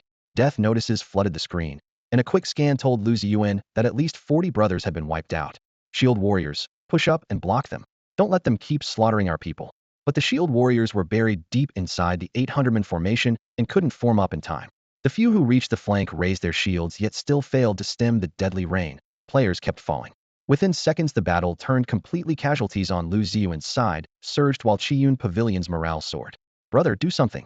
If this keeps up, we're finished." Vice President Li Chengfeng rushed over, voice trembling. Lu Ziyuan clenched his teeth, mind blank. He had never imagined archers could dominate a fight like this. Their bow line is set. Unless someone breaks through and kills those archers, we have to fall back and regroup. If we retreat now, all the gear our brothers dropped will end up in their hands. Li Chengfeng stamped in frustration. "What else can we do? Can you break through to that archer line?" Lu Ziyuan shot back. Li Chengfeng stared at the 100 drawn bows, each unleashing a lethal volley every 2.5 seconds. With his current gear, charging in would be suicide. He was about to shake his head when he suddenly spotted 5 figures sneaking toward the archer line from the rear. Leading them was Wu Tian. "Wu Tian's here." Li Chengfeng whispered to Lu Ziyuan at his side. "Where?" Lu Ziyuan scanned the battlefield. He hoped to kill 3 birds with 1 arrow on this trip. Make Wu Tian owe him a favor, win over the players from Jiangling City, and wipe out Qiyun Pavilion, the group that had crossed him. To be sure, Wu Tian noticed his effort. He was eager to flaunt any credit he earned. "Flank of the archers." Li Chengfeng pointed. Following the gesture, Lu Ziyuan frowned. "Still playing the lone hero? Without me, had already be done for. One man charging a formation can't survive a single volley. Is he trying to die?" While complaining, he messaged Wu Tian. "Get back here. Stop throwing your life away. Regroup before you fight Duan Yuntian again." Before the message even landed, Wu Tian, bathed in the blood-red sunset, skimmed along the ground to the archer's flank. 1/ split open the chest of squad leader Pang Zhe Coldlight / instant kill. He passed the blade to his left hand, then back to his right, spinning into the ranks like a top. The long sword flashed between his hands, a chill arc cutting through everything. Any archer it brushed crumpled instantly. In the blink of an eye, a dozen bodies littered the grass. "It's Wu Tian. Run!" Someone screamed, and the one-stight formation shattered. "Don't run. Kill him, all of you." Qin Nan roared. "It's open ground, no trees. He has nowhere to hide." Spurred on, the squad leaders barked new orders. Over 50 archers regrouped. bows drawn to full tension, every arrow aimed at Wu Tian. Wu Tian was busy cutting down a handful of routed soldiers when he caught the dark cloud of arrows in his peripheral vision. He gave a cold laugh and ducked behind two Chiyun Pavilion players. Thwip, thwip, thwip arrows thudded into their armor in tight clusters, not one touching Wu Tian. Terrified, the two spun around and cursed, "Watch your aim." Seeing his decisive volley wasted, Qin Nan stamped in fury. "Get out of the way, you idiots." The pair finally came to their senses and started to sidestep, but Wu Tian flicked his wrist twice and cut them down. Using the momentum, he slammed into three more players barely 2 meters ahead.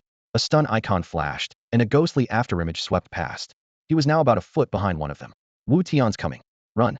One archer shrieked as he bolted toward the main line, while the other two scattered to the sides. Exactly what Wu Tian wanted. Anyone who fled toward the archers became a living shield. He tucked in behind the panicked archer, accelerating, his posture identical to the way he had used thieves and bowmen for cover at Erlong Stronghold's gate. 30 meters meant 6 seconds for him to full volleys plus an extra heartbeat. 2 seconds in, and on the other side Qin Nan was already screaming himself hoarse, ordering another barrage. Arrows hissed past Wu Tian in rapid succession, but the Chiyun Pavilion archer in front of him blocked most of them. The few that landed barely scratched him, while White Tiger Rampage was active. "Zhang Shuang, you idiot. Stop shielding." Wu Tian move. Qin Nan shouted from afar, arms flailing in frustration. Snapping back to his senses, Zhang Shuang turned and met Wu Tian's frigid gaze. A chill shot up his spine, he screamed, and bolted sideways. Cold light slash. The saber flashed, and Zhang Shuang collapsed. Wu Tian strode forward, crossing into the archer's 6-meter dead zone. Bowstrings fell silent. Every archer was forced to hold fire. "Think it's fun to bully someone who won't fight back? Let me show you how it feels," he growled. Before the words had faded, he spun into the crowd like a top, his blade sweeping an arc of icy light. The archers tried to flee, but with 40 fewer movement points they had no chance. Anyone he caught took a single, lethal slash. From a distance, he looked like a wolf among sheep. Every step left another archer on the ground. In barely 2 minutes, he had carved through nearly the entire unit. Starwish Alliance had been on the brink of collapse under Chiyun Pavilion's range barrage, but Wu Tian's charge ripped a hole in the enemy line. Starwish players breathed a collective sigh of relief, morale surged, and they immediately pushed the front back. Watching Wu Tian's rampage, Lu Ziyuan frowned and murmured to Li Chengfeng, "So much for making him owe us. With damage like that, his health and defense must be high too. Even without us, he could have handled Chiyun Pavilion." In game, huge damage usually meant top-tier gear. Hitting this hard at level 10 required a full set of profound-grade equipment, whose defenses and HP dwarfed yellow-grade gear. Li Chengfeng nodded with a sigh. No wonder he dared to solo them. Definitely a closed beta veteran. Still, at least we showed up. He'll remember that. Lu Ziyuan chuckled. "Fair point. Let's scare Duan Yuntian so badly he won't bother us for months." They rallied the recently revived players and plunged back into the fight, Starwish momentum surging once more. Elsewhere, Duan Yuntian had thought victory assured. Wu Tian's sudden onslaught shattered that illusion. Face twisted with rage, he roared, "All units, focus him. Mage squad, take him down." Then he charged personally, sword raised. At the center of the melee, Wu Tian was a walking slaughterhouse. Relying on his explosive attack, he barreled straight into Chiyun Pavilion's ranks. Wherever his blade swept, no one stood. He never retreated. Incoming blows were absorbed by White Tiger Rampage. When the extra health dipped near 300, he toggled the skill off and on, keeping it above 500. He looked like a human killing machine. Anyone caught by his saber died instantly, and within minutes over 100 players had fallen. Chiyun Pavilion retreated step by step. It was a dire sign. Once they pulled back, drop gear would fall into Starwish hands. As the fight dragged on, their yellow-grade equipment would dwindle, and once most of them were left with common gear, defeat would be inevitable. "Where are you? Get over here already." Duan Yuntian shot a message to Yun Hao, urgently awaiting fresh reinforcements. "We're in the forest north of your position, about to strike Xing Yuan Meng's flank." Yun Hao answered through gritted teeth, never slowing his pace. "Great." Duan Yunshin's spirits soared, and he promised, "Win this battle, and your ranking will jump ahead of Song." "Yes. Thanks, boss." A fierce light flashed in Yun Hao's eyes. Knocking Song Yu off the leaderboard was his biggest goal. The brief exchange ended. Yun Hao whirled to face the 500 players behind him and ripped through the trees with a roar. "If Qi Yun-ge loses, every last one of you will be hunted by the entire player base of Jiangling City. Unless you want to live like stray dogs, throw everything you've got at them." Attack. In an instant, the 500 recalled their recent rampage in Qingyou Village and Jiangling City, shaking down rivals for cash, turf, mobs, and gear, killing indiscriminately. If they lost today, they would never again swagger through the game. The people they had wronged would hunt them down and loot them instead. Terror and rage twisted their faces. "Give it everything. Take them out." For our future Qi, Yun Gu must not fall apart. Charge! With shouts echoing behind him, the force of 500 burst from the trees on the left side of the southern entrance and slammed straight into Xing Yuan Meng's flank. Sprinting at the head, Yun Hao bellowed, "Boss Duan, brothers of Qi Yun Gu. Commander Yun Hao is here, counterattack with me." No one had expected Yun Hao to break off the fight in the Tianjing sector and suddenly appear on the southern front. Moments earlier, Lu Ziyuan's side had pressed Duan Yunshan's troops to the brink of retreat. Their flank archers had been wiped out by Wu Tian, and all attention was fixed on the central melee. Yun Hao's surprise strike caught them completely off guard. Xing Yuan Meng's flank crumpled, bodies hitting the ground in droves, and gaps yawned open in the main line. Duan Yuntian immediately led his men in, reclaimed the heaps of dropped gear, and pushed forward a good 10 meters, re-establishing himself at the edge of the southern entrance. Watching the tide turn, Duan Yuntian shouted across the battlefield at Lu Ziyuan, "Did you really think you could beat Qi Yunge? Open your eyes. All 1,300 of my people are right here. What have you got to fight me with?" Lu Ziyuan's faction numbered only 800, and Zhu Feng's force added 200 more, giving them a total of 1,300 fewer than their enemies. Luck had been on their side earlier. Wu Tian's successive victories had secured a mountain of equipment, while Yun Hao's unit had suffered heavy losses at Wu Tian's hands. After factoring in the gear gap, Lu Ziyuan's coalition held perhaps a 20% edge in overall combat power. Even so, the raw disparity in headcount sowed fear among many players in Xing Yuan Meng and Zhu Feng. Unlike Wu Tian, they hadn't clashed repeatedly and gauged the other side's true strength. All they saw was Qi Yunge's dense ranks advancing like a tide, and instinctive terror flooded in. Wu Tian sensed the shift in morale instantly. He knew he had to act. The roaring horde in front of them was, in truth, a paper tiger. If someone pierced that paper skin, the whole battle would flip. All it needed was someone brave enough to make the first tear. Yun Hao, every one of your people got wiped out at least once by Mingwei Rushui's Huanhua Guild in the Tianjing zone just now. The 500 you brought aren't even your main force, and I doubt any of them still have more than a couple of yellow-grade items on them. You think a cheap ambush and a few lucky kills make you strong enough? I'm coming for you right now, and I'd like to see who in Qiyun Pavilion can stop me. Wu Tian's roar cracked across the battlefield as he veered off the main front like an arrow loosed from the string, cutting straight toward the formation where Yun Hao stood. His killing intent made the surrounding players flinch and scatter. In a heartbeat, the noisy crowd split, opening a straight corridor, and every gaze locked onto the sprinting figure. "Come on then. You think I'm afraid of you?" Yun Hao shouted, pointing at Wu Tian. "Everyone, focus fire on Wu Tian. Take him out, and Xing Yuan Alliance and Zhuifeng will fold." His command echoed through both the team channel and the field. Qiyun Pavilion's players surged forward. The first to reach him was a dagger user whose silhouette flashed like cold light, after images trailing behind his surprise strike. Die! Blade reached decides the fight. Wu Tian lifted his arm and swept his long sword across. Its extra foot of range beat the dagger by a heartbeat, slicing through the cold gleam. Before the rogue could land his stun, he burst into white light. Buzz buzz buzz buzz buzz. 4 giant hammers crashed into Wu Tian's back and shoulders at nearly the same moment, carving off more than 250 hit points. In that instant, he swapped to his white tiger amulet, his health surging back by 300, erasing the damage as though nothing had happened. A swordsman charged next, after images trailing his blade. Wu Tian twisted around a hammer wielder's flank, letting the stun/whistle past his ribs, then reversed his grip and cut back. The cold edge traced the man's throat, and the swordsman crumpled.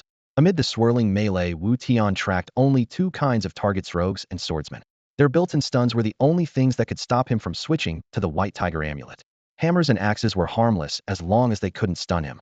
Each time he slipped aside, he followed through with a countercut, dropping an opponent in a single stroke. When no more daggers or longswords threatened him, he pushed forward, his footwork rock steady. 24, 23, 22. The two of them had started less than 30 meters apart, and with every stride Wu Tian measured the shrinking distance in spurts of enemy blood. He alternated blades between his hands, spinning as icy flashes sprayed outward, yet his movement stayed tight and unpredictable, making target locks nearly impossible. Players from Xing Yuan Alliance and Zhuifeng had thought he was charging to his death, but the scene unfolding in front of them shattered that assumption. Wu Tian tanked chained assaults from multiple hammer and axe users and carved a crimson path straight through their ranks. At the edge of the combat ring, both sides unconsciously stopped fighting. Every eye fixed on the blood-soaked corridor, waiting to see whether Wu Tian would reach Yun Hao first or be hacked to pieces along the way. Yun Hao's followers were stunned too.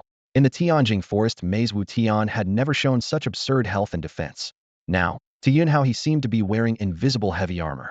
Volley after volley from 4 hammers and 4 axes would flatten any player of the same level in a single round. Yet Wu Tian had already endured at least 8 and was still moving as smoothly as ever. While Wu Tian unleashed 8 consecutive strikes, he strode forward 22 steps, closing the gap to less than 8 meters and leaving uncountable corpses behind him.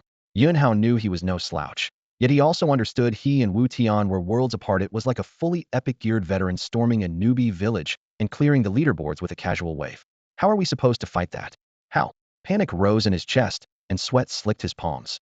Wu Tian caught the flash of fear on Yunhao's face, sneered, and took 3 more crisp steps, each footfall hammering on everyone's nerves until only 5 meters remained.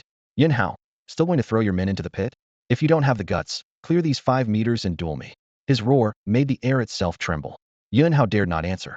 If he died, his whole line would crumble. He could only hope his men would blast Wu Tian down before he closed in. Yet his silence chilled the frontline players. If even the leader was scared, charging was pure suicide. Morale nosedived. During that heartbeat of hesitation, Wu Tian blurred, cold light, flashing 5 slashes, 5 throats cut. The players shielding Yunhao toppled like wheat before the wind. Another 5 steps and Wu Tian was in striking distance.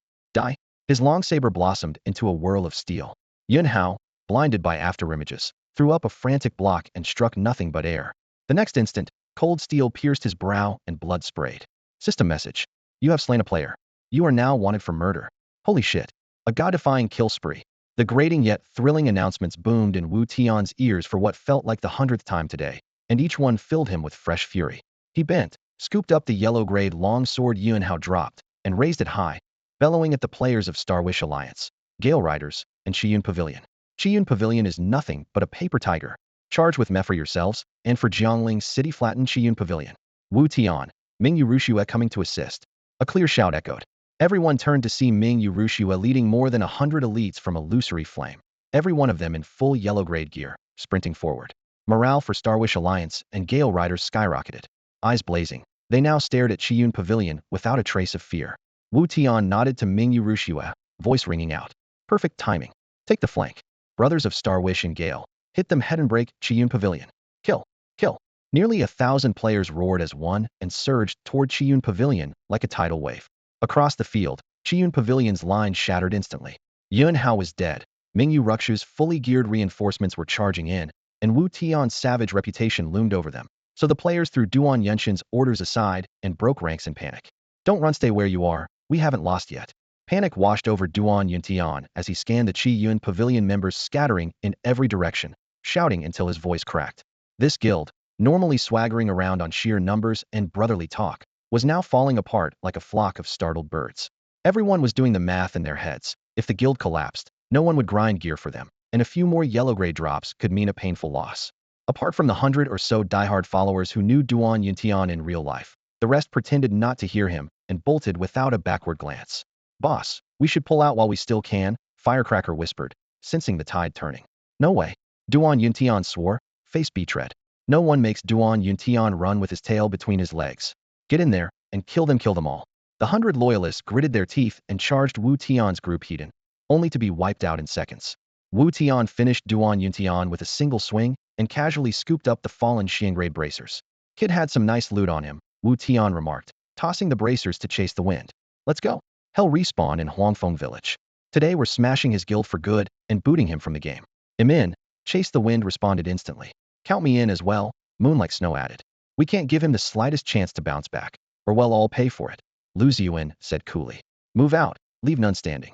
Wu Tian nodded, leading the 3 of them and nearly 1,000 allied players straight toward Huangfeng Village. The spectators around the battlefield never imagined Wu Tian, Lu Ziyuan, and Moon Like Snow could actually topple Chiyun Pavilion, and the news shot through Jiangling City in an instant. Outside the city, Dong Xingqian, Ning Lan, and the others were half-heartedly farming mobs when the system announcement popped up, leaving them all dumbstruck. Never thought they'd really win, Li Jiao muttered, stunned. What an embarrassment. The Jiangzhou Legion had nothing to do with it, Ning Lan said with a wry smile. Dong Xingqian's face was ashen. He couldn't get a single word out. Huangfeng Village might be called a village, but it could house 10,000 players, covering at least 80 square kilometers, basically a small town. There were no walls, just a half-meter fence marking the safe zone, and only 2 guards watched the main gate. Both Duan Yunshin's faction and Wu Tian's had racked up too many kills. They could respawn inside the safe zone, but if a guard spotted them, they'd be hauled off to the Jiangling City jail for their kill count. That meant at least a dozen hours behind bars. Duan Yuntian knew it all too well. The moment he respawned, He slipped to the southeastern fence and ordered his 100 diehards to summon every subordinate they had. In no time, 700 to 800 players had gathered around him. Idiots, the lot of you damned fools. Wutian roared at the players before him, his voice sharp as torn metal. You ignored my orders on the battlefield and got Chiyun Pavilion wiped out. Do you even want to keep playing this game? The people you bullied will hunt you down. This is a simulation. Everyone you killed saw your faces, they'll never forget. He stood at the edge of Huangfeng Village's safe zone, face dark with fury, panting heavily, while several hundred Chiyun Pavilion members cowered inside the boundary. Regroup now. He swung his arm like he wanted to drag each of them out by force. Follow me. Well, rush out, kill Wu Tian, crush Starwish Alliance, Flame Mirage Guild, and Bright Moon like snow. Only by restoring Chiyun Pavilion's reputation can we stop our victims from coming after us. Move. His shout burned through the air, yet no one answered. Aside from 100 diehards, the rest were frozen in place. Move. Get moving. His voice broke, face twisted with rage. Ding. Guild notice. Player Love to Kill has left the guild. Guild notice. Player Li Chengfeng has left the guild. Guild notice. Player Downward Every Day has logged off. The alerts kept coming. Not only did no one obey, more names vanished from the roster every second. Some who stayed out of courtesy simply logged off on the spot, while others who had revived earlier in the village had already slipped back to Jiangling City to watch from afar. How dare you do this to me? I'm your leader. Duan Yunshin's chest heaved, eyes wide with disbelief. Clap, clap. At the village gate, Wu Tian stood with arms folded, applauding with a mocking smile. 2 days ago, Duan Yuntian had cornered him inside a safe zone. Now their positions were reversed. Quite the speech, Wu Tian said, raising a hand and giving him an exaggerated thumbs up. Too bad, no one's listening anymore. Wu Tian, don't get cocky. We're still here. Yun Ming, Song Yu, and the other 2 vice leaders stepped in front of Duan Yuntian. Oh wow, Wu Tian drawled, eyebrows arched, the 4 mighty vice leaders of Chiyun Pavilion. You used to scare off half the server, but now you've got maybe 100 people left. Care to step outside? You're just hiding behind numbers, Yunhao muttered. Wu Tian slid his blade back into its sheath, lips curling coldly. I planned to gut you myself, but today I'm happy to win by sheer force. Brothers. With a rustle, players from Starwish Alliance, Flame Mirage Guild, and Bright Moon like snow spread out. Lu Ziyuan lifted a finger, and the formation flared into a sweeping umbrella. I love doing this, Lu Ziyuan said, taking a step forward and giving an elaborate bow. I thought our showdown would come later, but it's only been 2 days, and we're already dismantling Chiyun Pavilion. Allow me to see you off. Ming Yuru Shui raised a hand. Archers and mages drew and charged together, arrowheads and elemental light glinting in the sun. Duan Yuntian, be a man and step out for a final fight. From a distance, Zhuai Feng made a contemptuous gesture, his drawl thick with scorn. Jumping clown. Without your underlings, you're a gutless worm. Lu Ziyuan, Ming Yuru Shui, and Zuofeng people Duan Yuntian had always dismissed were now mocking him in unison. Humiliation and rage flooded him, eyes blazing red. He let out a roar and jumped beyond the safe zone boundary. Whoosh! Before Duan Yuntian could take a second step, a hail of arrows turned him into a human pincushion. He died on the spot. The glow at the respawn point had barely faded when Yunhao, Song Yu, and the rest sprinted out of the safe zone, only to be riddled by another volley. They fell in rows, blood pooling beneath them. After the second revive, Duan Yunshin's face was livid. He couldn't break the arrow formation. Most of his men had scattered, and he was nearly out of troops. World Wu Tian, Duan Yuntian, you coward. Hiding in Huangfeng village like a beaten dog, too scared to step outside the safe zone. From now on your name is Stray Dog. Players of Jiangling City, whenever you see him, shout it loud, Stray Dog. World Wu Tian, listen up, everyone who's ever been bullied by Chiyun Pavilion, Starwish Alliance, Phantom Flame Guild, and the Windchaser brothers have crushed them. We're camping outside Huangfeng village, forcing Duan Yuntian to disband his guild. Remember the faces that wronged you, kill them on sight. They'll never get payback again. World Wu Tian, Duan Yuntian, if you're still a man, step up and duel me. They'll strip off all my gear and fight with nothing but my golden back greatsword. You get 3 chances, beat me once, and I'll spare Chiyun Pavilion. 5 minutes to reply. Jiangling City players, come watch. Every line of trash talk felt like a steel needle in Duan Yunshin's chest. Worse, nearby grinders had rushed over, sealing Huangfeng village in a wall of bodies. In moments, more than 1,000 players surrounded the place. From the crowd came a chorus of jeers. Look, Duan Yunshin's too scared to leave the safe zone. A 300-member guild smashed down to barely 100. Pathetic. And he called himself the overlord of Jiangling City? What a joke. Serves him right. He bullied people with numbers. Now someone stronger is bullying him. Trash, you stole my gear before Karma's beautiful. Been waiting ages for this. Took only a day for you to hit rock bottom. Feels amazing. Come out and kill us again if you've got the guts, garbage. The torrent of curses and taunts crashed over Duan Yuntian. In real life, he'd have grabbed a bat or had Yun Hao and Song Yu dish out the beating. But in game he was powerless. The humiliation shattered his resolve like glass. Suddenly he threw back his head and let out a strangled roar. His eyes went blank, his avatar froze, and he logged out. "Boss, what happened?" Yun Hao shouted first. "Everyone log out. Something's wrong with the boss." Song Yu echoed the order. In a blink, the 100 or so remaining members of Qiyun Pavilion disconnected, their avatars left standing like statues. The onlookers stared, stunned. Seriously? They bailed already? I wasn't done having fun, lame. Laughter rippled through the crowd. Revenge, at last. The nearby players exhaled in relief, their faces brightening as 2 days of pent-up frustration finally melted away. Thank you, Xingyuan Alliance. Thank you, Wu Tian. Thank you, Illusory Flame Guild. The world channel exploded, players spamming the names of Wu Tian, Lu Ziyuan, Mingyue Rushue, and Juefeng as if they wanted to carve their gratitude into the server logs. In the center of the field, Duan Yuntian stood frozen, while Wu Tian let out a discreet sigh of relief. He turned, cupped his fists to Lu Ziyuan, Mingyue Rushue, and Juefeng, and said, "Thank you all for stepping in today. No need for thanks." Lu Ziyuan laughed. "It's just a game. If this were real life, I'd drag the brothers out for a drink. Since we're in game, the tavern will have to let's go knock back a few." "Agreed," Mingyue Rushue said, arching her brows in a gentle nod. Juefeng chimed in, bubbling with excitement. "Fine by me. I'll tell the guys to stick around in case we need them." Wu Tian nodded. "Perfect.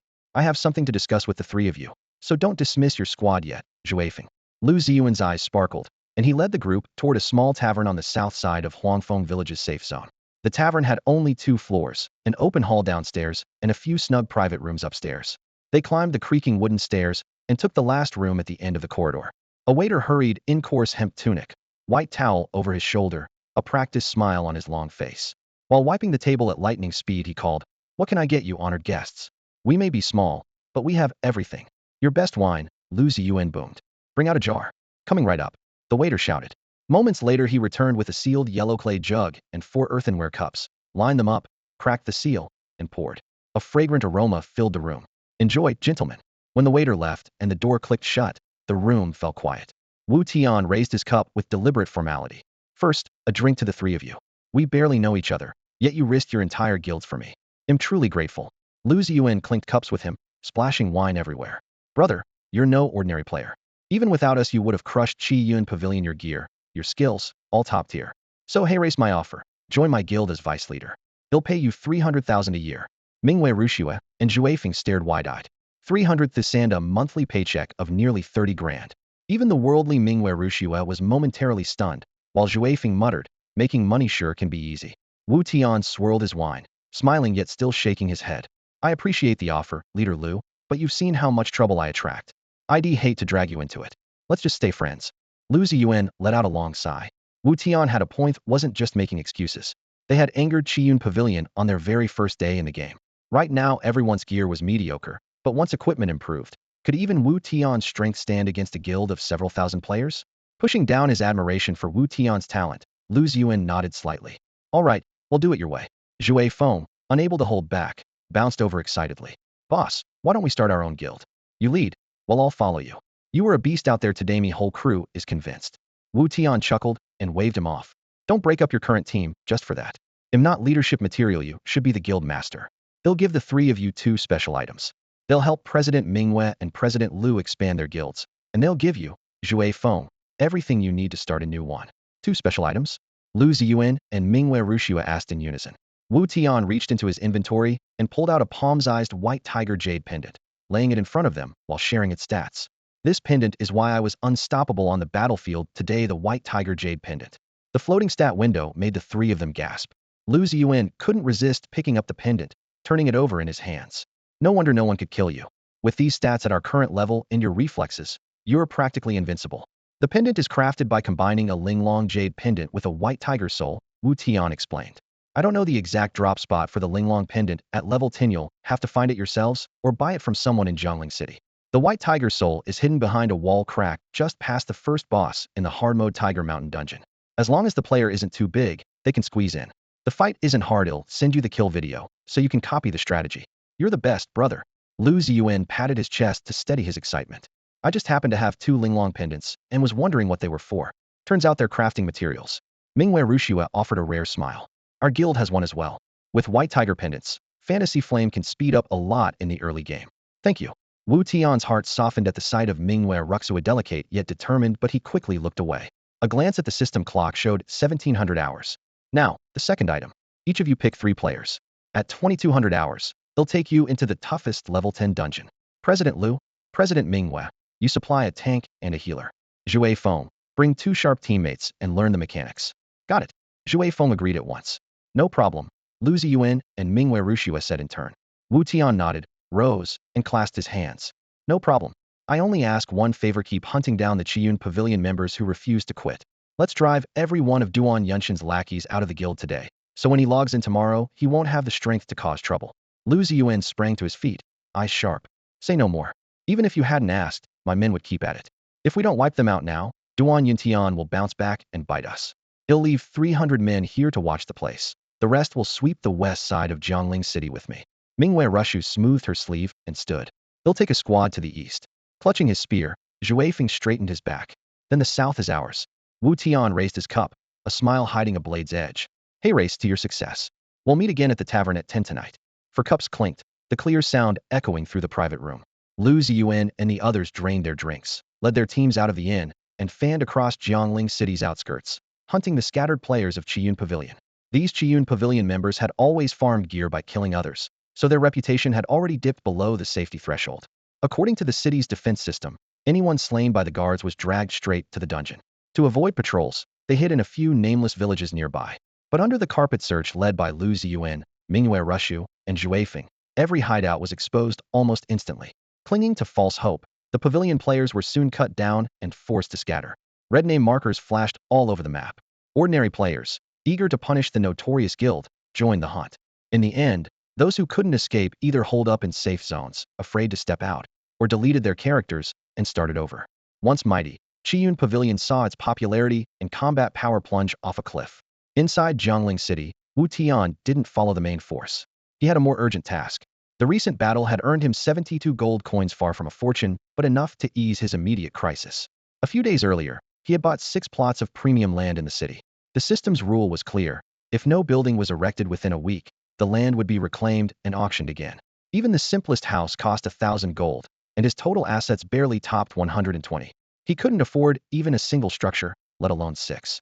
To meet the deadline, he had to make money fast. He already had a planochemic pills. In Disorder World, attribute-boosting pills existed, but aside from a handful of official recipes, every formula had to be discovered by players. In his previous life, Wu Tian had been both a master alchemist and master blacksmith, 2 secondary professions that underpinned his rise to the title Blade Sovereign. Once scaled, the potion business could outpace any other source of profit. With that in mind, he donned a disguised mask, slipped through Jiangling's north gate, threaded his way along the crowded streets, and headed straight for the district's heart. There stood the city's largest building, the auction house, a sprawling brick and tile structure covering 60,000 square meters. 8 doors, each 50 meters wide, faced every compass point, wide enough for 30,000 players to move in and out at once. There are 4 auction houses in total, each situated in one of the safe zones surrounding Jiangling City. The one in the northern district is already packed. After a day of exploration, most life skill players have learned it exists. Anyone who doesn't feel like hawking goods at the East Gate Market simply dumps their wares into the nearest auction house. Herbs, ores, pelts, organs, even all sorts of peculiar materials stacked so high the clerks behind the counters are almost hidden from view. Wu Tian stepped through the main doors, the dirt path beneath his feet giving way to bluestone tiles. Inside, rows of square rosewood tables and stools filled the hall, easily seating several thousand patrons. Farther in, lines of rosewood counters formed a rectangle, each staffed by either an elderly clerk or a young attendant. By Wu Tian's estimate, the wall directly ahead of him alone held more than 1,000 counters. Multiply that by 4 sides, and there were roughly 4,000 on this level, with 6 levels and all 24,000 trading booths. Just then a player left the closest counter, and Wu Tian stepped up. Hello, I'd like to buy ingredients for making pills. The short old man behind the counter, sporting 3 wisps of white beard, eyed him sideways and rasped, browse for yourself. Tell me what you want. Wu Tian had never paid much attention to these in-game details before.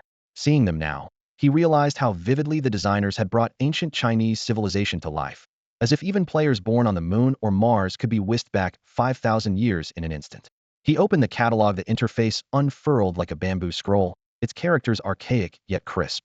One by one he searched for caltrop, angelica, acaranthes, wolfberries, fish glue, teasel, tiger bone, bear bile, crab, and dozens more herbs and animal organs. the basic components for common recipes such as strength pills, bear bile pills, and tiger bone elixirs. In 2368 AD, human medicine had reached unprecedented heights, and traditional Chinese medicine had almost faded away. Their reappearance in the game, paired with a string of herb names most people had never even heard of, brought a refreshing novelty that fascinated players. Wu Tian sorted the list by ascending price. A bundle of 30 Angelica roots cost only 30 copper coins at a rate of 100 copper to a silver and 100 silver to a gold. He had 120 gold on him, so he simply bought 30 bundles of every ingredient, spending 60 gold in one go. Then he rented a flatbed handcart, stacked the bags neatly, and pushed it toward the apothecary guild at the center of the map. No one in the game had ever purchased supplies on this scale, and Wu Tian with his cart became an instant spectacle. This guy is weird. He's going way too hard just to make money, isn't he? Does he even know how to brew potions? What a waste of cash. The chatter swept past his ears, but he ignored it and kept pushing. More than half an hour later, he finally reached the entrance of the guild. The apothecary hall rivaled the auction house in size, built from the same green bricks and glazed tiles, and boasted 8 great doorways, each 50 meters wide. Wu Tian steered toward the northeastern entrance, only to find a crowd blocking the street. He squeezed to the edge and peered inside. His eyes lit up and he murmured with a grin, "Well, what luck? So we meet again." In the crowd, a young man stood in front of a girl, pleading through tears, "Ying, please don't leave me. I really do love you." The girl, Ying, wore flawless makeup and a rare in-game skin that cost 50,000 credits in the official store. Limited edition accessories worth more than 300,000 credits glittered at her chest and wrists, radiating the aura of someone who was either loaded or born into money. "Chu Xiao, could you stop pestering me? We're just not right for each other," Ying said gently, though her words cut like a knife. Chu Xiao's face went ghost white, yet he forced himself to speak. "Ying, Luze doesn't love you. He's only playing around. You can see that. He doesn't care about you at all. No gentleman. He's always surrounded by other women. He'll never be sincere with you. That's none of your business." Ying's voice sharpened, a look of twisted disgust in her eyes. "At least with him I can get a skin worth 50,000. What can you give me? Stop pretending to be a gentleman. You're poor, and I hate poor people." No sooner had she finished than a boy clad in a mink coat skin pushed through the crowd, wrapped an arm around Ying's slim waist, and planted a hard kiss on her cheek. He shot a smug glance at Chu Xiao. "Hear that, kid? She's my woman. Stay away from her, or you'll regret it." Ying leaned into his arms and tossed out a cold line. "There's no way you and I will ever happen. Stop stalking me. I'm not that kind of girl." "Good girl. Let's go. I'll buy you something nice," the boy in the mink coat said, leading her away and leaving Chu Xiao standing frozen. Chu Xiao's eyes went blank. When he tried to follow, 3 burly men stepped in front of him. One, a player with a brutal face, jabbed a finger at his forehead and growled, "Didn't you hear what young Master Lu said? Keep chasing his woman and we'll make you pay. We know where you live." Chu Xiao's legs turned to jelly. He stayed silent, forced to watch them walk off while the surrounding players whispered, "Loser can even talk back. What's he so scared of? Just fight him. Pathetic coward." Their ridicule bored into his ears. Chu Xiao's face burned crimson. Humiliation churned inside him until even breathing felt heavy. For a split second, he wondered if life was still worth living. At that moment, a tall man with a calm expression stepped up to him, confidence lighting his smile. "Want to change all of this?" "What do you mean?" Chu Xiao looked up in confusion, expecting more insults. The man introduced himself. "I'm Wu Tian. Come with me, and it'll change your life. It'll make Ying regret leaving you. Make Luze look up to you, and have those 3 thugs cross the street when they see you in real life. Interested?" "Yes," Chu Xiao blurted before he could think.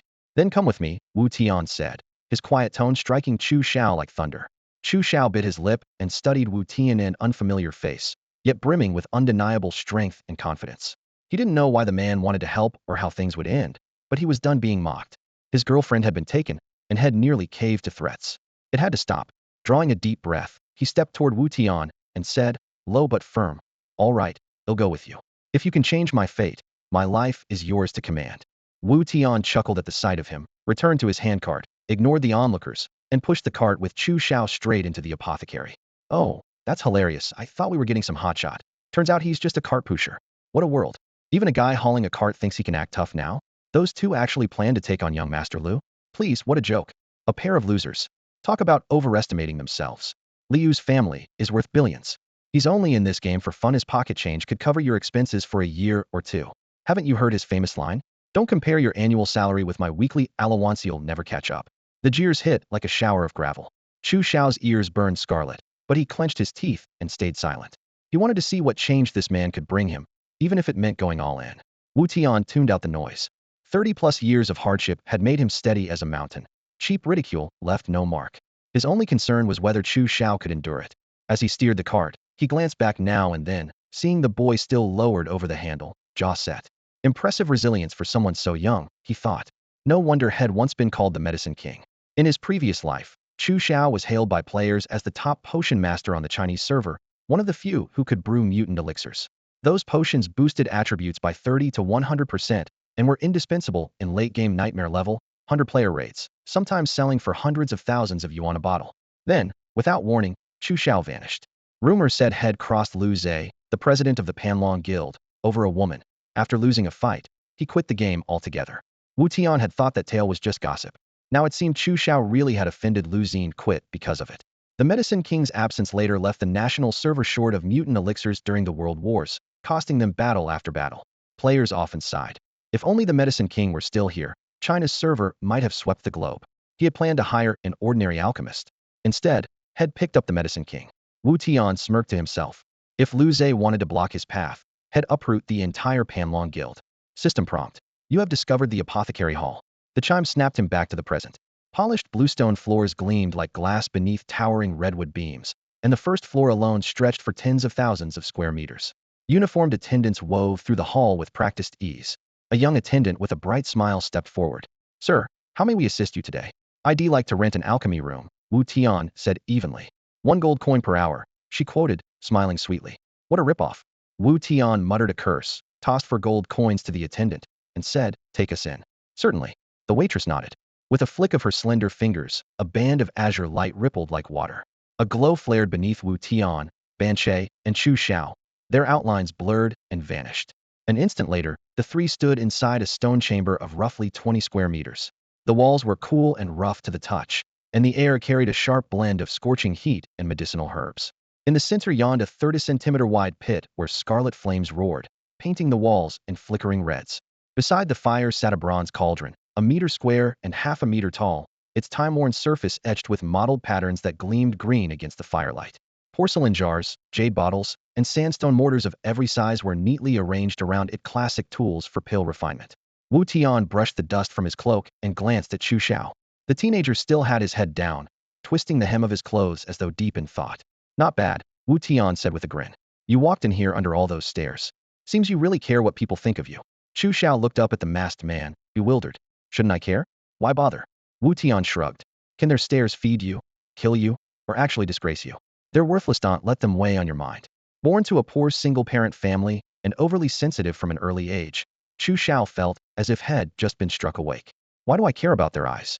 He murmured, frowning. Watching him, Wu Tian thought, this kid is exceptional. The title King of Medicine is no idle rumor. He asked, ever heard of the Pareto principle? Chu Xiao shook his head. A century-old Italian economist was far beyond his reading list. It's also called the 80-20 rule, Wu Tian explained. 80% of the world's wealth sits in the hands of 20% of the people. Later, scholars realized it applies everywhere. Only 20% are truly smart. The other 80% are just rubbernecking busybodies. Why let that 80% decide how you feel? But I'm not that smart, Chu Xiao stammered. I haven't achieved anything. His self-consciousness surfaced. Wu Tian laughed. Can you refine pills? A little, Chu Xiao nodded. My mom's a traditional physician. I've learned a lot about pill making from her. See, that's your advantage. Wu Tian was emphatic. 99% of people know nothing about alchemy, but you do. Working with me in pill refinement is the best path to change your life. Alchemy? Chu Xiao remained puzzled. How is that going to change anything? Wu Tian raised an eyebrow. Do you know how much a strength pill costs? A strength pill adds 20 points of physical damage, basically the same as equipping 2 accessories. It's a massive boost for any player, Chu Xiao answered without hesitation. Official price is 1 gold coin each. He had come to the apothecary today because he had spotted the staggering profit in potions.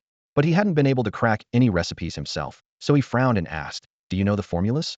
Shelves overflowed with herbs and empty vials, and a faint medicinal scent hung in the cramped shop. Leaning against the counter, Wu Tian lifted his mask, revealing clear eyes and a slight smile. Of course, I know the recipe for strength pills, as well as tiger bone pills and bear gall pills. He raised 3 fingers, then clicked 2 copper coins together. With my method, each bottle costs only 2 coppers. Think about how many players are on this server, how many need these potions, and how insane the profit could be. Chu Xiao's breath caught, his pupils dilating. If that's true, you'll be rich. Wu Tian patted his shoulder, his voice serious yet playful. Not Mayu's. With that, he pulled off the mask entirely, revealing the handsome face that had been screenshot countless times on the game forum. "You're Wu Tian?" Chu Xiao was stunned. "You know me?" Wu Tian raised an eyebrow. "Of course." Chu Xiao could barely contain his excitement. "I spent all morning watching your fight videos. You led players from 3 guilds and crushed Qiyun Pavilion. It was epic." Wu Tian chuckled, clenching his palm as if savoring the memory. "Trust me, one day he'll smash Panlong Guild for you too. He'll make Lu Zhe bow his head and admit he was wrong. And he'll make Ying regret everything she did to you today." Anger flared on Chu Xiao's face. He clenched his fists until his knuckles whitened. "Boss, if you can really do that, he'll follow you for life. He'll stay loyal as long as you want me." Wu Tian patted him again, low voice firm. "I've been where you are. Don't feel ashamed, call it life experience. Believe me, one day you'll meet a girl who's prettier, gentler, more elegant, better connected, with a better figure, a sweeter voice, and she'll love you even more." The memory of Ning Lan once to him, what Ying was now to Chu Xiao, stung like an old scar. "You went through this too?" Chu Xiao muttered. Wu Tian smiled without answering. "We'll talk later. Right now we need to brew the first batch, grab the initiative, and rake in the cash." "Right." Chu Xiao drew a deep breath and nodded hard. In the early stages of the game, no one knew potion formulas, so no one could flood the market and siphon money from the server. Most city plots were cheap, yet players avoided them for lack of funds and output. Only a few wealthy players risked buying land, and they couldn't develop it. The developers dangled hope, then withheld it. Once currency exchange opened and virtual gold could be converted to real cash, players would swarm to buy land, and prices would skyrocket. Wu Tian's plan was simple. Use his monopoly on formulas to earn his first bucket of gold, hoard land, build shops, and when exchange opened, flip the property for massive profit. Chu Xiao didn't fully grasp the future economy, but he knew potions were a sure betting had left him for being broke, and he needed money fast. Brewing itself was easy. Anyone with real-world training in traditional medicine could replicate the basic recipes. Strength pills and tiger bone pills, for example, were essentially water honey pills made from raw ingredients. In essence, the process involves grinding herbs and animal organs into powder in precise proportions, simmering the mixture in water over a low flame until all the liquid evaporates, letting the thick paste cool, and then molding it into small pellets. It sounds straightforward, but 2 major hurdles lie beneath the surface. First, the recipe itself. The 9 ingredients of the power pill: jili, dangue, nyoshi, guki, fish glue, shuduan, crab, honey, and hudalanware, discovered only after players in the previous timeline ran thousands, even tens of thousands, of experiments. Second, the ratios have to be perfect. The slightest error can ruin the batch, weakening its effects at best or turning it into a harmful potion at worst. In the last life, Wutian was bled dry by the guild's sky-high potion costs during its early days, so he threw himself into alchemy. Fortune favored him. He met several friends versed in traditional medicine, and together they toiled day and night. Starting with the basic power pill, they worked their way up to level 200 potions, and every formula and ratio is now etched into his mind.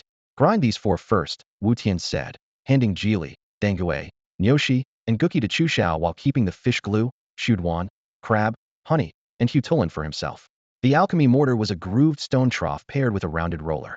The herbs were loaded into the groove, then crushed back and forth until they became a fine powder. The process was long and tedious. It took at least an hour or 2. Chu Xiao moved with practiced ease, first chopping the herbs, then rolling and crushing them. As the roller turned, the fragrance and the green bitterness of the plants were released. He looked up at Wutian in surprise. "You know how to make pills too?" Wutian nodded with a smile. "As long as you've got the basics, I can relax. Next I'll show you the advanced procedures. I can't camp here making potions every day, so from now on you'll recruit apothecaries and guide their practice. They'll give you every formula and ratio, and they'll teach you how to use that bronze furnace over there for large-scale production." Chu Xiao glanced at the waist-high bronze furnace, its surface covered with dense alchemical runes, and its mouth sealed by a black gold shield. "That thing can cook a few hundred pills at a time, right?" 100 per batch, exactly 2 hours, Wutian replied, patting the furnace wall. "I have 4 hours left before I need to head out and level up, so you have to master every key point within that window." Chu Xiao nodded confidently. "I've got the foundation. He'll learn as fast as I can." Working in tandem, they ground enough herbs for 100 power pills in just over half an hour. Then they poured the powders into the furnace in order, and Wutian added honey and a splash of water in the exact proportions. They moved the furnace to the center of the cavern, where flames leapt from cracks in the rock and licked its base, turning the bronze walls red-hot. The thick potion churned as pale golden steam rose. Watching the hourglass, Wutian said, "During the boil, you have to stir every 3 minutes and 27 seconds, with no more than a 2-second margin of error. Stir too soon and the ingredients won't merge. Too late, and the potion fails outright. The speed must be steady, neither too fast nor too slow." This was the trickiest part. Wutian demonstrated himself, his arms swinging like a pendulum, hitting the beat with clockwork accuracy each time he stirred. After a dozen repetitions, he turned slightly. Got it. Chu Xiao had studied every detail. He took a deep breath, gripped the long-handled ladle, and said, "Let me give it a shot." Wu Tian passed the stirring rod to Chu Xiao. "They'll count the time twice," he said. "Once you feel the rhythm, they'll leave it to you." Even a split-second lag during the handoff could ruin the entire batch, so Wu Tian had to fine-tune the timing for him. Chu Xiao nodded silently. He had been following Wu Tian's verbal cues all along, knowing there was no room for error. When the timer hit 3 minutes 27 seconds, Wu Tian called out in a low voice, "Stir." Chu Xiao moved at once, tracing 2 steady arcs inside the cauldron. He wiped the sweat from his brow and looked up. "How's that?" "Nicely done," Wu Tian said with a faint smile. "Looks like you've done this before." Flushed with the rare praise, Chu Xiao laughed shyly. "I used to help my mom with this sort of thing. Guess I got used to it."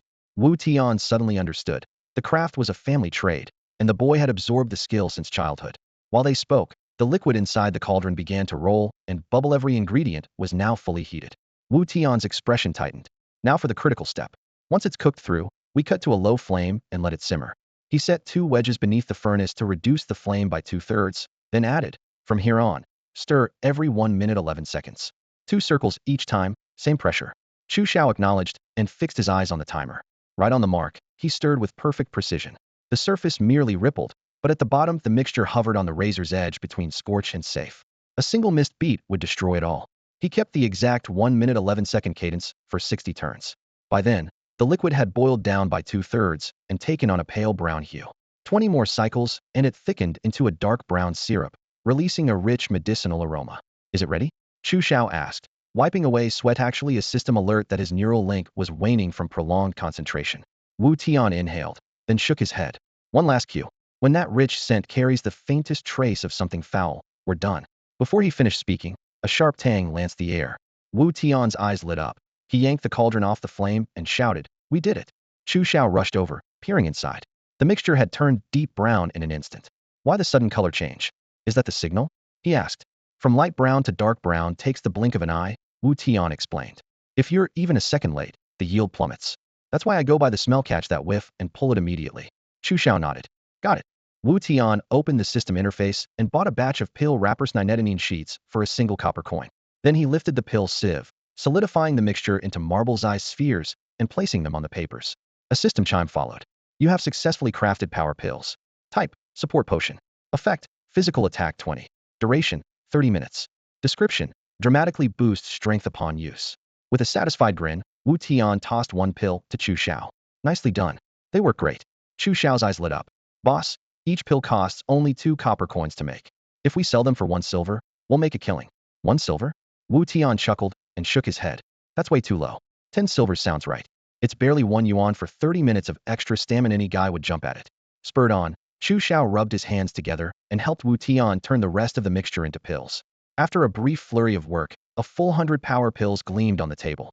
Wu Tian packed them into his backpack and pulled up an official e-contract. "You passed the test. Hey, race the employment agreement. From now on, you're the manager of my pharmacy, and you get 10% of its total revenue." 10%? Chu Xiao's breath hitched. That wasn't 10% of profit from refining, it was 10% of the entire store's takings. A quick calculation told him that with 10 alchemists, 1 whole furnace of profit would be his. With 100, all 10 furnaces' profits would land in his pocket. With exclusive rights to the power pill and such low costs, they could dominate Jiangling City and the neighboring capitals in no time. "Boss, that's too much," he said, thrilled yet anxious. "At this pace, he'll be a millionaire in a month." Wu Tian clapped him on the shoulder, both serious and encouraging. "Brother, I believe in you. I don't have time to run the shop, so recruiting staff, sourcing ingredients, overseeing production, and handling sales are all yours. That 10% covers both your alchemist fee and your manager's wage. And don't expect big profits right away. Expansion takes cash flow. While open branches, pay salaries, stock materials, and rent space. Real money comes after 6 months, so be ready to shoulder the grind first." "I'm not afraid of hard work," Chu Xiao said firmly. "I'm only afraid of being looked down on. Then in 6 months, let's give Ying and Lu Zhe a surprise they'll never forget. Deal?" "Deal." Fire blazed in Chu Xiao's eyes as he signed the contract. System prompt. Contract completed. Player San Xiao Ren Sheng. Real name Chu Xiao. ID 21068222352908878. Residence 128, Guanghu Street, Changhe Town. Is now officially your employee. Wu Tian forwarded the contract to the official mailbox and said to Chu Xiao, "Come on, let's go sell the power pills." While we're at it, see if there's a suitable alchemist around. He'll also line up some alchemy apprentices for you. Alchemy apprentices? Chu Xiao was stunned. The exam to become an alchemist was notoriously harsh, and players with a traditional medical background like his were exceedingly rare. He had no idea how many people he could actually recruit. Even if someone passed, mastering a bronze cauldron was another matter, and the success rate remained a gamble. He couldn't fathom why Wu Tian was mentioning apprentices now. Wu Tian chuckled. No matter how successful you are, you still end up owing favors you can't repay, and am no exception. But this isn't the time to settle those debts. There's no rush on the apprentices, I'm not hiring them today. Chu Xiao nodded. Though puzzled, he didn't press for details. Let's go. They left the refining room, and Wu Tian stored the remaining herbs in the apothecary warehouse. The first storage tab offered 50 free slots, more than enough for now.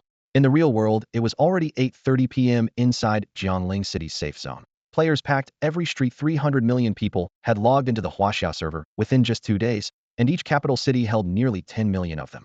With the accelerated in-game clock, one full day passed every 6 hours, and the virtual sun was now setting. The crimson sunset splashed across golden glazed tiles, coating Jiangling City in a warm glow. Players and ancient architecture merged into a vibrant tableau, as if everyone truly stood in a flourishing imperial capital. Conversations buzzed along the streets. Did you hear? Qiyun Pavilion got wiped by Starwish Alliance and Illusory Flame, and Duan Yuntian still hasn't logged back in. The level 10 Wild Bull boss spawned on the western plain right in front of me, but I couldn't tag it. Heading to Hornet Woods later? Those things are weak to magic and arrows. Wolf hides from Dire Wolf Valley sell for a fortune. He'll take you there. Wu Tian admired the noisy yet harmonious scene as they walked. Do you like this game? He asked casually. Absolutely. Chu Xiao beamed at the sunset. I fell in love with it the first day I logged in. It's just so real. Wu Tian laughed quietly. Still chatting, they reached the western auction house. He had already cleaned out the cheap herbs in the North District, and prices were bound to spike, so he decided to try his luck here. The west side auction house looked identical to its northern counterpart. A spacious hall, orderly counters, brilliantly lit. He chose an empty counter and handed the potions to the auction clerk. List 100 power pills separately. Starting bid, 10 silver, buyout, 50. Certainly, the clerk replied, stowing the items. The game is still in open beta, so auctioned items aren't taxed yet. Once the beta ends and real money trading goes live, every sale will be hit with a transaction fee of 1 to 20%. Wu Tian turned, pulled Chu Xiao through the crowd, and dragged 2 wooden chairs over to the lobby's lounge area. Let's catch our breath and wait for the results, he murmured. Before he finished speaking, a commotion erupted at the entrance. Wu Tian glanced over and saw Qian Kuan-zongheng, leader of the 100 Cities Alliance, storm in with a large contingent of players. His presence was so imposing that the crowd scrambled aside, an even heavier pressure than when Duan Yuntian had appeared. Don't tell me this auction house is out of support potions. Qian Kuan-zongheng cursed through gritted teeth. The apothecary wants a gold coin apiece. I don't care how rich I am. That's daylight robbery. Because the game hasn't enabled currency exchange yet, no guild controls more than about 500 gold. Yet each potion costs 10 gold per run, and if a player dies its effect disappears, and they have to drink another. Apparently Qian Kuan-zongheng had already wiped several times in some dungeon, burning through cash faster than even he could stomach. The first vice guild leader, a short, pudgy man, was sweating profusely. The Fox Den really is tough, but it drops the most mage gear. If we clear it, the payoff is huge. I've had runners checking the auction house all day. There hasn't been a single potion listed. You know there's no recipe yet. The server's only been live for 2 days. Who could possibly craft them? Qian Kuan-zongheng shot him a frosty glare, then strode to an open counter at the front. Facing the pretty auction clerk, he said in a low voice, show me every support potion you've got. Certainly. The lovely NPC smiled and unfurled a bamboo scroll. The very first line showed a strength pill with a starting price of only 10 silver. I ought to kill you. Qian Kuan-zongheng exploded, lashing his sword across the pudgy man's shoulder. What's this, then? You said there were none yet. The moment I show up they magically appear? The pudgy man froze, on the verge of tears as he stared at the scroll. Boss, I swear I'm innocent. They really weren't here before. If they had been, I'd have bought them all long ago. I'd never have seen a single one. Qian Kuan-zongheng wasn't stupid. Most of his anger evaporated. Fine. Buy them now? Yes, right away. The pudgy man bobbed his head, took the scroll, and asked, do we sweep the lot, or wait for a cheaper bid? Bid the max for 10 of them first. Put up buy orders at 30 silver for the rest. Not a coin more. Qian Kuan-zongheng ordered. Got it. The pudgy man immediately purchased 10, but as soon as the order went through, the number of strength pills on the scroll was cut in half. He whipped around and shouted, boss. Someone else is buying them at 50 silver each. We're down to about 50 left. Qian Kuan-zongheng frowned. We still underestimated demand. Every studio and guild is racing dungeons, and if these potions are half the NPC price, they'll be snapped up instantly. Forget it be the rest, and let's get back to the run. The short, stocky player slammed the purchase button, but the supply of strength pills shrank by the second. He managed to snag only 13 before the rest disappeared. System chimes kept coming. Your strength pill has sold for 50 silver. Your strength pill has sold for 50 silver. Wu Tian watched the chat window scroll, the corners of his mouth lifting. He turned to Chu Xiao. Sold out every last one. 50 silver each. That's a clean 50 gold profit. 2 silver into 50 gold. Chu Xiao's jaw dropped. That's outrageous.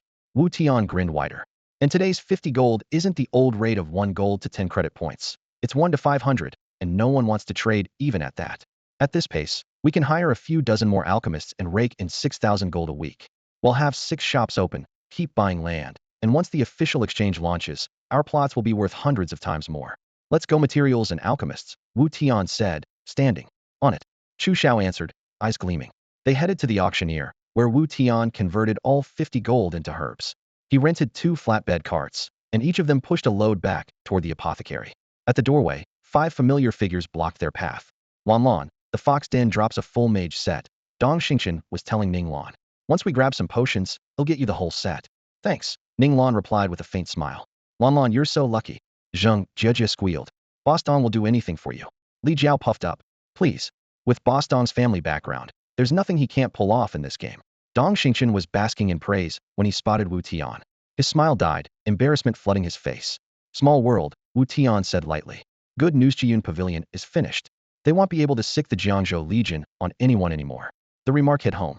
The group shifted uncomfortably, staring at their feet. Only Zheng Jiejia wasn't fazed. She frowned. I hope so. If Duan Yuntian comes back, you'd better handle it. Wu Tian laughed. Fine. If Duan Yuntian causes trouble, he'll clean it up. If he so much as touches you, find me and he'll settle the score deal. Hearing the mockery, Ning Lan forced a smile and changed the subject. Where are you taking all those herbs? To the workshop, Wu Tian replied calmly. Potion making pays. Poor folks have to eat. A flicker of disdain crossed Ning Lan's eyes. Fair enough, but it's hard work. Li Jiao piled on. The forums are full of guides, anyone can brew basics. The profit's pathetic. Feeling superior again, Dong Xingchen offered magnanimously. If you're really short on cash, I can lend you some. Chu Xiao had thought these people were friends of Wu Tian's. Now she finally understood they were anything but. And the funniest part was how they mocked him, convinced he was just some small-time crafter churning out standard health and mana potions. They had no idea how wrong they were. Wu Tian glanced at the clock and saw that less than an hour remained before the rendezvous. He would have enjoyed teasing these fools a little longer, but he couldn't spare the time. I have things to do, he said. You worry about yourselves. My offer still stands.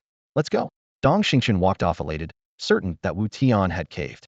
Smirking, he waved and strutted away with his crew. Ning Lan, teetering on high heels, didn't look back.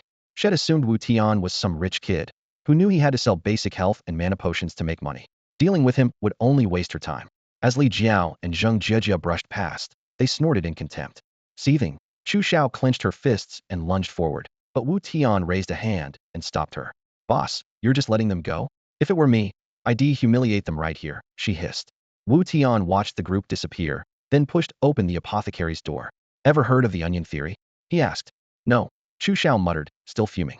Wu Tian chuckled and eased the door shut. Scots say life is like peeling an onion. The deeper you go, the more it stings. By the time the last layer comes off, you're already in tears. Chu Xiao blinked. What's that supposed to mean? Make your enemies see, layer by layer, how far beneath you they truly are, Wu Tian said, strolling to the counter. His voice was calm, but every word cut sharp. Give them time to stack their disguises in every field where they think they excel. When they finally grasp the gap and rip those layers off themselves, sobbing, you crush them. That's revenge. Chu Xiao smacked her lips, then raised her hand. Boss, can I do that to Lu Zhe? Of course. Any enemy deserves no less, Wu Tian nodded. I understand. Chu Xiao nodded solemnly. Wu Tian nudged her shoulder and lowered his voice. That girl who just sneered at me was my first love. The guy flaunting his money beside her was my old rival. What? Chu Xiao froze. Boss, she's gorgeous, honestly, prettier than Ying, and her figure's amazing. With the cash you're making from these potions, you'll be worth tens of millions, maybe more, in a year. Why not win her back? You're underselling it, Wu Tian said, holding up 2 fingers. Zhongling has over 10 million people. If each buys 1 potion, I'm a multimillionaire. If they average 10 bottles, I'm a billionaire. In Disorder World, a game that upends real-world rules, potion sales alone would let Wu Tian surpass Dong Xingchen's fortune within a year, several times over. The money Dong Xingchen flaunted as his greatest asset wasn't even a joke here. Chu Xiao scratched her head. Then why give up on her? She genuinely couldn't grasp Wu Tian's thinking. Wu Tian flashed a world-weary smile that seemed far too old for his years, slung an arm around Chu Xiao's shoulders, and asked, "Brother, between Mingwei Rushua and that other girl, who's prettier?" Chu Xiao knew the name Mingwei Rushua well, and answered without thinking, "Mingwei Rushua, hands down." "Boss, do you like her?" Wu Tian shook his head, squinting toward the corner of the street. "How does she stack up against today's hottest stars, Su Zijuan and Tao Yingran? They're only 18 and already on the cover of Time as the most beautiful new generation actresses classic Eastern beauties. Mingwei Rushua can't compete." Chu Xiao scratched his head and admitted, "I don't fully get it. But you're right, Mingwei Rushua isn't as stunning, and she doesn't have their figure either." "Exactly." Wu Tian pinched his shoulder. "So if I ever met those two starlets, do you think I'd fall for them on the spot?" Chu Xiao paused, then answered firmly, "Of course not." Wu Tian patted him. "You'll understand eventually. There are plenty of beautiful women, but the one worth choosing is the one who stays when life is hard, who sincerely cares for you. Beauty is only skin deep, love is the core. A romance glued together by money will crumble the moment the money's gone." His tone sank a little. "Why don't I still love Ning Lan and keep her only as a memory? Because she loves no one, only money and herself. She'll like you for your wallet and leave the second someone richer shows up. That's what people call a gold digger. Maybe she'll be successful someday, but she can only ever be a friend, never a partner." Wu Tian paused, eyes settling on Chu Xiao. "I'm telling you about Ning Lan so you'll stop chasing that girl Ling Ying. Treat what you felt for her as a youthful memory. Remember the impulse and the mood, not the person." Chu Xiao caught on quickly and nodded. "I get it, boss." "Good. Now go recruit some alchemists," Wu Tian said, stepping forward lightly. "I've got herbs to refine. From today, you're the store manager. Don't mention my name. Tell everyone these ideas are yours." He pressed 30 gold coins into Chu Xiao's hand and pointed toward a cluster of potion makers debating refining techniques in the distance. "Go." Excitement flashed in Chu Xiao's eyes as he hurried off. If he found people who understood the basics, he could give them the recipe, ratios, and method, and they'd turn out potions in no time. Watching him leave, Wu Tian sighed with satisfaction. With this helper, Head saved himself a lot of trouble. The ingredients Head just bought plus what was left from last time would yield nearly 5,000 power pills, so he wouldn't need to intervene for a while. Next on his list, brew a few special potions, then clear a dungeon. The instance he had in mind was Fox Den, the one the Qiankuan Zongheng Guild had never managed to beat. Nearby runs like Tiger Mountain, Dire Wolf Valley, and Poison Spider Thicket mostly dropped physical gear. Only Fox Den offered caster loot. Starting tonight, a wave of players who had been studying the Nameless Heart technique hit level 10 and unlocked the ability to cast elemental spells. They quickly discovered that once these new skills were learned, casters previously underpowered were dishing out more than only and a half times the damage of physical classes at the same level. The cause was obvious. For melee builds, each point of strength converts to only 0.67 points of damage. By contrast, every point invested in inner power or mana yields a full point of spell damage. At the level 10 cap, a character maxing out strength already deals 17 points less damage than one pouring everything into inner power or mana. The gap widens because true melee characters can't dump all their points into strength anyway. They still need health and defense, while casters, safely attacking from range, can devote every last stat point to raw power. Players soon noticed another quirk. Every wild creature so far had physical defense, but no magic defense. Physical damage was further reduced, whereas spell damage landed at full value. With equal gear and levels, a caster's output could easily double a melee fighter's. Forum threads titled Delete and Reroll flooded in as physical players scrapped their old characters and started over with the Nameless Heart technique. This marked the game's first real watershed, the moment players firmly chose their class paths. For the average adventurer, it was a storm. For big guilds like Huanhua and Qiankuan Zongheng, who had mapped out class compositions well in advance, it barely made a ripple. Their leveling squads had always paired melee tanks with mages, and now their foresight let them surge ahead. Their momentum stalled at the Fox Den dungeon. Even in full yellow-grade gear, guild teams kept wiping. The first boss is flanked by 10 elite foxes whose physical damage is sky-high. 3 elites alone can match the boss' own DPS. Surviving the pack means plugging in an extra shield warrior and healer, but a 10-man cap leaves fewer slots for damage dealers. The usual result: healers run out of mana long before the boss is half dead, and the party is wiped out. That's why Qiankuan Zongheng was willing to pay top coin for power pills to squeeze out more DPS. Wu Tian, however, had no need for such gymnastics. He could brew an Iron Wall pill that boosts physical defense by 20 points for the whole party. Combined with his custom kiting and positioning tactics, the Fox Den's first boss felt toothless. No extra tanks, no extra healers, just a perfectly balanced 10-man team packing enough DPS to breeze through. What amazed Wu Tian most was how cheap the recipe was. It called for 9 common herbs: dangui, shudi huang, jigshueting, baishao, powdered ox bone, and the like. In his previous life, once their value was recognized, Each stack sold for 9 silver coins or more. Now they went for next to nothing 30 copper a stack. He rented another alchemy room and, once inside, ignored the bronze cauldron in favor of a small pill furnace that could produce only 6 pills at a time. After sorting the ingredients according to the recipe, he dropped them into a stone mill and pushed the heavy wheel with steady hands until the herbs were ground into a fine powder. He poured the powder into the small furnace and simmered it over a gentle flame. Half an hour later, the room filled with a rich medicinal aroma, and the first batch was ready: the iron wall pills. Type: support potion. Effect: defense 20. Duration: 30 minutes. Description: swallow one and your whole body feels as tough as iron. Wu Tian sifted the pills, shaking the sieve until 6 flawless, crystal-bright spheres rolled out. He wrapped each one in oiled paper. When he pushed the door open, the scene outside startled him. The first-floor lobby of the pharmacy was packed with a snaking line that almost reached the alley corner. At the very front stood Chu Xiao, drenched in sweat. "Don't push. Form a line for the interview," he shouted while wiping his forehead.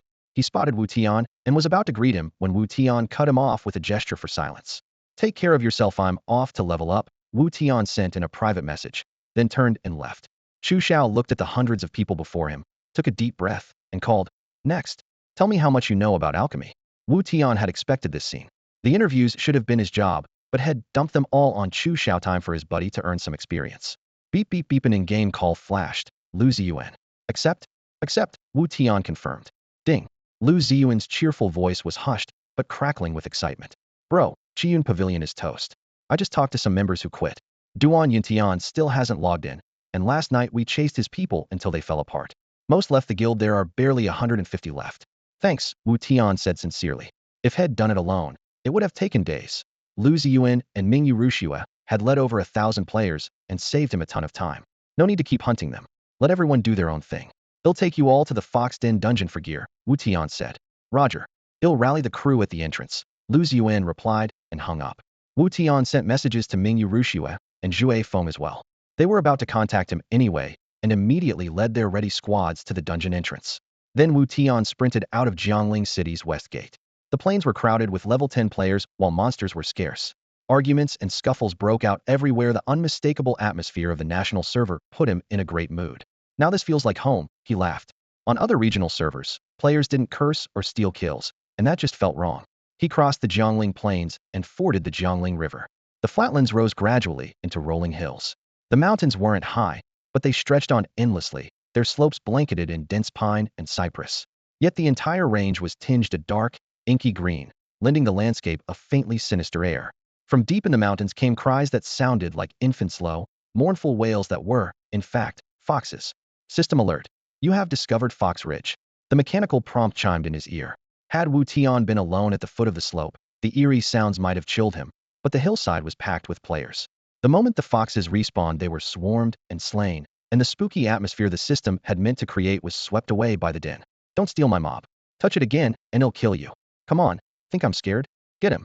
Players brawled at the trailhead, shouts and clangs overlapping. Wu Tian chuckled, slipped past the flailing weapons, and headed up the wide stone steps.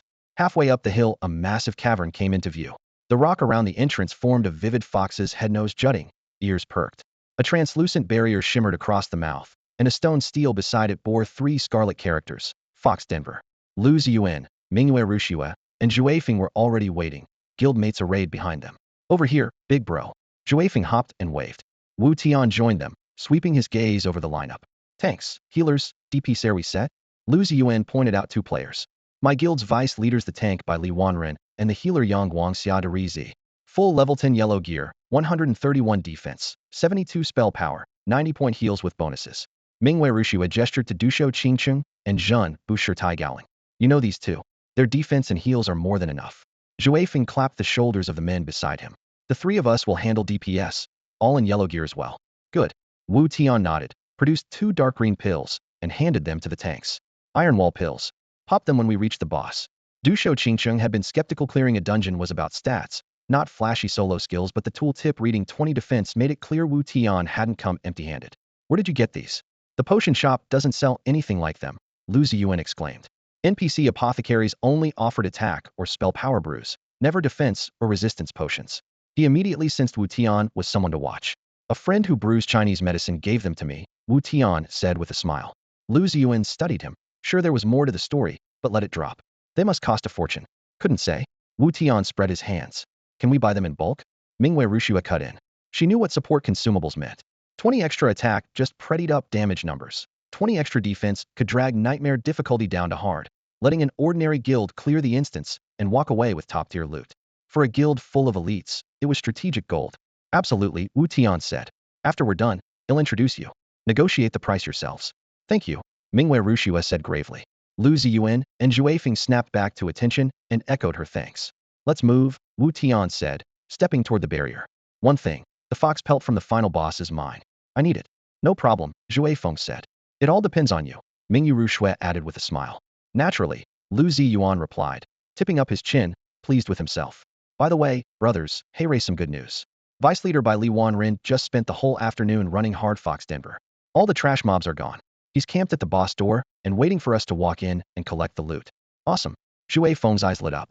Those mobs never drop anything worthwhile. Piggybacking on the boss loot table is the only way to go. Hold it. Heavy boots cut through the team's excitement. Bai Li Wanren strode up to Lu Ziyuan, face dark, eyes sweeping over Wu Tian, Zhu Feng, and the others. My crew and I busted our backs cracking that dungeon. Now you want to bench them so your guys can take over? Not happening. Lu Ziyuan blinked. Juan, what's this about? Bai Li Wanren real name Juan Quan owned the guild too. He simply let Lu wear the guild leader tag because he hated day-to-day management. That didn't mean he took orders from him. He shook a vial of pale blue potion. Your potion's solid and it upped our clear rate, I admit that. But one bottle isn't enough to kick my boys out. Unless you beat him. As the words fell, a sword-wielding player stepped forward. The blade tip kissed the ground with a metallic chime. Imfeng Shueku. He lifted his gaze to Wu Tian, the challenge unmistakable. Heard you wrecked Qiyun Pavilion with a white tiger amulet and a gold-backed cleaver. I've got the same setup now, wanna try me? Only a meter stood between them, the air crackling like a wall of sparks. Wu Tian curled his lip and scoffed. You can't beat me. Don't humiliate yourself. Huh. Feng Shueku narrowed his eyes. Anyone can talk tough. I say you can't beat me. Soys or no. Wu Tian's stare turned cold. Give a cur enough credit and it thinks it's a wolf. Lu Ziyuan must have rushed White Tiger Cavern yesterday, farmed a few hard mode bosses with the amulet, and fast-tracked a tier 10 Xian-grade weapon.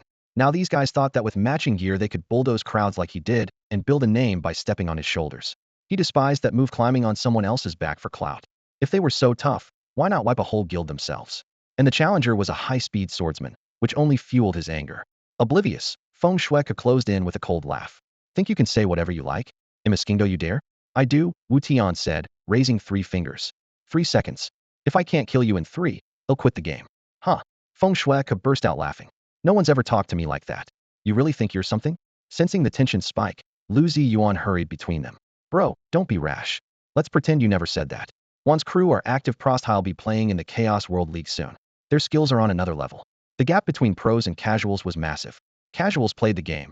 Pros trained it, drilling every tiny mechanic most players never even notice. Consider how a shaft of direct sunlight changes a fight, how the spacing and girth of trees alter combat in a forest, or how the reach of a blade meshes with each step you take. While casual players swing their weapons at trees, dive into brawls, and grin, man, this game is amazing. Professionals run test after test, chasing numbers and perfecting details. One word, fascinating. Another, mind-numbing. Only those who can endure that tedium, stay with the same team, squeeze into the starting 5, and earn a full pro contract deserve to be called masters. Lu Ziyuan and Wan Quan simply wanted to see whether a veteran like Fengsweek could reproduce Wu Tian's earlier miracle, and, if possible, use Fengsweek's fame to make Wu Tian a household name.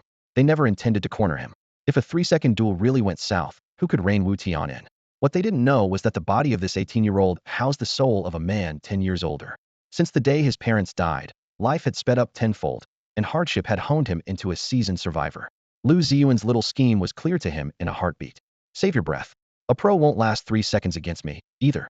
Wu Tian looked up with a frosty half-smile, his voice as calm as a verdict. You really think a couple of weapons and a white tiger talisman can bring down Qiyun Pavilion? Before the words faded, he drew a heavy gold-backed saber with his left hand and nodded at Fengsweek. 3 seconds. Get ready. Fengsweek snorted and stepped back, widening the gap to 2 meters. Steel flashed in the air as he unsheathed his longsword. Fine. I'd like to see how you plan to beat a pro in 3 seconds. I doubt you'll even understand it, Wu Tian muttered. Then he stamped the ground. Shadow step activated. A sudden gust erupted. He shot forward like a dark arrow. Fengsweek expected an opening stun. With a 0.4-second reaction window, had planned to dodge and counter, which was why he left 2 meters of space. Wu Tian ignored the script. No stun opener. 1 meter left. Panic flickered across Feng Shui's eyes. He forced the white tiger talisman to life. Phantom Slash. Two crossing strikes formed a glowing X, trying to seal Wu Tian's path, each swing dealing 75% damage, enough to push most foes back. Metal clashed. Wu Tian took the vertical strike Heaton, twisting his saber into a reverse block. Redirect. The system chimed. Attack 10. The distance shrank to 40 centimeters. Stun. The pommel cut upward like a blur, slamming into Feng Shui's stomach. 2 seconds of daze. Frost Slash. The saber's icy arc swept left, then right in a seamless follow-up. A chill kissed Feng Shui's throat. His HP bar vanished on the spot, 500 points gone in a blink. Fully geared and protected by the White Tiger Jade, Feng Shui had a total of 600 hit points, yet Wu Tian all but emptied that bar in a single clash. When Feng Shui came to and braced for the next strike, his health was already gone.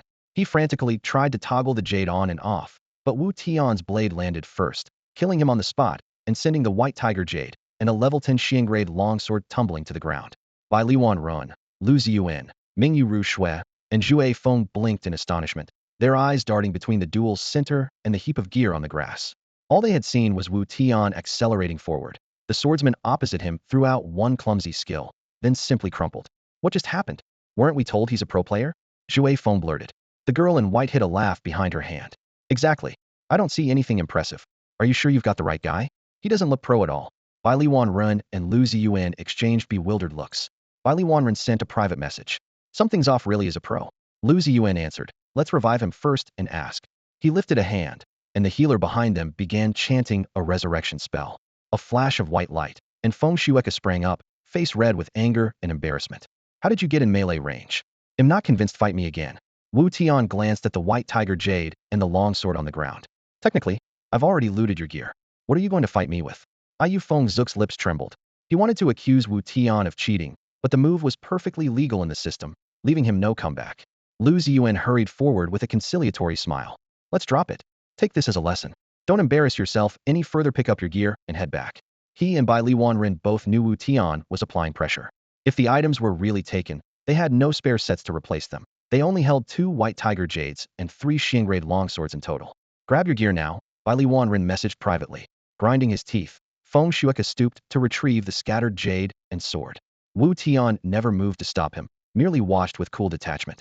Once everything was packed away, he offered a calm reminder. Hey, race some advice when you face a knife user. Remember, a blade can close the gap and trade damage at point blank, not just swing from a distance. The single line hit Feng Shui like a hammer. He froze, speechless. Mingyu Ru Shui, who had been observing quietly, felt her heart tighten as well.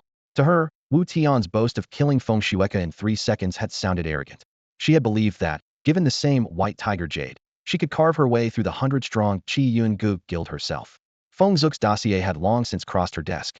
He had placed 33rd on the national ladder in several full immersion titles, hardly a weak player. Yet before Wu Tian, he hadn't lasted a single move. The most telling thing was Wu Tian's own words a moment ago. A bladesman trades blood for a kill. That single line summed up his style perfectly. If Mingwei Rushua ever faced a knife fighter like Wu Tian in an official match, she would probably be cut down as quickly as Feng Shui was. Thanks to TV dramas and web novels, most Huaxia players log in and pick a sword, convinced it makes them look dashing, graceful, and refined. If they skip the sword, they usually reach for a spear or a heavy hammer, something big and flashy. The blade, by contrast, feels neither as elegant as a sword nor as imposing as an axe, so almost no one chooses it as a main weapon. Yet Mingwei Rushua knew all too well that this forgotten blade might stage a full comeback in Wu Tian's hands. Lu Ziyuan wanted the awkward standoff over. He raised his voice. Anyone still against entering the dungeon? No one behind Billy Wanren spoke up. Feng Shui, their strongest, hadn't survived even a single slash, so who dared step forward? Good, Lu Ziyuan said, scowling for show before replacing it with a grin. He turned to Wu Tian. Brother, it was my fault for not keeping my people in line. On my account. Let's clear the instance first, all right? Wu Tian smiled. Sure, dungeon first. Lu needed to save face, and Wu Tian led him. Wu Tian stepped through the shimmering barrier, with Mingwei Rushua, Zhuefeng, and the others right behind him, leaving Feng Shui and the rest of the Xingyuan alliance standing around in awkward silence. As he brought up the rear, Billy Wanren messaged Feng Shui. How did you lose just now? I honestly didn't get it. From yesterday to today, he had treated Feng Shui as the guild's as no one else could last 10 exchanges with him. Yet against Wu Tian, he hadn't lasted even one, and Billy half-suspected had thrown the match. Feng Shui forced a smile. I misread him. I thought head open with a stun. You know my reaction time, importance of a second. At 2 meters I can dodge it. Then ID chain phantom slash at his unguarded face. But he ignored all that, closed in, and went for an all-out strike. I wasn't ready and got deleted. Billy processed that, then asked, if you fought him again, could you win? Feng Shueike thought about it, still bitter. Hard.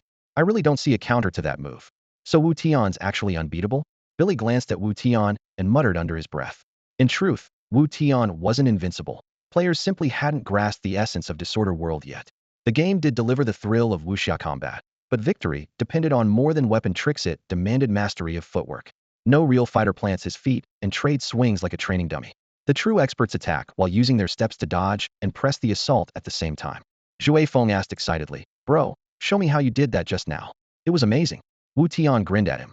You want to learn? Absolutely. Zhui Feng nodded hard. The girl in white and the boy in black behind him nodded just as eagerly. 3 pairs of admiring eyes locked on Wu Tian. If a pro got dropped in one move, who else would you ask to teach you? Mingyu Ru Shui, Lu Ziyuan, and the others crowded closer. They wanted to know Wu Tian's secret as well. Footwork and movement, Wu Tian said. In a generous mood, he didn't mind sharing the basics. When the national war begins, the sooner our server learns real combat skills, the better. To him, combat techniques were like a huge cistern filled to the brim. What had shown them was only a few drops spilling out. Remember, every weapon relies on your legs and body. If things go bad, take a step back, bend, roll anything but stand there trading blows. That isn't a duel. It's just a contest to see whose health bar is bigger. Everyone laughed. Mingyu Ru Shui nodded in sudden understanding, though a trace of frustration lingered.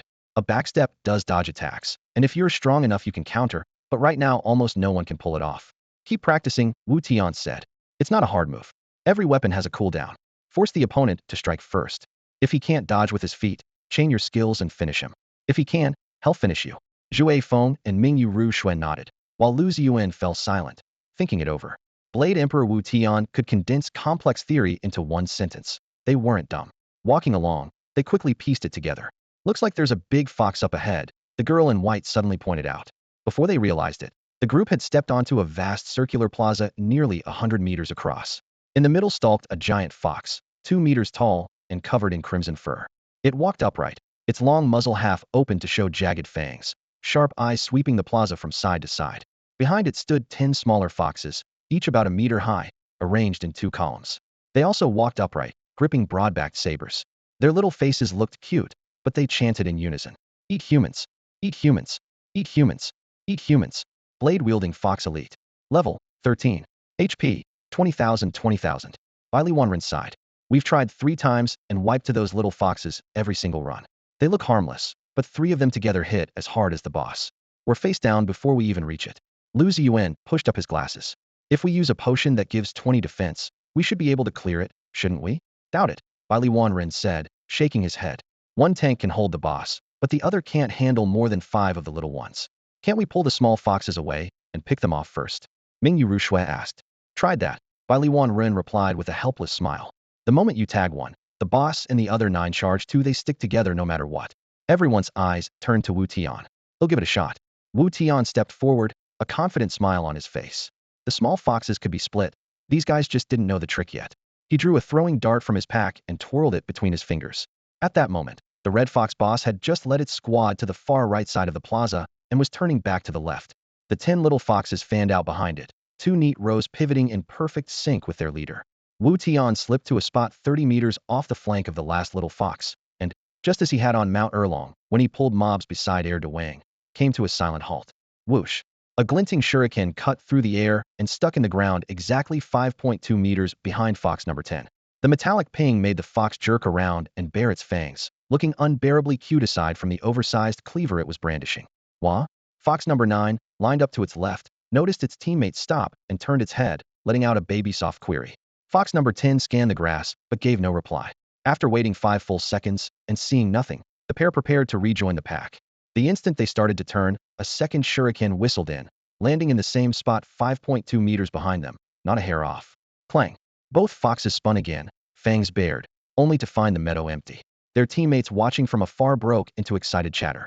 Billy Wanren's eyes widened. How is that possible? We tried that trick with Feng Shueike and never pulled it off once. Lu Ziyuan frowned. I can't figure it out at all. Mingyu Ru Shui murmured, it's about placement. Wu Tian always makes the shuriken land at exactly 5.2 meters, almost to the centimeter. Dushou Qingqing nodded, voice low. Much as he annoys me, no one in our squad can match that. At that distance it spooks only those two and leaves the rest untouched. Realization dawned, and every eye stayed locked on the field. Wu Tian repeated the pulls 7 more times until the red fur boss at the head of the line had marched 80 meters ahead with the other 8 foxes, leaving the 2 stragglers cornered. Once the gap felt safe, he struck for a 3rd time. This shuriken lodged in fox number 10's shoulder. Whoosh. As soon as it hit, Wu Tian wheeled and sprinted toward the plaza entrance, shouting, "Dusho Qingcheng, Billy Wanren, get ready to pick them up." Wah! The stab of pain enraged the 2 foxes. They bolted after him, but with the boss already 80 meters out, they had no chance to raise an alarm. Their stubby legs pumped furiously, keeping the gap at 30 meters all the way to the gate. Lying in wait, Billy Wanren and Dusho Qingcheng raised their shields in unison. Bang bang. Both shields slammed into the foxes' foreheads, stunning them for 2 seconds. In that window the pair drew short swords, and, with a flash of steel, drove the blades into the creatures' necks. Bleed. The skill triggered, blood gushing and draining 25 hit points per second. Shield Bash had a 10-second cooldown. Bleed had none. Threat locked instantly, leaving the foxes trapped. All in, I'm off to pull more. Wu Tian called, already veering toward the plaza's left flank. In the distance the red fur boss sensed something wrong, but simply led the remaining 8 foxes to the right. Don't worry, these 2 are ours. Lu Ziyuan tightened his grip on his weapon, eyes shining with barely hidden excitement. He could already see the boss falling. The little foxes only had 20,000 HP, so 6 DPS players needed barely a minute to finish off 2 of them. While the party sat down to drink potions for 30 seconds, Wu Tian ran back with another pair of foxes in tow. After 3 such pulls less than 4 minutes in, he had kited away 6 of the 10 patrolling foxes. Only 4 were left guarding the red fox boss. Amazing, Bai Wanren marveled as he watched Wu Tian. We couldn't drag a single one, and you snatched 6 at once. I feel pretty useless. Looks like Qingcheng could clear this place solo. Wu Tian laughed and waved him off. You 2 are still needed. Those last 4 are too close together. If I use a throwing knife to pull, the red fox will come with them. At least I still have a role. Then, Bai Wanren joked, half serious, half teasing. He was now completely convinced by Wu Tian's leadership. Dusho Qingcheng still felt annoyed with Wu Tian, but she knew the run depended on following orders, so she pushed her feelings aside. Let me explain the strategy. Everyone gathered around.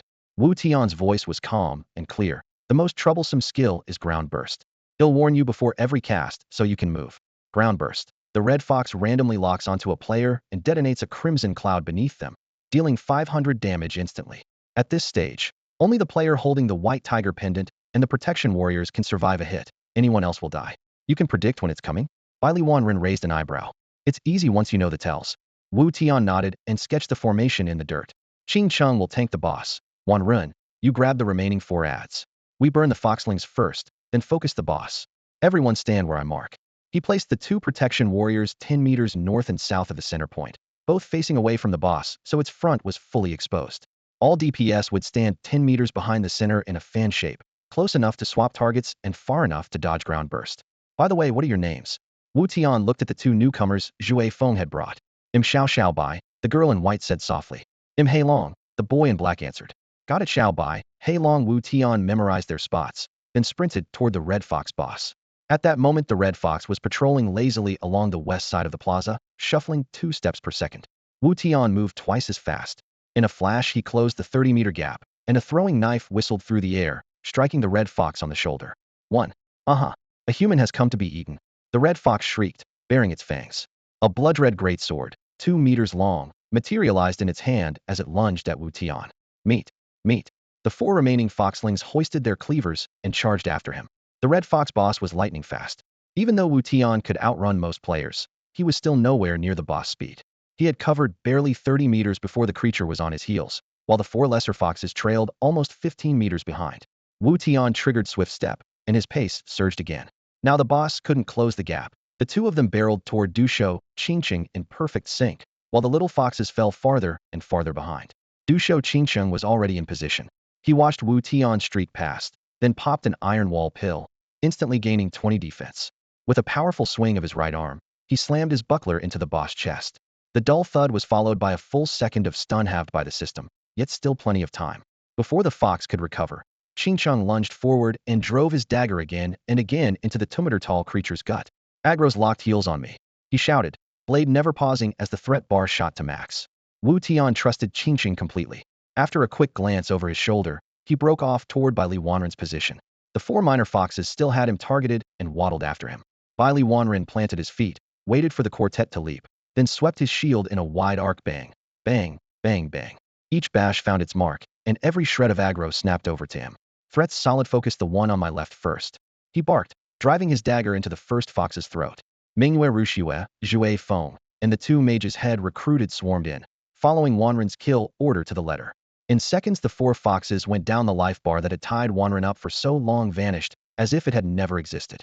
Seeing the bodies litter the ground, he felt a jumble of emotions, but managed only a single deep breath. Boss time, everyone pile on. Ill watch whoever he tries to cleave, Wu Tian called. He then deactivated the passive bonus from Demonic Codex. This was a lesson, and he didn't want the fight to end too quickly. Even so, they still had 6 full damage dealers, 2 of them heavy-hitting mages. 197, 192, 88. The half-humanoid red fox's health dropped in clean chunks, nearly 1,000 points gone in 2 seconds. The boss was built for single-target damage. Every time its great blade hit Ching, it carved off roughly 280 HP, alarming numbers. Yet the 2 healers lifted him back to safety with each cast. Didn't think you morsels would be this tough to swallow. The foxman flashed a crafty grin and licked his fangs. Guess I'll have to get serious. Wu Tian locked onto those amber eyes. In the next heartbeat, they mirrored Mingyue Ruxu's silhouette. Mingyue, back up now. She reacted on instinct, and a jet of icy vapor erupted from the spot shed just vacated, ripping a crack through the soil. How did you spot that? Wily Wanren asked, astonished. Right before the fox casts, the target's reflection flashes in its eyes, Wu Tian explained. The moment you see it move, hesitate for a second, and you're dead. Xiao Bai, fall back. Bai Xiao hurriedly stepped back as a puff of white mist burst in front of her. Clutching her chest, she gasped, that nearly killed me. Keep attacking, Wu Tian said evenly. With the rhythm now under control, everyone's strikes flowed, and the fox boss health dropped visibly, slipping below 50% in the blink of an eye. The fox suddenly froze, its gaze sweeping over Wu Tian's party, fury boiling in its eyes. With a long howl, light exploded from its body. Its once human form stretched in the flames and morphed into a 3-meter-long firefox.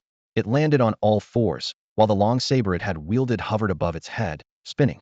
Worthless humans, you've angered me, it growled, lunging at Dusho Qingqing. 300. Dusho Qingqing's face blanched. Heal Might's damage just spiked. Wu Tian darted to his side. Stay calm. Both healers, keep him topped up.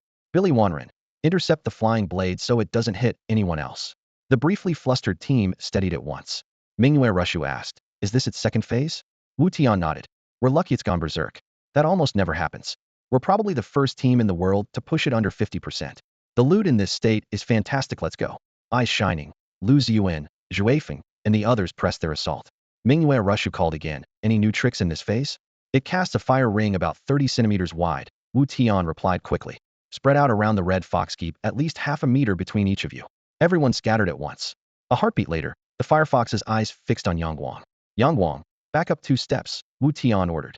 Yangguang retreated. The fox halted, threw its head back, and a ring of fire erupted where Yangguang had stood moments before. Nice dodge. Seeing the reflection in the fox's eyes, Wu Tian confirmed Yangguang was safe. As the fox's jaws opened, he spun in, twin blades flashing. 470 weak, point critical. 470 weak, point critical. Zhuifeng and Mingyue Rushu followed suit, arrows and spells slamming into the fox's eyes, stripping nearly 3,000 health in seconds. Every time the firefox lost another 5% health, it spawned a fire ring, and staggered. That stagger occurring roughly every 3 seconds became their window to unleash focused fire. After several such cycles, the boss was down to its final 1%. As it opened its mouth to spit another ring, Wu Tian's blades lashed across its eyes. A weak howl echoed, and the firefox collapsed. System message, you have slain the half-human firefox. At last, Billy Wanren hooped, brandishing his sword. Yeah, finally, Yangguang exhaled. The 2 of them had died to this fox 3 times already, losing 10% experience and gear durability each time. It had been brutal. Wu Tian smiled at them, then bent to loot the corpse. Congratulations, you 3-roll for it. This is the top caster weapon right now. What is it? Zhuifeng, Mingyue Rushu, and Lu Ziyuan crowded in. Demon Fox Orb. Profound, grade level 10. Physical damage, 11. Magic damage, 2030. Intelligence, 10. Durability, 5050. Weight, 3. Attack speed, 1.0. This is insane. 40 points between spell power and int. Zhuifeng's eyes gleamed. Lu Ziyuan, Mingyue Rushu, and Bai Xiao exchanged glances, then opened the system dice. 229. 095. Yes, it's mine. Bai Xiao jumped with excitement. Wu Tian handed her the orb. You're the main DPS from here on. Bai Xiao nodded eagerly. Her old weapon had only 5 spell damage. With this orb her stats skyrocketed.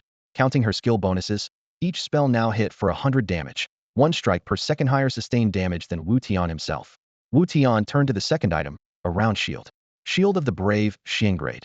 10 physical defense, 50-50 spell defense, 20-20 stamina, 10 strength, 10 durability, weight 50-50, durability 18. Come on, roll again.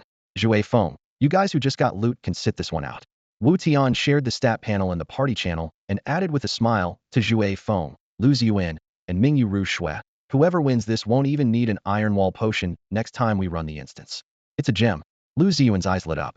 He could skip the orb, but in Xiangrade shield would be a game changer for the guild's progression. Mingyu Ru Shui brightened as well and immediately threw the dice. 10,097. Yes, Du Shou Qingqing shouted. Mingyu Ru Shui had the highest roll, and since he was the guild's main tank, the shield naturally went to him. Seeing Lu Ziyuan's disappointment, Wu Tian handed the shield to Mingyu Ru Shui and said reassuringly, "Don't worry. You've already figured out the mechanics, just farm it a few more times. The drop rate isn't bad." Lu Ziyuan sighed. "I didn't expect the loot here to be this generous. Once we clear this place, the other dungeons should be a breeze." Mingyu Ru Shui accepted the shield and nodded solemnly. "If you need one, he'll have Du Shou Qingqing run it with you until a shield drops." "Thanks a ton." Lu Ziyuan finally grinned, and Mingyu Ru Shui smiled back. "Let's move." Wu Tian clapped his hands. One boss left. The final drops might be even better. Everyone followed happily, pushing deeper into the instance. Before long, an underground river blocked the path. The water was pitch black and bottomless, with scores of level 10 sharp snout fish elites gliding beneath the surface. On the north bank, a right-angled bridge of teal stone slabs led straight across, wide enough for 5 to walk abreast. 20 knife-wielding foxlings guarded it in 4 rows of 5. Under Wu Tian's command, they pulled 5 at a time and cleared the bridge in short order. Across the bridge lay an open expanse where nearly 100 foxlings roamed in packs of 5. This dungeon was essentially a hardware test. If your stats were good, the trash fell easily. Wu Tian's party steamrolled the mobs and soon reached the final boss area. Halfman White Fox level 13, HP 130, 000130000. It stood upright, but was currently lounging on a tiger skin-covered stone chair. That's odd. Why does the final boss have less HP than the last one? Zhui Feng wondered aloud. Wu Tian explained, "It's a caster. Besides 5-element spells, it can summon adds. Du Shou Qingqing will still tank it. With that shield, you'll have a much easier time. The White Fox is a powerhouse. At this tier, no one can beat him easily. His first ability, Thunderstrike, calls down a bolt of lightning that deals 300 magic damage. Next is Gale, a whirlwind that sweeps across the entire arena. His third skill, Frost Curse, rains down a barrage of ice spikes. The most annoying move is Summon Venomous Hornets, which releases 5 basketball-sized wasps that apply 30 poison damage per second. The dungeon only assigns 2 healers, and they have to top off the whole raid, while also cleansing anyone stung by the wasps. No small task. Wu Tian laid out the plan in a single sentence. When the hornets spawn, he'll trap them with a snare net. Focus fire and nuke them. Everyone nodded. Pulling, Wu Tian announced. The White Fox stood alone on a barren stone platform, with no adds around. The shield warrior, Du Shou Qingqing, rushed in and slammed his heavy round shield into the fox demon's chest. "Humans? You actually made it this far." The White Fox snarled. "Where's my husband? Did you kill him? He'll avenge him." No sooner had he spoken than a crackling blue-white bolt struck Du Shou Qingqing, tearing away 350 health. He staggered and shouted, "Heals now?" 2 warm beams of white light landed on him, restoring 200 health. "Feel the sting of my hornets." The White Fox cried, flicking his wrist. 5 venomous hornets materialized, their wings buzzing. Wu Tian flung 5 throwing knives in rapid succession, pulling all the hornets onto himself. Then he cast a gray net. Snare net. System message, snare net duration 30 seconds. Entangled, the hornets crashed to the ground. "Burn them," Wu Tian shouted, his longsword flashing as he hacked at the nearest hornet. Each one had only 15,000 health, and under focused fire they fell quickly. With the adds cleared, Wu Tian led Mingwei Rushue and the others in a pincer attack, pouring damage into the White Fox's back. Hornets respawn every 40 seconds. Only 10 seconds had passed since they killed the last wave.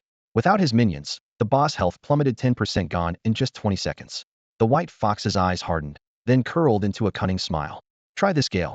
A violent wind swept the arena, hitting everyone for 200 damage. "Hold DPS. Top off before we push," Wu Tian ordered.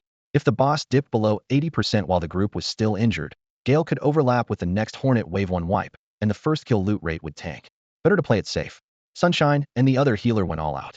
The rest of the group stepped back a couple meters and chugged potions. 20 seconds later, everyone was fully healed, just as the White Fox began another chant, and 5 fresh hornets emerged. Snare net. Wu Tian locked them down again.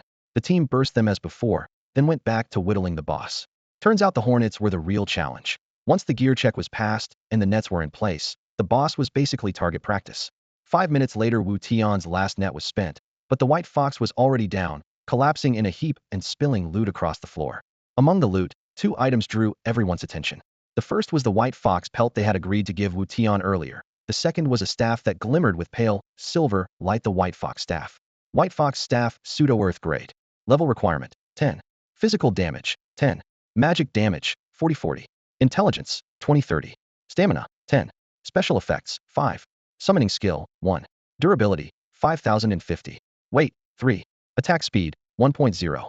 Wu Tian's heart skipped a beat when he saw the stats. A pseudo-earth grade item. At level 10, this dungeon was the only place it could drop, and the odds were 1 in 100,000, very likely the only one in the world. He immediately shared the attributes with Lu Ziyuan, Mingwei Rushua, and Zhuefeng, then smiled. Congratulations, President Lu. Your guild has a Wangwoman summoner, right? Lu Ziyuan beamed, almost tripping over his words as he stared at the pseudo-earth grade tag. Yes. We just recruited one and had no idea what gear to give him. This is a treasure, haha. Bai Xiao whispered enviously. I've never even heard of pseudo-earth grade gear. It even adds to summoning. This is insane. Wu Tian explained. Among all level 10 dungeons in Jiangling City, this is the only one that can drop a pseudo-earth grade item, so it's the city's first. Per their loot sharing agreement, the first item had gone to Zhuefeng, the second to Mingwei Rushua, so the third naturally belonged to Lu Ziyuan. Wu Tian handed over the staff, then lowered his voice. Tell your Wangwoman player to sink every specialization point into ghost summoning. With the staff's summoning 1, his little ghosts can reach level 5, putting out damage equal to a level 10 shield warrior and axe warrior in full mystic gear combined. He added some context. Wangwoman is one of the 4 hidden classes. Its summons are monsters, but they're level hungry. The higher the specialization, the higher the ghosts level enough to make mystic geared players run for their lives. So strong? It can really hold aggro like a shield warrior and axe warrior together? Billy Wanren's eyes widened. Wu Tian nodded.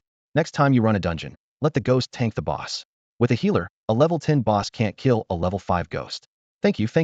Lu Ziyuan rubbed his hands, nearly trembling. Brother, I don't know how to repay you. This single run covers top-tier gear for over 1,000 of our members. Mingwei Rushua offered a quiet thanks as well. We owe you. Wu Tian chuckled and waved her off. You helped me wipe out Qiyun Pavilion. This is just a small favor in return. He cupped his hands to Lu Ziyuan, Mingwei Rushua, and Zhuefeng. If you ever need help, message me. No matter where I am, it'll come immediately. As he finished, a portal of light appeared. Wu Tian stepped through it and left the instance. System channel. Congratulations to players Wu Tian, Guild Master Lu Ziyuan of Starwish, Guild Master Mingyu Rushua of Firelight, Zhuefeng, and their team for clearing the Fox Den on hard mode. Wu Tian watched the golden announcement scroll across the system-wide channel and couldn't help smiling.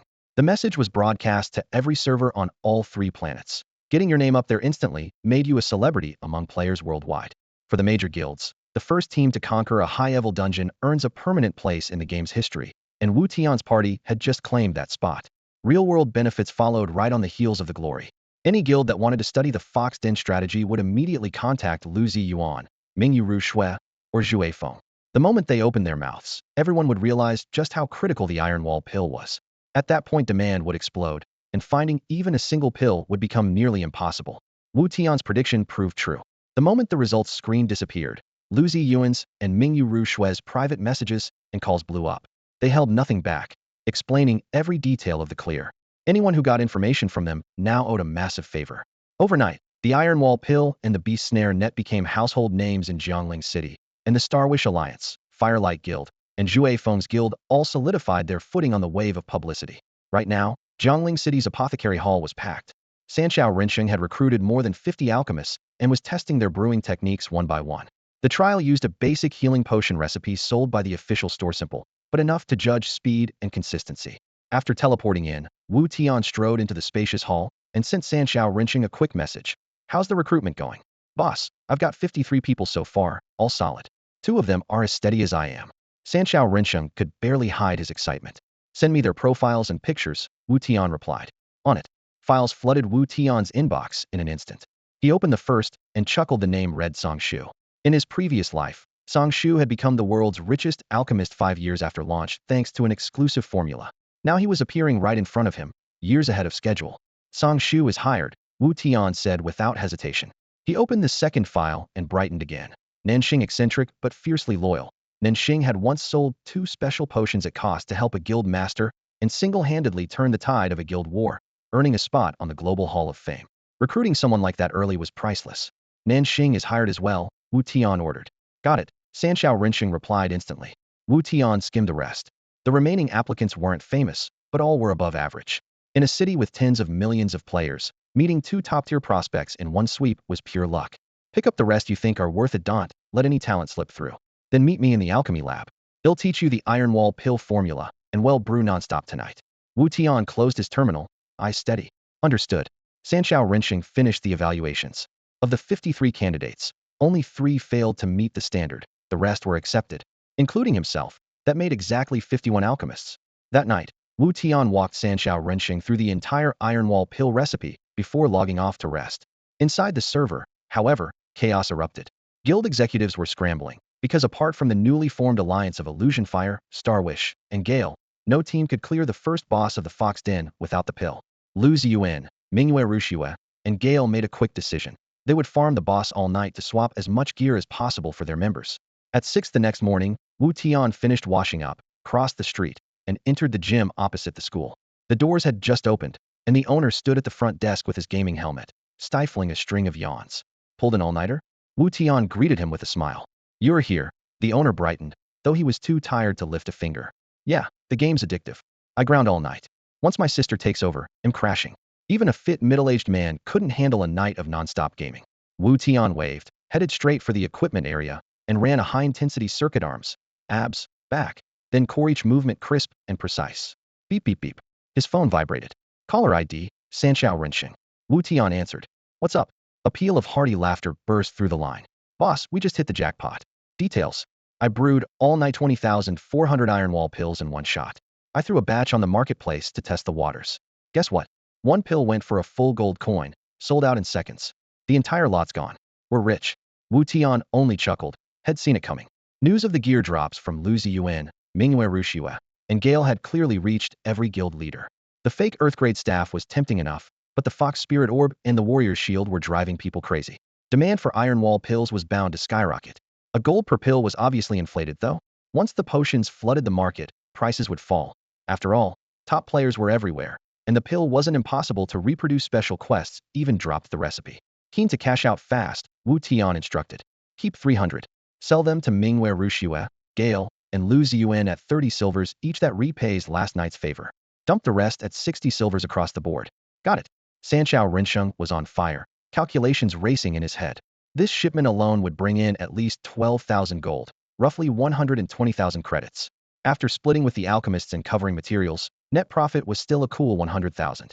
His 10% cut meant 10 grand in a single day, 300 grand a month. It felt unreal. He stammered.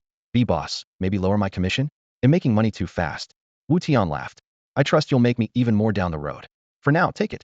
Consider it my investment in you. Thank you, boss. Sanshao Rinxing finally relaxed. He knew the recipe was Wu Tian's discovery. Without Wu Tian's permission, he couldn't brew a single pill. If he were fired or sidelined, every bonus would vanish with him. With that promise in hand, a mountain of future riches seemed to unfold before his eyes. Wu Tian ended the call with a smile and went right back to his workout. Sanshao Rinxing might think 3 million yuan a year was a small fortune now, but in Wu Tian's last life, Sanshao had once pulled in hundreds of millions annually. While cranking out push-ups, Wu Tian replayed those memories. In the game, the real money wasn't in gear, but in scarce talent, especially alchemists. A true prodigy could brew potions no one else would even imagine. A single secret recipe could leave ordinary players chasing his yearly income for generations. Sanshao Rinxing was exactly that kind of genius, and Wu Tian was sure he would one day uncover those special formulas and create an endless stream of wealth. After 2 hours of high-intensity training, sweat soaked his clothes and his muscles burned as if they were being ripped apart. He barely had the strength to lift a finger, yet he forced himself to stay on his feet and rest in place for half an hour. By then it was 8:30 a.m., and his breath turned to mist in the air-conditioned room. Rubbing his aching arms, he headed for the bathroom. The boss' younger sister, a fair-skinned girl with a playful smile, had taken over the front desk. She looked up and nodded at him in greeting. Wu Tian washed up quickly, changed into clean clothes, left the hostel, and bought hot soy milk and fried dough sticks from a stall at the alley's mouth. After breakfast, he didn't return to the dorm. Instead, he followed the main road, crossed several intersections, and walked toward a technical school. He was here because in his previous life he owed a debt of gratitude he could never repay. Whenever he thought about it, he wanted to slam his head against a wall. Shortly after founding his guild back then, he had met a local player named Lu Yun. Lu Yun joined with a band of loyal brothers and brought order to the chaos. With their help, Wu Tian fought and bargained his way until the guild finally took shape. But he lacked the foresight that his rebirth had given him. Jiangling City held thousands of mid-tier guilds, hundreds of large ones, and more than a dozen super guilds. One misstep could get you swallowed overnight. To survive, he fought tooth and nail, and one drastic measure was to make the paid positions of squad leader and legion commander open for competition. The policy swelled the guild's elite ranks as experts streamed in, but it also squeezed his earliest comrades out of their posts. Grumbling spread, and the guild nearly split apart. At the critical moment, Lu Yun stepped forward, took all the blame, and led those brothers out voluntarily, sparing Wu Tian any immediate trouble. Wu Tian had no idea how strapped those brothers were. Even on the day he finally made it, he was still reveling in his revenge on his rivals. Only when one of the remaining brothers casually brought up the past did the truth hit him. He rushed out to find those old comrades, especially Lu Yun, who had never once asked for a favor, only to see how miserable their lives were. Crammed into damp basements, doing the dirtiest, most exhausting temp work, struggling on society's bottom rung. They had poured the best years of their youth into the guild and into Wu Tian, and all he had given them in return was a cold set of rules. Back then, Wu Tian had wanted to compensate them, but Lu Yun wouldn't take a cent, and the brothers who left with him never saw a dime before Wu Tian was thrown into another world himself. That guilt stuck in his heart like a nail. In his last life had been powerless, but now that he finally had the chance, he was determined to give Lu Yun and every brother the best life and the most thrilling gaming experience. The gate of Jiangling Technical School was still as shabby as ever. The sheet metal doors were rust-flaked, and the faded gold lettering over the lintel that read Jiangling Technical School carried a hint of street swagger. The guardhouse window stood open. An elderly watchman lay sprawled in a chair, snoring away, letting anyone wander in or out. All of Jiangzhou called the place the city's #1 fight school. If someone said he had friends from Jiangling Tech, nobody dared mess with him. Wu Tian glanced at the time on his light brain. It was exactly when the overnight crowd funneled out of the internet cafes. Robots handled most manual labor now, and a fully immersive VR headset cost only 500 yuan, yet most working-class families still viewed it as a luxury. A typical student's monthly allowance ran roughly 300. Blowing an entire night's budget at a cafe was already pushing it. True internet cafes were scarce these days, but the streets around Jiangling Tech still glowed with neon. Those hot-blooded kids needed somewhere to burn off energy. Not far from campus, Lu Yun strode out of the Geek Cyber Cafe with about 20 buddies in tow. Tall and sunbright, he looked remarkably fresh even after an all-nighter. The guys behind him, however, sported dark circles and shuffled like zombies. Grab some breakfast, and we'll pick it up again, Lu Yun said, excitement tugging at his lips. I think I found a shortcut through the dungeon. Once we clear it, we can start making real money. I'm wrecked. Need a few hours of sleep first, Zhang Lin yawned, waving his hands as he leaned against a friend. Same. One more all-nighter, and he'll drop dead, Cheng Jijia groaned, rolling his stiff shoulders. Lu Yun kept smiling. Fine, you guys crash at the dorm. He'll farm some mats, sell them, and buy us potions. Wu Tian followed silently at the tail of the group. Everything felt just like his previous life. Lu Yun was still that warm-hearted guy, always thinking of his brothers first and never of himself. Before long, they ducked into Old Song's noodle house beside the school. 6 of them squeezed around a greasy stainless steel table, each ordering a bowl of hot noodle soup. Boss Song worked the ladle with practiced speed. Scallions and soy perfumed the rolling broth, making stomachs growl. Wu Tian knew this spot wealth camped here more times than he could count in his last life. Boss, one more bowl of hot noodles, Wu Tian called, pulling up a stool and wedging himself into Lu Yun's table, making things even more crowded. Cheng Jijia frowned up at him. Buddy, there are empty seats over there. Why squeeze in with us? Wu Tian didn't bother explaining. His gaze settled on Lu Yun. I overheard you guys talking about Unordered World. Yeah, so? Zhang Lin set down his chopsticks, eyeing him warily. I'm putting together a gaming studio, professional life skill players only. Interested? Wu Tian asked with an easy smile. A gaming studio? What's the pay? Cheng Jijia cut straight to the point. Wu Tian held up 5 fingers. Around 5,000. As long as you put in the work, a minimum of 5 grand a month. Lu Yun hadn't given it much thought at first, but when he heard the salary, he froze in surprise and laughed. That sounds too good to be true. Wu Tian scooted his chair forward, eyes unwavering. I'm recruiting brothers who'll stick with me for the long haul. The pay has to match that commitment. If you're in, they'll pay right now and buy each of you a gaming helmet. The heft of a thick stack of cash landed in the air with a solid thud. Lu Yun, Zhang Lin, and the others lit up, and even a few students at nearby tables leaned over in curiosity. Lu Yun tamped down his excitement. Any conditions? Just one: absolute secrecy. Wu Tian lowered his voice. Once you learn who I am, you can't tell a soul. I've just crossed someone who might come after me in real life. Seriously? How bad can a game grudge get? Zhang Lin joked. Cheng Jijia tapped his shoulder. You've got no guts. Lu Yun shot them a glance, then turned back to Wu Tian. We're all free and can be online 24/7, but honestly we're not worth that kind of money. Out there, people scrambled for jobs that paid 3,000 yuan. Their parents earned barely that at the steel mill, sometimes even less. Lu Yun knew a handful of jobless vocational grads hardly deserved a 5,000 yuan paycheck. Wu Tian didn't argue. He simply pulled 15,000 yuan from his backpack and set it neatly in front of Lu Yun. Don't sell yourself short. Stick with me, and you'll make way more than 5,000. This is for the helmets. Once we're in the game, we'll sign a formal contract with wage guarantees. I'm not here to scam you. The scent of ink from the banknotes mingled with the cafe's milky sweetness, and Lu Yun's last line of defense crumbled. He nodded had heard about in-game escrow contracts, and with Wu Tian's sincerity on display, they had no reason to refuse. Their program officially lasted 2 years, but because factories weren't hiring, no one had found work and the school simply kept them an extra year. There weren't enough classrooms, so they were shunted to spare rooms where no one cared if they showed up. Time was the one thing they had plenty of. Lu Yun looked around. Guys, I say we sign. Anyone against it? Zhang Lin, Cheng Jijia, and the others shook their heads, eager to seize the windfall. When no one objected, Lu Yun stood and offered his hand, smiling. Boss, we're with you. Take good care of us. Wu Tian clasped his hand and laughed just as broadly. Don't call me boss. If you want, just call me chief. Wu Tian. That was what they'd called him in the past life, he remembered, and hearing it again stirred something inside him. Zhang Lin, Cheng Jijia, and the rest echoed the greeting with playful grins, though their tone felt different from his memory.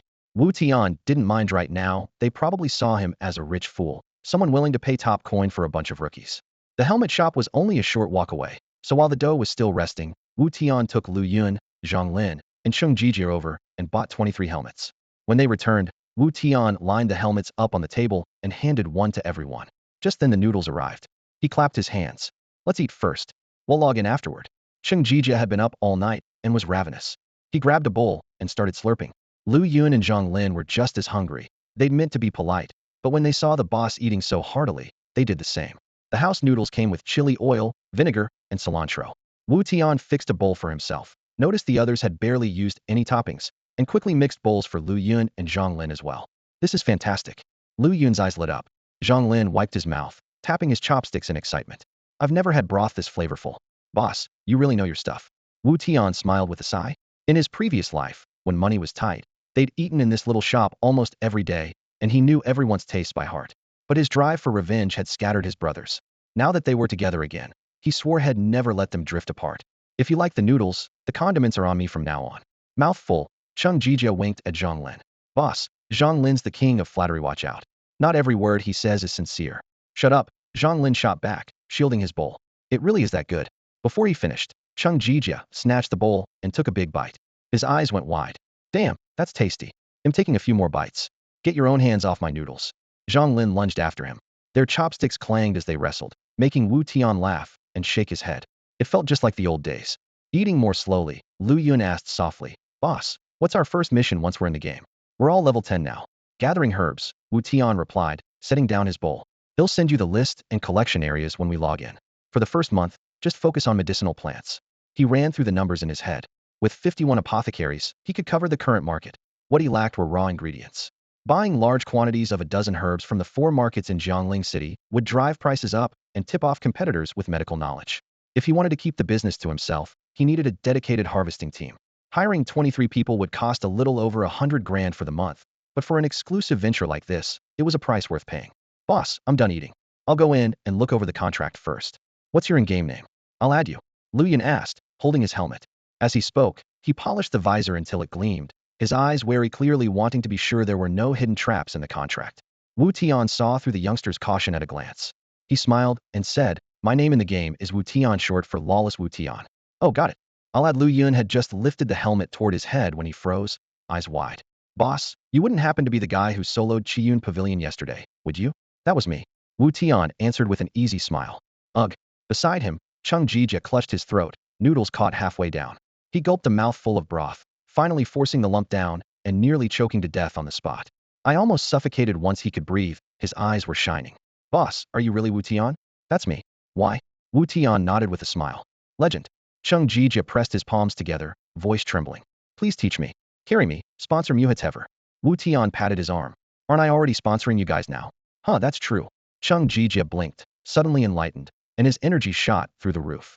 As for skills, Wu Tian deliberately drew out the words, I'll teach you, but you have to earn enough money first and work out every day. Don't act like sickly kids who collapse after one all-nighter. Yes, sir.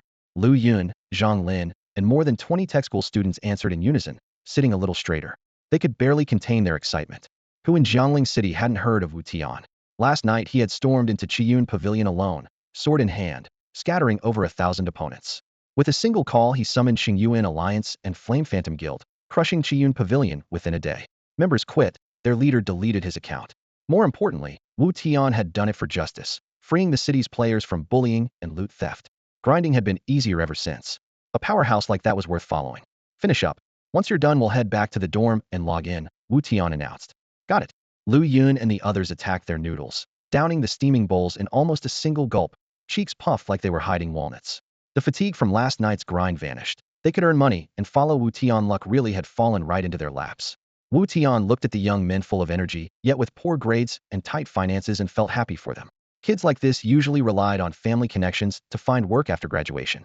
With this gig, they could finally face their parents with some pride and maybe ease the tension at home. Boss, I'm done. Lu Yun was the first to set his bowl down. Finished here too. Same here. All 4 tables echoed with me too, and more than 20 pairs of bright eyes fixed on Wu Tian. Through those shining gazes he saw not just admiration, but a spark of hope. Then let's head to your dorm, he said, standing up and gathering the dishes. After you, boss. Lu Yun looked earnest and obedient, not even bothering to check the contract anymore. He was sure that someone like Wu Tian would never cheat them. The dormitory sat just behind the classroom block, a shabby 6-story row of buildings. Lu Yun and his friends occupied the first room by the stairs on the top floor. But in truth, only Lu Yun and Zhang Lin actually lived there. Classmates like Chung Jijia commuted, as most trade school students were locals. Each room held 8 beds, yet only 2 residents, so the entire floor felt hollow. To make post-all-nighter naps easier, Lu Yun had pried open the locks on the 3 empty rooms next door. After their nightly gaming sessions, Chung Jijia's crew would crash in those rooms. Out of roughly 40 rooms, barely a third ever showed a light. One afternoon, Wu Tian pushed the door open and was met by a familiar sour-reeked lethal combo of Li Mingbei's socks mixed with the sweat-soaked sneakers of Lu Yun and Zhang Lin. Wu Tian tilted his head toward Li Mingbei and grinned. Li Mingbei, I told you to clean up before you left yesterday. Playing deaf again? Lu Yun raised a foot as if to kick him. Right, I forgot, Li Mingbei laughed, stuffing the fly-killing socks into a wash basin. Chaos followed. Someone crammed shoes under a bed. Someone else climbed onto the sill and flung the windows wide, and eventually the stale air began to clear. Sorry you had to see that, boss, Lu Yun mumbled, scratching his head. Wu Tian lounged against the headboard, smiling as he watched their frantic scramble. The reckless energy of youth was exactly how he remembered it, and it felt almost nostalgic. Log in, he said.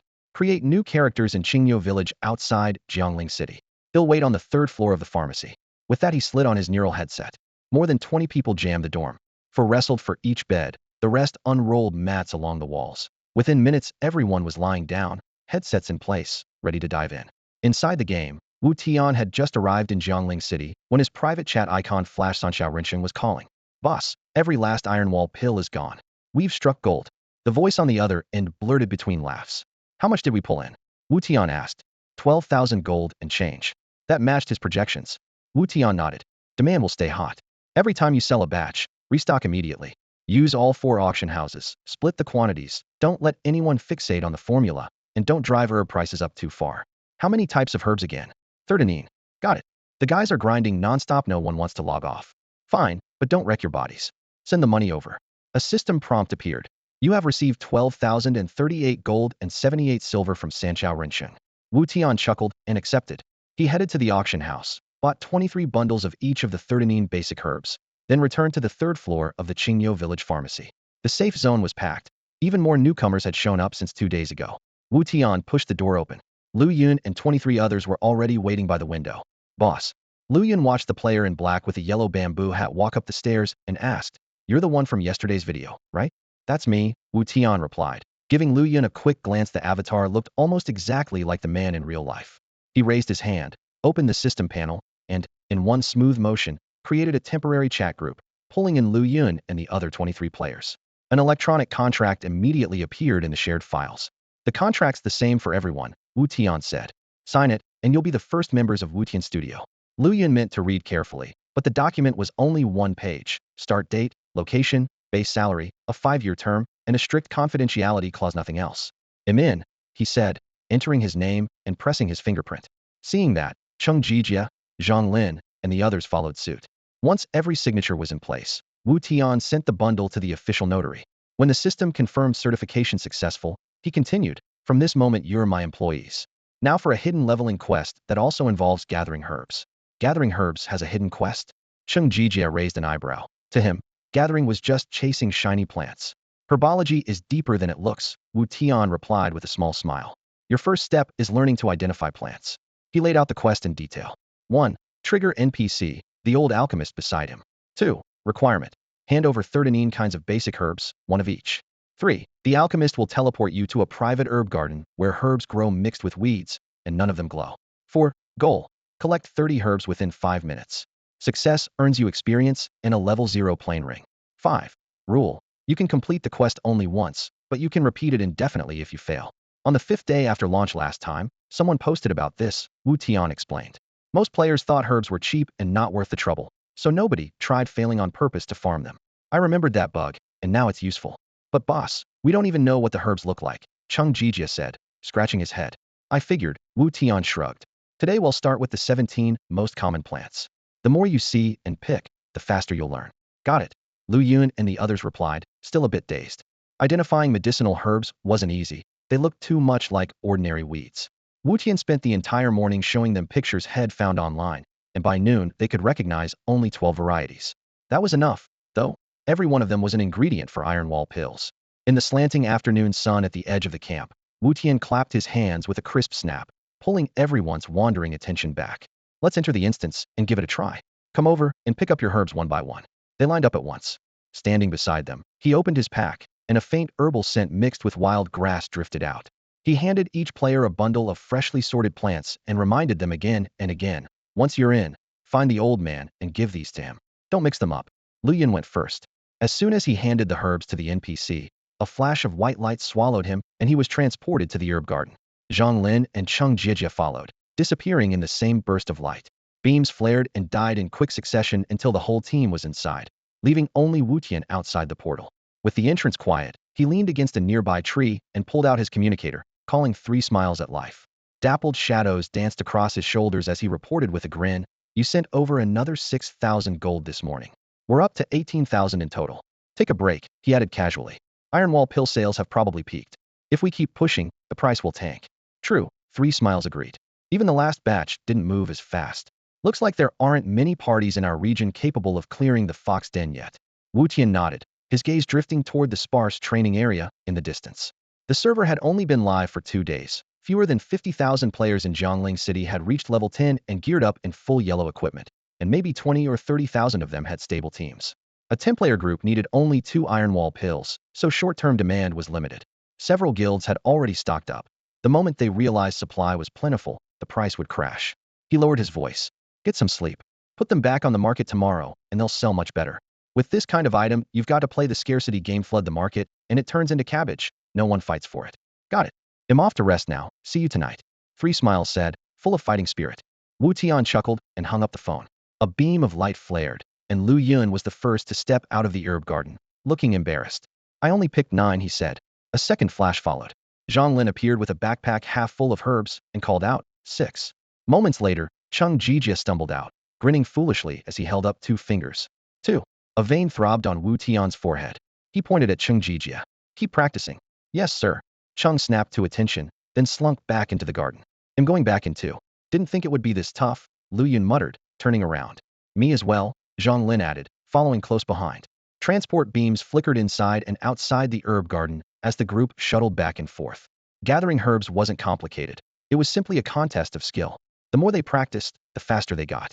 Wu Tian stationed himself at the exit and stayed with them for a full hour. Lu Yun was the first to break through, soon able to locate 20 plants every 5 minutes. The others caught up as well. Everyone except Cheng Jijia could reliably nab 10 or more. Even Cheng, still grinning like a fool, had climbed to 5 or 6 per run, progress you could see with the naked eye. Satisfied, Wu Tian nodded and patted Lu Yun on the shoulder. I have to go. Keep drilling them. Once a backpack is full, drop the herbs off at Warehouse 95, code 66s. Someone will pick them up. Don't worry, boss. By tomorrow, I'll have the guys pulling at least 25 herbs a run, Lu Yun promised, every word firm. I know you will. Wu Tian was well aware of Lu Yun's ability. By tomorrow most of them would be hitting the target. With Lu Yun's 23-person squad, a steady rate of 25 plants every 5 minutes would match the output of 130 solo players on the open map. At a personal rate of 150 plants an hour, 14 hours of gathering nets 2,100 plants, about 70 stacks. 23 people would bring in 1,610 stacks, enough to keep Sanshao Live's 50 alchemists busy around the clock. Work hard, everyone. I'm heading back. Wu Tian clasped his hands in farewell, stepped out of the herb shop, and made straight for Jiangling City. He was sitting on 18,000 gold coins, plenty for either cashing out or buying property. On the underground forums, gold had climbed to 300 credits a coin. His stash was worth 5.4 million in cash. If he ever needed money, he could exchange it, but that would be a last resort. The real value of gold lay in purchasing land, an investment that could pay back hundreds of times over. With that in mind, he headed straight to the land broker, laid down 6,000 coins, and paid off the construction fees for the 6 lots he owned in the Eastern District. Moments later, 6 brand new buildings popped up on the sandbox map in front of the clerk, their gleaming roofs catching the sunlight. You really have an eye for business, young man, and the means to match, the broker said, eyes narrowing into delighted slits. If you're interested in more, I still have plenty of plots available. Of course he bought more. Lots 17 and 981 in the south, 28 and 1086 in the north, plus several in the west. Wu Tian snapped up 11 parcels in one decisive sweep, all prime spots he had coveted for ages but never been able to afford. He settled the 11,000 gold coin bill on the spot, the whole transaction smooth as silk. Those plots would eventually return hundreds of times their purchase price, and some would serve as flagship storefronts he had to provide free of charge to 3 Smiles of Life for its potion shops. Jiangling City sprawled so wide that no player would trek all the way to the Eastern Commercial District just for a potion. They preferred spending in the nearest safe zone. To capture maximum traffic, Wu Tian decided to open one shop on the edge of each of the city's 4 safe zones. This was, after all, a mega capital with more than 10 million players. Once everyone in town bought their consumables from him instead of other players or the NPC shops, his cash flow would skyrocket. Picture 10 million players throwing money at you every day. And that was only Jiangling. When his chain spread to more than 40 capital cities across Huaxia, it would become a real gold mine. As long as the potion quality held up, every player in the region would have to visit his stores, and only he possessed the secret recipes. The vision of the entire server funneling cash into his pockets was within reach. In a year or two, he could amass enough capital to take on the Chao family, sparing himself another decade of grinding like in his previous life. By his reckoning, Chao Bin was online but still investing tentatively. The family had yet to go Allen. This was the perfect window. By the time their funds arrived in force, Wu Tian's wings would be fully grown and poised to strike. With financing settled, the next steps were leveling and forming a guild. Bringing down the Chao family required more than personal strength. He had to sever the roots of the guild they had so carefully cultivated. He had already chosen the grinding spot, the level 20 zone, called General's 2-man. His leveling strategy hinged on the white fox pelt in his pack. Leaving the trade district, he headed straight for the auction house and scooped up a backpack full of unsold throwing knives at bargain prices. He then dashed out of Jiangling, sprinted southeast along the map, and looped back to the mine's 3rd floor. A hidden door there, known to almost no one, lay tucked away. After confirming the coast was clear, Wu Tian stepped on a nondescript flagstone. A heavy stone gate rumbled open, and he slipped inside. System message: you have entered General's tomb. As his feet touched the ground, he scanned the area. No monsters, no players. She relaxed a little. He left the starting chamber and followed the familiar corridor. Before reaching the cave mouth, he heard the clang of combat ahead. Raising an eyebrow, he quickened his pace. Peering around the corner, he spotted the youngster he had saved yesterday, now fighting alone against 6 pursuer zombies. The kid had clearly completed the Zaiyaman initiation quest. First he snared each zombie, then raised a hand and unleashed Zaiyaman's signature spell, Thunderburst Curse. Bolts of lightning crashed into the undead one after another, each strike dealing astonishing damage, thanks to his sect trait that increases damage against the undead by 1.2 times. The kid ran and fought at the same time, and before he knew it, he was next to Wu Tian. When he glanced back and saw who it was, his face lit up. He bounced in place and shouted, "Waha? Boss, I know your name now, Wu Tian. I don't mind the trouble. Add me as a friend. From now on, I'm sticking with you." Wu Tian laughed. He had promised someone he wouldn't shut people out anymore, so he nodded. "All right, I'll add you, but don't get yourself killed." Even as he spoke, a gust split the air behind the kid. A zombie's claw skimmed his ear. He dropped into a roll, mud spraying everywhere, and broke out in a cold sweat. That was close, he exhaled, then flashed Wu Tian a goofy grin. Quick reflexes, Wu Tian noted, and sent the friend request. System message: player Qing Jinru, Yanyu has accepted your friend request. Good name, Wu Tian said offhandedly, then frowned. He knew it well. In his previous life, the player who took first place in China's bracket of the 5th World Solo Championship was Qing Jinru Yanyu. The kid had saved 3 days ago would someday be a top-tier pro. Quite the stroke of luck. Qing Jinru Yanyu missed Wu Tian's change in expression. He chopped down a zombie and crowed. Of course it's good. I spent forever thinking it up. Wu Tian drew his blade and joined the fight. Steel flashed, black blood flew, and the horde was quickly cleared. Sheathing his weapon, he warned, running with me won't be easy. I've got enemies everywhere. Someone might bribe you or threaten your family. Think it through. No worries. Qing Jinru Yanyu flicked blood from his armor, voice firm. We have money and plenty of clout. Mom's gone, dad's on wife number 7. If someone can actually threaten him, I'd like to see it. Rich kid, Wu Tian thought, but he clapped the boy's shoulder. Fine. Welcome aboard. Yeah. Qing Jinru Yanyu jumped and pumped a fist, eyes shining. Boss, who do we hit next? Monsters, Wu Tian chuckled, leading him out of the general's tomb and northeast across the rubble. An hour later they reached the entrance to Villain Valley. A barrier pulsed with faint violet runes, blocking anyone who wasn't a member. Wu Tian stopped. Wait here. He'll be back soon. So this is Villain Valley? You hyped it the whole way. I wanted to. Qing Jinru Yanyu tapped the glowing wall. Next time he'll rack up 100 kills and get inside for real. Wu Tian smiled, handed him all his throwing knives for protection, and stepped through the barrier. The valley was as silent as ever. He was the only player inside. In 3 days no one else had reached the 100-kill mark required for Entrino Surprise. He walked past weeds and crumbling walls into Madame Shui Hongyu's courtyard. Morning wind rustled the grass while venomous insects writhed in bamboo cages. Wu Tian clasped his hands. Morning, Hongjia. Shui Hongyu didn't look up. Sorting her poisonous pets, she said coldly. Tell me what you want and spare me the chatter. Wu Tian pouted playfully and placed a white fox pelt in front of Shui Hongyu. Why are you still so hard-hearted? Look what I brought you. Do you like it? Shui Hongyu had been glaring at him, but the moment she saw the soft, snowy hide, her eyes lit up. She took it eagerly, her voice suddenly lighter. A white fox pelt? How did you get it?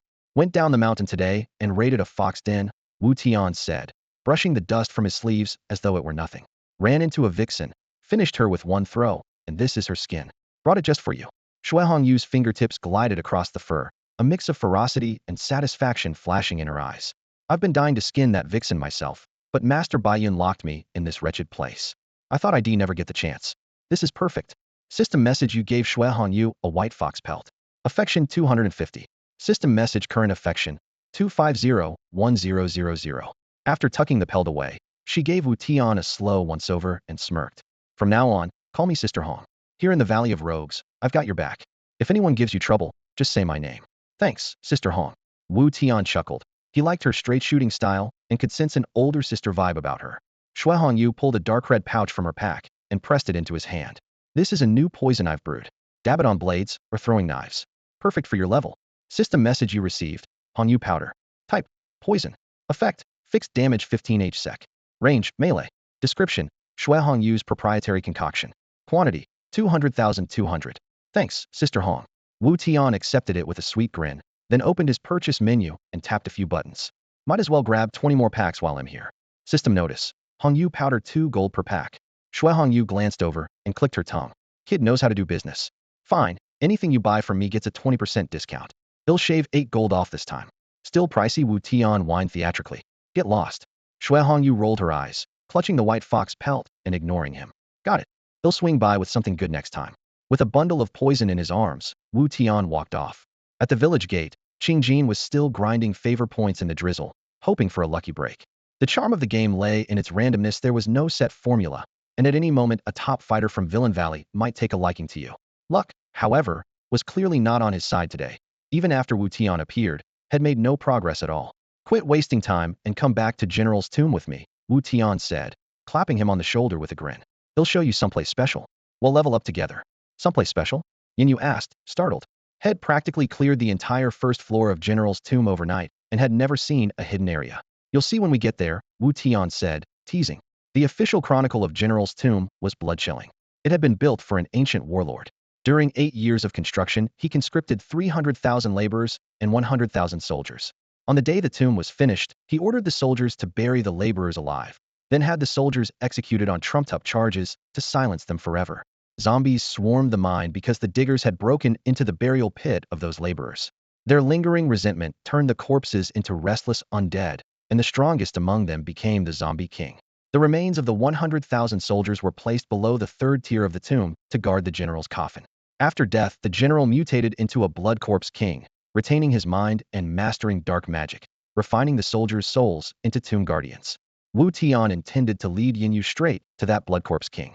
Reaching the central burial chamber meant passing through 3 labyrinthine levels. From level 3 onward, every monster was level 25, while the 2 of them were only level 10. Facing foes 15 levels higher was already the limit of Wu Tian's skill. Fighting their way forward, Wu Tian recounted the entire backstory of General's tomb. Soon they stood before a stone stairway descending into darkness. "This is the entrance to level 3, Wu Tian said, sheathing his blade. "Looks creepy," Yin Yu muttered, a chill running down his spine. Only on the 3rd level did they truly enter the catacombs. The square, cavernous chamber felt oppressive. All 4 walls bore reliefs of the general's campaigns, the clash of blades seemingly ready to burst from the stone. In the center, a 20-meter-wide staircase of green stone plunged underground. From the first step to the bottom, the stairs were streaked with dried blood, as if someone had reached the doorway only to be dragged back into the abyss. A low, mournful wind half-sob, half-chant drifted up the steps. Yin Yu shivered. "Don't be scared. Stick close," Wu Tian said softly. "Okay." Yin Yu swallowed hard and followed. At the bottom, they entered an immense greenstone hall. A system alert chimed. "You have discovered General's Tomb Level 3. The chamber was roughly 100 meters wide and nearly twice as long. Pale gems set into the gray stone walls and vaulted ceiling cast an eerie glow that lit the hall clearly. Packs of zombies dragged their weapons as they wandered aimlessly about. Tomb Guardian Zombie, level 25, HP 13001300. The palace was dim, the bronze braziers casting a ghostly green light. Rows of Tomb Guardian zombies stood on either side of the stone corridor, bronze armor, bronze helmets, some with shields and sabers, others with long spears. Their only difference from ordinary zombies was that cold, rigid armor. "Doesn't look any different from a regular zombie," Yin Yu muttered, gathering his nerve. "Go test it," Wu Tian replied, grinning slyly. "Watch me." Feeling underestimated, Yin Yu targeted a lone zombie 30 meters away, raised his hand, and chanted. A bolt of blue lightning crashed down 120 damage. The zombie's pale eyes snapped toward Yin Yu, and, roaring, it charged. Its stride was stiff yet disturbingly fast. Yin Yu figured he had time for maybe 2 more spells before it reached him. "Don't run, it'll tank," Wu Tian said, stepping in front of him and blocking the zombie's view. Stun. When the guardian was barely 2 meters away, Wu Tian lunged. The hilt of his saber smashed into its forehead, leaving it dazed for 2 seconds. White Tiger Slash. His jade pendant flared, and 2 quick slashes ripped across the zombie's neck for more than 800 damage. Yin Yu followed with 2 5 thunder charms, adding over 200. The nearly dead zombie swung once at Wu Tian, but he sidestepped, countered, and cut it down. System message. You gained 165 experience.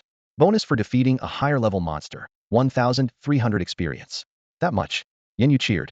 "Yeah, but 1 by 1 is too slow," Wu Tian said, shaking his head. "So what's the plan?" Wu Tian pulled out a pouch of dark red powder. "Throwing knives coated with ruby venom. Stand back and watch me pull the mobs.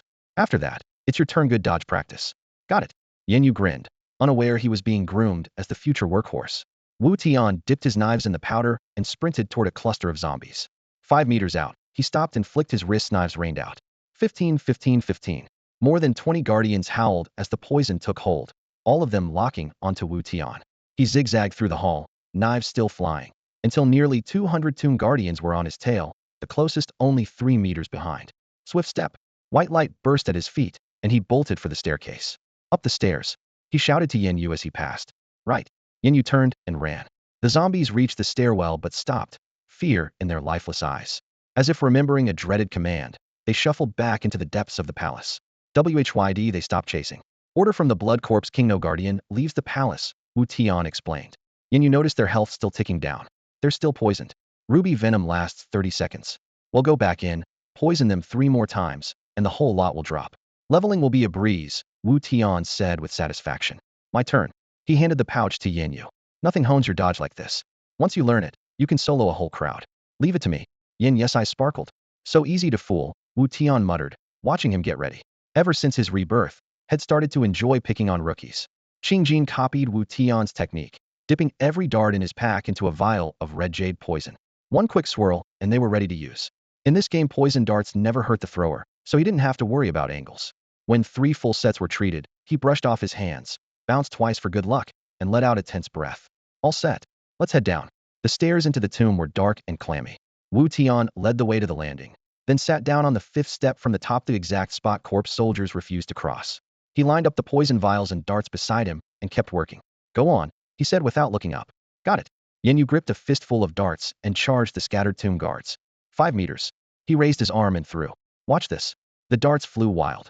Only one of 5 struck home, sticking in a short-sword zombie's shoulder. Rah! The zombie roared and lunged. Mommy!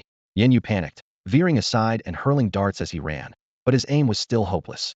He hadn't even tagged 20 targets when 5 or 6 zombies closed to within 2 meters, their rancid breath hot on his neck. Boss, save me. He bolted for the stairs. Wu Tian calmly kept poisoning darts, watching the chaos with a faint smile. He made no move to help. A zombie's claw was about to rake Yenyu's back. Buzz. Yenyu streaked past Wu Tian like a gust of wind. The zombies skidded to a halt barely 30 centimeters away, held back by the invisible safety line. Scared me to death. This is brutal. Yenyu panted, then looked over. Boss, you okay? Never better. Wu Tian chuckled, glanced at the retreating zombies, and continued poisoning darts. Hard to kite them, isn't it? Yenyu scratched his head, grinning sheepishly. Teach me, will you? You kite like it's nothing, and I'm a mess. Wu Tian laughed. I've practiced this hundreds of thousands of times, it's muscle memory now. I'll give you one tip, the rest you'll have to figure out. What tip? Take a good look at those tomb guards. Are they really all the same? Yenyu studied them. They're different. Some have hammers, some sword and shield, some spears, and some are empty-handed. Exactly. Different weapons, different speeds. Which one did you tag first? The short sword guy? Yenyu slapped his forehead. Idiot. I should have hit the hammer brute first, let him round up the others, then lob darts into the crowd. Now you've got it. Go try again. Boss, could you also show me how to throw? I can't hit anything. Darts aren't bow archers get auto-aim. With darts, it's all manual. Only cure is practice. Wu Tian allowed himself a hint of pride. His skill with throwing darts rivaled his swordplay, the result of 20 years of relentless practice. The story began with his grandfather. As a young man, the old fellow was kidnapped and ransomed for a fortune. Ever since, the family rule was unmistakable. Every child had to learn to fight. Grandfather trusted neither taekwondo nor other modern fads. He believed in boxing, Brazilian jiu-jitsu, and traditional Chinese martial arts. To enforce that creed, he hired a veteran master. The master displayed 2 awe-inspiring needle-throwing techniques. 1. A slim steel needle hidden behind a molar, a single spit, powered by internal force, could punch through sheet metal. 2. A thicker needle concealed in his sleeve. A flick of the wrist drove it through even heavier iron. Wu Tian was still a boy, yet those feats captivated him. He first learned close-quarters fighting boxing, Muay Thai, MMA, BJJ, but what obsessed him was long-range combat, throwing blades. At home he pitched needles, darts, even pebbles. At school he switched to covertly flinging playing cards. He never stopped. Throwing became the thread running through his life. Now he shared that hard-won craft, but admitted, I can't teach you anything fancy in a short time. Just aim and throw, and get your footwork right. Fair enough. Your foundations are obvious. They'll start with footwork. Yenyu nodded, drew a deep breath, and charged back into the monster horde. He was wiser now, attacking only the hammer-wielding corpse soldiers. Their torsos were large, precision unnecessary. All he needed was to tag them with a poison dart. Once poisoned, damage was inevitable. Yet the creatures wouldn't stay put. They staggered and swayed. So by the time Yenyu reached his predicted spot, the target had already shifted. After several misses, he finally caught the rhythm. He led more than 30 test subjects back, every one gnawed by venom. Man, that's hard. Yenyu jogged to Wu Tian's side, gasping. Not bad. Keep this up, and even a couple dozen monsters won't scare you. Wu Tian praised him while dipping another dart in poison. He had finished over 1,000 poison darts, with thousands more waiting. The pauses in his work became Yenyu's practice windows. Knowing he was slowing Wu Tian's leveling, Yenyu doubled his field tests. In half an hour of shuttling, he killed only a handful of creatures. Wu Tian patted his shoulder. Rest. My turn. Good idea. Yenyu stepped aside, eager to gauge the difference between them. Wu Tian moved to the far left wall, 5 meters from the corpse soldiers. A flick of his wrist-cold light flashed, and a dart buried itself in the shoulder of a hammer-wielding corpse 30 meters away. Roar. The hammer-wielding corpse let out a roar and charged straight at Wu Tian. Every undead soldier that heard the cry instantly wheeled around, iron hammers swinging as they surged after him like a tide. With a flick of his wrist, Wu Tian sent 3 throwing knives flashing through the air. Each one pierced the brow of a leading corpse. As they toppled, he bolted to the right, feet skimming the ground without breaking stride, flinging more blades that glittered in the dim burial passage. He hadn't even completed half a circuit when he glanced back to find more than 200 tomb guardians massing behind him. Their weapons and claws dripped dark green poison, and as they sprinted, the few already weakened by misty poison collapsed, black blood seeping between the floor stones. System prompts flooded his view. Earned 165 EXP over level kill bonus, 1300 EXP. The undead howled in pursuit, but never managed to reach him. Each time they neared the chamber door, they seemed to hit an invisible shackle and were forced back. Wu Tian kept to his rhythm. Every 30-second cooldown, he dashed out again, fresh poison coating his darts as he carved off chunks of undead flesh. After 3 rounds, the entire horde crashed to the floor, bodies piling so high they filled the cracks between the stone tiles. His experience bar scrolled crazily in the team chat with misty rain, golden light enveloping him as he jumped from level 10 to 11. The top player on the leaderboard was only level 13. At this rate, he laughed, we'll catch up in no time. Misty Rain lowered her head, guilt in her voice. Boss, I'm slowing you down. You'd level faster on your own. How about I leave the party you grind solo, and you'll just tag along to learn? No need, Wu Tian said with a wave. The 3rd floor of the general's tomb is a maze. Once we clear this room, there are 6 more gates worth of mobs to farm. Whether you're here or not won't slow me down. Without another word, he plunged deeper into the corridor to pull the next wave. Misty Rain watched his back, her expression softening. Aside from her grandparents, no one had ever looked out for her like this. In that moment, she truly saw Wu Tian as an older brother. Wu Tian had no idea what was on her mind. As a seasoned, powerful player, he never saw Misty Rain as dead. Weather was simply too strong for anyone to hold him back. Beep, beep. Wu Tian's group chat lit up with a voice call. Seeing the request from Lu Siwen and Yuan Xiao, he grinned, tapped accept, and said, so you two finally crawled out of bed?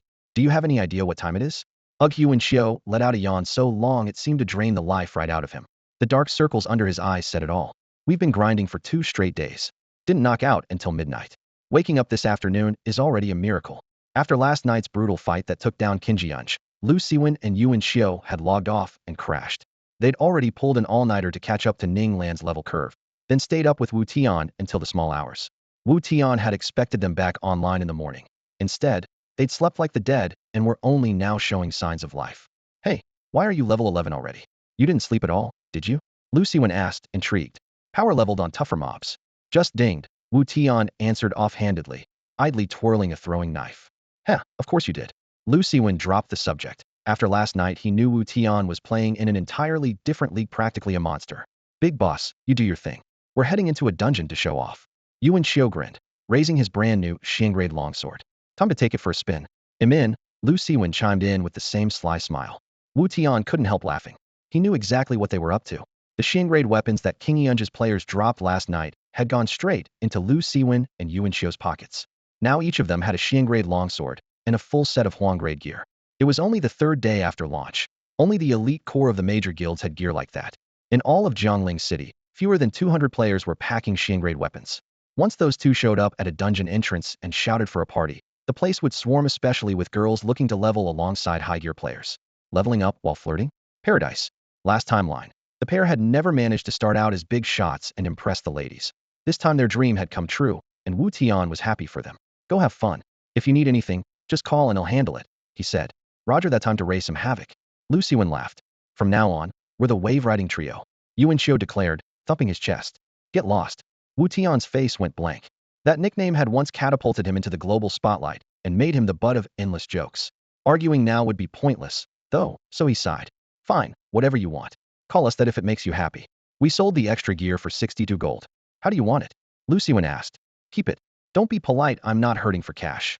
In that case, we really won't be polite. Dinner's on us next time, Lu Siwen said cheerfully. We're logging off now, Yuan Xiao added. The call ended. No doubt they were already plotting which dungeon to hit and which girls to invite.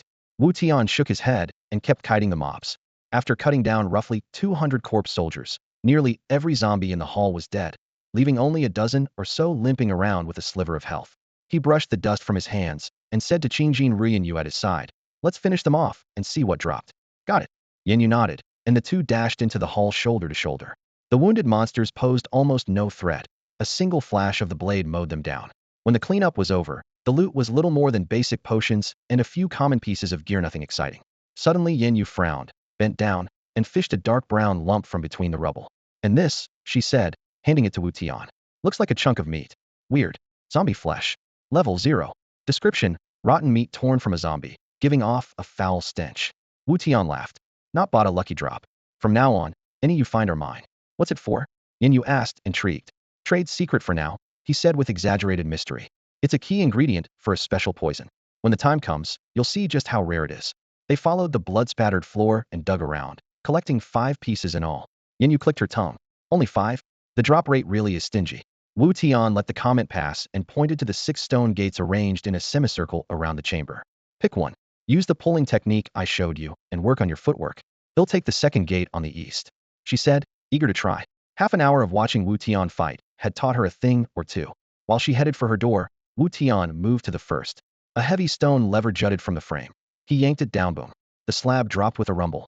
The room beyond was scarcely 100 square meters, far smaller than the main hall, yet it still housed 20 tomb sentinels.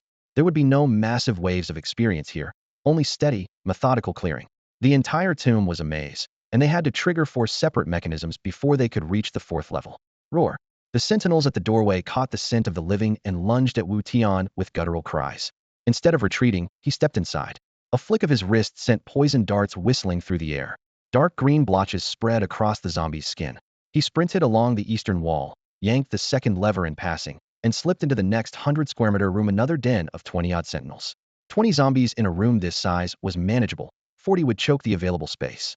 Wu Tian darted like lightning through the cramped corridors, weaving past hammers, blades, spear points, and shield edges. The relentless pressure would sharpen Yin Yes skills and help him reclaim the reflexes had honed in his previous life. 5 minutes later, every sentinel lay still. His wrist ached faintly, but he could feel his reaction time shave off yet another fraction of a second. Good.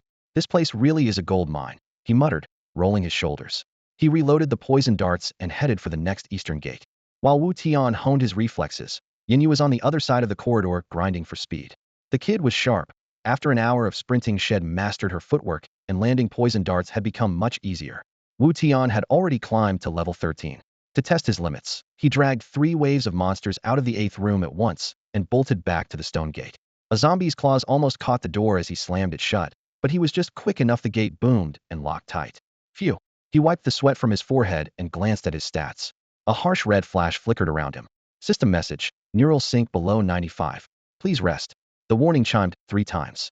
Wu Tian chuckled and shook his head. Still pushing too hard. If his basic fitness couldn't keep up, those reflexes weren't going anywhere. After all that near-suicidal training, head shaved off only 0.02 seconds. Even if he kept grinding for days, the bottleneck would probably hold. Arg failed again. Yin Yes' frustrated shout echoed from door 2. Wu Tian turned just in time to see her burst out, yank the lever, and slam the heavy stone door shut. A thunderous roar erupted on the far side, deeper and fiercer than any ordinary zombie. Couldn't kite them? He asked. Yinyu stamped her foot. I don't get it. My pathing was perfect, but there's this zombie with a giant sledgehammer in the 3rd room. He starts in the back line, yet he's faster than the sword wielders. I drop poison, and he still reaches me first. He wrecks the whole pull. That stupid hammer ruins everything.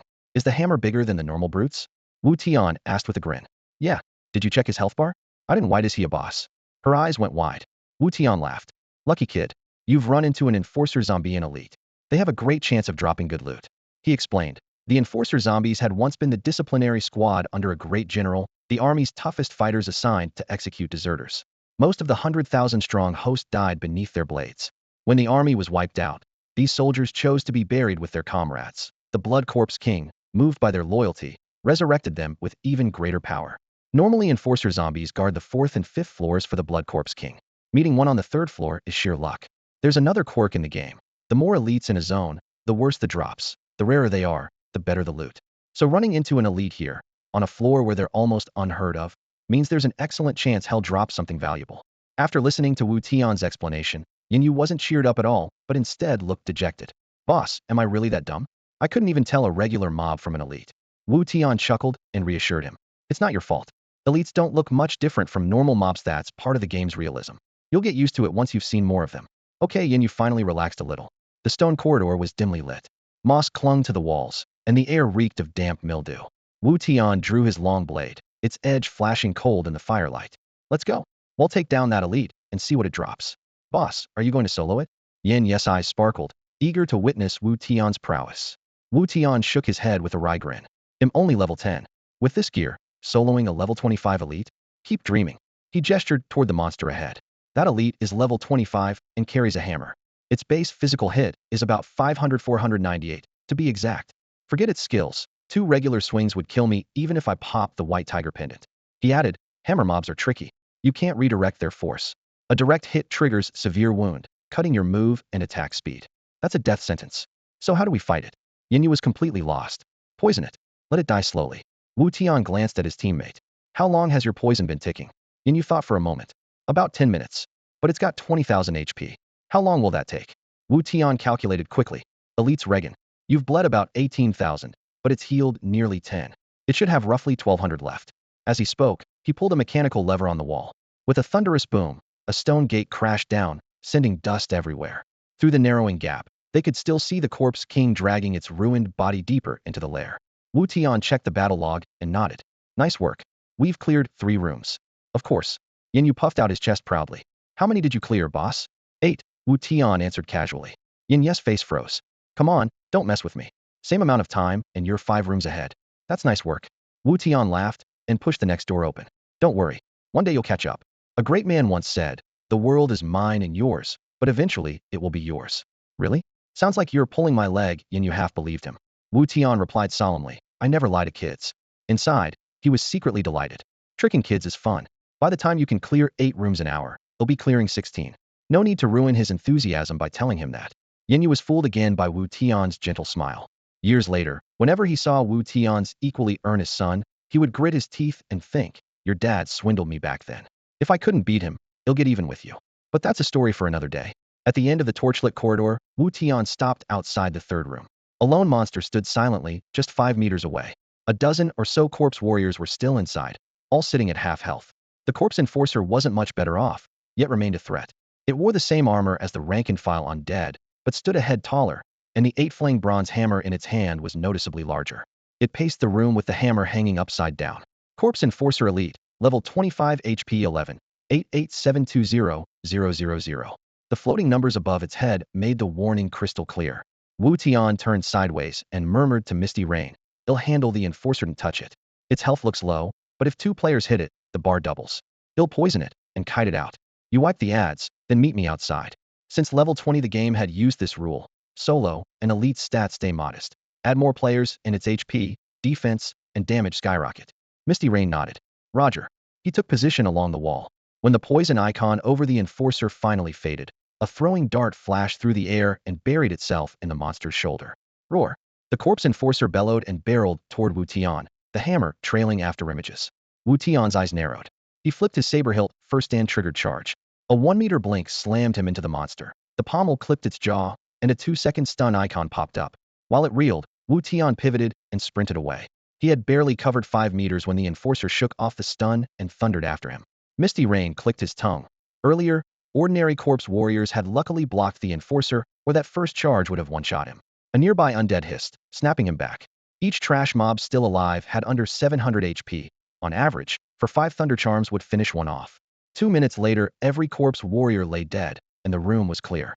Misty Rain hurried back and met Wu Tian at the palace gate. Boom. A metallic crash echoed outside. From the doorway, Misty Rain saw Wu Tian less than 2 meters from the enforcer. Each hammer strike cratered the flagstones, the splash radius a full meter. Get to the stairs. Wu Tian barked. Tanking Hedon, his HP was dropping fast. The enforcer's AoE kept shattering the ground, forcing him to dodge non-stop. If the trash were still around, poisoning the elite 3 times would have been impossible, so dragging it out while Misty Rain cleared the room had been the smart move. On it. Sensing the danger, Misty Rain dashed for the staircase. Wu Tian sidestepped another blow, triggered Swift Step, and sprinted after him. With Swift Step active, the enforcer couldn't keep up, but Wu Tian held the gap at just over 4 meters any farther, and it could charge again.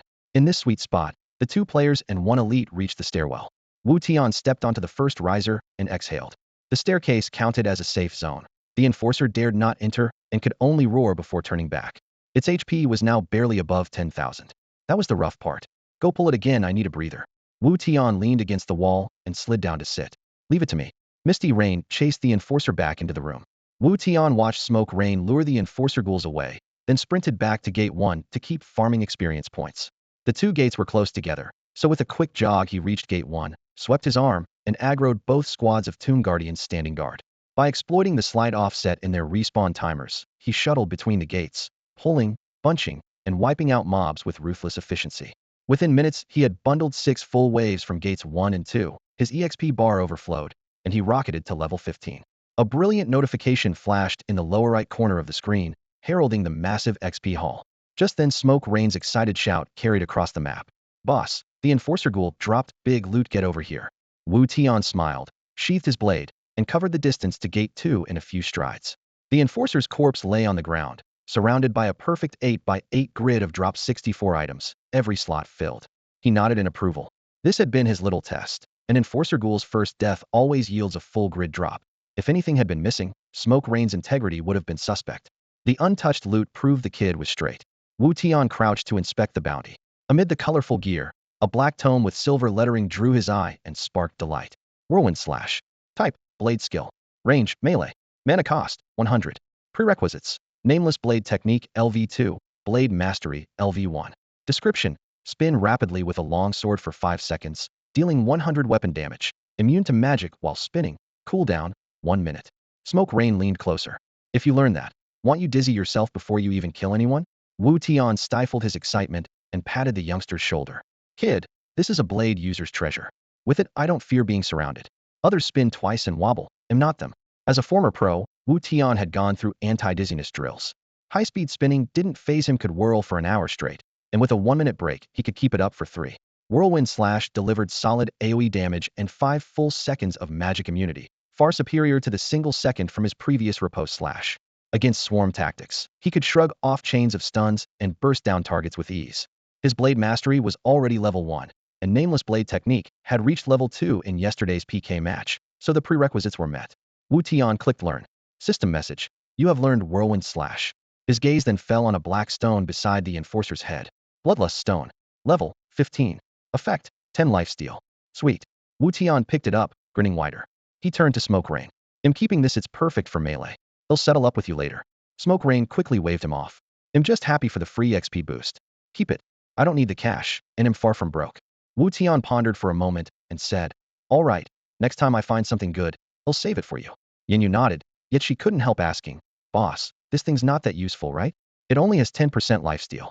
A monster hits you for several hundred HP, and this trinket only gives you 20 or 30 back. Wu Tian chuckled and twirled the Bloodthirst Stone in his palm. For most people, it's just a small healing head item. For me, it's a killing tool. It can be combined with other gear. He raised a finger as scraps of information flashed through his memory. 1. First path. Bloodthirst Banner lets you control 5 undead targets at once. 2. Second path. Bloodthirst Pendant, merge it with the Exquisite Pendant to gain a 100% attack speed boost and 30% movement speed for 15 seconds. Escaping, killing, farm inject covers everything, Wu Tian said with certainty. If I get the Bloodthirst Pendant before level 20, any player at the same tier is doomed. He paused, then added, the Bloodthirst Banner is just as broken. Summon 5 undead warlocks, farm monsters 15 levels higher, clear packs with Soul Reap, and you'll level 10 times faster than an ordinary player. The Bloodthirst Stone, Banner, and Pendant are all officially tagged as special items. They wreck level balance and have an absurdly low drop rate. In his previous life, even at level 200, most players had only seen them in screenshots. Wu Tian had handled both the Banner and the Pendant himself and knew every early game strategy inside out. This time, the stone had fallen into his hands with ease, and all he could do was marvel at his own outrageous luck. Follow me to the next floor. We're done farming here, Wu Tian said, waving her forward. Okay, Yinyu answered obediently. During the last fight, Wu Tian had kited out every monster behind the remaining 14 doors of Gate 1. 12 more doors still stood between them and the passage to the next level. They zigzagged ahead, clearing the way. Blades flashed, arrows whistled, and spelllight flared in the dim crypt while undead shrieks echoed around them. At last they reached the entrance from the 3rd floor to the narrow tunnel dug into the mountainside. They stepped inside. System prompt. You have discovered the 4th floor of the General's Tomb. Oh, the moment they entered, a chorus of wails rushed them. Wu Tian's pupils contracted. He lunged in front of Yinyu and raised his saber. Whirlwind Slash. He spun like a top, the blade forming a shining barrier. 5 meters ahead, a corpse-bale warlock floated into view, wrapped in a gray-blue robe, head bound with a gray turban, wooden plaque in hand. The plaque pointed straight at Wu Tian. Soul Snatch. A beam of violet-black energy slammed into the blade barrier. System prompt. Soul Snatch resisted. Undead Warlock level. 26 HP. 800-800. Still spinning, Wu Tian surged forward, sliced 3 full circles, and carved away more than 600 HP. The final stroke skimmed the frozen face and finished the warlock before it could lift its hand again. Phew, close one, he muttered, lowering his blade. Yinyu blinked. What happened? That guy's nickname is the Death Collector, Wu Tian explained with a grin. The skill he just tried is called Certain Doom. No matter what level you are, if it lands you die instantly. Defense and resistances mean nothing. It has a 30% hit rate on targets of the same level, higher or lower depending on the gap. If it connects, all the HP in the world won't save you. Yinyu felt her scalp tingle. Good thing you jumped in front. If I died, I'd have to run all the way back here. Neither of them had a resurrection skill. If they fell, they would respawn at the outer graveyard, then trek back through the entire tomb. Even with no monsters, it would take 2 hours. If mobs had respawned, tonight's run would be over. Wu Tian gave a serious warning. From here on, keep your eyes peeled. The second you hear that high-pitched wail, dodge left or right. Never try to tank it. You know how luck works. Yinyu nodded firmly. The 4th floor marked the entrance to the general's tomb proper. Originally the dungeon had only 4 levels, but the Blood Corpse King had carved out an additional chamber on the 5th. To throw players off, the developers reproduced 7 counterfeit halls on the 4th floor, each a full-scale replica of an ancient burial chamber. Every fake hall was packed with traps and swarms of monsters, turning them into instant death traps last time around. Countless teams were wiped out there, and even level 30 experts could not withstand the ambushes and mob attacks. The 4th floor covered a vast area. The 7 decoy halls and the real one were laid out in the 8 trigrams pattern, and anyone hoping to reach any of them first had to conquer the giant maze before them. Wu Tian stood at the maze entrance, gazing at the familiar, corridor-like catacombs. In his previous life, he and a dozen companions had spent more than a month charting a single path each day, sketching their progress onto a map until they finally uncovered the true hall. They held that room for half a month and looted a trove of top-tier gear, the happiest days of Wu Tian's life. Cut brutally short after 15 days. This time, everything was different. It was only the 3rd day after launch, and he had already reached the maze. He could easily camp here for an entire month. He studied the passage again, about 500 meters long. From 30 meters in all the way to the far end, tomb guardians stood shoulder to shoulder, with undead warlocks mixed among them. You couldn't simply outrun them, and mass pulling looked impossible as well. We can't sprint through, and we can't kite that many, Yinyu muttered, scratching her head. Wu Tian flashed a cryptic smile. Stay at the door and don't move. Watch me clear the place. Before she could answer, he charged straight at the horde.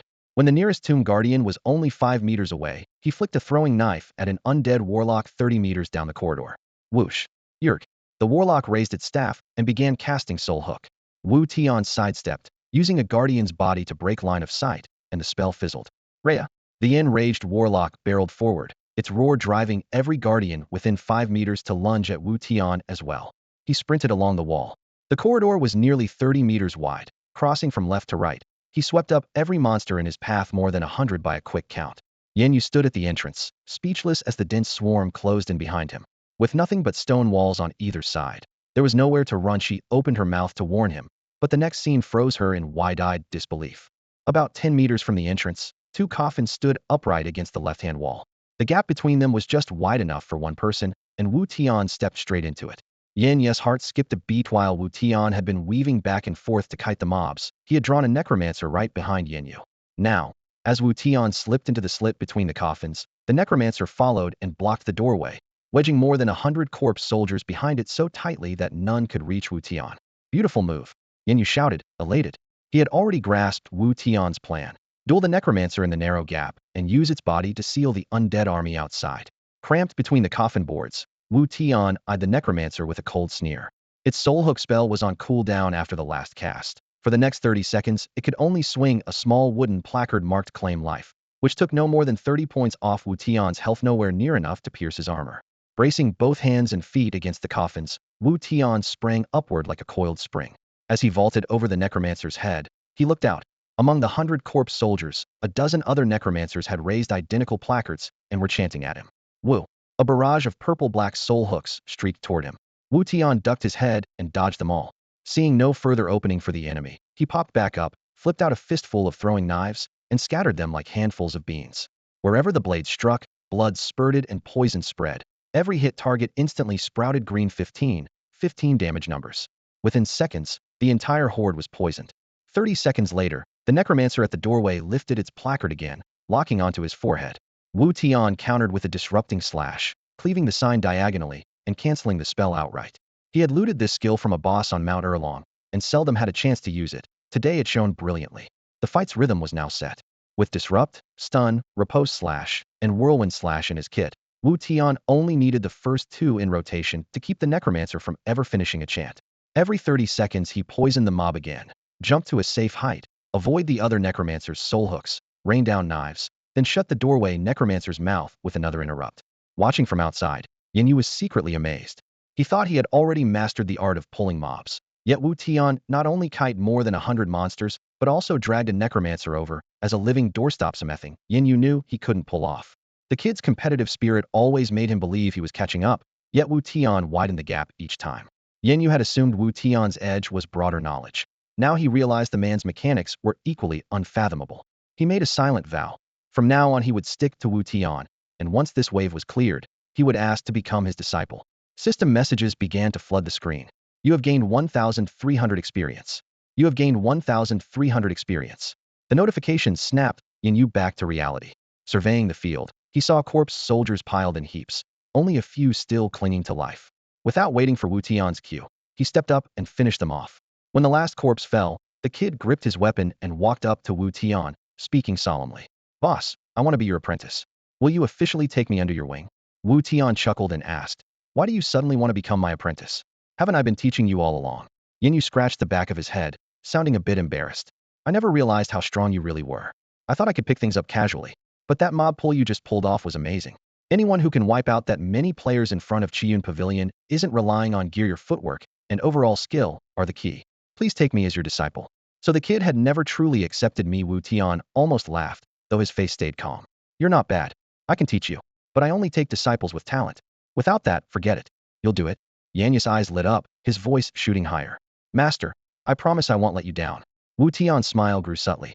For Yin Yu, this deal was a steal. Wu Tian might be a blade master, but he knew every class skills and tactics inside out.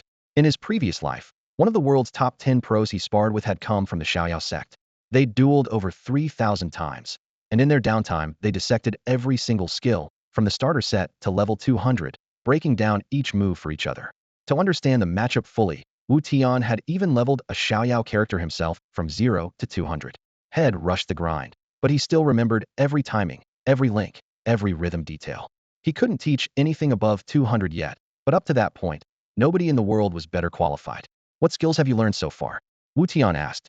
Root binding, silence, sleep, thunderstrike, and a melee move drifting cloud fan technique. Yin Yu rattled off. Wu Tian's mouth quirked into a knowing smile.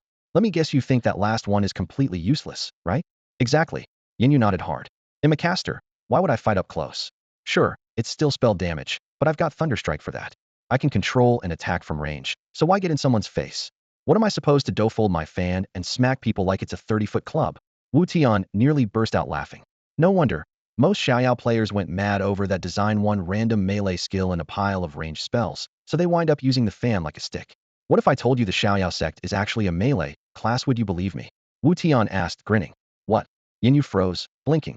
Master, I know you wouldn't lie, but that sounds crazy. Hand me the fan. Wu Tian extended his hand. Yin Yu quickly passed it over. The game had no restrictions. Wu Tian could wield the fan just fine. Start recording. I'm only doing this once. Watch carefully and see how this so-called scuffed class is supposed to fight. He stepped forward until he was 2 meters from Yin Yu and tapped the ground lightly with the fan. Keep your eyes open, he said.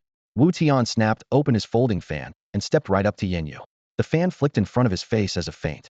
Paralysis spell, he said. You can't use physical attacks. With a twist, the fan's ribs turned sideways, forming a sharp blade aimed straight at Yin Yu's throat. Wu Tian added calmly. Drifting cloud fan technique targets the throat. Ignores defense and magic resistance. Hits twice. Think about your spells. Before Yin Yu could react, Wu Tian slid to his flank, the fan's shadow blurring. If they break the control, follow with sleep 5 seconds out cold. He slipped behind Yin Yu, voice low. Thunder curse, then another drifting cloud fan. Their first instinct is to strike where you used to be, so hit them again, step back, and throw another thunder curse. Someone with 800 HP, like me, would still drop. Yin Yu stood frozen, as if Wu Tian had kicked open a locked door in his mind. Skills that had once felt clumsy and disconnected flowed from Wu Tian's hands in seamless succession. Master, how did you do that? A shiver ran through him. Fear and excitement tangled together. Wu Tian folded the fan with a smile. I practice martial arts in real life, just like my throwing knives. I let you become my disciple so I could teach you genuine techniques. Replay my moves that was only a level 10 combo. You're almost level 20. You need new skills, new chains to match them. But I haven't even mastered this set yet. Yin Yu stomped in frustration. Then what are you waiting for? Go practice at the door. Wu Tian laughed and scolded. He had decided long ago, whenever someone asked how he knew so much, he would say, I practice martial arts in real life. In truth, he had visited countless traditional schools in his past life to study every style he could find. Had never used a fan, though. This entire set came from a friend in that previous life. Yin Yu had no time to wonder how Wu Tian knew every skill from level 10 to 20 in the Xiaoyao sect. Beaming, he raced to the doorway to drill. While practicing, he discovered to his delight that the combo looked effortlessly graceful. If an opponent hesitated even slightly, he could finish the fight without a scratch. They would hit the ground without ever touching his shadow. He'll master it before tonight, he swore through clenched teeth. Wu Tian ignored him and headed into the corridor to pull monsters. With Yin Ye's current foundation, mastering it tonight was impossible. The combo might look simple, but it demanded sharp eyes and precise footwork. Copying the motions alone wouldn't cut it. More than 300 creatures prowled the passage. Wu Tian gathered them in 3 waves and wiped them out with area attacks, then led Yin Yu to the fork ahead. The first junction on the 4th floor of the general's tomb was notorious for getting people lost.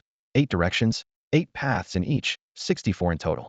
Wu Tian remembered the correct one, the 8th path of the 8th direction. The corridor to the left front end ducked in with Yin Yu close behind. Stone coffins lined both sides of every passage. Wu Tian cleared the way by continuously pulling mobs, and it took a full hour before they broke through. Just as they reached the end, a guttural roar echoed ahead. Wu Tian's eyes lit up. "Boss up ahead," he said. He recognized the voice immediately. It could only belong to the boss. On the 4th floor of the general's tomb, outside every palace, there was only one leader-class monster, and meeting it was purely a matter of luck. Wu Tian hadn't expected to take the correct corridor and run into it heat-in. The discovery thrilled and startled him in equal measure. This was the dungeon's first boss and the prime target of every pioneer party, boasting an excellent drop rate for top-tier loot. Suppressing his excitement, he signaled Yin Yu and slipped toward the cave entrance. Inside stood a motionless corpse, long white hair spilling from beneath a ghastly mask. It wore a gray and white Taoist robe marked with the 8 trigrams, the torn cloth at its chest revealing gray-purple flesh. In its hand gleamed a peachwood sword. Ghostly violet light burned in its hollow eye sockets, locked onto the cave mouth. Undead Warlock Commander Gu Daoran. Boss level, 26. HP, 35,000. Wu Tian clenched his fist. Just as I thought. You know this one? Yin Ye's brow furrowed. Her eyes shifted between the purple flames and the zombie's ragged form. Looks like a caster boss. Any idea how tough it is? I have class tomorrow, so you'll be farming alone, Wu Tian whispered with a grin. First, let me show you how to solo him. He spoke quickly. Though Gu Daoran was a caster, it was far easier to kill than the enforcer corpses. 6 attacks. 1. Peachwood sword slash, about 60 damage. 2. Straight line lightning bolt, 700 damage plus paralysis. 3. Frost curse, single target ice spell, for 100 damage and 50 slow for 5 seconds. 4. Flame curse, pillar of fire, 800 instant damage plus 100 burn per second.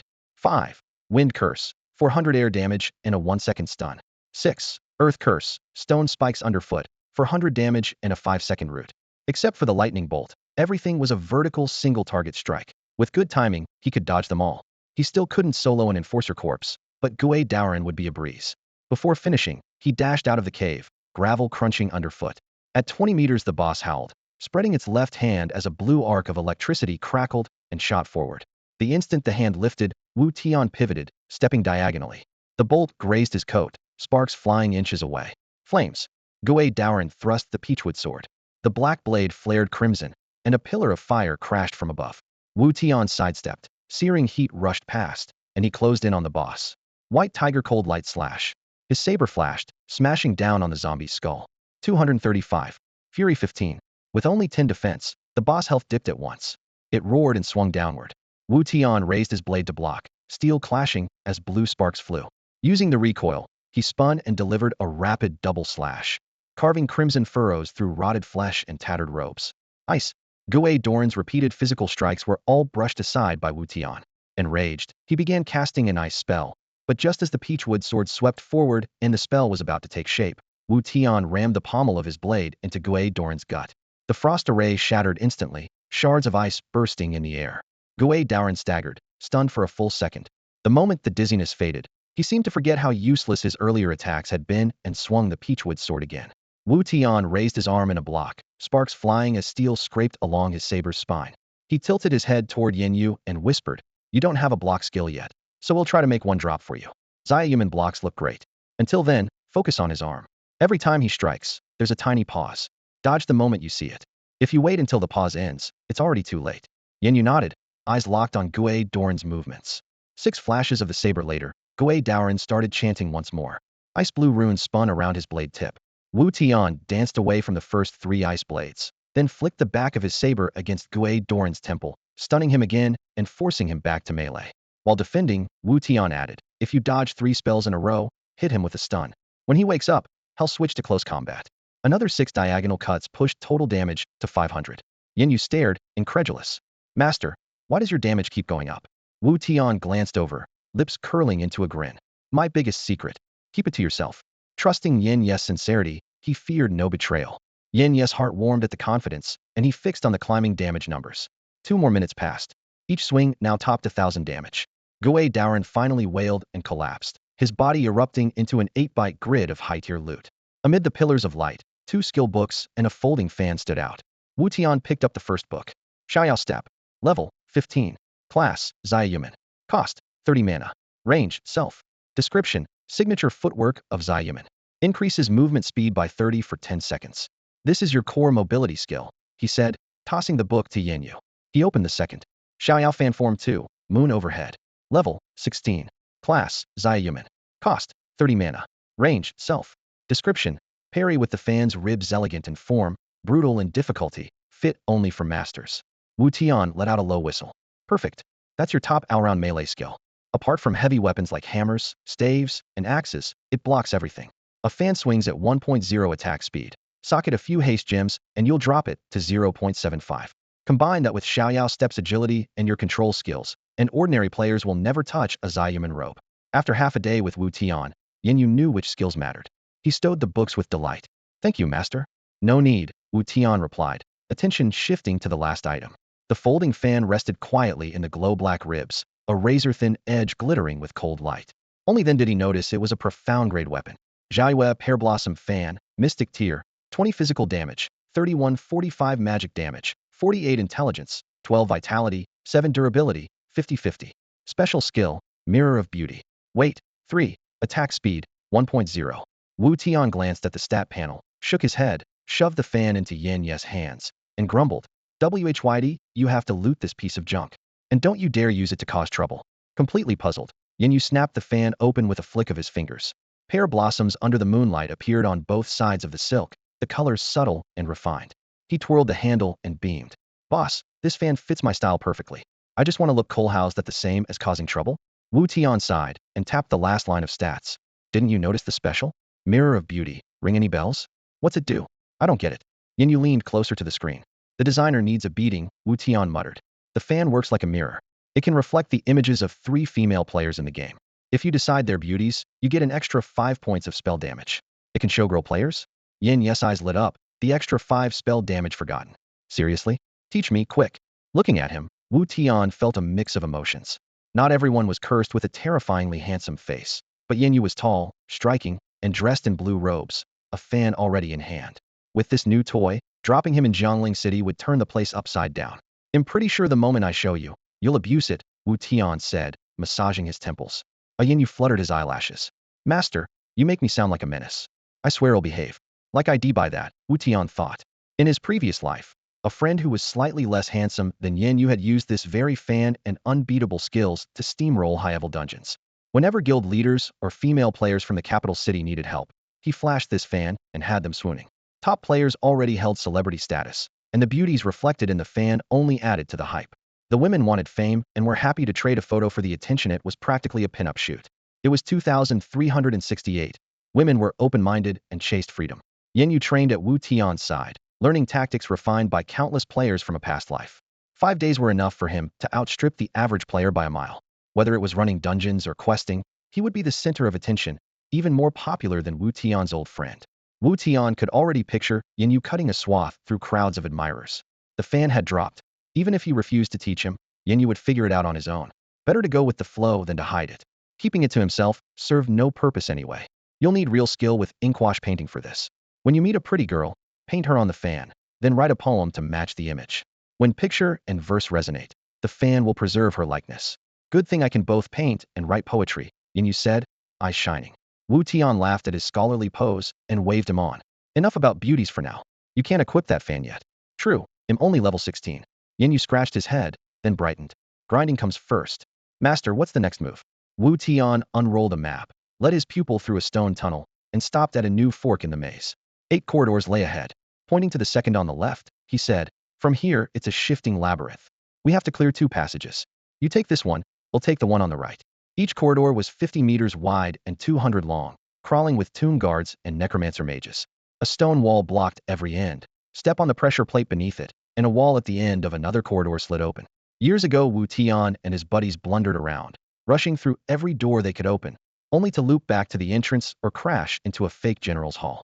He finally sketched the layout and found the trick. 2 plates had to be stepped on at the same time to reveal an indistinguishable gate beside the entrance that led to the next level. Lesson complete, the pair dashed into their passages to clear mobs. Each corridor had a narrow gap where a necromancer could be pinned. An hour later, Wu Tian finished first and messaged, "How's it going on your side?" Ran into another elite 20,000 HP, Yin Yu replied. Wu Tian chuckled. "On my way, kid. You're lucky you always pull the mobs that drop good loot." Yin Yu felt Dumadon elite corpse enforcer wielding a staff had nearly clubbed him to death. Had only seen hammer wielders before and was seriously annoyed. By the time Wu Tian arrived, the floor was blackened by poison clouds. The trash mobs were gone. Only the elite staff user and the necromancer blocking the passage remained. Corpse enforcer elite. Level 26. HP 8. 000200000. Rumor had it that for every weapon players could wield, a matching corpse enforcer existed, though elite drops didn't necessarily match the weapon type. "Stop poisoning the elite," Wu Tian ordered. "Kill the necromancer in 30 seconds. "Got it," Yin Yu said, backing off. Wu Tian waited. 30 seconds later, the poison wore off, yet the elite was still wedged between the necromancer and the jutting walls, unable to advance. "Master, the necromancer's down to 30 HP, Yin Yu called. Wu Tian stepped in on the elite. "Watch closely. Today you'll learn how to deal with staff users, player or monster.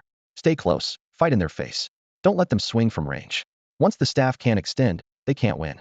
The staff-wielding enforcer ghoul has 3 basic attacks. First comes a full-force overhead smash, then a wide sweeping strike, and finally a straight thrust with the tip of the staff. In Chinese martial arts circles, this simplest staff routine is called the life and death staff. Once the weapon finishes its arc, the real danger is limited to a single flat plane.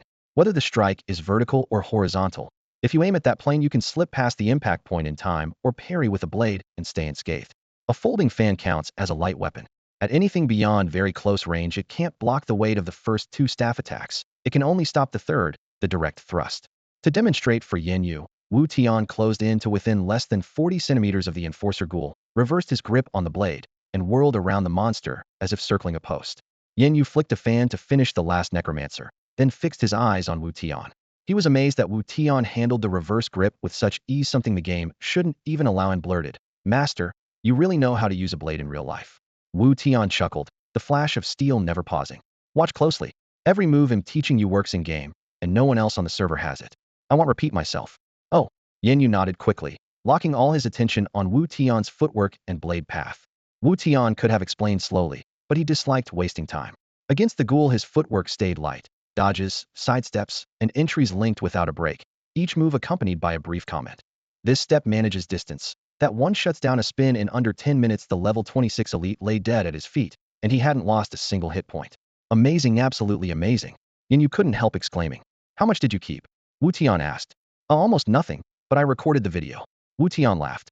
"Learn the mnemonics. Once you know the chant, the footwork opens right up. Just watching the moves won't teach you." His previous life had already proved it. People replayed his combat videos countless times, yet almost no one truly mastered the techniques. Without the mnemonic, even crystal-clear footage is a book without words. Yin Yu treasured every moment of the lesson. At level 16, he couldn't even solo a level 26 elite, yet Wu Tian topped that by 10 levels and still killed a boss without taking damage.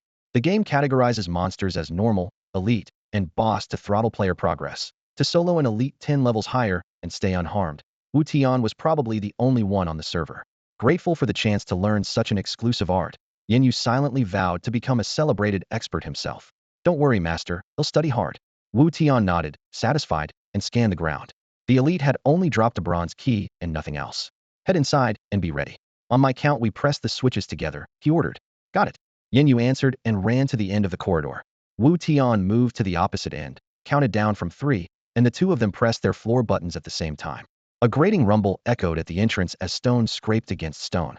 Following the noise, Wu Tian saw the smooth wall between the second passage and the third corridor split open, a fist-sized crack widening in seconds into a doorway wide enough for 2 people to walk through side by side. "So this is where it was hidden," he breathed in relief. Yin Yu hurried up, brushing dust from her sleeves. The devs are ruthless. They hid the secret doorway too well. Wu Tian raised an eyebrow. Let's head in. Beyond the opening stretched a hydra-shaped corridor, 9 twisting branches running parallel.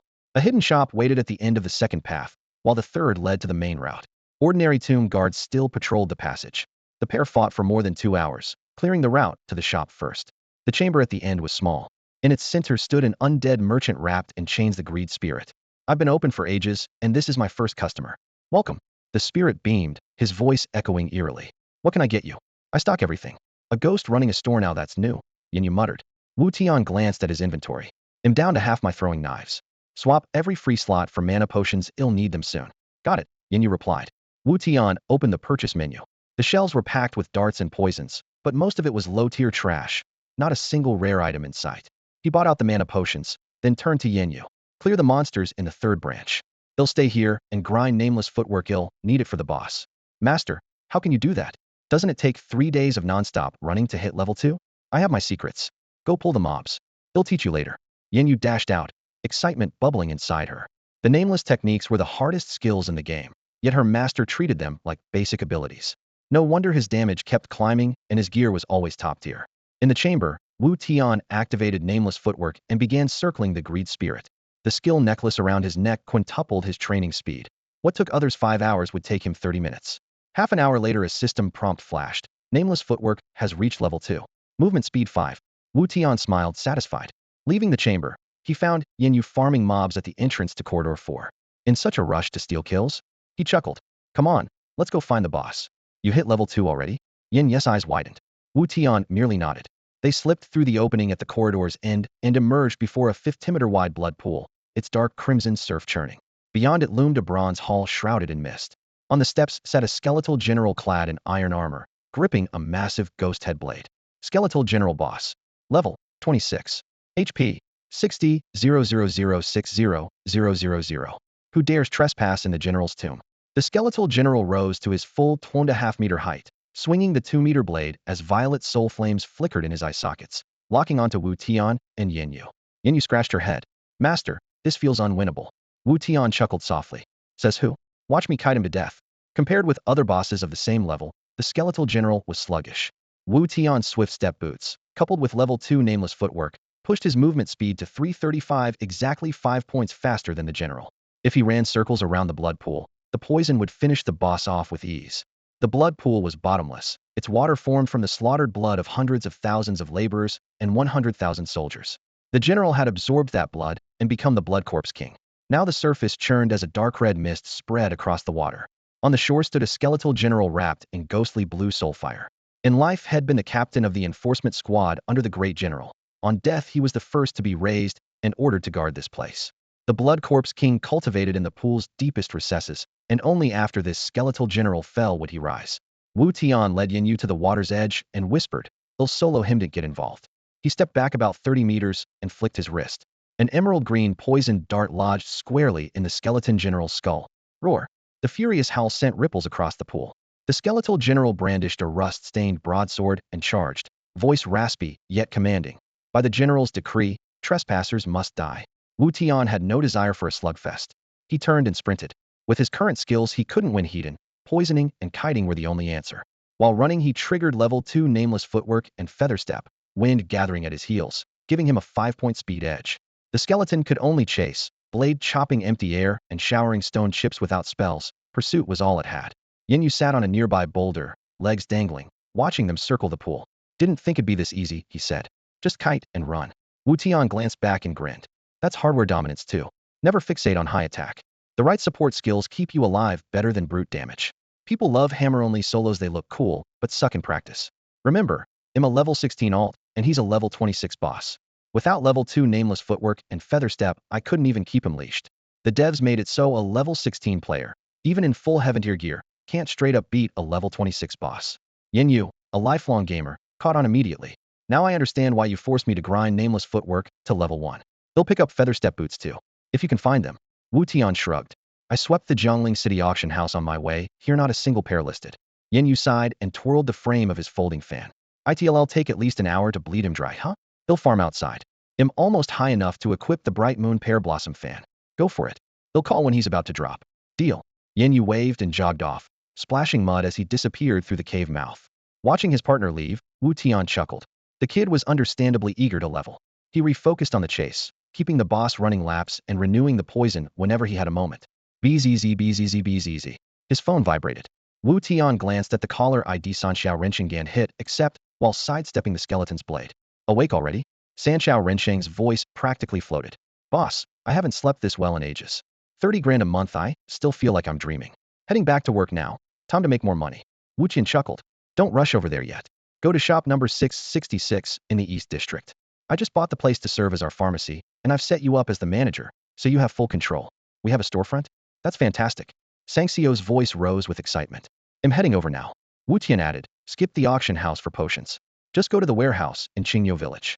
Someone there gathers herbs for us, and I've already paid. All you have to do is pick them up. Got it. Sanxiao replied. With that, Wutian's pharmacy was officially in operation. He gave Sanxiao only a few quick instructions and left the rest to him. The business model was no different from running a real-world shop. Store number 666 sat near the safe zone in the East District, a prime location where even a pig could rake in money. After closing the voice channel, Wutian went back to kiting the boss. The skeleton general stayed on his heels, chasing him around the blood pool for half an hour until its health dropped to the last few hundred points. Yinyu, get back here. The boss is about to die, Wutian called. On my way, Yinyu answered, racing back toward the pool. When she arrived, the skeleton general had only 30 HP left and was no longer poisoned. Wutian flicked a poison dart that lodged in the boss. 2 seconds later, a burst of purple light flared, and the towering skeleton crashed to the ground. Yinyu exhaled in relief and stepped up beside him. Shifu, you don't have to hold the last hit for me next time. I really treat you as my mentor. I trust you. Loot is the easiest way to sow discord, and Wutian had done it deliberately to avoid trouble later. He replied calmly, business is business. Even brothers settle their accounts. Remember, in party play never steal the last hit, or friends can end up enemies. The lesson came from his previous life. A friend had once been killed by a monster, and had finished it off. The boss dropped nothing good, yet the friend thought Head pocketed the loot, and they drifted apart. He hadn't been able to explain, and could only watch helplessly. Yinyu didn't fully understand, but still nodded. My dad and grandpa always say accounts should be settled face to face. Same idea, I guess. He'll remember. Let's see what dropped. Any top-tier items? Wutian bent down to loot the corpse. The first thing he found was a pair of boots Lightstep, white. He laughed and tossed them to Yinyu. Nice. I mentioned loot, and it shows up. Yanyu's eyes lit up. She pulled the boots on and sprinted across the clearing, her voice trembling with excitement. No wonder you move so easily. These boots are incredible. Wutian chuckled and turned to the second item skill book. Charge slash. Type, blade. Range, melee. Cost, 30 mana. Requirements. Anonymous blade technique, LV. 2. Blade mastery, LV. 1. Description. Adds 110 bonus physical damage. Must be executed while standing still. 1 second cast time, 7 second cooldown. Wutian's eyes shone. A god-tier PvP skill, and it dropped right here, he said. Charge slash is a staple for blade users, prized for its sudden burst of massive damage. It's a physical attack, yet it tears through low defense players with ease. The catch is the full second of immobility before it fires long enough for any alert opponent to dodge. Wu Tian and his teammates, however, have blended the slash seamlessly into their footwork, making the release impossible to read. That's why players call it a god-tier killing move. After finishing the skill book, Wu Tian noticed a warhammer on the ground, a level 20 Xian-grade weapon. He tossed it into his pack and grinned. If you're free tomorrow, let's sell it, and pick up some gear we can actually use. Sure, Yinyu replied with a nod. Wu Tian stretched, loosening his limbs. Next up is the Blood Corpse King. He's tough. They'll solo him, just watch. Knew it, Yinyu muttered, turning to clear the trash mobs. Then I'll head out.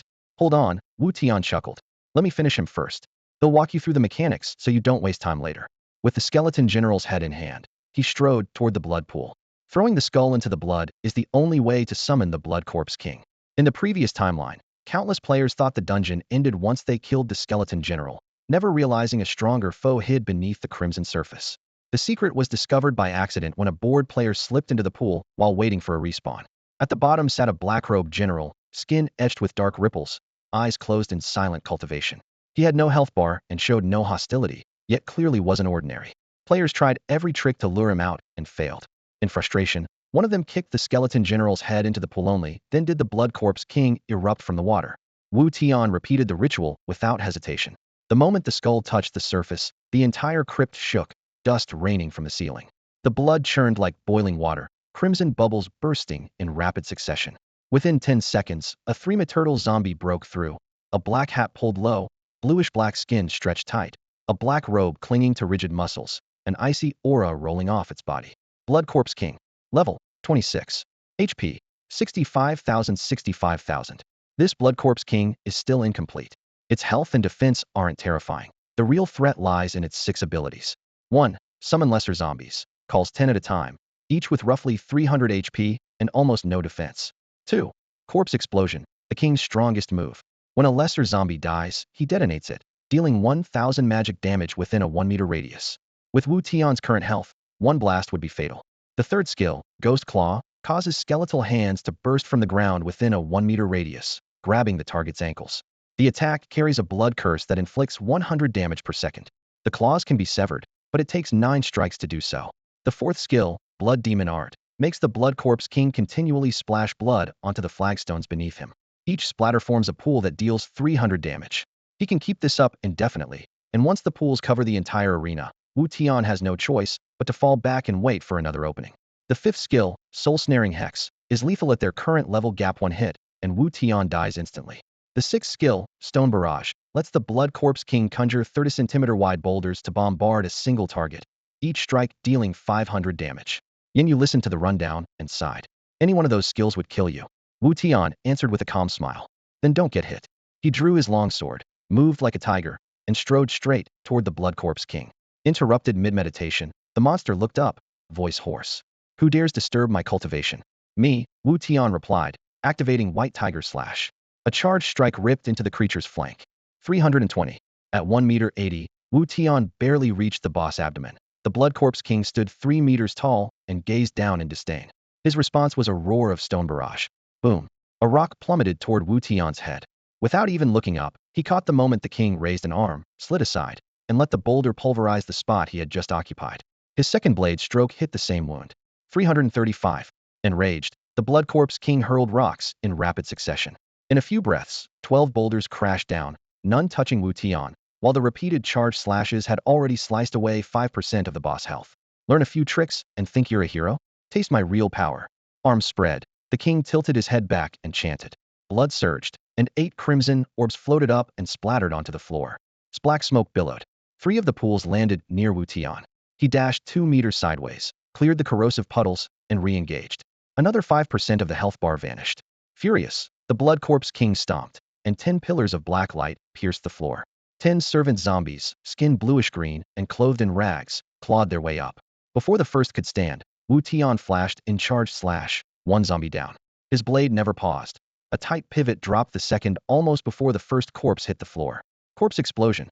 The Blood Corpse King pointed at the fallen zombie, detonating it in a burst of gore. Wu Tian escaped with a half-step, missing the blast by a hair, while his sword punched through the third zombie's heart. Corpse Explosion has a 10-second cooldown. Wu Tian used that window. 7 flickering slashes later, the remaining undead lay in pieces. He took the occasional claw swipe rather than lose momentum. 10 seconds passed, another explosion triggered, and Wu Tian slipped aside with the same half-step, then went straight back to the Blood Corpse King. During that stretch, the Blood Demon Art normally cast every 30 seconds never appeared. The boss skill priority favored Corpse Explosion instead, so only the initial 3 blood pools remained on the field. Wu Tian kept the tempo firmly in hand. As long as this pattern held, the battlefield would never hold more than 3 pools of blood. Once the king's health fell below 50%, even if Ghost Claw showed up, Wu Tian would no longer risk dodging straight into a deadly pool. Unable to land a hit with Boulder Sling, the Blood Corpse King was forced to spam the single target skill again and again. Wu Tian slipped between the blows, striking back each time, and whenever the king tried to channel Blood Demon Arts, Wu Tian timed his attacks, so the boss was stuck summoning minor zombies or casting Corpse Explosion instead. The battle raced forward, the boss health bar shrinking bit by bit. When it dropped below 50%, the Blood Corpse King froze, threw back his head, raised both arms, and aimed his palms at the ink-black ceiling. His rasping voice echoed through the sealed chamber. Spirits of the Abyss, royal guard of mind seas that cursed man. A tide of jet-black light burst from his body and flooded the arena. The floor beneath Wu Tian shuddered, and he reflexively leapt half a step back just in time to avoid a bone-white hand that clawed its way through the stone. The skeletal talons had barely emerged when a shrill gust split the air overhead. A massive boulder slammed down, dragging gravity with it. Wu Tian spun aside, missing the rock by a hair, and drove a charged slash across the Blood Corpse King's chest. The blade carved a deep crimson gash, and he retreated a step to reset the distance. In a standard party, this phase requires an exorcist-type healer to disperse the bone claws sprouting from the ground.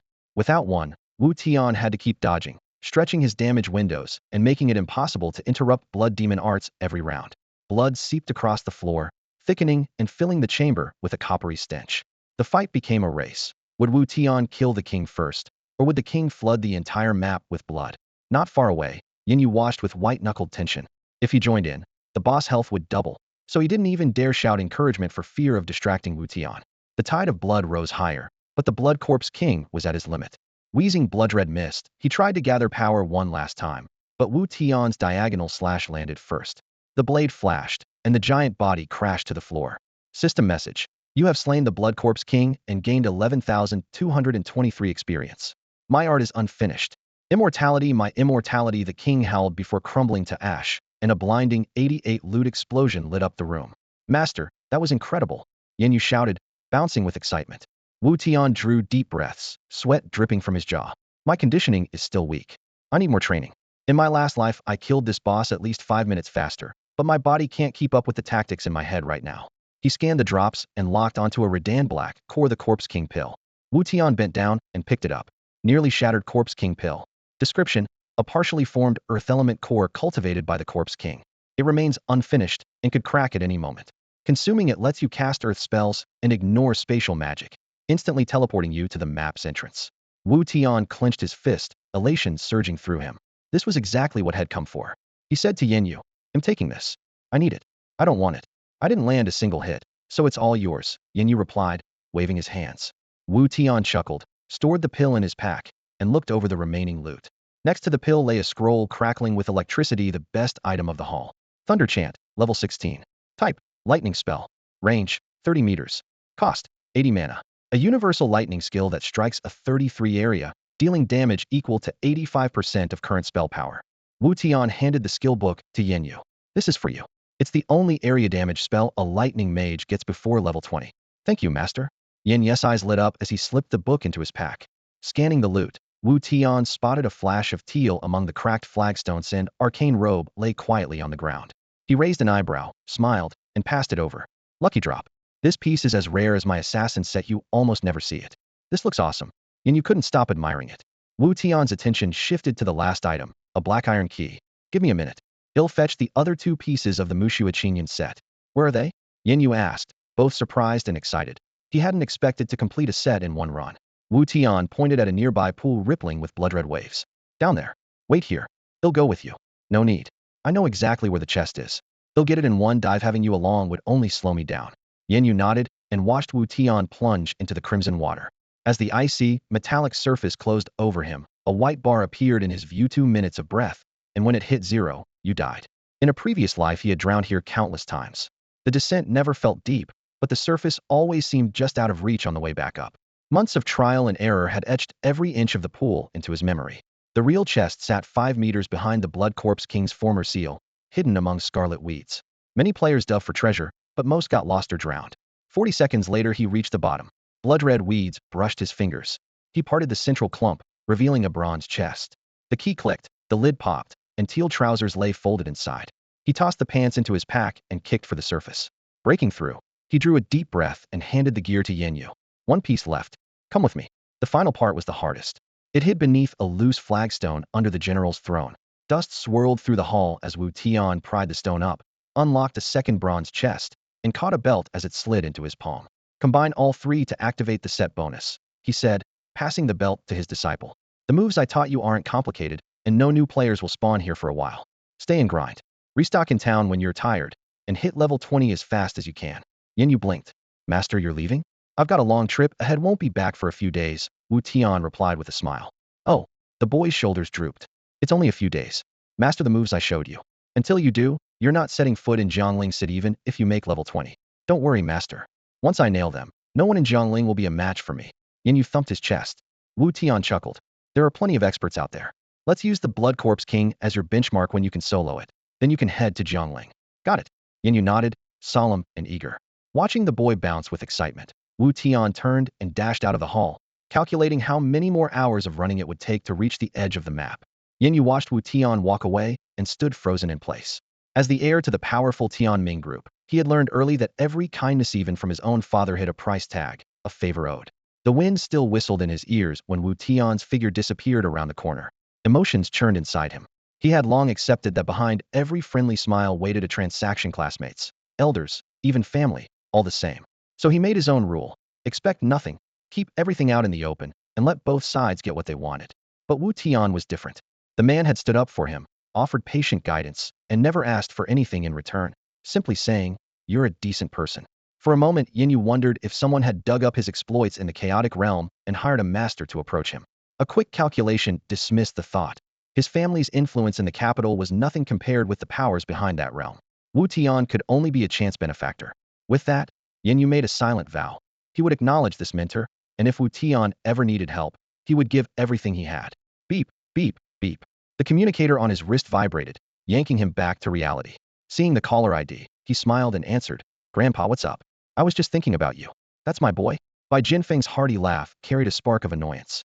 "Kid, your grandpa just got bullied. That shameless Zhao Sifang dragged me into the chaotic realm, beat me, and now he's bragging that I'm no match for him, and that our Qingbei squad is trash compared with his Nanhua team. I'm furious. Your skills are solid, right? Teach him a lesson for me tomorrow." Few people knew that Yin Ye's grandfather was president of Qingbei University, while Zhao Sifang held the same post at rival Nanhua University. The campuses were close, and their homes were even closer statushood housing had locked the childhood rivals into the same alley. Since they first picked up games as kids, neither had ever conceded defeat. Academic duties later cut their playtime, but whenever they were free, a match was inevitable. After becoming university presidents, the rivalry escalated into official Qingbei versus Nanhua bouts, with the school teams often roped in as sparring partners. Listening to the complaint, Yin Yu rolled his eyes. "You're both over 60. Could you stop acting like children? It's embarrassing. Watch your tone. It's that scoundrel Zhao Sifang who's unreasonable." Bai Jinfeng huffed. Yin Yu shrugged.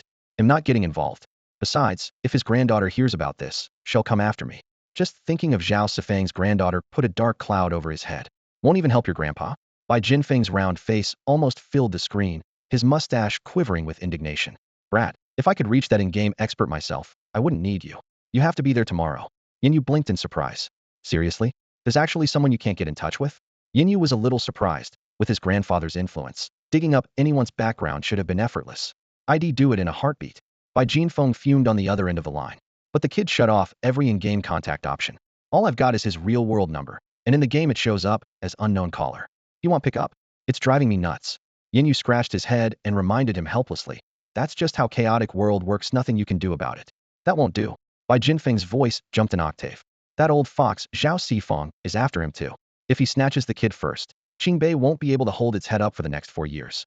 And if the boy goes on to win an Olympic gold, Zhao will laugh at me for the rest of my life." Yin Yu couldn't help chuckling. "Who is this guy anyway? You're both fighting over him." "Wutian." Bai Jinfeng grew more excited. "His in-game name is Wutian.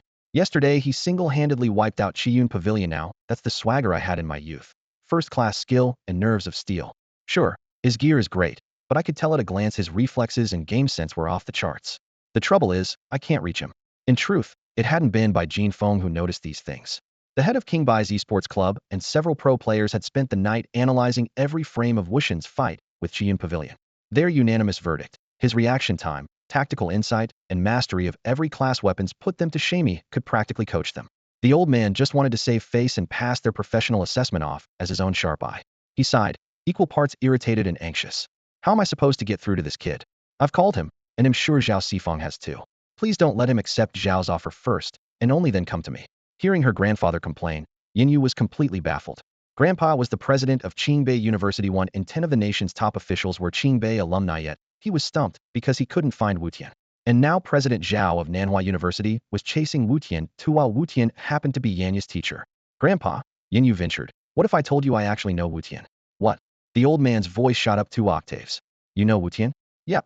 Yin Yu recounted everything that had happened that day. "He's the one who helped me change classes.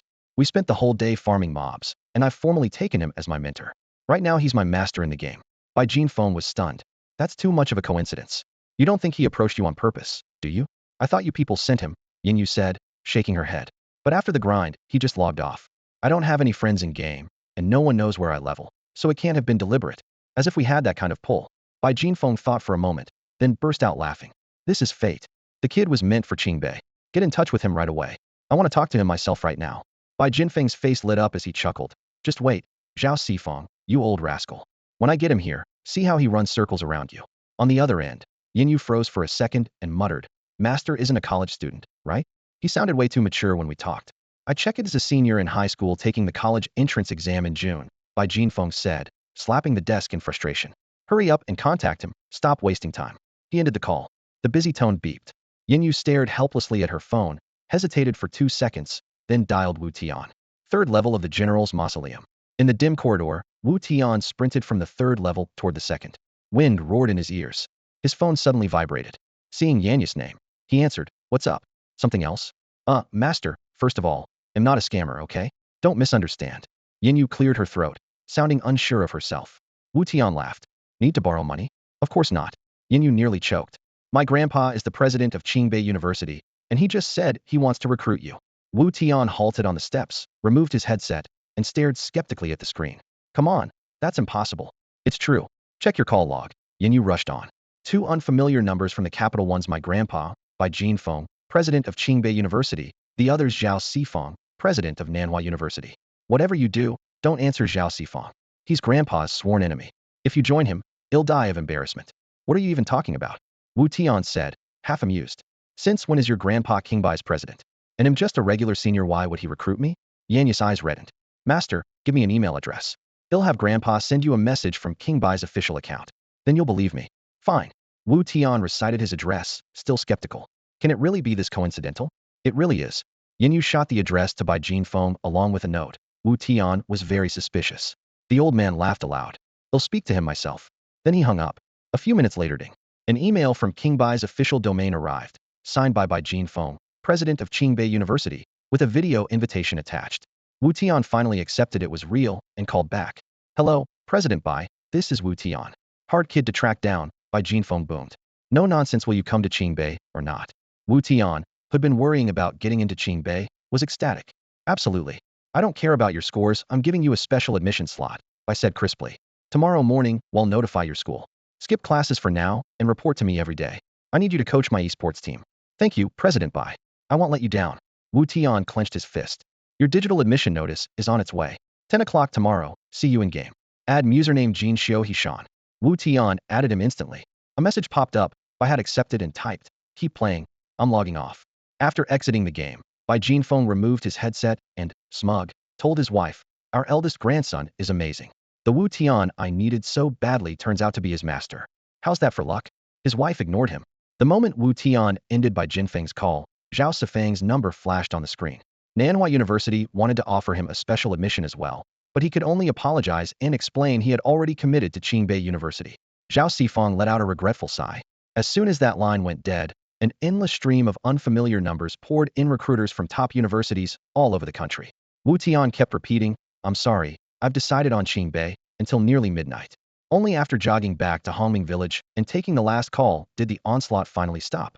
When everything quieted down, he dialed Yin Yu. Kid, what kind of background do you have? Your grandfather's the president of Qingbei.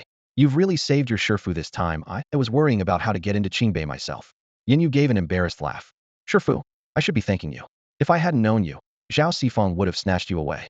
My grandpa said training starts tomorrow at 10, and you should bring me along. Don't worry. Wu Tian chuckled. Zhao Sifeng called again just now and offered a whole list of perks to lure me over, but I never go back on my word. I chose Qingbei, so that's final. For heaven's sake, don't switch. Yin Yu banged the table on the other end. Go to bed. I'm turning in too. Wu Tian hung up and rubbed his burning ears. Ping, his inbox chimed. An electronic admission letter from Qingbei's special recruitment office had arrived, Bai Jinfeng's signature neatly stamped in the lower right corner. Wu Tian smiled at the screen, shut down his phone, and lay back. Now he had something solid to tell the family.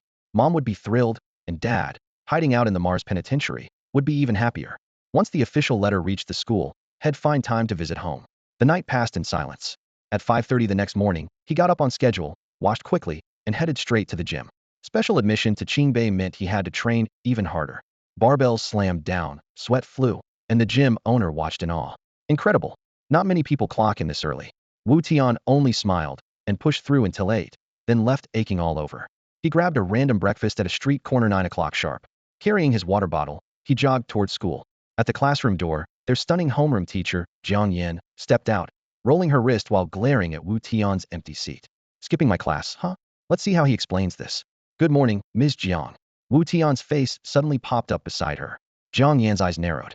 She seized his ear, twisted hard, and yanked upward. Pain shot straight to his bones, and Wu Tian's knees buckled. I was wrong, teacher. Skipping my class. Do you have a death wish? Jiang Yan hadn't felt this satisfied in ages, but her tongue remained sharp. Wu Tian bowed his head sincerely. I'm sorry, teacher. Save it. She tightened her grip and spun him around. Where were you? What were you doing? Speak. I was at the gym. Just got back, he answered honestly. So you want to go down the athletic track now? You think being strong means you can ignore me? And you actually believe that's a valid excuse? Homeroom teacher Jiang Yin fired off her 3 rapid-fire questions while yanking Wu Tian's ear with the practiced ease of someone who did it every day. She lowered her voice, exasperated. Can you stop causing trouble for me? If you act like this, what's to stop the rest of the class from following your lead? Feeling her grip loosen a little, Wu Tian looked up and fluttered his lashes. Teacher, say what you need to say and cut the theatrics. Jiang Yin rolled her eyes. What are you plotting this time? If you're afraid it'll distract everyone, why not send me to the esports squad? Wu Tian asked, perfectly serious. No. Jiang Yin didn't even hesitate. I know what you pulled in that game the day before yesterday, but the esports squad would wreck your studies. You're not going. A wave of warmth swept over Wu Tian. He could tell she truly cared. He unlocked his phone and handed it to her. Then could you look at this first? Jiang Yin took the phone, eyeing it suspiciously. The official logo of Qingbei University's email account filled the screen. Her pupils dilated. You got a special admission offer? Those coveted places usually went only to elite athletes or a handful of prodigies, and she had never linked the word prodigy with this boy. Instinctively, she pinched his ear even harder. Easy, teacher. My ear's about to fall off. Wu Tian winced. Jiang Yin finally let go and took a deep breath. Explain. Now. Wu Tian grinned. Last night President Bai Jinfeng of Qingbei called me personally. He wants me to coach their esports team and offered me the special admissions spot. It wasn't just him. President Zhao Sifang from Nanhua and several other university heads reached out too, but I accepted Qingbei first, so I had to turn the others down. Is that even possible? Jiang Yin gasped. A few universities had recruited esports talent before, but a direct special admission to Qingbei was unheard of. Wu Tian shrugged. I didn't see it coming either. I went for morning training to stay in shape, not to skip class. All the anger drained from Jiang Yan's face, and a smile tugged at her lips. Why didn't you tell me sooner? Do I seem that unreasonable? Come on, let's get you signed up with the esports department. You're the prettiest teacher ever. Thank you, goddess. Wu Tian chirped. Jiang Yin rolled her eyes in mock disgust. She had been a homeroom teacher for only 2 years and was just 4 years out of college herself. From the start, she had treated Wu Tian like a kid brother, and she could never stay mad at him for long. Now had landed her a Qingbei placement only a dozen students from all of Jiangzhou got in each year. Her ordinary class had just smashed the school's target, and the bonus was practically in the bag. They strode off side by side. Beside the main academic block stood a separate 6-story building, purpose-built for students to pursue every extracurricular passion. The first floor housed the swim team, the second the basketball squad, the third table tennis and volleyball, the fourth the science club, and the fifth the art club. The sixth floor, however, the esports club was universally regarded as sacred ground. It was the only place on campus where playing video games during class hours was perfectly legitimate. Sunlight poured through a wall of floor-to-ceiling windows, glinting off more than 100 high-end PCs lined up in rows. Every member wore a VR headset, fully immersed in the virtual world. The club boasted 112 members, 30 seniors, and the rest freshmen and sophomores who, free from college entrance pressure, played with abandon. The seniors were either planning to study abroad or, like Ning Lan, had already secured athletic pre-admission to elite universities such as Tsinghua and Peking and needed only 65% of the regular cutoff to enroll. Right now, the club president, Dong Xingchen, was leading Li Jiao, Ning Lan, and several others through a dungeon, farming monsters like mad. He had somehow snagged a white tiger amulet and splurged on a level 10 Xian-grade longsword. His attack speed and damage skyrocketed, and a flash on the screen bumped him straight to level 30. Our boy Dong is unstoppable. Zhang Wu slapped the desk in excitement. With that white tiger amulet, he's grinding mobs at least 3 times faster. Li Jiao piled on the praise. If Dong had been geared like this the other day, Qiyun Pavilion would have been toast. Wu Tian wouldn't have stood a chance. Zhao Siken and Kong Jiwei nodded in unison. Zheng Zhezhi agreed, exactly. We thought Wu Tian was all that, but it was just his gear. Let Dong fight him, no head crush him in under a minute. A confident light flashed in Dong Xingchen's eyes. I'd love another round with Wu Tian. Everyone knew that Wu Tian's full Huang-grade armor, Xian-grade broadsword, and white tiger amulet made him a one-shot machine against level 10 players who hadn't pieced together a full Huang set. Dong had just tested his new loadout on a few volunteers. Every one of them went down instantly. Even group attacks fell victim to the amulet's passive counter. After watching, Ninglan smiled and said, I trust you. She had barely finished when the doorbell chimed. For security, the sixth-floor door was locked from the inside. Visitors had to ring. Li Jiao scowled. Who's killing the vibe? Xiaoyu, get the door. Freshman Xiaoyu logged out reluctantly and ran over. Opening it, he found Ms. Jiang Yan. President Dong, Brother Zhang, Sister Ningth teachers here. Dong Xingchen removed his headset. Spotting Wu Tian beside Jiang Yan, his brow tightened. Ms. Jiang, what's up? Pointing to Wu Tian, Jiang Yan said, from now on he's in the esports club. Wu Tian, Dong's gaze went cold. I refuse. Jiang Yan raised an eyebrow, her tone firm. I'm not asking, I'm informing you. Understood? As the deputy director overseeing the club, she outranked him by far. Dong bristled. The esports club has high standards. We don't welcome glory hunters. He can't come in unless he beats me. Jiang Yan frowned. How is Wu Tian a glory hunter? Didn't he clean up the mess you made 2 days ago? Zhang Jia interjected. He started that mess. It had nothing to do with us. Jiang Yan's eye sharpened. Really? Zhang Jia's head dropped. She knew Shed shared the blame. Zhang Wu chimed in. Teacher, maybe you don't realize this. Wu Tian only crushed Chiyun Pavilion because his gear was off the charts and the opponents were weak. He boosted his reputation on our backs. If that's not glory hunting, what is? If you insist on bringing him in, he has to get past Dong first. Yeah, we don't accept it. Li Jiao shouted. Neither do we. Zhao Siken echoed. The uproar made other members remove their headsets and gather around. Every senior sided with Dong Xingchen. The freshmen and sophomores simply scanned Wu Tian with curiosity. Annoyed by the noise, Jiang Yan was about to reveal that Wu Tian had already been admitted to Peking University through a special esports program. But the boy gently tugged her sleeve. He looked straight at Dong Xingchen, his voice calm, yet razor sharp. Teacher, fine, let's play. Taking him down won't be hard. A gasp rippled through the hall, and every member of the esports club looked up at once. They knew all too well how terrifying Dong Xingchen became after switching to his new gear. He could farm monsters 3 levels higher with just a couple of swings, moving 10 times faster than any of them. Jiang Yan shot Wu Tian a sidelong glance. Seeing his calm expression, she tried to warn him, but he merely smiled and nodded. In the end, they agreed to 2 matches, one with their personal accounts, and one using the official competitive Templadia standardized level 10 account, with full yellow tier gear and every skill unlocked up to level 10. Dong Xingchen raised his eyebrows smugly and tilted his chin at Wu Tian. 2 matches, then. One with our own characters, one with the template. He'll make sure you admit defeat. Wu Tian shook his head slightly, thinking, give a dog a little face and it thinks it's a wolf. Aloud he said calmly, fine, let's do it. Dong Xingchen grabbed a helmet, pointing to the sunken, silver-gray area in the center of the room. That's the pro arena. If you win, the presidency of the club is yours. If you lose, you announce to the whole server that you're scum. He was determined to cut ties. If he couldn't drive Wu Tian out, he'd lose all authority anyway. Wu Tian chuckled at the threat. Deal. Teacher Jiang Yan can witness. If it takes me more than 10 seconds to kill you, he'll apologize in game. 10 seconds? Another wave of exclamations erupted. To them, Dong Xingchen was a Montano. One had lasted 5 seconds against him. Wu Tian's claim sounded absurd. Ninglan stared at Wu Tian's back, her disdain deepening. Clearly a hot-headed fool. Dong Xingchen laughed loudly and walked over to the arena couch. Try lasting 10 seconds against me first. Jiang Yan stepped closer to Wu Tian and murmured, don't overdo it. Dong Xingchen is already on a pro team's trainee roster. Wu Tian just smiled. Relax.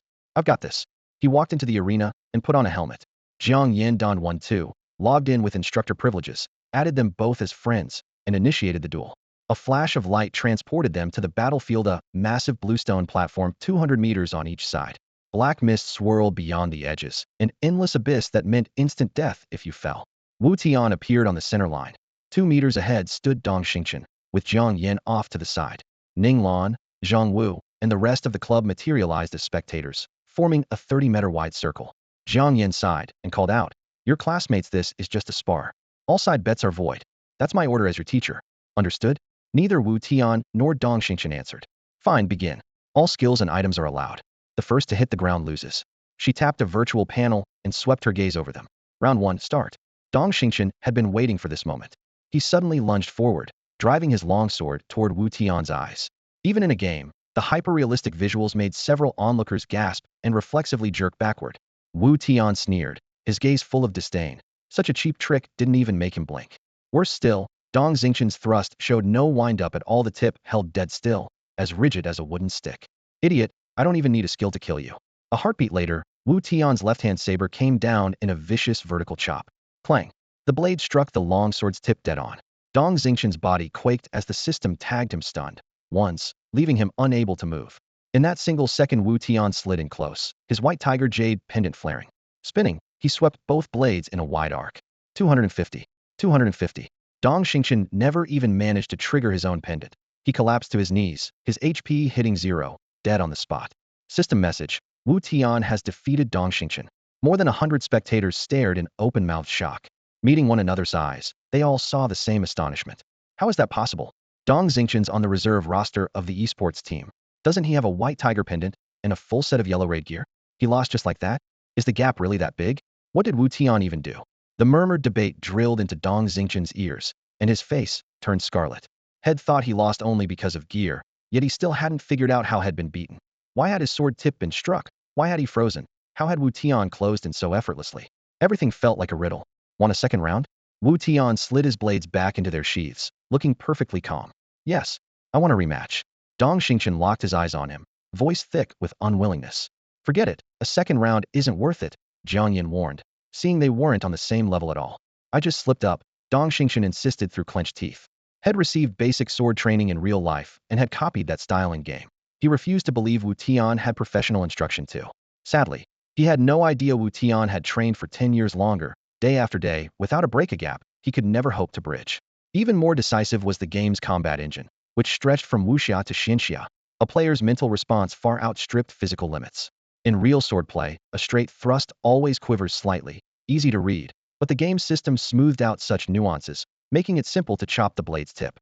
Dong Xingqian's real-world techniques were naturally countered.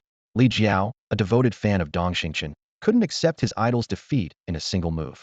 Agitated, he shouted, "That's right. Young Master Dong just slipped up. He'll win the next duel for sure." Zhang Wu commented, "I agree. Wu Tian only won because his level was higher. With the same level and equipment, there's no way he could beat Dong." Hearing this, Dong Xingqian looked up sharply and stared at Jiang Yan. "Miss Jiang, I want a rematch." Jiang Yan sighed and nodded helplessly. "Fine, another round it is." A flash of light swept over them, and the training environment reset to a wooden platform about 1 meter high and 100 square meters in area. Only Wu Tian, Jiang Yan, and Dong Xingqian remained on the stage. Everyone else stood below in almost the same formation as before. Wu Tian glanced at his interface. 1 tier yellow weapon, 1 piece of armor, and skill points waiting for redistribution. Without hesitation, he poured every point into strength. Dong Xingqian did the same, convinced that with identical gear and stats he couldn't possibly lose. Jiang Yan looked at the expressionless Wu Tian, then at Dong Xingqian, whose face was flushed with anger, and reminded them, "You're classmates. Don't let this get ugly. It's only a game stop before things go too far." Wu Tian replied with a cheerful smile, "Relax, teacher. I want stoop to his level." Jiang Yan almost rolled her eyes and cut him off. "Enough. I don't want to hear it." "Okay." Wu Tian shrugged, turned toward Dong Xingqian, and rested his right hand on the hilt without drawing. He adopted a motionless opening stance. The stance looked vacant, but it concealed a finishing move Wu Tian had perfected in his previous life. Even with the blade still sheathed, it carried 17 possible variations, each linked to an active skill. If the opening strike landed, it could chain seamlessly into a 23-hit combo, and any target who failed to break free with a badge was as good as dead. With the skills he currently possessed, even a basic stun would be enough to finish Dong Xingqian on the spot. Oblivious, Dong Xingqian thrust his sword straight at him. They were 5 meters apart, and his footwork was easy to read. Wu Tian sneered and activated the Divine Step ability, shooting forward like an arrow. Afraid that Wu Tian might slice off the tip of his blade again, Dong Xingqian didn't dare stab Heaton. He held the longsword crosswise in his right hand. When he closed to 2 meters and started a slash, Wu Tian forced his way inside the range. Dong Xingqian couldn't react in time and stepped on Wu Tian's shin. His body froze as if shocked by electricity. System message: Violation of Rule 1 detected excessive physical contact between players. First warning issued. Immobilized for 5 seconds. For those 5 seconds Dong Xingqian couldn't move a muscle. He could only glare at Wu Tian. Wu Tian said quietly, "I won't kill you. Go practice your skills." He took 2 steps back and slid the blade into its sheath. Dong Xingqian's chest heaved as though his lungs might burst. "What skill did you just use? There's nothing in the sword tree that stuns that long. Why would I tell you?" Wu Tian replied with an easy smile. Sensing the moment, Jiang Yan hit the stop button and declared the match over. She gave Wu Tian an approving nod and turned to Dong Xingqian. "The match is over. Any objections?" Speechless, Dong Xingqian logged out, his face ashen. He had never imagined the skills he prided himself on would look so pathetic against Wu Tian who fights. Not a single move landed, and he still had no idea how had been beaten. Wu Tian logged out of the game and walked over to Jiang Yan, who had quit as well. "So goddess, did I do alright?" he teased. Jiang Yan rolled her eyes. "Quit showing off." Satisfied with the response, Wu Tian fell silent, letting the rising chatter in the computer lab wash over him. His gaze swept the crowd and settled on Dong Xingqian. A faint, chilly smile tugged at his lips. The debt from his last life was paid.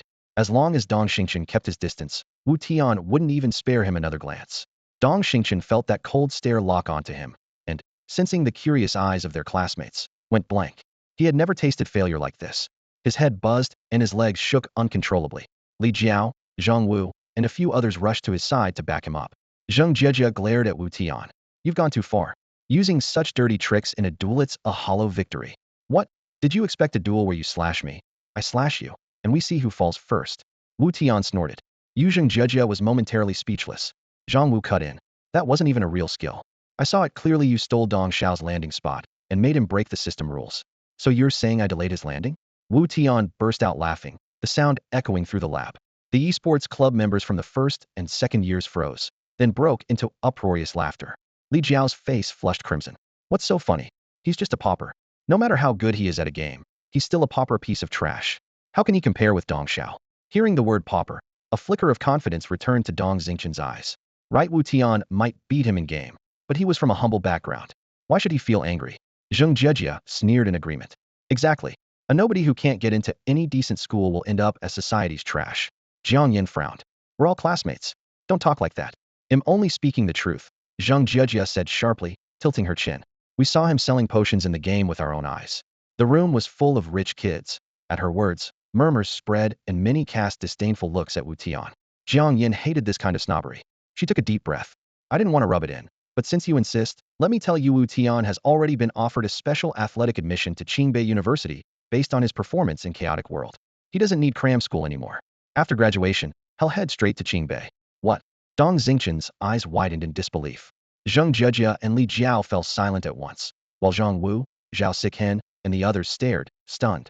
The rest of the students looked on with naked envy. Qingbei, the top university in the country, a place most could only dream of, and someone had gotten in through a video game. Ninglan stared at Wu Tian, dazed. Is that true? Absolutely, Wu Tian said, pulling out his phone. He opened his email and held up by Jinfeng's admission notice for everyone to see. The crowd surged forward. The official Qingbei letterhead on the screen spoke volumes. Once they confirmed it was real, gasps of amazement filled the room. So it really is true.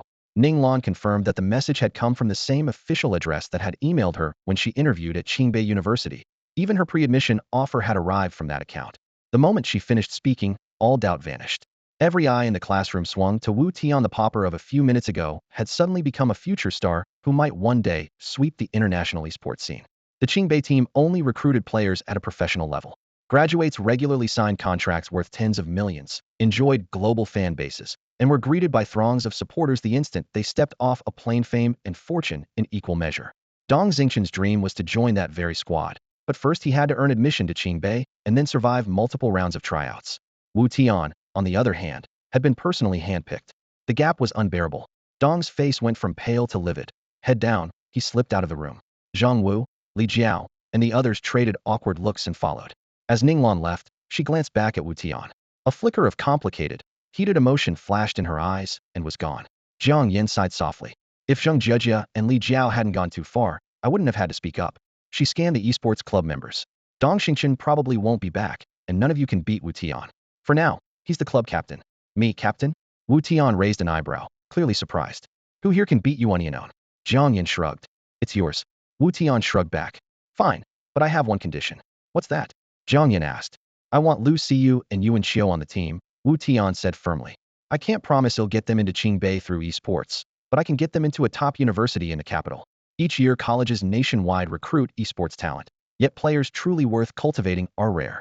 With Wu Tian's skill and focused coaching, Lu Xiyu and Yuan Xiu would end up at a nationally recognized top school rather than some mediocre campus or a flashy resume builder abroad. Better resources, wider horizons, a completely different life. Jiang Yin paused, then nodded. If you're confident and they're willing, I'm in. Thank you, Ms. Jiang. Wu Tian gave a formal bow. She laughed. I don't often see you this serious. Go get them. In another classroom, Lu Xiyu and Yuan Xiu stared helplessly at the blackboard. The Chinese lesson read like hieroglyphics. Understanding 3 lines out of 10 was a triumph. Math would be worse. They'd likely recognize only the word solve. Buzz buzz. Both phones vibrated at once. A message from Wu Tian popped up. In the new esports club captain. Officially inviting you two to join. Report ASAP. They stared at each other in confusion. Wu Tian said he was captain? Wasn't Dong Xingqian supposed to be the one in charge? Yuan Xiu stared at him in disbelief. I got the same message. Wu Tian wouldn't trick us. Come on, let's hurry, Lu Xiu said, seizing his arm, her eyes shining. The dismissal bell rang just then. Slinging on their backpacks, they dashed out of the classroom and jogged to the esports club. When they pushed the door open, Wu Tian was surrounded by club officers, looking every bit the center of attention, while Dong Xingqian and his crew were nowhere to be seen. Yuan Xiu and Lu Xiu exchanged a glance and instantly realized Wu Tian had really taken over as club president. Yuan Xiu strode up, unable to contain his excitement. What happened? Wu Tian raised 3 fingers. 3 things. First, President Bai Jinfeng from Qingbei personally recruited me. Second, Dong Xingqian challenged me to a solo match for the presidency and got crushed. Third, you two are now officially in the club. The news was so explosive they froze on the spot. Lock the door, get in game. Details later, Wu Tian ordered with a wave. He walked alone to the sofa in the center of the room, sat where the match had just been played, crossed his legs, and lowered his visor. Yuan Xiu and Lu Xiu fumbled with their helmets, logging in while peppering him with questions. After a quick recap, Wu Tian opened a 3-person voice channel. Truth is, Bai Jinfeng hired me as the head coach for King Bai's esports team. He'll be training them, and you'll train with me. As long as you're not hopeless, he'll get you both in a top-tier university on an esports scholarship. Awesome, Yuan Xiu said, clenching his fist. Lu Xiu rubbed her hands, thrilled. My dad's always looked down on me. Let me get into a top school, and see what he says then. Same here. My parents rag on me nonstop. Brother, I'm counting on you, Yuan Xiu added. Wu Tian chuckled. Loading into the competitive platform now. The arena unique to the chaotic world materialized. Yin Yu had already opened a private room. 17 cursors hovered inside. Wu Tian clicked accept. A flash of white light, and he landed in the center of the 4-square arena. Yin Yu approached and led him to a vigorous, elderly man. This is my grandfather, your principal. Good afternoon, principal, Wu Tian said, bowing. Good afternoon, good afternoon. Bai Jinfeng beamed as though had found a priceless treasure. My grandson told me everything level 16, soloed a level 26 boss, and forged that entire set of gear by yourself. Remarkable. The arcane set shimmered so beautifully Bai Jinfeng nearly drooled. If he weren't a physical class player, he might have tried to snatch it then and there. Wu Tian flushed at the praise. You're too kind, sir. Not at all. Right now, you're the strongest player on the planet, Bai Jinfeng declared, gesturing to 15 nearby players.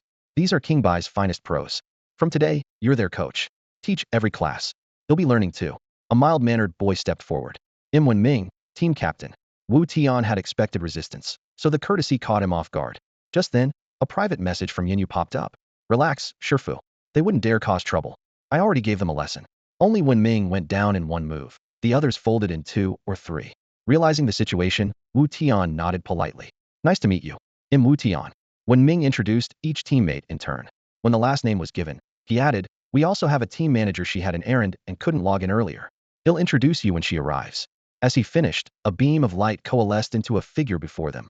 Dark eyes, a white flowing robe, petite frame, and a youthful shyness that only made her more striking. Wu Tian stood rooted to the spot, thunderstruck. He whispered, why would I meet her here? So she graduated from Qingbei. No wonder, no wonder. In his previous life, the girl he loved most and wronged the most was now standing right in front of him.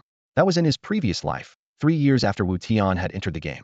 By then he was already acknowledged as a top player, commanding a sizable guild, yet he knew nothing about finance. Money sat in his account like a hot coal, and he had no clue how to invest it. It was at that moment he met the little girl. In sharp contrast to the shy young woman now standing before him. She had once been a confident rookie who called herself a prodigy in finance and economics. With only a handful of trades, she multiplied Wu Tian's funds dozens of times over. Wu Tian immediately named her his steward. From then on, she not only snowballed the capital, but also kept the entire guild running like clockwork. Driven by hatred, Wu Tian acted ruthlessly and attracted endless trouble. She was always the one who cleaned up the aftermath. While he trained like a madman for revenge, ignoring all else, she cooked him nutritious breakfasts, folded his clothes, and tidied his room. During that period, everyone in the guild and anyone who knew Wu Tian was convinced the two would eventually fall in love and marry. Yet Wu Tian dared not accept her feelings. His mortal enemy was the Chao family of the Xinghe Consortium, worth billions, who had annihilated his family and even run down his mother with a car. How could he risk having family again? In the end, he could only watch the girl walk away. The disappointment and heartbreak on her face cut him like a blade, teaching him the agony of sleepless, heart-rending nights. Whenever his mind collapsed during mechanical training, memories of her resurfaced. That breeze-like, gentle smile, the slender figure struggling to help him stand. Wu Tian's eyes would grow wet. He dared not dwell on them for fear of losing control. On the very first day after his rebirth, Wu Tian wanted to find that little girl. He knew her name Ding Yuji and her in-game handle, Xiao Yufenfei, yet he had no idea where to begin. He never expected to meet her here, and he finally understood the source of her remarkable financial and managerial talent. She was a top student admitted by recommendation to Tsinghua or Peking University. Sorry I'm late, everyone.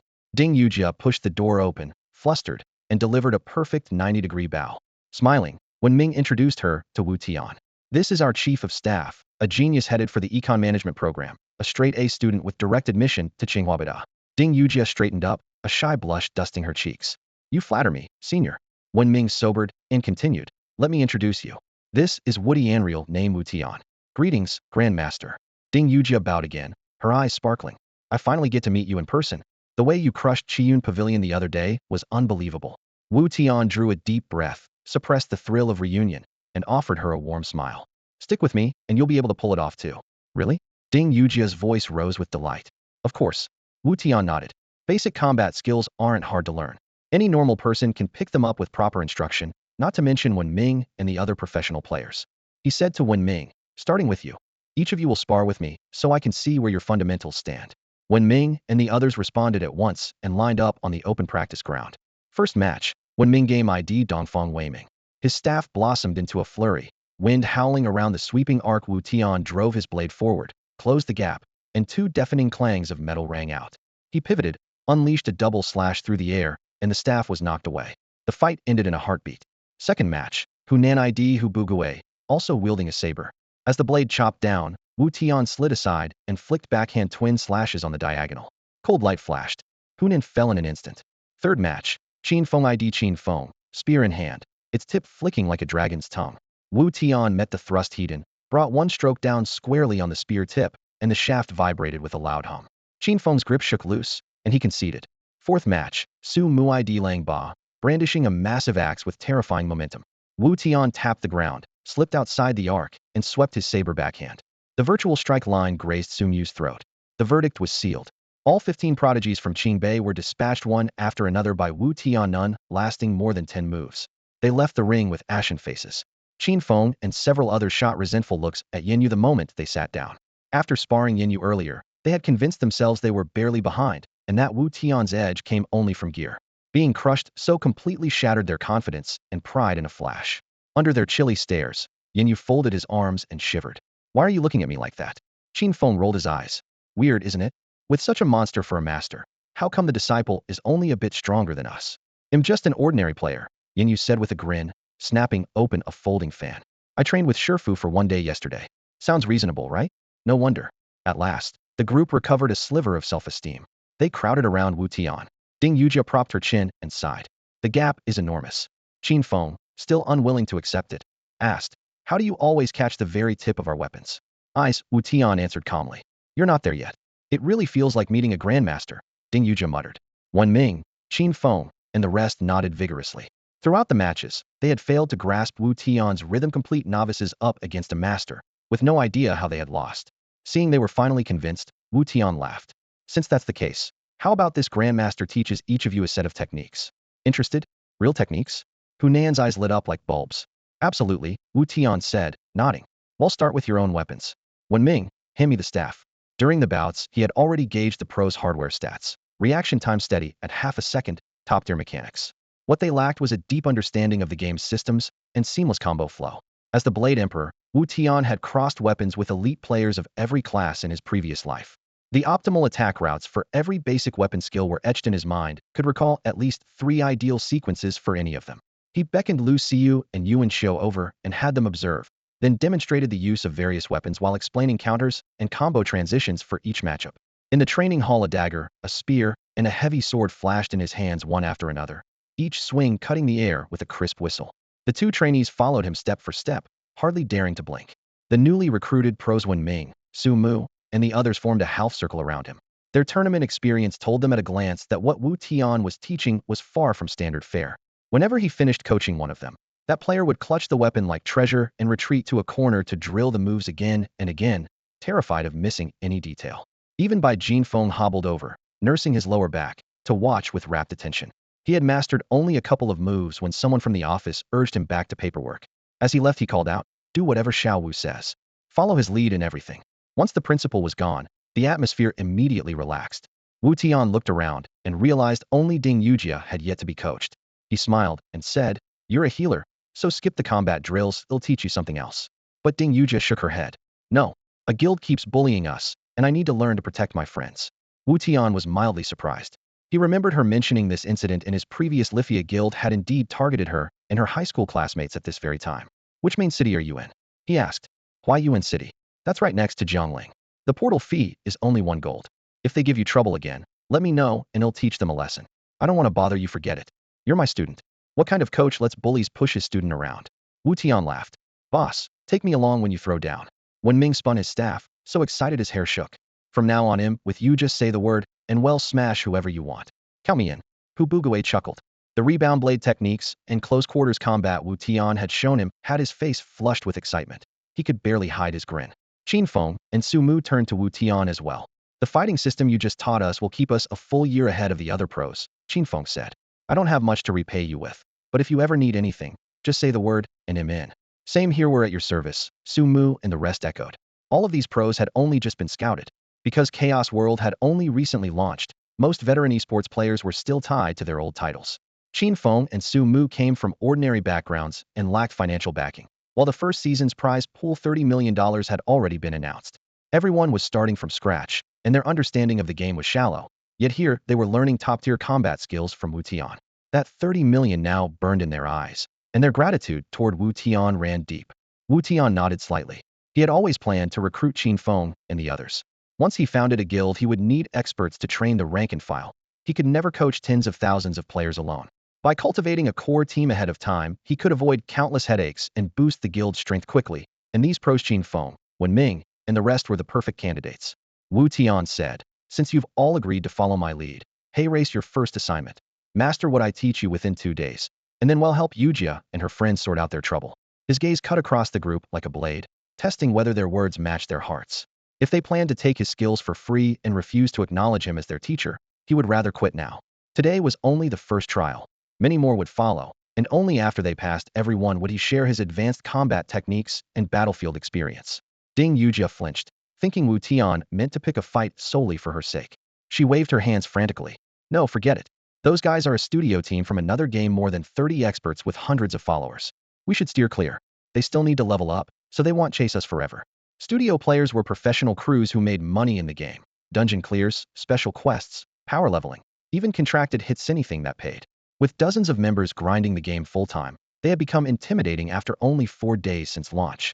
Yujia feared dragging Wu Tian's team into trouble, and she dreaded tarnishing Qingbei Guild's reputation. Wu Tian simply smiled at her, then turned to Wen Ming and the others. "You polish your skills only against real competition. What I give you is theory. To become masters, you need countless fights. Remember, this time our opponents aren't rookies, don't embarrass me." "Relax, boss, we're pros," Wen Ming, Hu Bugue, and the rest replied, excitement shining in their eyes. To them, this was the perfect stage to test what they had learned, proof that Wu Tian's methods worked or didn't. Seeing everyone stand beside her without hesitation, Yujia felt a warm rush in her chest. She bowed 90 degrees to Wu Tian and the others. "Thank you, seniors. Thank you." Wu Tian chuckled. The girl was certainly grateful and, well, easy to coax. He patted the spot next to him. "Sit here. Your job is to raise Nameless Heart technique to a high level. When the fight starts, healing is on you." "Okay," Yujia answered, folding her legs and closing her eyes to cultivate.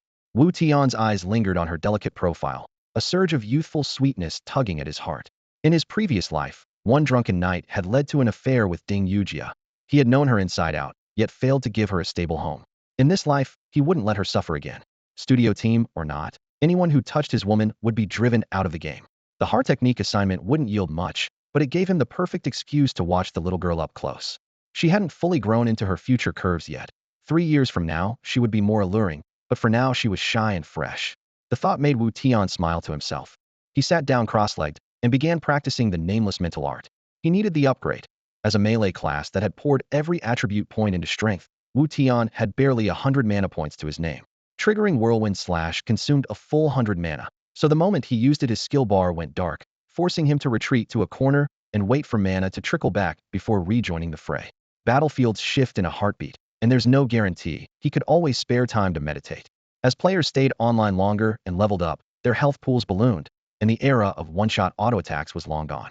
Until he could snag a level 20 Shin grade set and weapon, relying on burst skills remained Wu Tian's only path to victory. Training the nameless mental art couldn't be easier. Sit still and gain 1 mastery point per second. The efficiency was great, but the tedium could lull anyone to sleep. Today was different. While cultivating, he could steal glances at the girl who made his heart race, and the boredom almost vanished. The technique necklace on his neck accelerated his mastery gain, and system messages flooded his screen. System message, nameless mental art mastery 7. System message, nameless mental art mastery 5. Maybe Ding Yujia's good luck was rubbing off on him, because the grind that normally required 3 hours for level 1, 10 for level 2, and 17 for level 3 now advanced by 4 to 7 points at a time. 0 to 1 took only 30 minutes, 1 to 2 just 2 hours, and 2 to 3 another 4. By the end of the afternoon, he had forced the art to level 3. Each level of the nameless mental art added 50 mana, so Wu Tian's bar jumped by 150 points, finally letting him cast Whirlwind Slash twice in a single fight. Nearby, Wen Ming and the others were just as busy. With their solid fundamentals and a few pointers from Wu Tian, they soon had the basic techniques down. By dusk, the practice ground was bathed in warm, golden light. Wu Tian looked up. The old principal still hadn't logged in, probably tied up in real life. He clapped his hands and stood. Log off for dinner and a break, everyone. We'll pick up again in 2 hours. While I'm gone, Wen Ming's in charge. Wen Ming asked, "You're not coming back right away? I need to get a few things ready." With that, Wu Tian logged out. Their opponent was a seasoned PvP studio commanding hundreds of players, most already in their teens. Repeating their previous route of the Qiyun Pavilion was no longer realistic. Every possible power boost had to be in place: potions, elixirs, cooking buffs, gems, enchants, the works. But to get the really good stuff, there was only one prerequisite. Obtain Part 1 of Volume 7 of the Demon Dao Codex Thieves Chapter, a tome designed solely for stealing items from NPCs. Wu Tian had coveted it since his first day in the game. The problem was that the Thieves Chapter was locked deep inside a level 70 zone, guarded day and night by a level 70 Monster King. Even a normal player who reached 70 would struggle to carry the scroll out alive. A Monster King had triple the stats of a boss of the same level. Wu Tian couldn't even handle a level 70 boss, let alone take on a Demon King. Still, this map contained a not-quota bug that let him jump straight into the Demon King's zone. The spot was so remote that ordinary players would never think of a sheer 90-degree cliff behind Erlong Mountain, and, at its foot, the Jiao Pool. The mountain got its name Two Dragons because 2 vicious Jiao lurked in that water. Locals mistook them for true dragons. Woodcutters and herdsmen were attacked so often that they finally abandoned the area, and the whole mountain fell to ruin. A bandit gang later occupied the place, using the terrain and water as their stronghold. So even though 3 bosses camped on Erlong Mountain, the old name remained. After parting from Wen Ming and the others, Wu Tian sprinted to the mountain's base. As before, no other players were around, and the prairie was packed with marauders. A knife-wielding bandit spotted him and shouted the tired old line. "This mountain I opened. This tree, I plan to pay the toll, if you want to pass." Wu Tian activated the White Tiger Slaughter Heart. The jade pendant flared, and his damage shot to 235. The bandit had only 750 HP, so 3 swift strikes finished him, costing Wu Tian barely 200. Grinding these bandits no longer felt like the slog it had been at level 1. He moved like a steamroller, flattening everything from foot to summit. 3 bosses and an elite fell in quick succession. The loot was poorer than last time, so he tossed it into his backpack and headed straight for the cliff on the far side. The wall was smooth and vertical. Peering down, he saw a pale green pool 100 meters below, roughly 2,000 square meters in area and nearly as deep. In his memory, the 2 Jiao brawled in the middle of the pool for half an hour every 6 hours, then slipped back to the deep water under the cliff. The demonic scripture lay in that deep zone, clutched by a bleached skeleton. Holding his breath, Wu Tian dove from the cliff and used his momentum to arrow toward the bottom. He had 5 seconds to do it all: locate the corpse, grab the scripture, and swim clear. The Jiao couldn't read the book but could sense its demonic aura. They cultivated with it, so they fought far from it, afraid a casual swipe might shred the pages. In his previous life, the devs had released a guide for this area, and players later combined it with the Corpse King pill dropped by the Blood Corpse King to devise this very tactic. Wu Tian was following that plan now. He would get only 1 attempt if he failed. He would have to wait for the Blood Corpse King to respawn. His earlier massacre had merely been a warm-up. He wanted no part of another solo fight with that boss. The first charge brings momentum, the second falters, and by the 3rd year spent, he reminded himself, keenly aware of what failure would cost. Just as Wu Tian was looking for the best angle from which to jump, the surface of the pool suddenly erupted with a thunderous boom, a wall of water shooting 30 meters into the air before crashing back down. One blast followed another, and the entire pool seemed to come alive, heaving and falling in violent swells. Wu Tian's heart tightened. The two evil Jiao had begun to fight. The official guide had warned him. Both were melee creatures that opened by lashing each other with their tails, and the spray he was seeing was the impact of those whip-like strikes. If he waited 10 more minutes, they would coil together and start tearing at each other. Only then would he have a chance to interfere. Otherwise, these level 70, Elixir King-class monsters could cross the distance and swallow a level 16 like him in 3 seconds flat. Another muffled boom sent water skyward. Wu Tian wiped his face and felt the scroll of the demonic codex pressed against his chest. He could not let it sink to the bottom of the pool. Failure was not an option. Minutes crawled by. As the 10th minute approached, the waves subsided exactly as the guide described. The evil Jiao were locked together. Wu Tian marked the best spot on the cliff's edge. A rare bead of sweat slid down his forehead. He drew a long breath, eyes flashing with resolve. Fortune favors the bold. If things soured, he would crush the Corpse King pill and flee. That was better than never trying at all. With a sharp whoosh he leapt. His body gained speed in free fall, wind screaming past, and then splash knifed into the water. Icy cold enveloped him, and momentum carried him straight toward the bottom. Visibility was surprisingly clear. 100 meters out, the two evil Jiao were knotted together in a savage brawl, and the corpse he sought drifted just off his left side. A piercing roar shook the water, and Wu Tian cursed inwardly, kicking toward the body. Level 70 against level 16, he was an easy target. The pair Jiao sensed him at once. In a heartbeat, they separated. One spread its jaws and chanted, sealing the entire pool and disabling every teleport skill. The other uncoiled its 50-meter frame and shot toward him like an arrow, closing to 10 meters in the blink of an eye. Wu Tian was still 2 meters from the corpse. Stunned, with no retreat, he gambled everything. The skill fired, and he lunged the last 2 meters, left hand plunging into the corpse's robes. A massive fanged maw filled his view, its jaws wider than his whole body. Corpse King pill. He crushed the pill in his right hand, and blood-red light detonated inside the Jiao's throat. The scene spun.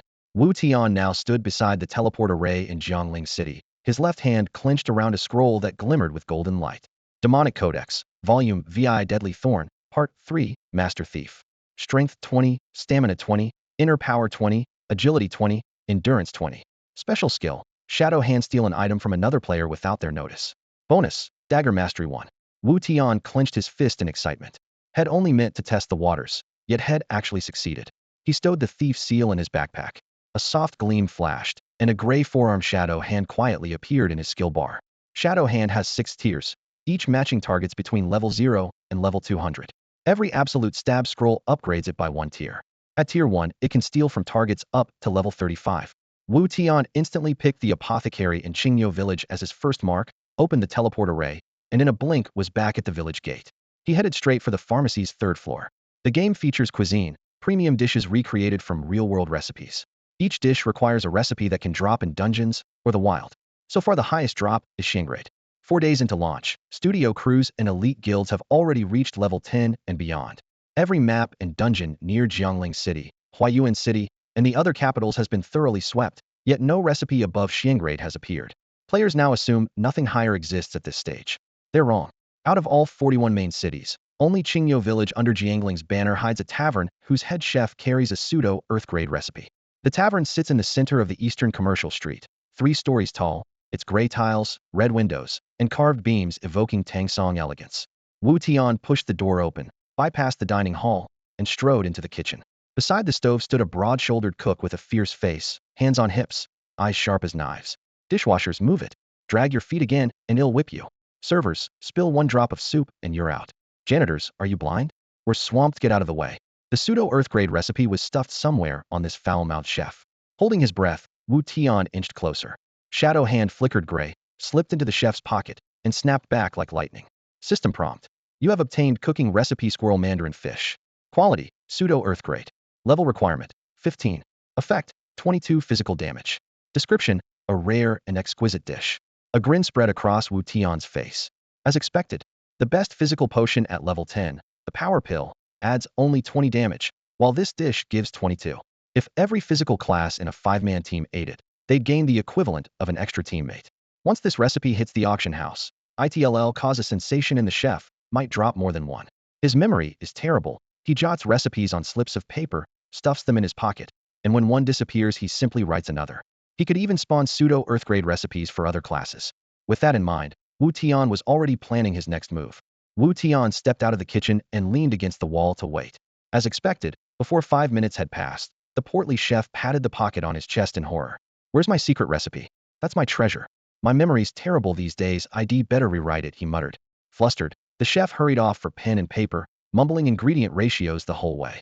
Wu Tian stayed silent in the corner, eyes fixed on the pocket that had just been emptied, as patient as a cat. When the chef returned and bent over his notes, Wu Tian drifted closer and, without hesitation, unleashed Shadow Hand. Cooking Dongpa pork imitation earth grade spell damage 20 description, an exceptionally rare delicacy. A flash of light signaled the recipe's arrival in Wu Tian's inventory. He nodded to himself. This was one of the 2 hottest recipes on the market. A straight damage boost is something no one turns down. Over the last 2 hours he had relocated 16 recipes, 9 squirrel-shaped mandarin fish, and 7 Dongpa pork. Any one of them could fetch a fortune, and with hired cooks the profits were incalculable. In his mind, he had already shortlisted several trustworthy chefs. He checked his watch. The hands were creeping toward 10 p.m. Beep, beep, beep. His communicator buzzed. Lu Siwen and Yuan Xiu were requesting a 3-way call. Wu Tian tapped accept. What's up? Yuan Xiu chuckled. 2 things, boss. First, the esports trainees want you to teach them some skills. Second, the campus gates are about to close. We need to log off soon. Wu Tian laughed. From now on, the esports club is yours. I'm too busy. They'll schedule a few days to coach them when I can. Thanks, boss, Lu Siwen replied solemnly. Both men already saw Wu Tian as their brother and Lidero was the club president, so they naturally served under him. As for Vice President Zhang Wu, he was unlikely to return. The department would be run by these 2 from now on. Have everyone log off in 10 minutes. He'll go first. The moment he exited the game, Wu Tian blocked all incoming invites. He didn't want a barrage of questions. Slinging a single strap bag over his shoulder, he slipped out of the esports building and headed briskly toward the technical school where Lu Yun was staying. Meanwhile, inside the tech school dormitory, Lu Yun sat on a lower bunk, gathered around a table with a dozen friends. He sighed. Are you really leaving? Ren Hao forced a smile. What choice do we have? We can't land chef jobs here, so we're heading south to see if we can find work. Ren Hao, Jin Yu, Fei Ziyun, and the others were Lu Yun's closest companions. 3 years of eating, sleeping, and hanging out together. Too bad we don't have your luck with a good boss, Fei Ziyun said, twisting the cap off a bottle of baijiu. Tonight's our last meal. We're gone at dawn. Cheng Jijia's throat tightened. He whispered to Lu Yun, couldn't you ask the boss to take them on too? Ren Hao waved him off immediately. Absolutely not. You guys just got a foothold. We won't become a burden. Promise you won't say a word. Lu Yun's chest tightened. It was true their connection with Wu Tian was still new. If he asked for too much, Wu Tian might think they were greedy, or even revoke the jobs they already had. He had to think of the 22 men under him. But watching his friends scatter toward his heart, he grabbed a bottle of 52-degree Red Star Erguo 2, took a long swig, and rasped, I've let you down. Just then, footsteps sounded at the door. Wu Tian leaned against the frame, one eyebrow raised. Who exactly have you let down? Boss. Lu Yun blinked at him. What brings you here? Ren Hao and Jin Yu turned to Wu Tian at the same time, curiosity gleaming in their eyes, while Cheng Jijia and Zhang Lin looked openly surprised. Wu Tian pushed the door open, closed it behind him, and slid into a seat between Lu Yun and Cheng Jijia with a grin. I was just passing by and heard you talking. Someone wants to join my crew? Lu Yun scratched the back of his head, sounding a bit uneasy. Boss, we were afraid of bothering you, so we never spoke up. Since you caught us today, I'll be frank. I've got quite a few brothers with no work, and they all want to join your studio like me. Ren Hao, Jin Yu, and the others immediately sized up Wu Tian. In their previous life, they had fought at his side to build an empire. Ren Hao in particular had been one of Wu Tian's top lieutenants, and seeing him now felt like a lifetime ago. All right, introduce yourselves, name and trade, Wu Tian said bluntly. They had expected him to refuse, so his words lifted everyone's spirits. Ren Hao scratched the tip of his nose, stood up with an awkward yet eager smile, and said, Boss, I'm Ren Hao. All 12 of us are trained chefs. Do you have any use for that? Dozens of eyes locked onto Wu Tian, the air thick with anticipation. A nostalgic smile tugged at Wu Tian's lips. Perfect timing. I need 16 players who understand the chef profession. The 12 of you leave me 4 short. What? Ren Hao shot to his feet, his voice jumping several octaves. Boss, you're taking us? Of course, Wu Tian nodded. I've got my hands on a pseudo-earthgrade recipe. The game's realism is sky-high, and even the best recipe is useless without skilled hands. Since you want in, they'll take you all and find me 4 more. Overwhelmed, Ren Hao blurted out a phrase in his hometown dialect, then bowed deeply. Thank you, boss. Taking us in right now is a lifesaver. Heading south to chase their fortunes meant venturing into uncertainty and hardship. They had only a few coins, 12 people crammed into a single room, and every meal and job hunt was a struggle. Wu Tian's arrival swept away their worries in an instant. They were so excited they could hardly speak. I'm calling 4 more brothers right now, Ren Hao said, clutching his phone as if ready to sprint out the door. Wu Tian raised a hand to calm him. Hold on, I'm not finished. Huh, what else? Renhao stopped short. We haven't talked pay, Wu Tian said leisurely, then dropped the numbers. Base salary, 2,000. Commission, roughly 4,000 depends on how good you are. 6,000 a month? Jean Yes' eyes went wide with disbelief. Wu Tian teased her. Too little? No, no way more than enough. Jean Yu waved her hands, her glossy ponytail swishing behind her. She was still green, but her playful charm would only grow more appealing in 5 years. With the terms settled, Wu Tian turned to Renhao. Find for more people. We'll sign contracts together. He pulled 7,000 in cash from his backpack and spread it on the coffee table. Buy 16 gaming helmets and grab some food. Got it. Lu Yin snatched up the money and bolted. I'm coming with you, Cheng Jijia said, hurrying after him. The room burst into cheerful chaos, footsteps, laughter, and shouted directions. In less than 20 minutes, Lu Yun returned with a mountain of helmets, and Rin Hao brought 4 new recruits. The cramped rental now looked like a newly opened back-alley internet cafe. Log in, Wu Tian said, pulling up a chair. They joked and laughed while fastening the helmets. A flash of light, and everyone materialized in Qingyo village. At the village gate, Wu Tian handed over 2 cooking recipes. Starting tomorrow morning, each of you must turn in at least 400 servings of squirrel fish or dompa pork every day. Renhao's head buzzed. Boss, we've got plenty of muscle, but one dish takes 15 minutes. There's no way to hit 400. Follow me. Wu Tian just smiled and teleported them to shop number 888 in the East Trade District of Divine City. They pushed open the door. The shop was still a shabby single-story room. Wu Tian opened the system panel and tapped. Spend 2,000 gold to upgrade the restaurant to level 2. Confirm. A burst of light turned the little stall into a 2-story restaurant, a wooden staircase spiraling upward, space doubled in an instant. He then bought a full set of kitchen gear, prep stations, stoves, pots, about 4 sets per person, cramming the first floor. Don't say I'm squeezing you, Wu Tian said, looking around. You'll cook 4 dishes at once. Level 10 recipes take only 5 minutes. In-game, 3 days equal 1 real-world daytime runs at a third the speed. At that rate, you can make 48 plates an hour. 10 hours gives you 480. I'm only asking for 400, pretty generous. All right, let me try. Renhao rolled up his sleeves and opened the cooking interface. Good. Wu Tian opened his own system menu. Ingredients had to be hunted in the wild or bought at the in-game market. Wu Tian opened the marketplace, selected a mandarin fish, some pork, and various staples, then set everything on the stove. All right, let's begin, he said. Remember, game time runs 3 times faster than real time. So cook 3 times quicker or the fish will burn. Understood. Renhao drew a deep breath. Although it was his first time cooking in a game, the stoves, pans, and even the oil temperature felt exactly like reality, which put him at ease. He gripped the mandarin fish and started from the basics, scaling, gutting, slicing, shaping each step clean and precise. Once the oil was shimmering, he slid the fish in. Hot droplets snapped and sizzled. He quickly added seasonings and adjusted the flame. Watching from the side, Wu Tian's eyes brightened. Those knife skills clearly came from years of practice. A shame, he thought. It was already the year 2368, and robots could replicate any dish flawlessly. Real chefs now guarded century-old restaurants or ran tiny street stalls, while most eateries relied on automated stoves that produced fast food in 3 minutes. Renhao knew exactly what age he lived in, and he understood this first dish had to be perfect. He stared at the fish, reading its changing color. When the sweet aroma eclipsed the earthy smell, he cut the heat, lifted the wok, sprinkled sugar, splashed fragrant vinegar, swirled in a cornstarch slurry, and finished with a dash of cooking wine. The system chimed. Squirrel fish completed. Boss, it's done. He placed the platter in front of Wu Tian. Could you make 4 portions at once? Wu Tian asked immediately. No problem, Renhao replied. If I prep ahead and practice a few rounds, 4 fish at a time is doable. Jean Yu raised an eyebrow. Then let's try dompa pork. The young woman moved quickly, dropping 4 slabs of pork belly into the wok. Searing, rendering, braising, reducing, she delivered the entire sequence flawlessly. Boss, I found the trick, she announced, waving her ladle. With a large enough wok, I can cook 4 pieces in one go. Fine, they'll get you bigger woks, Wu Tian agreed.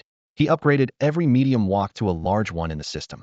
After testing, Jean Yu confirmed she could indeed cook 4 portions at once, and Renhao turned out 4 perfect squirrel fish as well. Satisfied, Wu Tian nodded. Specialists should handle specialist work. He swapped everyone's cookware for large woks, then declared, that's it for today. Log off. You must be hungry. Let's eat. One by one they exited the game. Just then Cheng Jijia pushed open the door, carrying 16 boxes of takeout. Spent every last credit, this is what it bought. He handed over the receipt.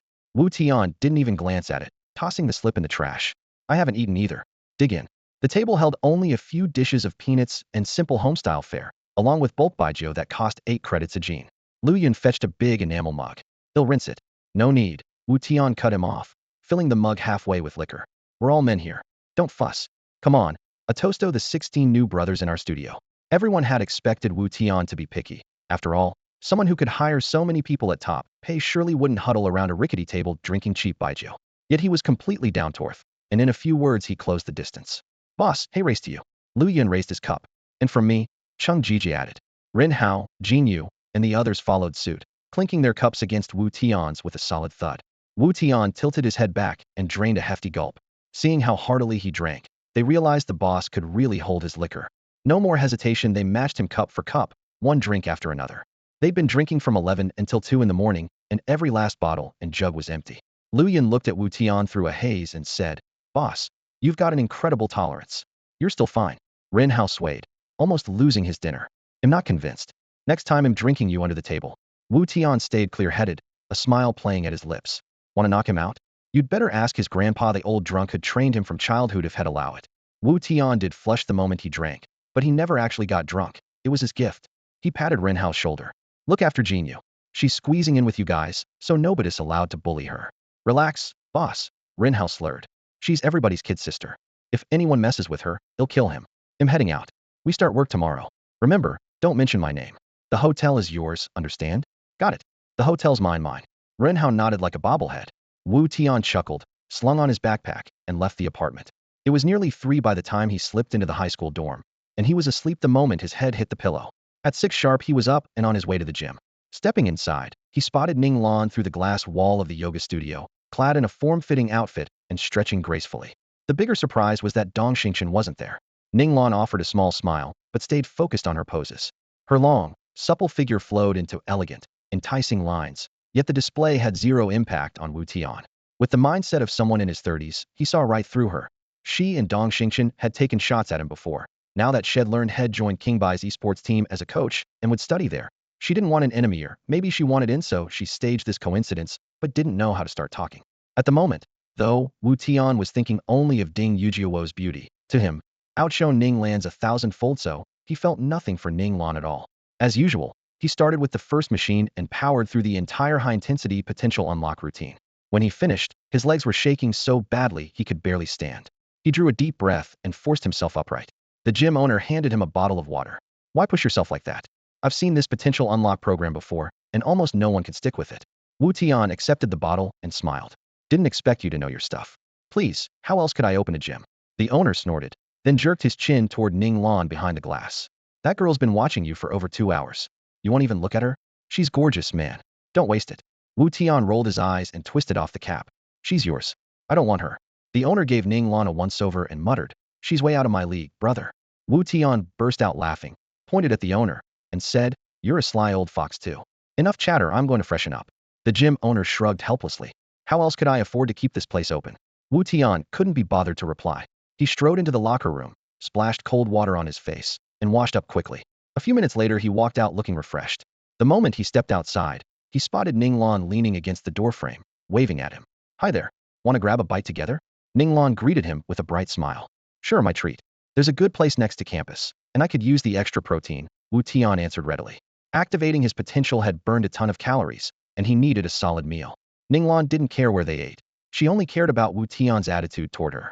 After several mock exams, her scores were well above the cutoff for Tsinghua or Peking University, so admission was almost guaranteed.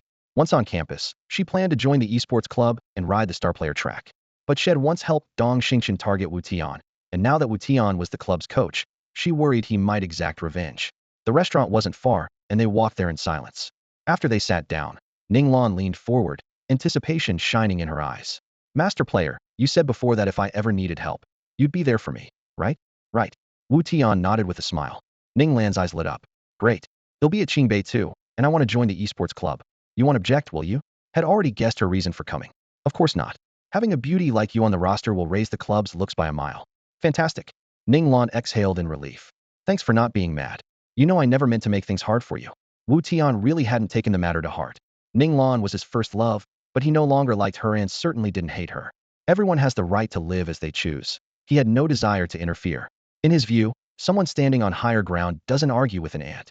If an ant blocks the way, step over it, no need to crush it. We're classmates, that's all. Just a minor disagreement, he said. The waiter arrived with their food, and Wu Tian dug in. He was starving. Ninglan marveled at his generosity, thinking, he must still like me, or he wouldn't be so forgiving. Then another worry crept in. She'd never date a poor guy unless Wu Tian somehow became rich. They could only be friends. She was overthinking. Wu Tian focused on his meal, never glancing at her again. When his plate was clean, he wiped his mouth. Take your time. I've got things to do. He paid the bill and headed quickly toward the esports club. After only a few steps, he noticed Dong Xingchen hiding nearby, glaring at him with undisguised hatred. Wu Tian let out a cold laugh and headed for the esports club. He had already taken his revenge. As long as Dong Xingchen stayed out of his way, Wu Tian would leave him alone. But from the look on Dong Xingchen's face, the guy still wanted trouble. Fine, Wu Tian would give it to him. Renovation work was underway at the entrance on the 6th floor. The door had been removed, and metal shavings glittered on the floor. With his hands on his hips, Lu Siwen proudly directed the workers. Put in a heavier door.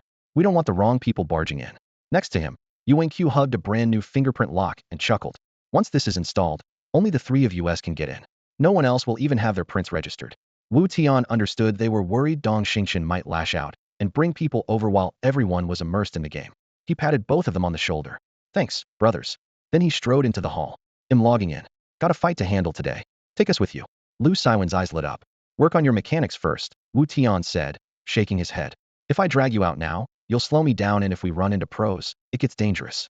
Though frustrated, Lu Siwen and Yu Wenqiu knew he was right and stayed to supervise the workers. In the middle of the club's main hall stood a small, enclosed room that had once been Dong Xingchen's private booth. It was now Wu Tian's. He shut the door, sat down, and pulled on his VR helmet. A flash of white swallowed his vision.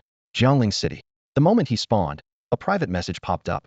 Bai Jinfeng said he wouldn't be online for a while and was leaving all training and leveling to Wu Tian. If anything urgent happened, Wu Tian should call him. Interesting old man, Wu Tian muttered, closing the message. He immediately opened comms with Wenming. Where are you guys? Boss, help. Wenming gasped.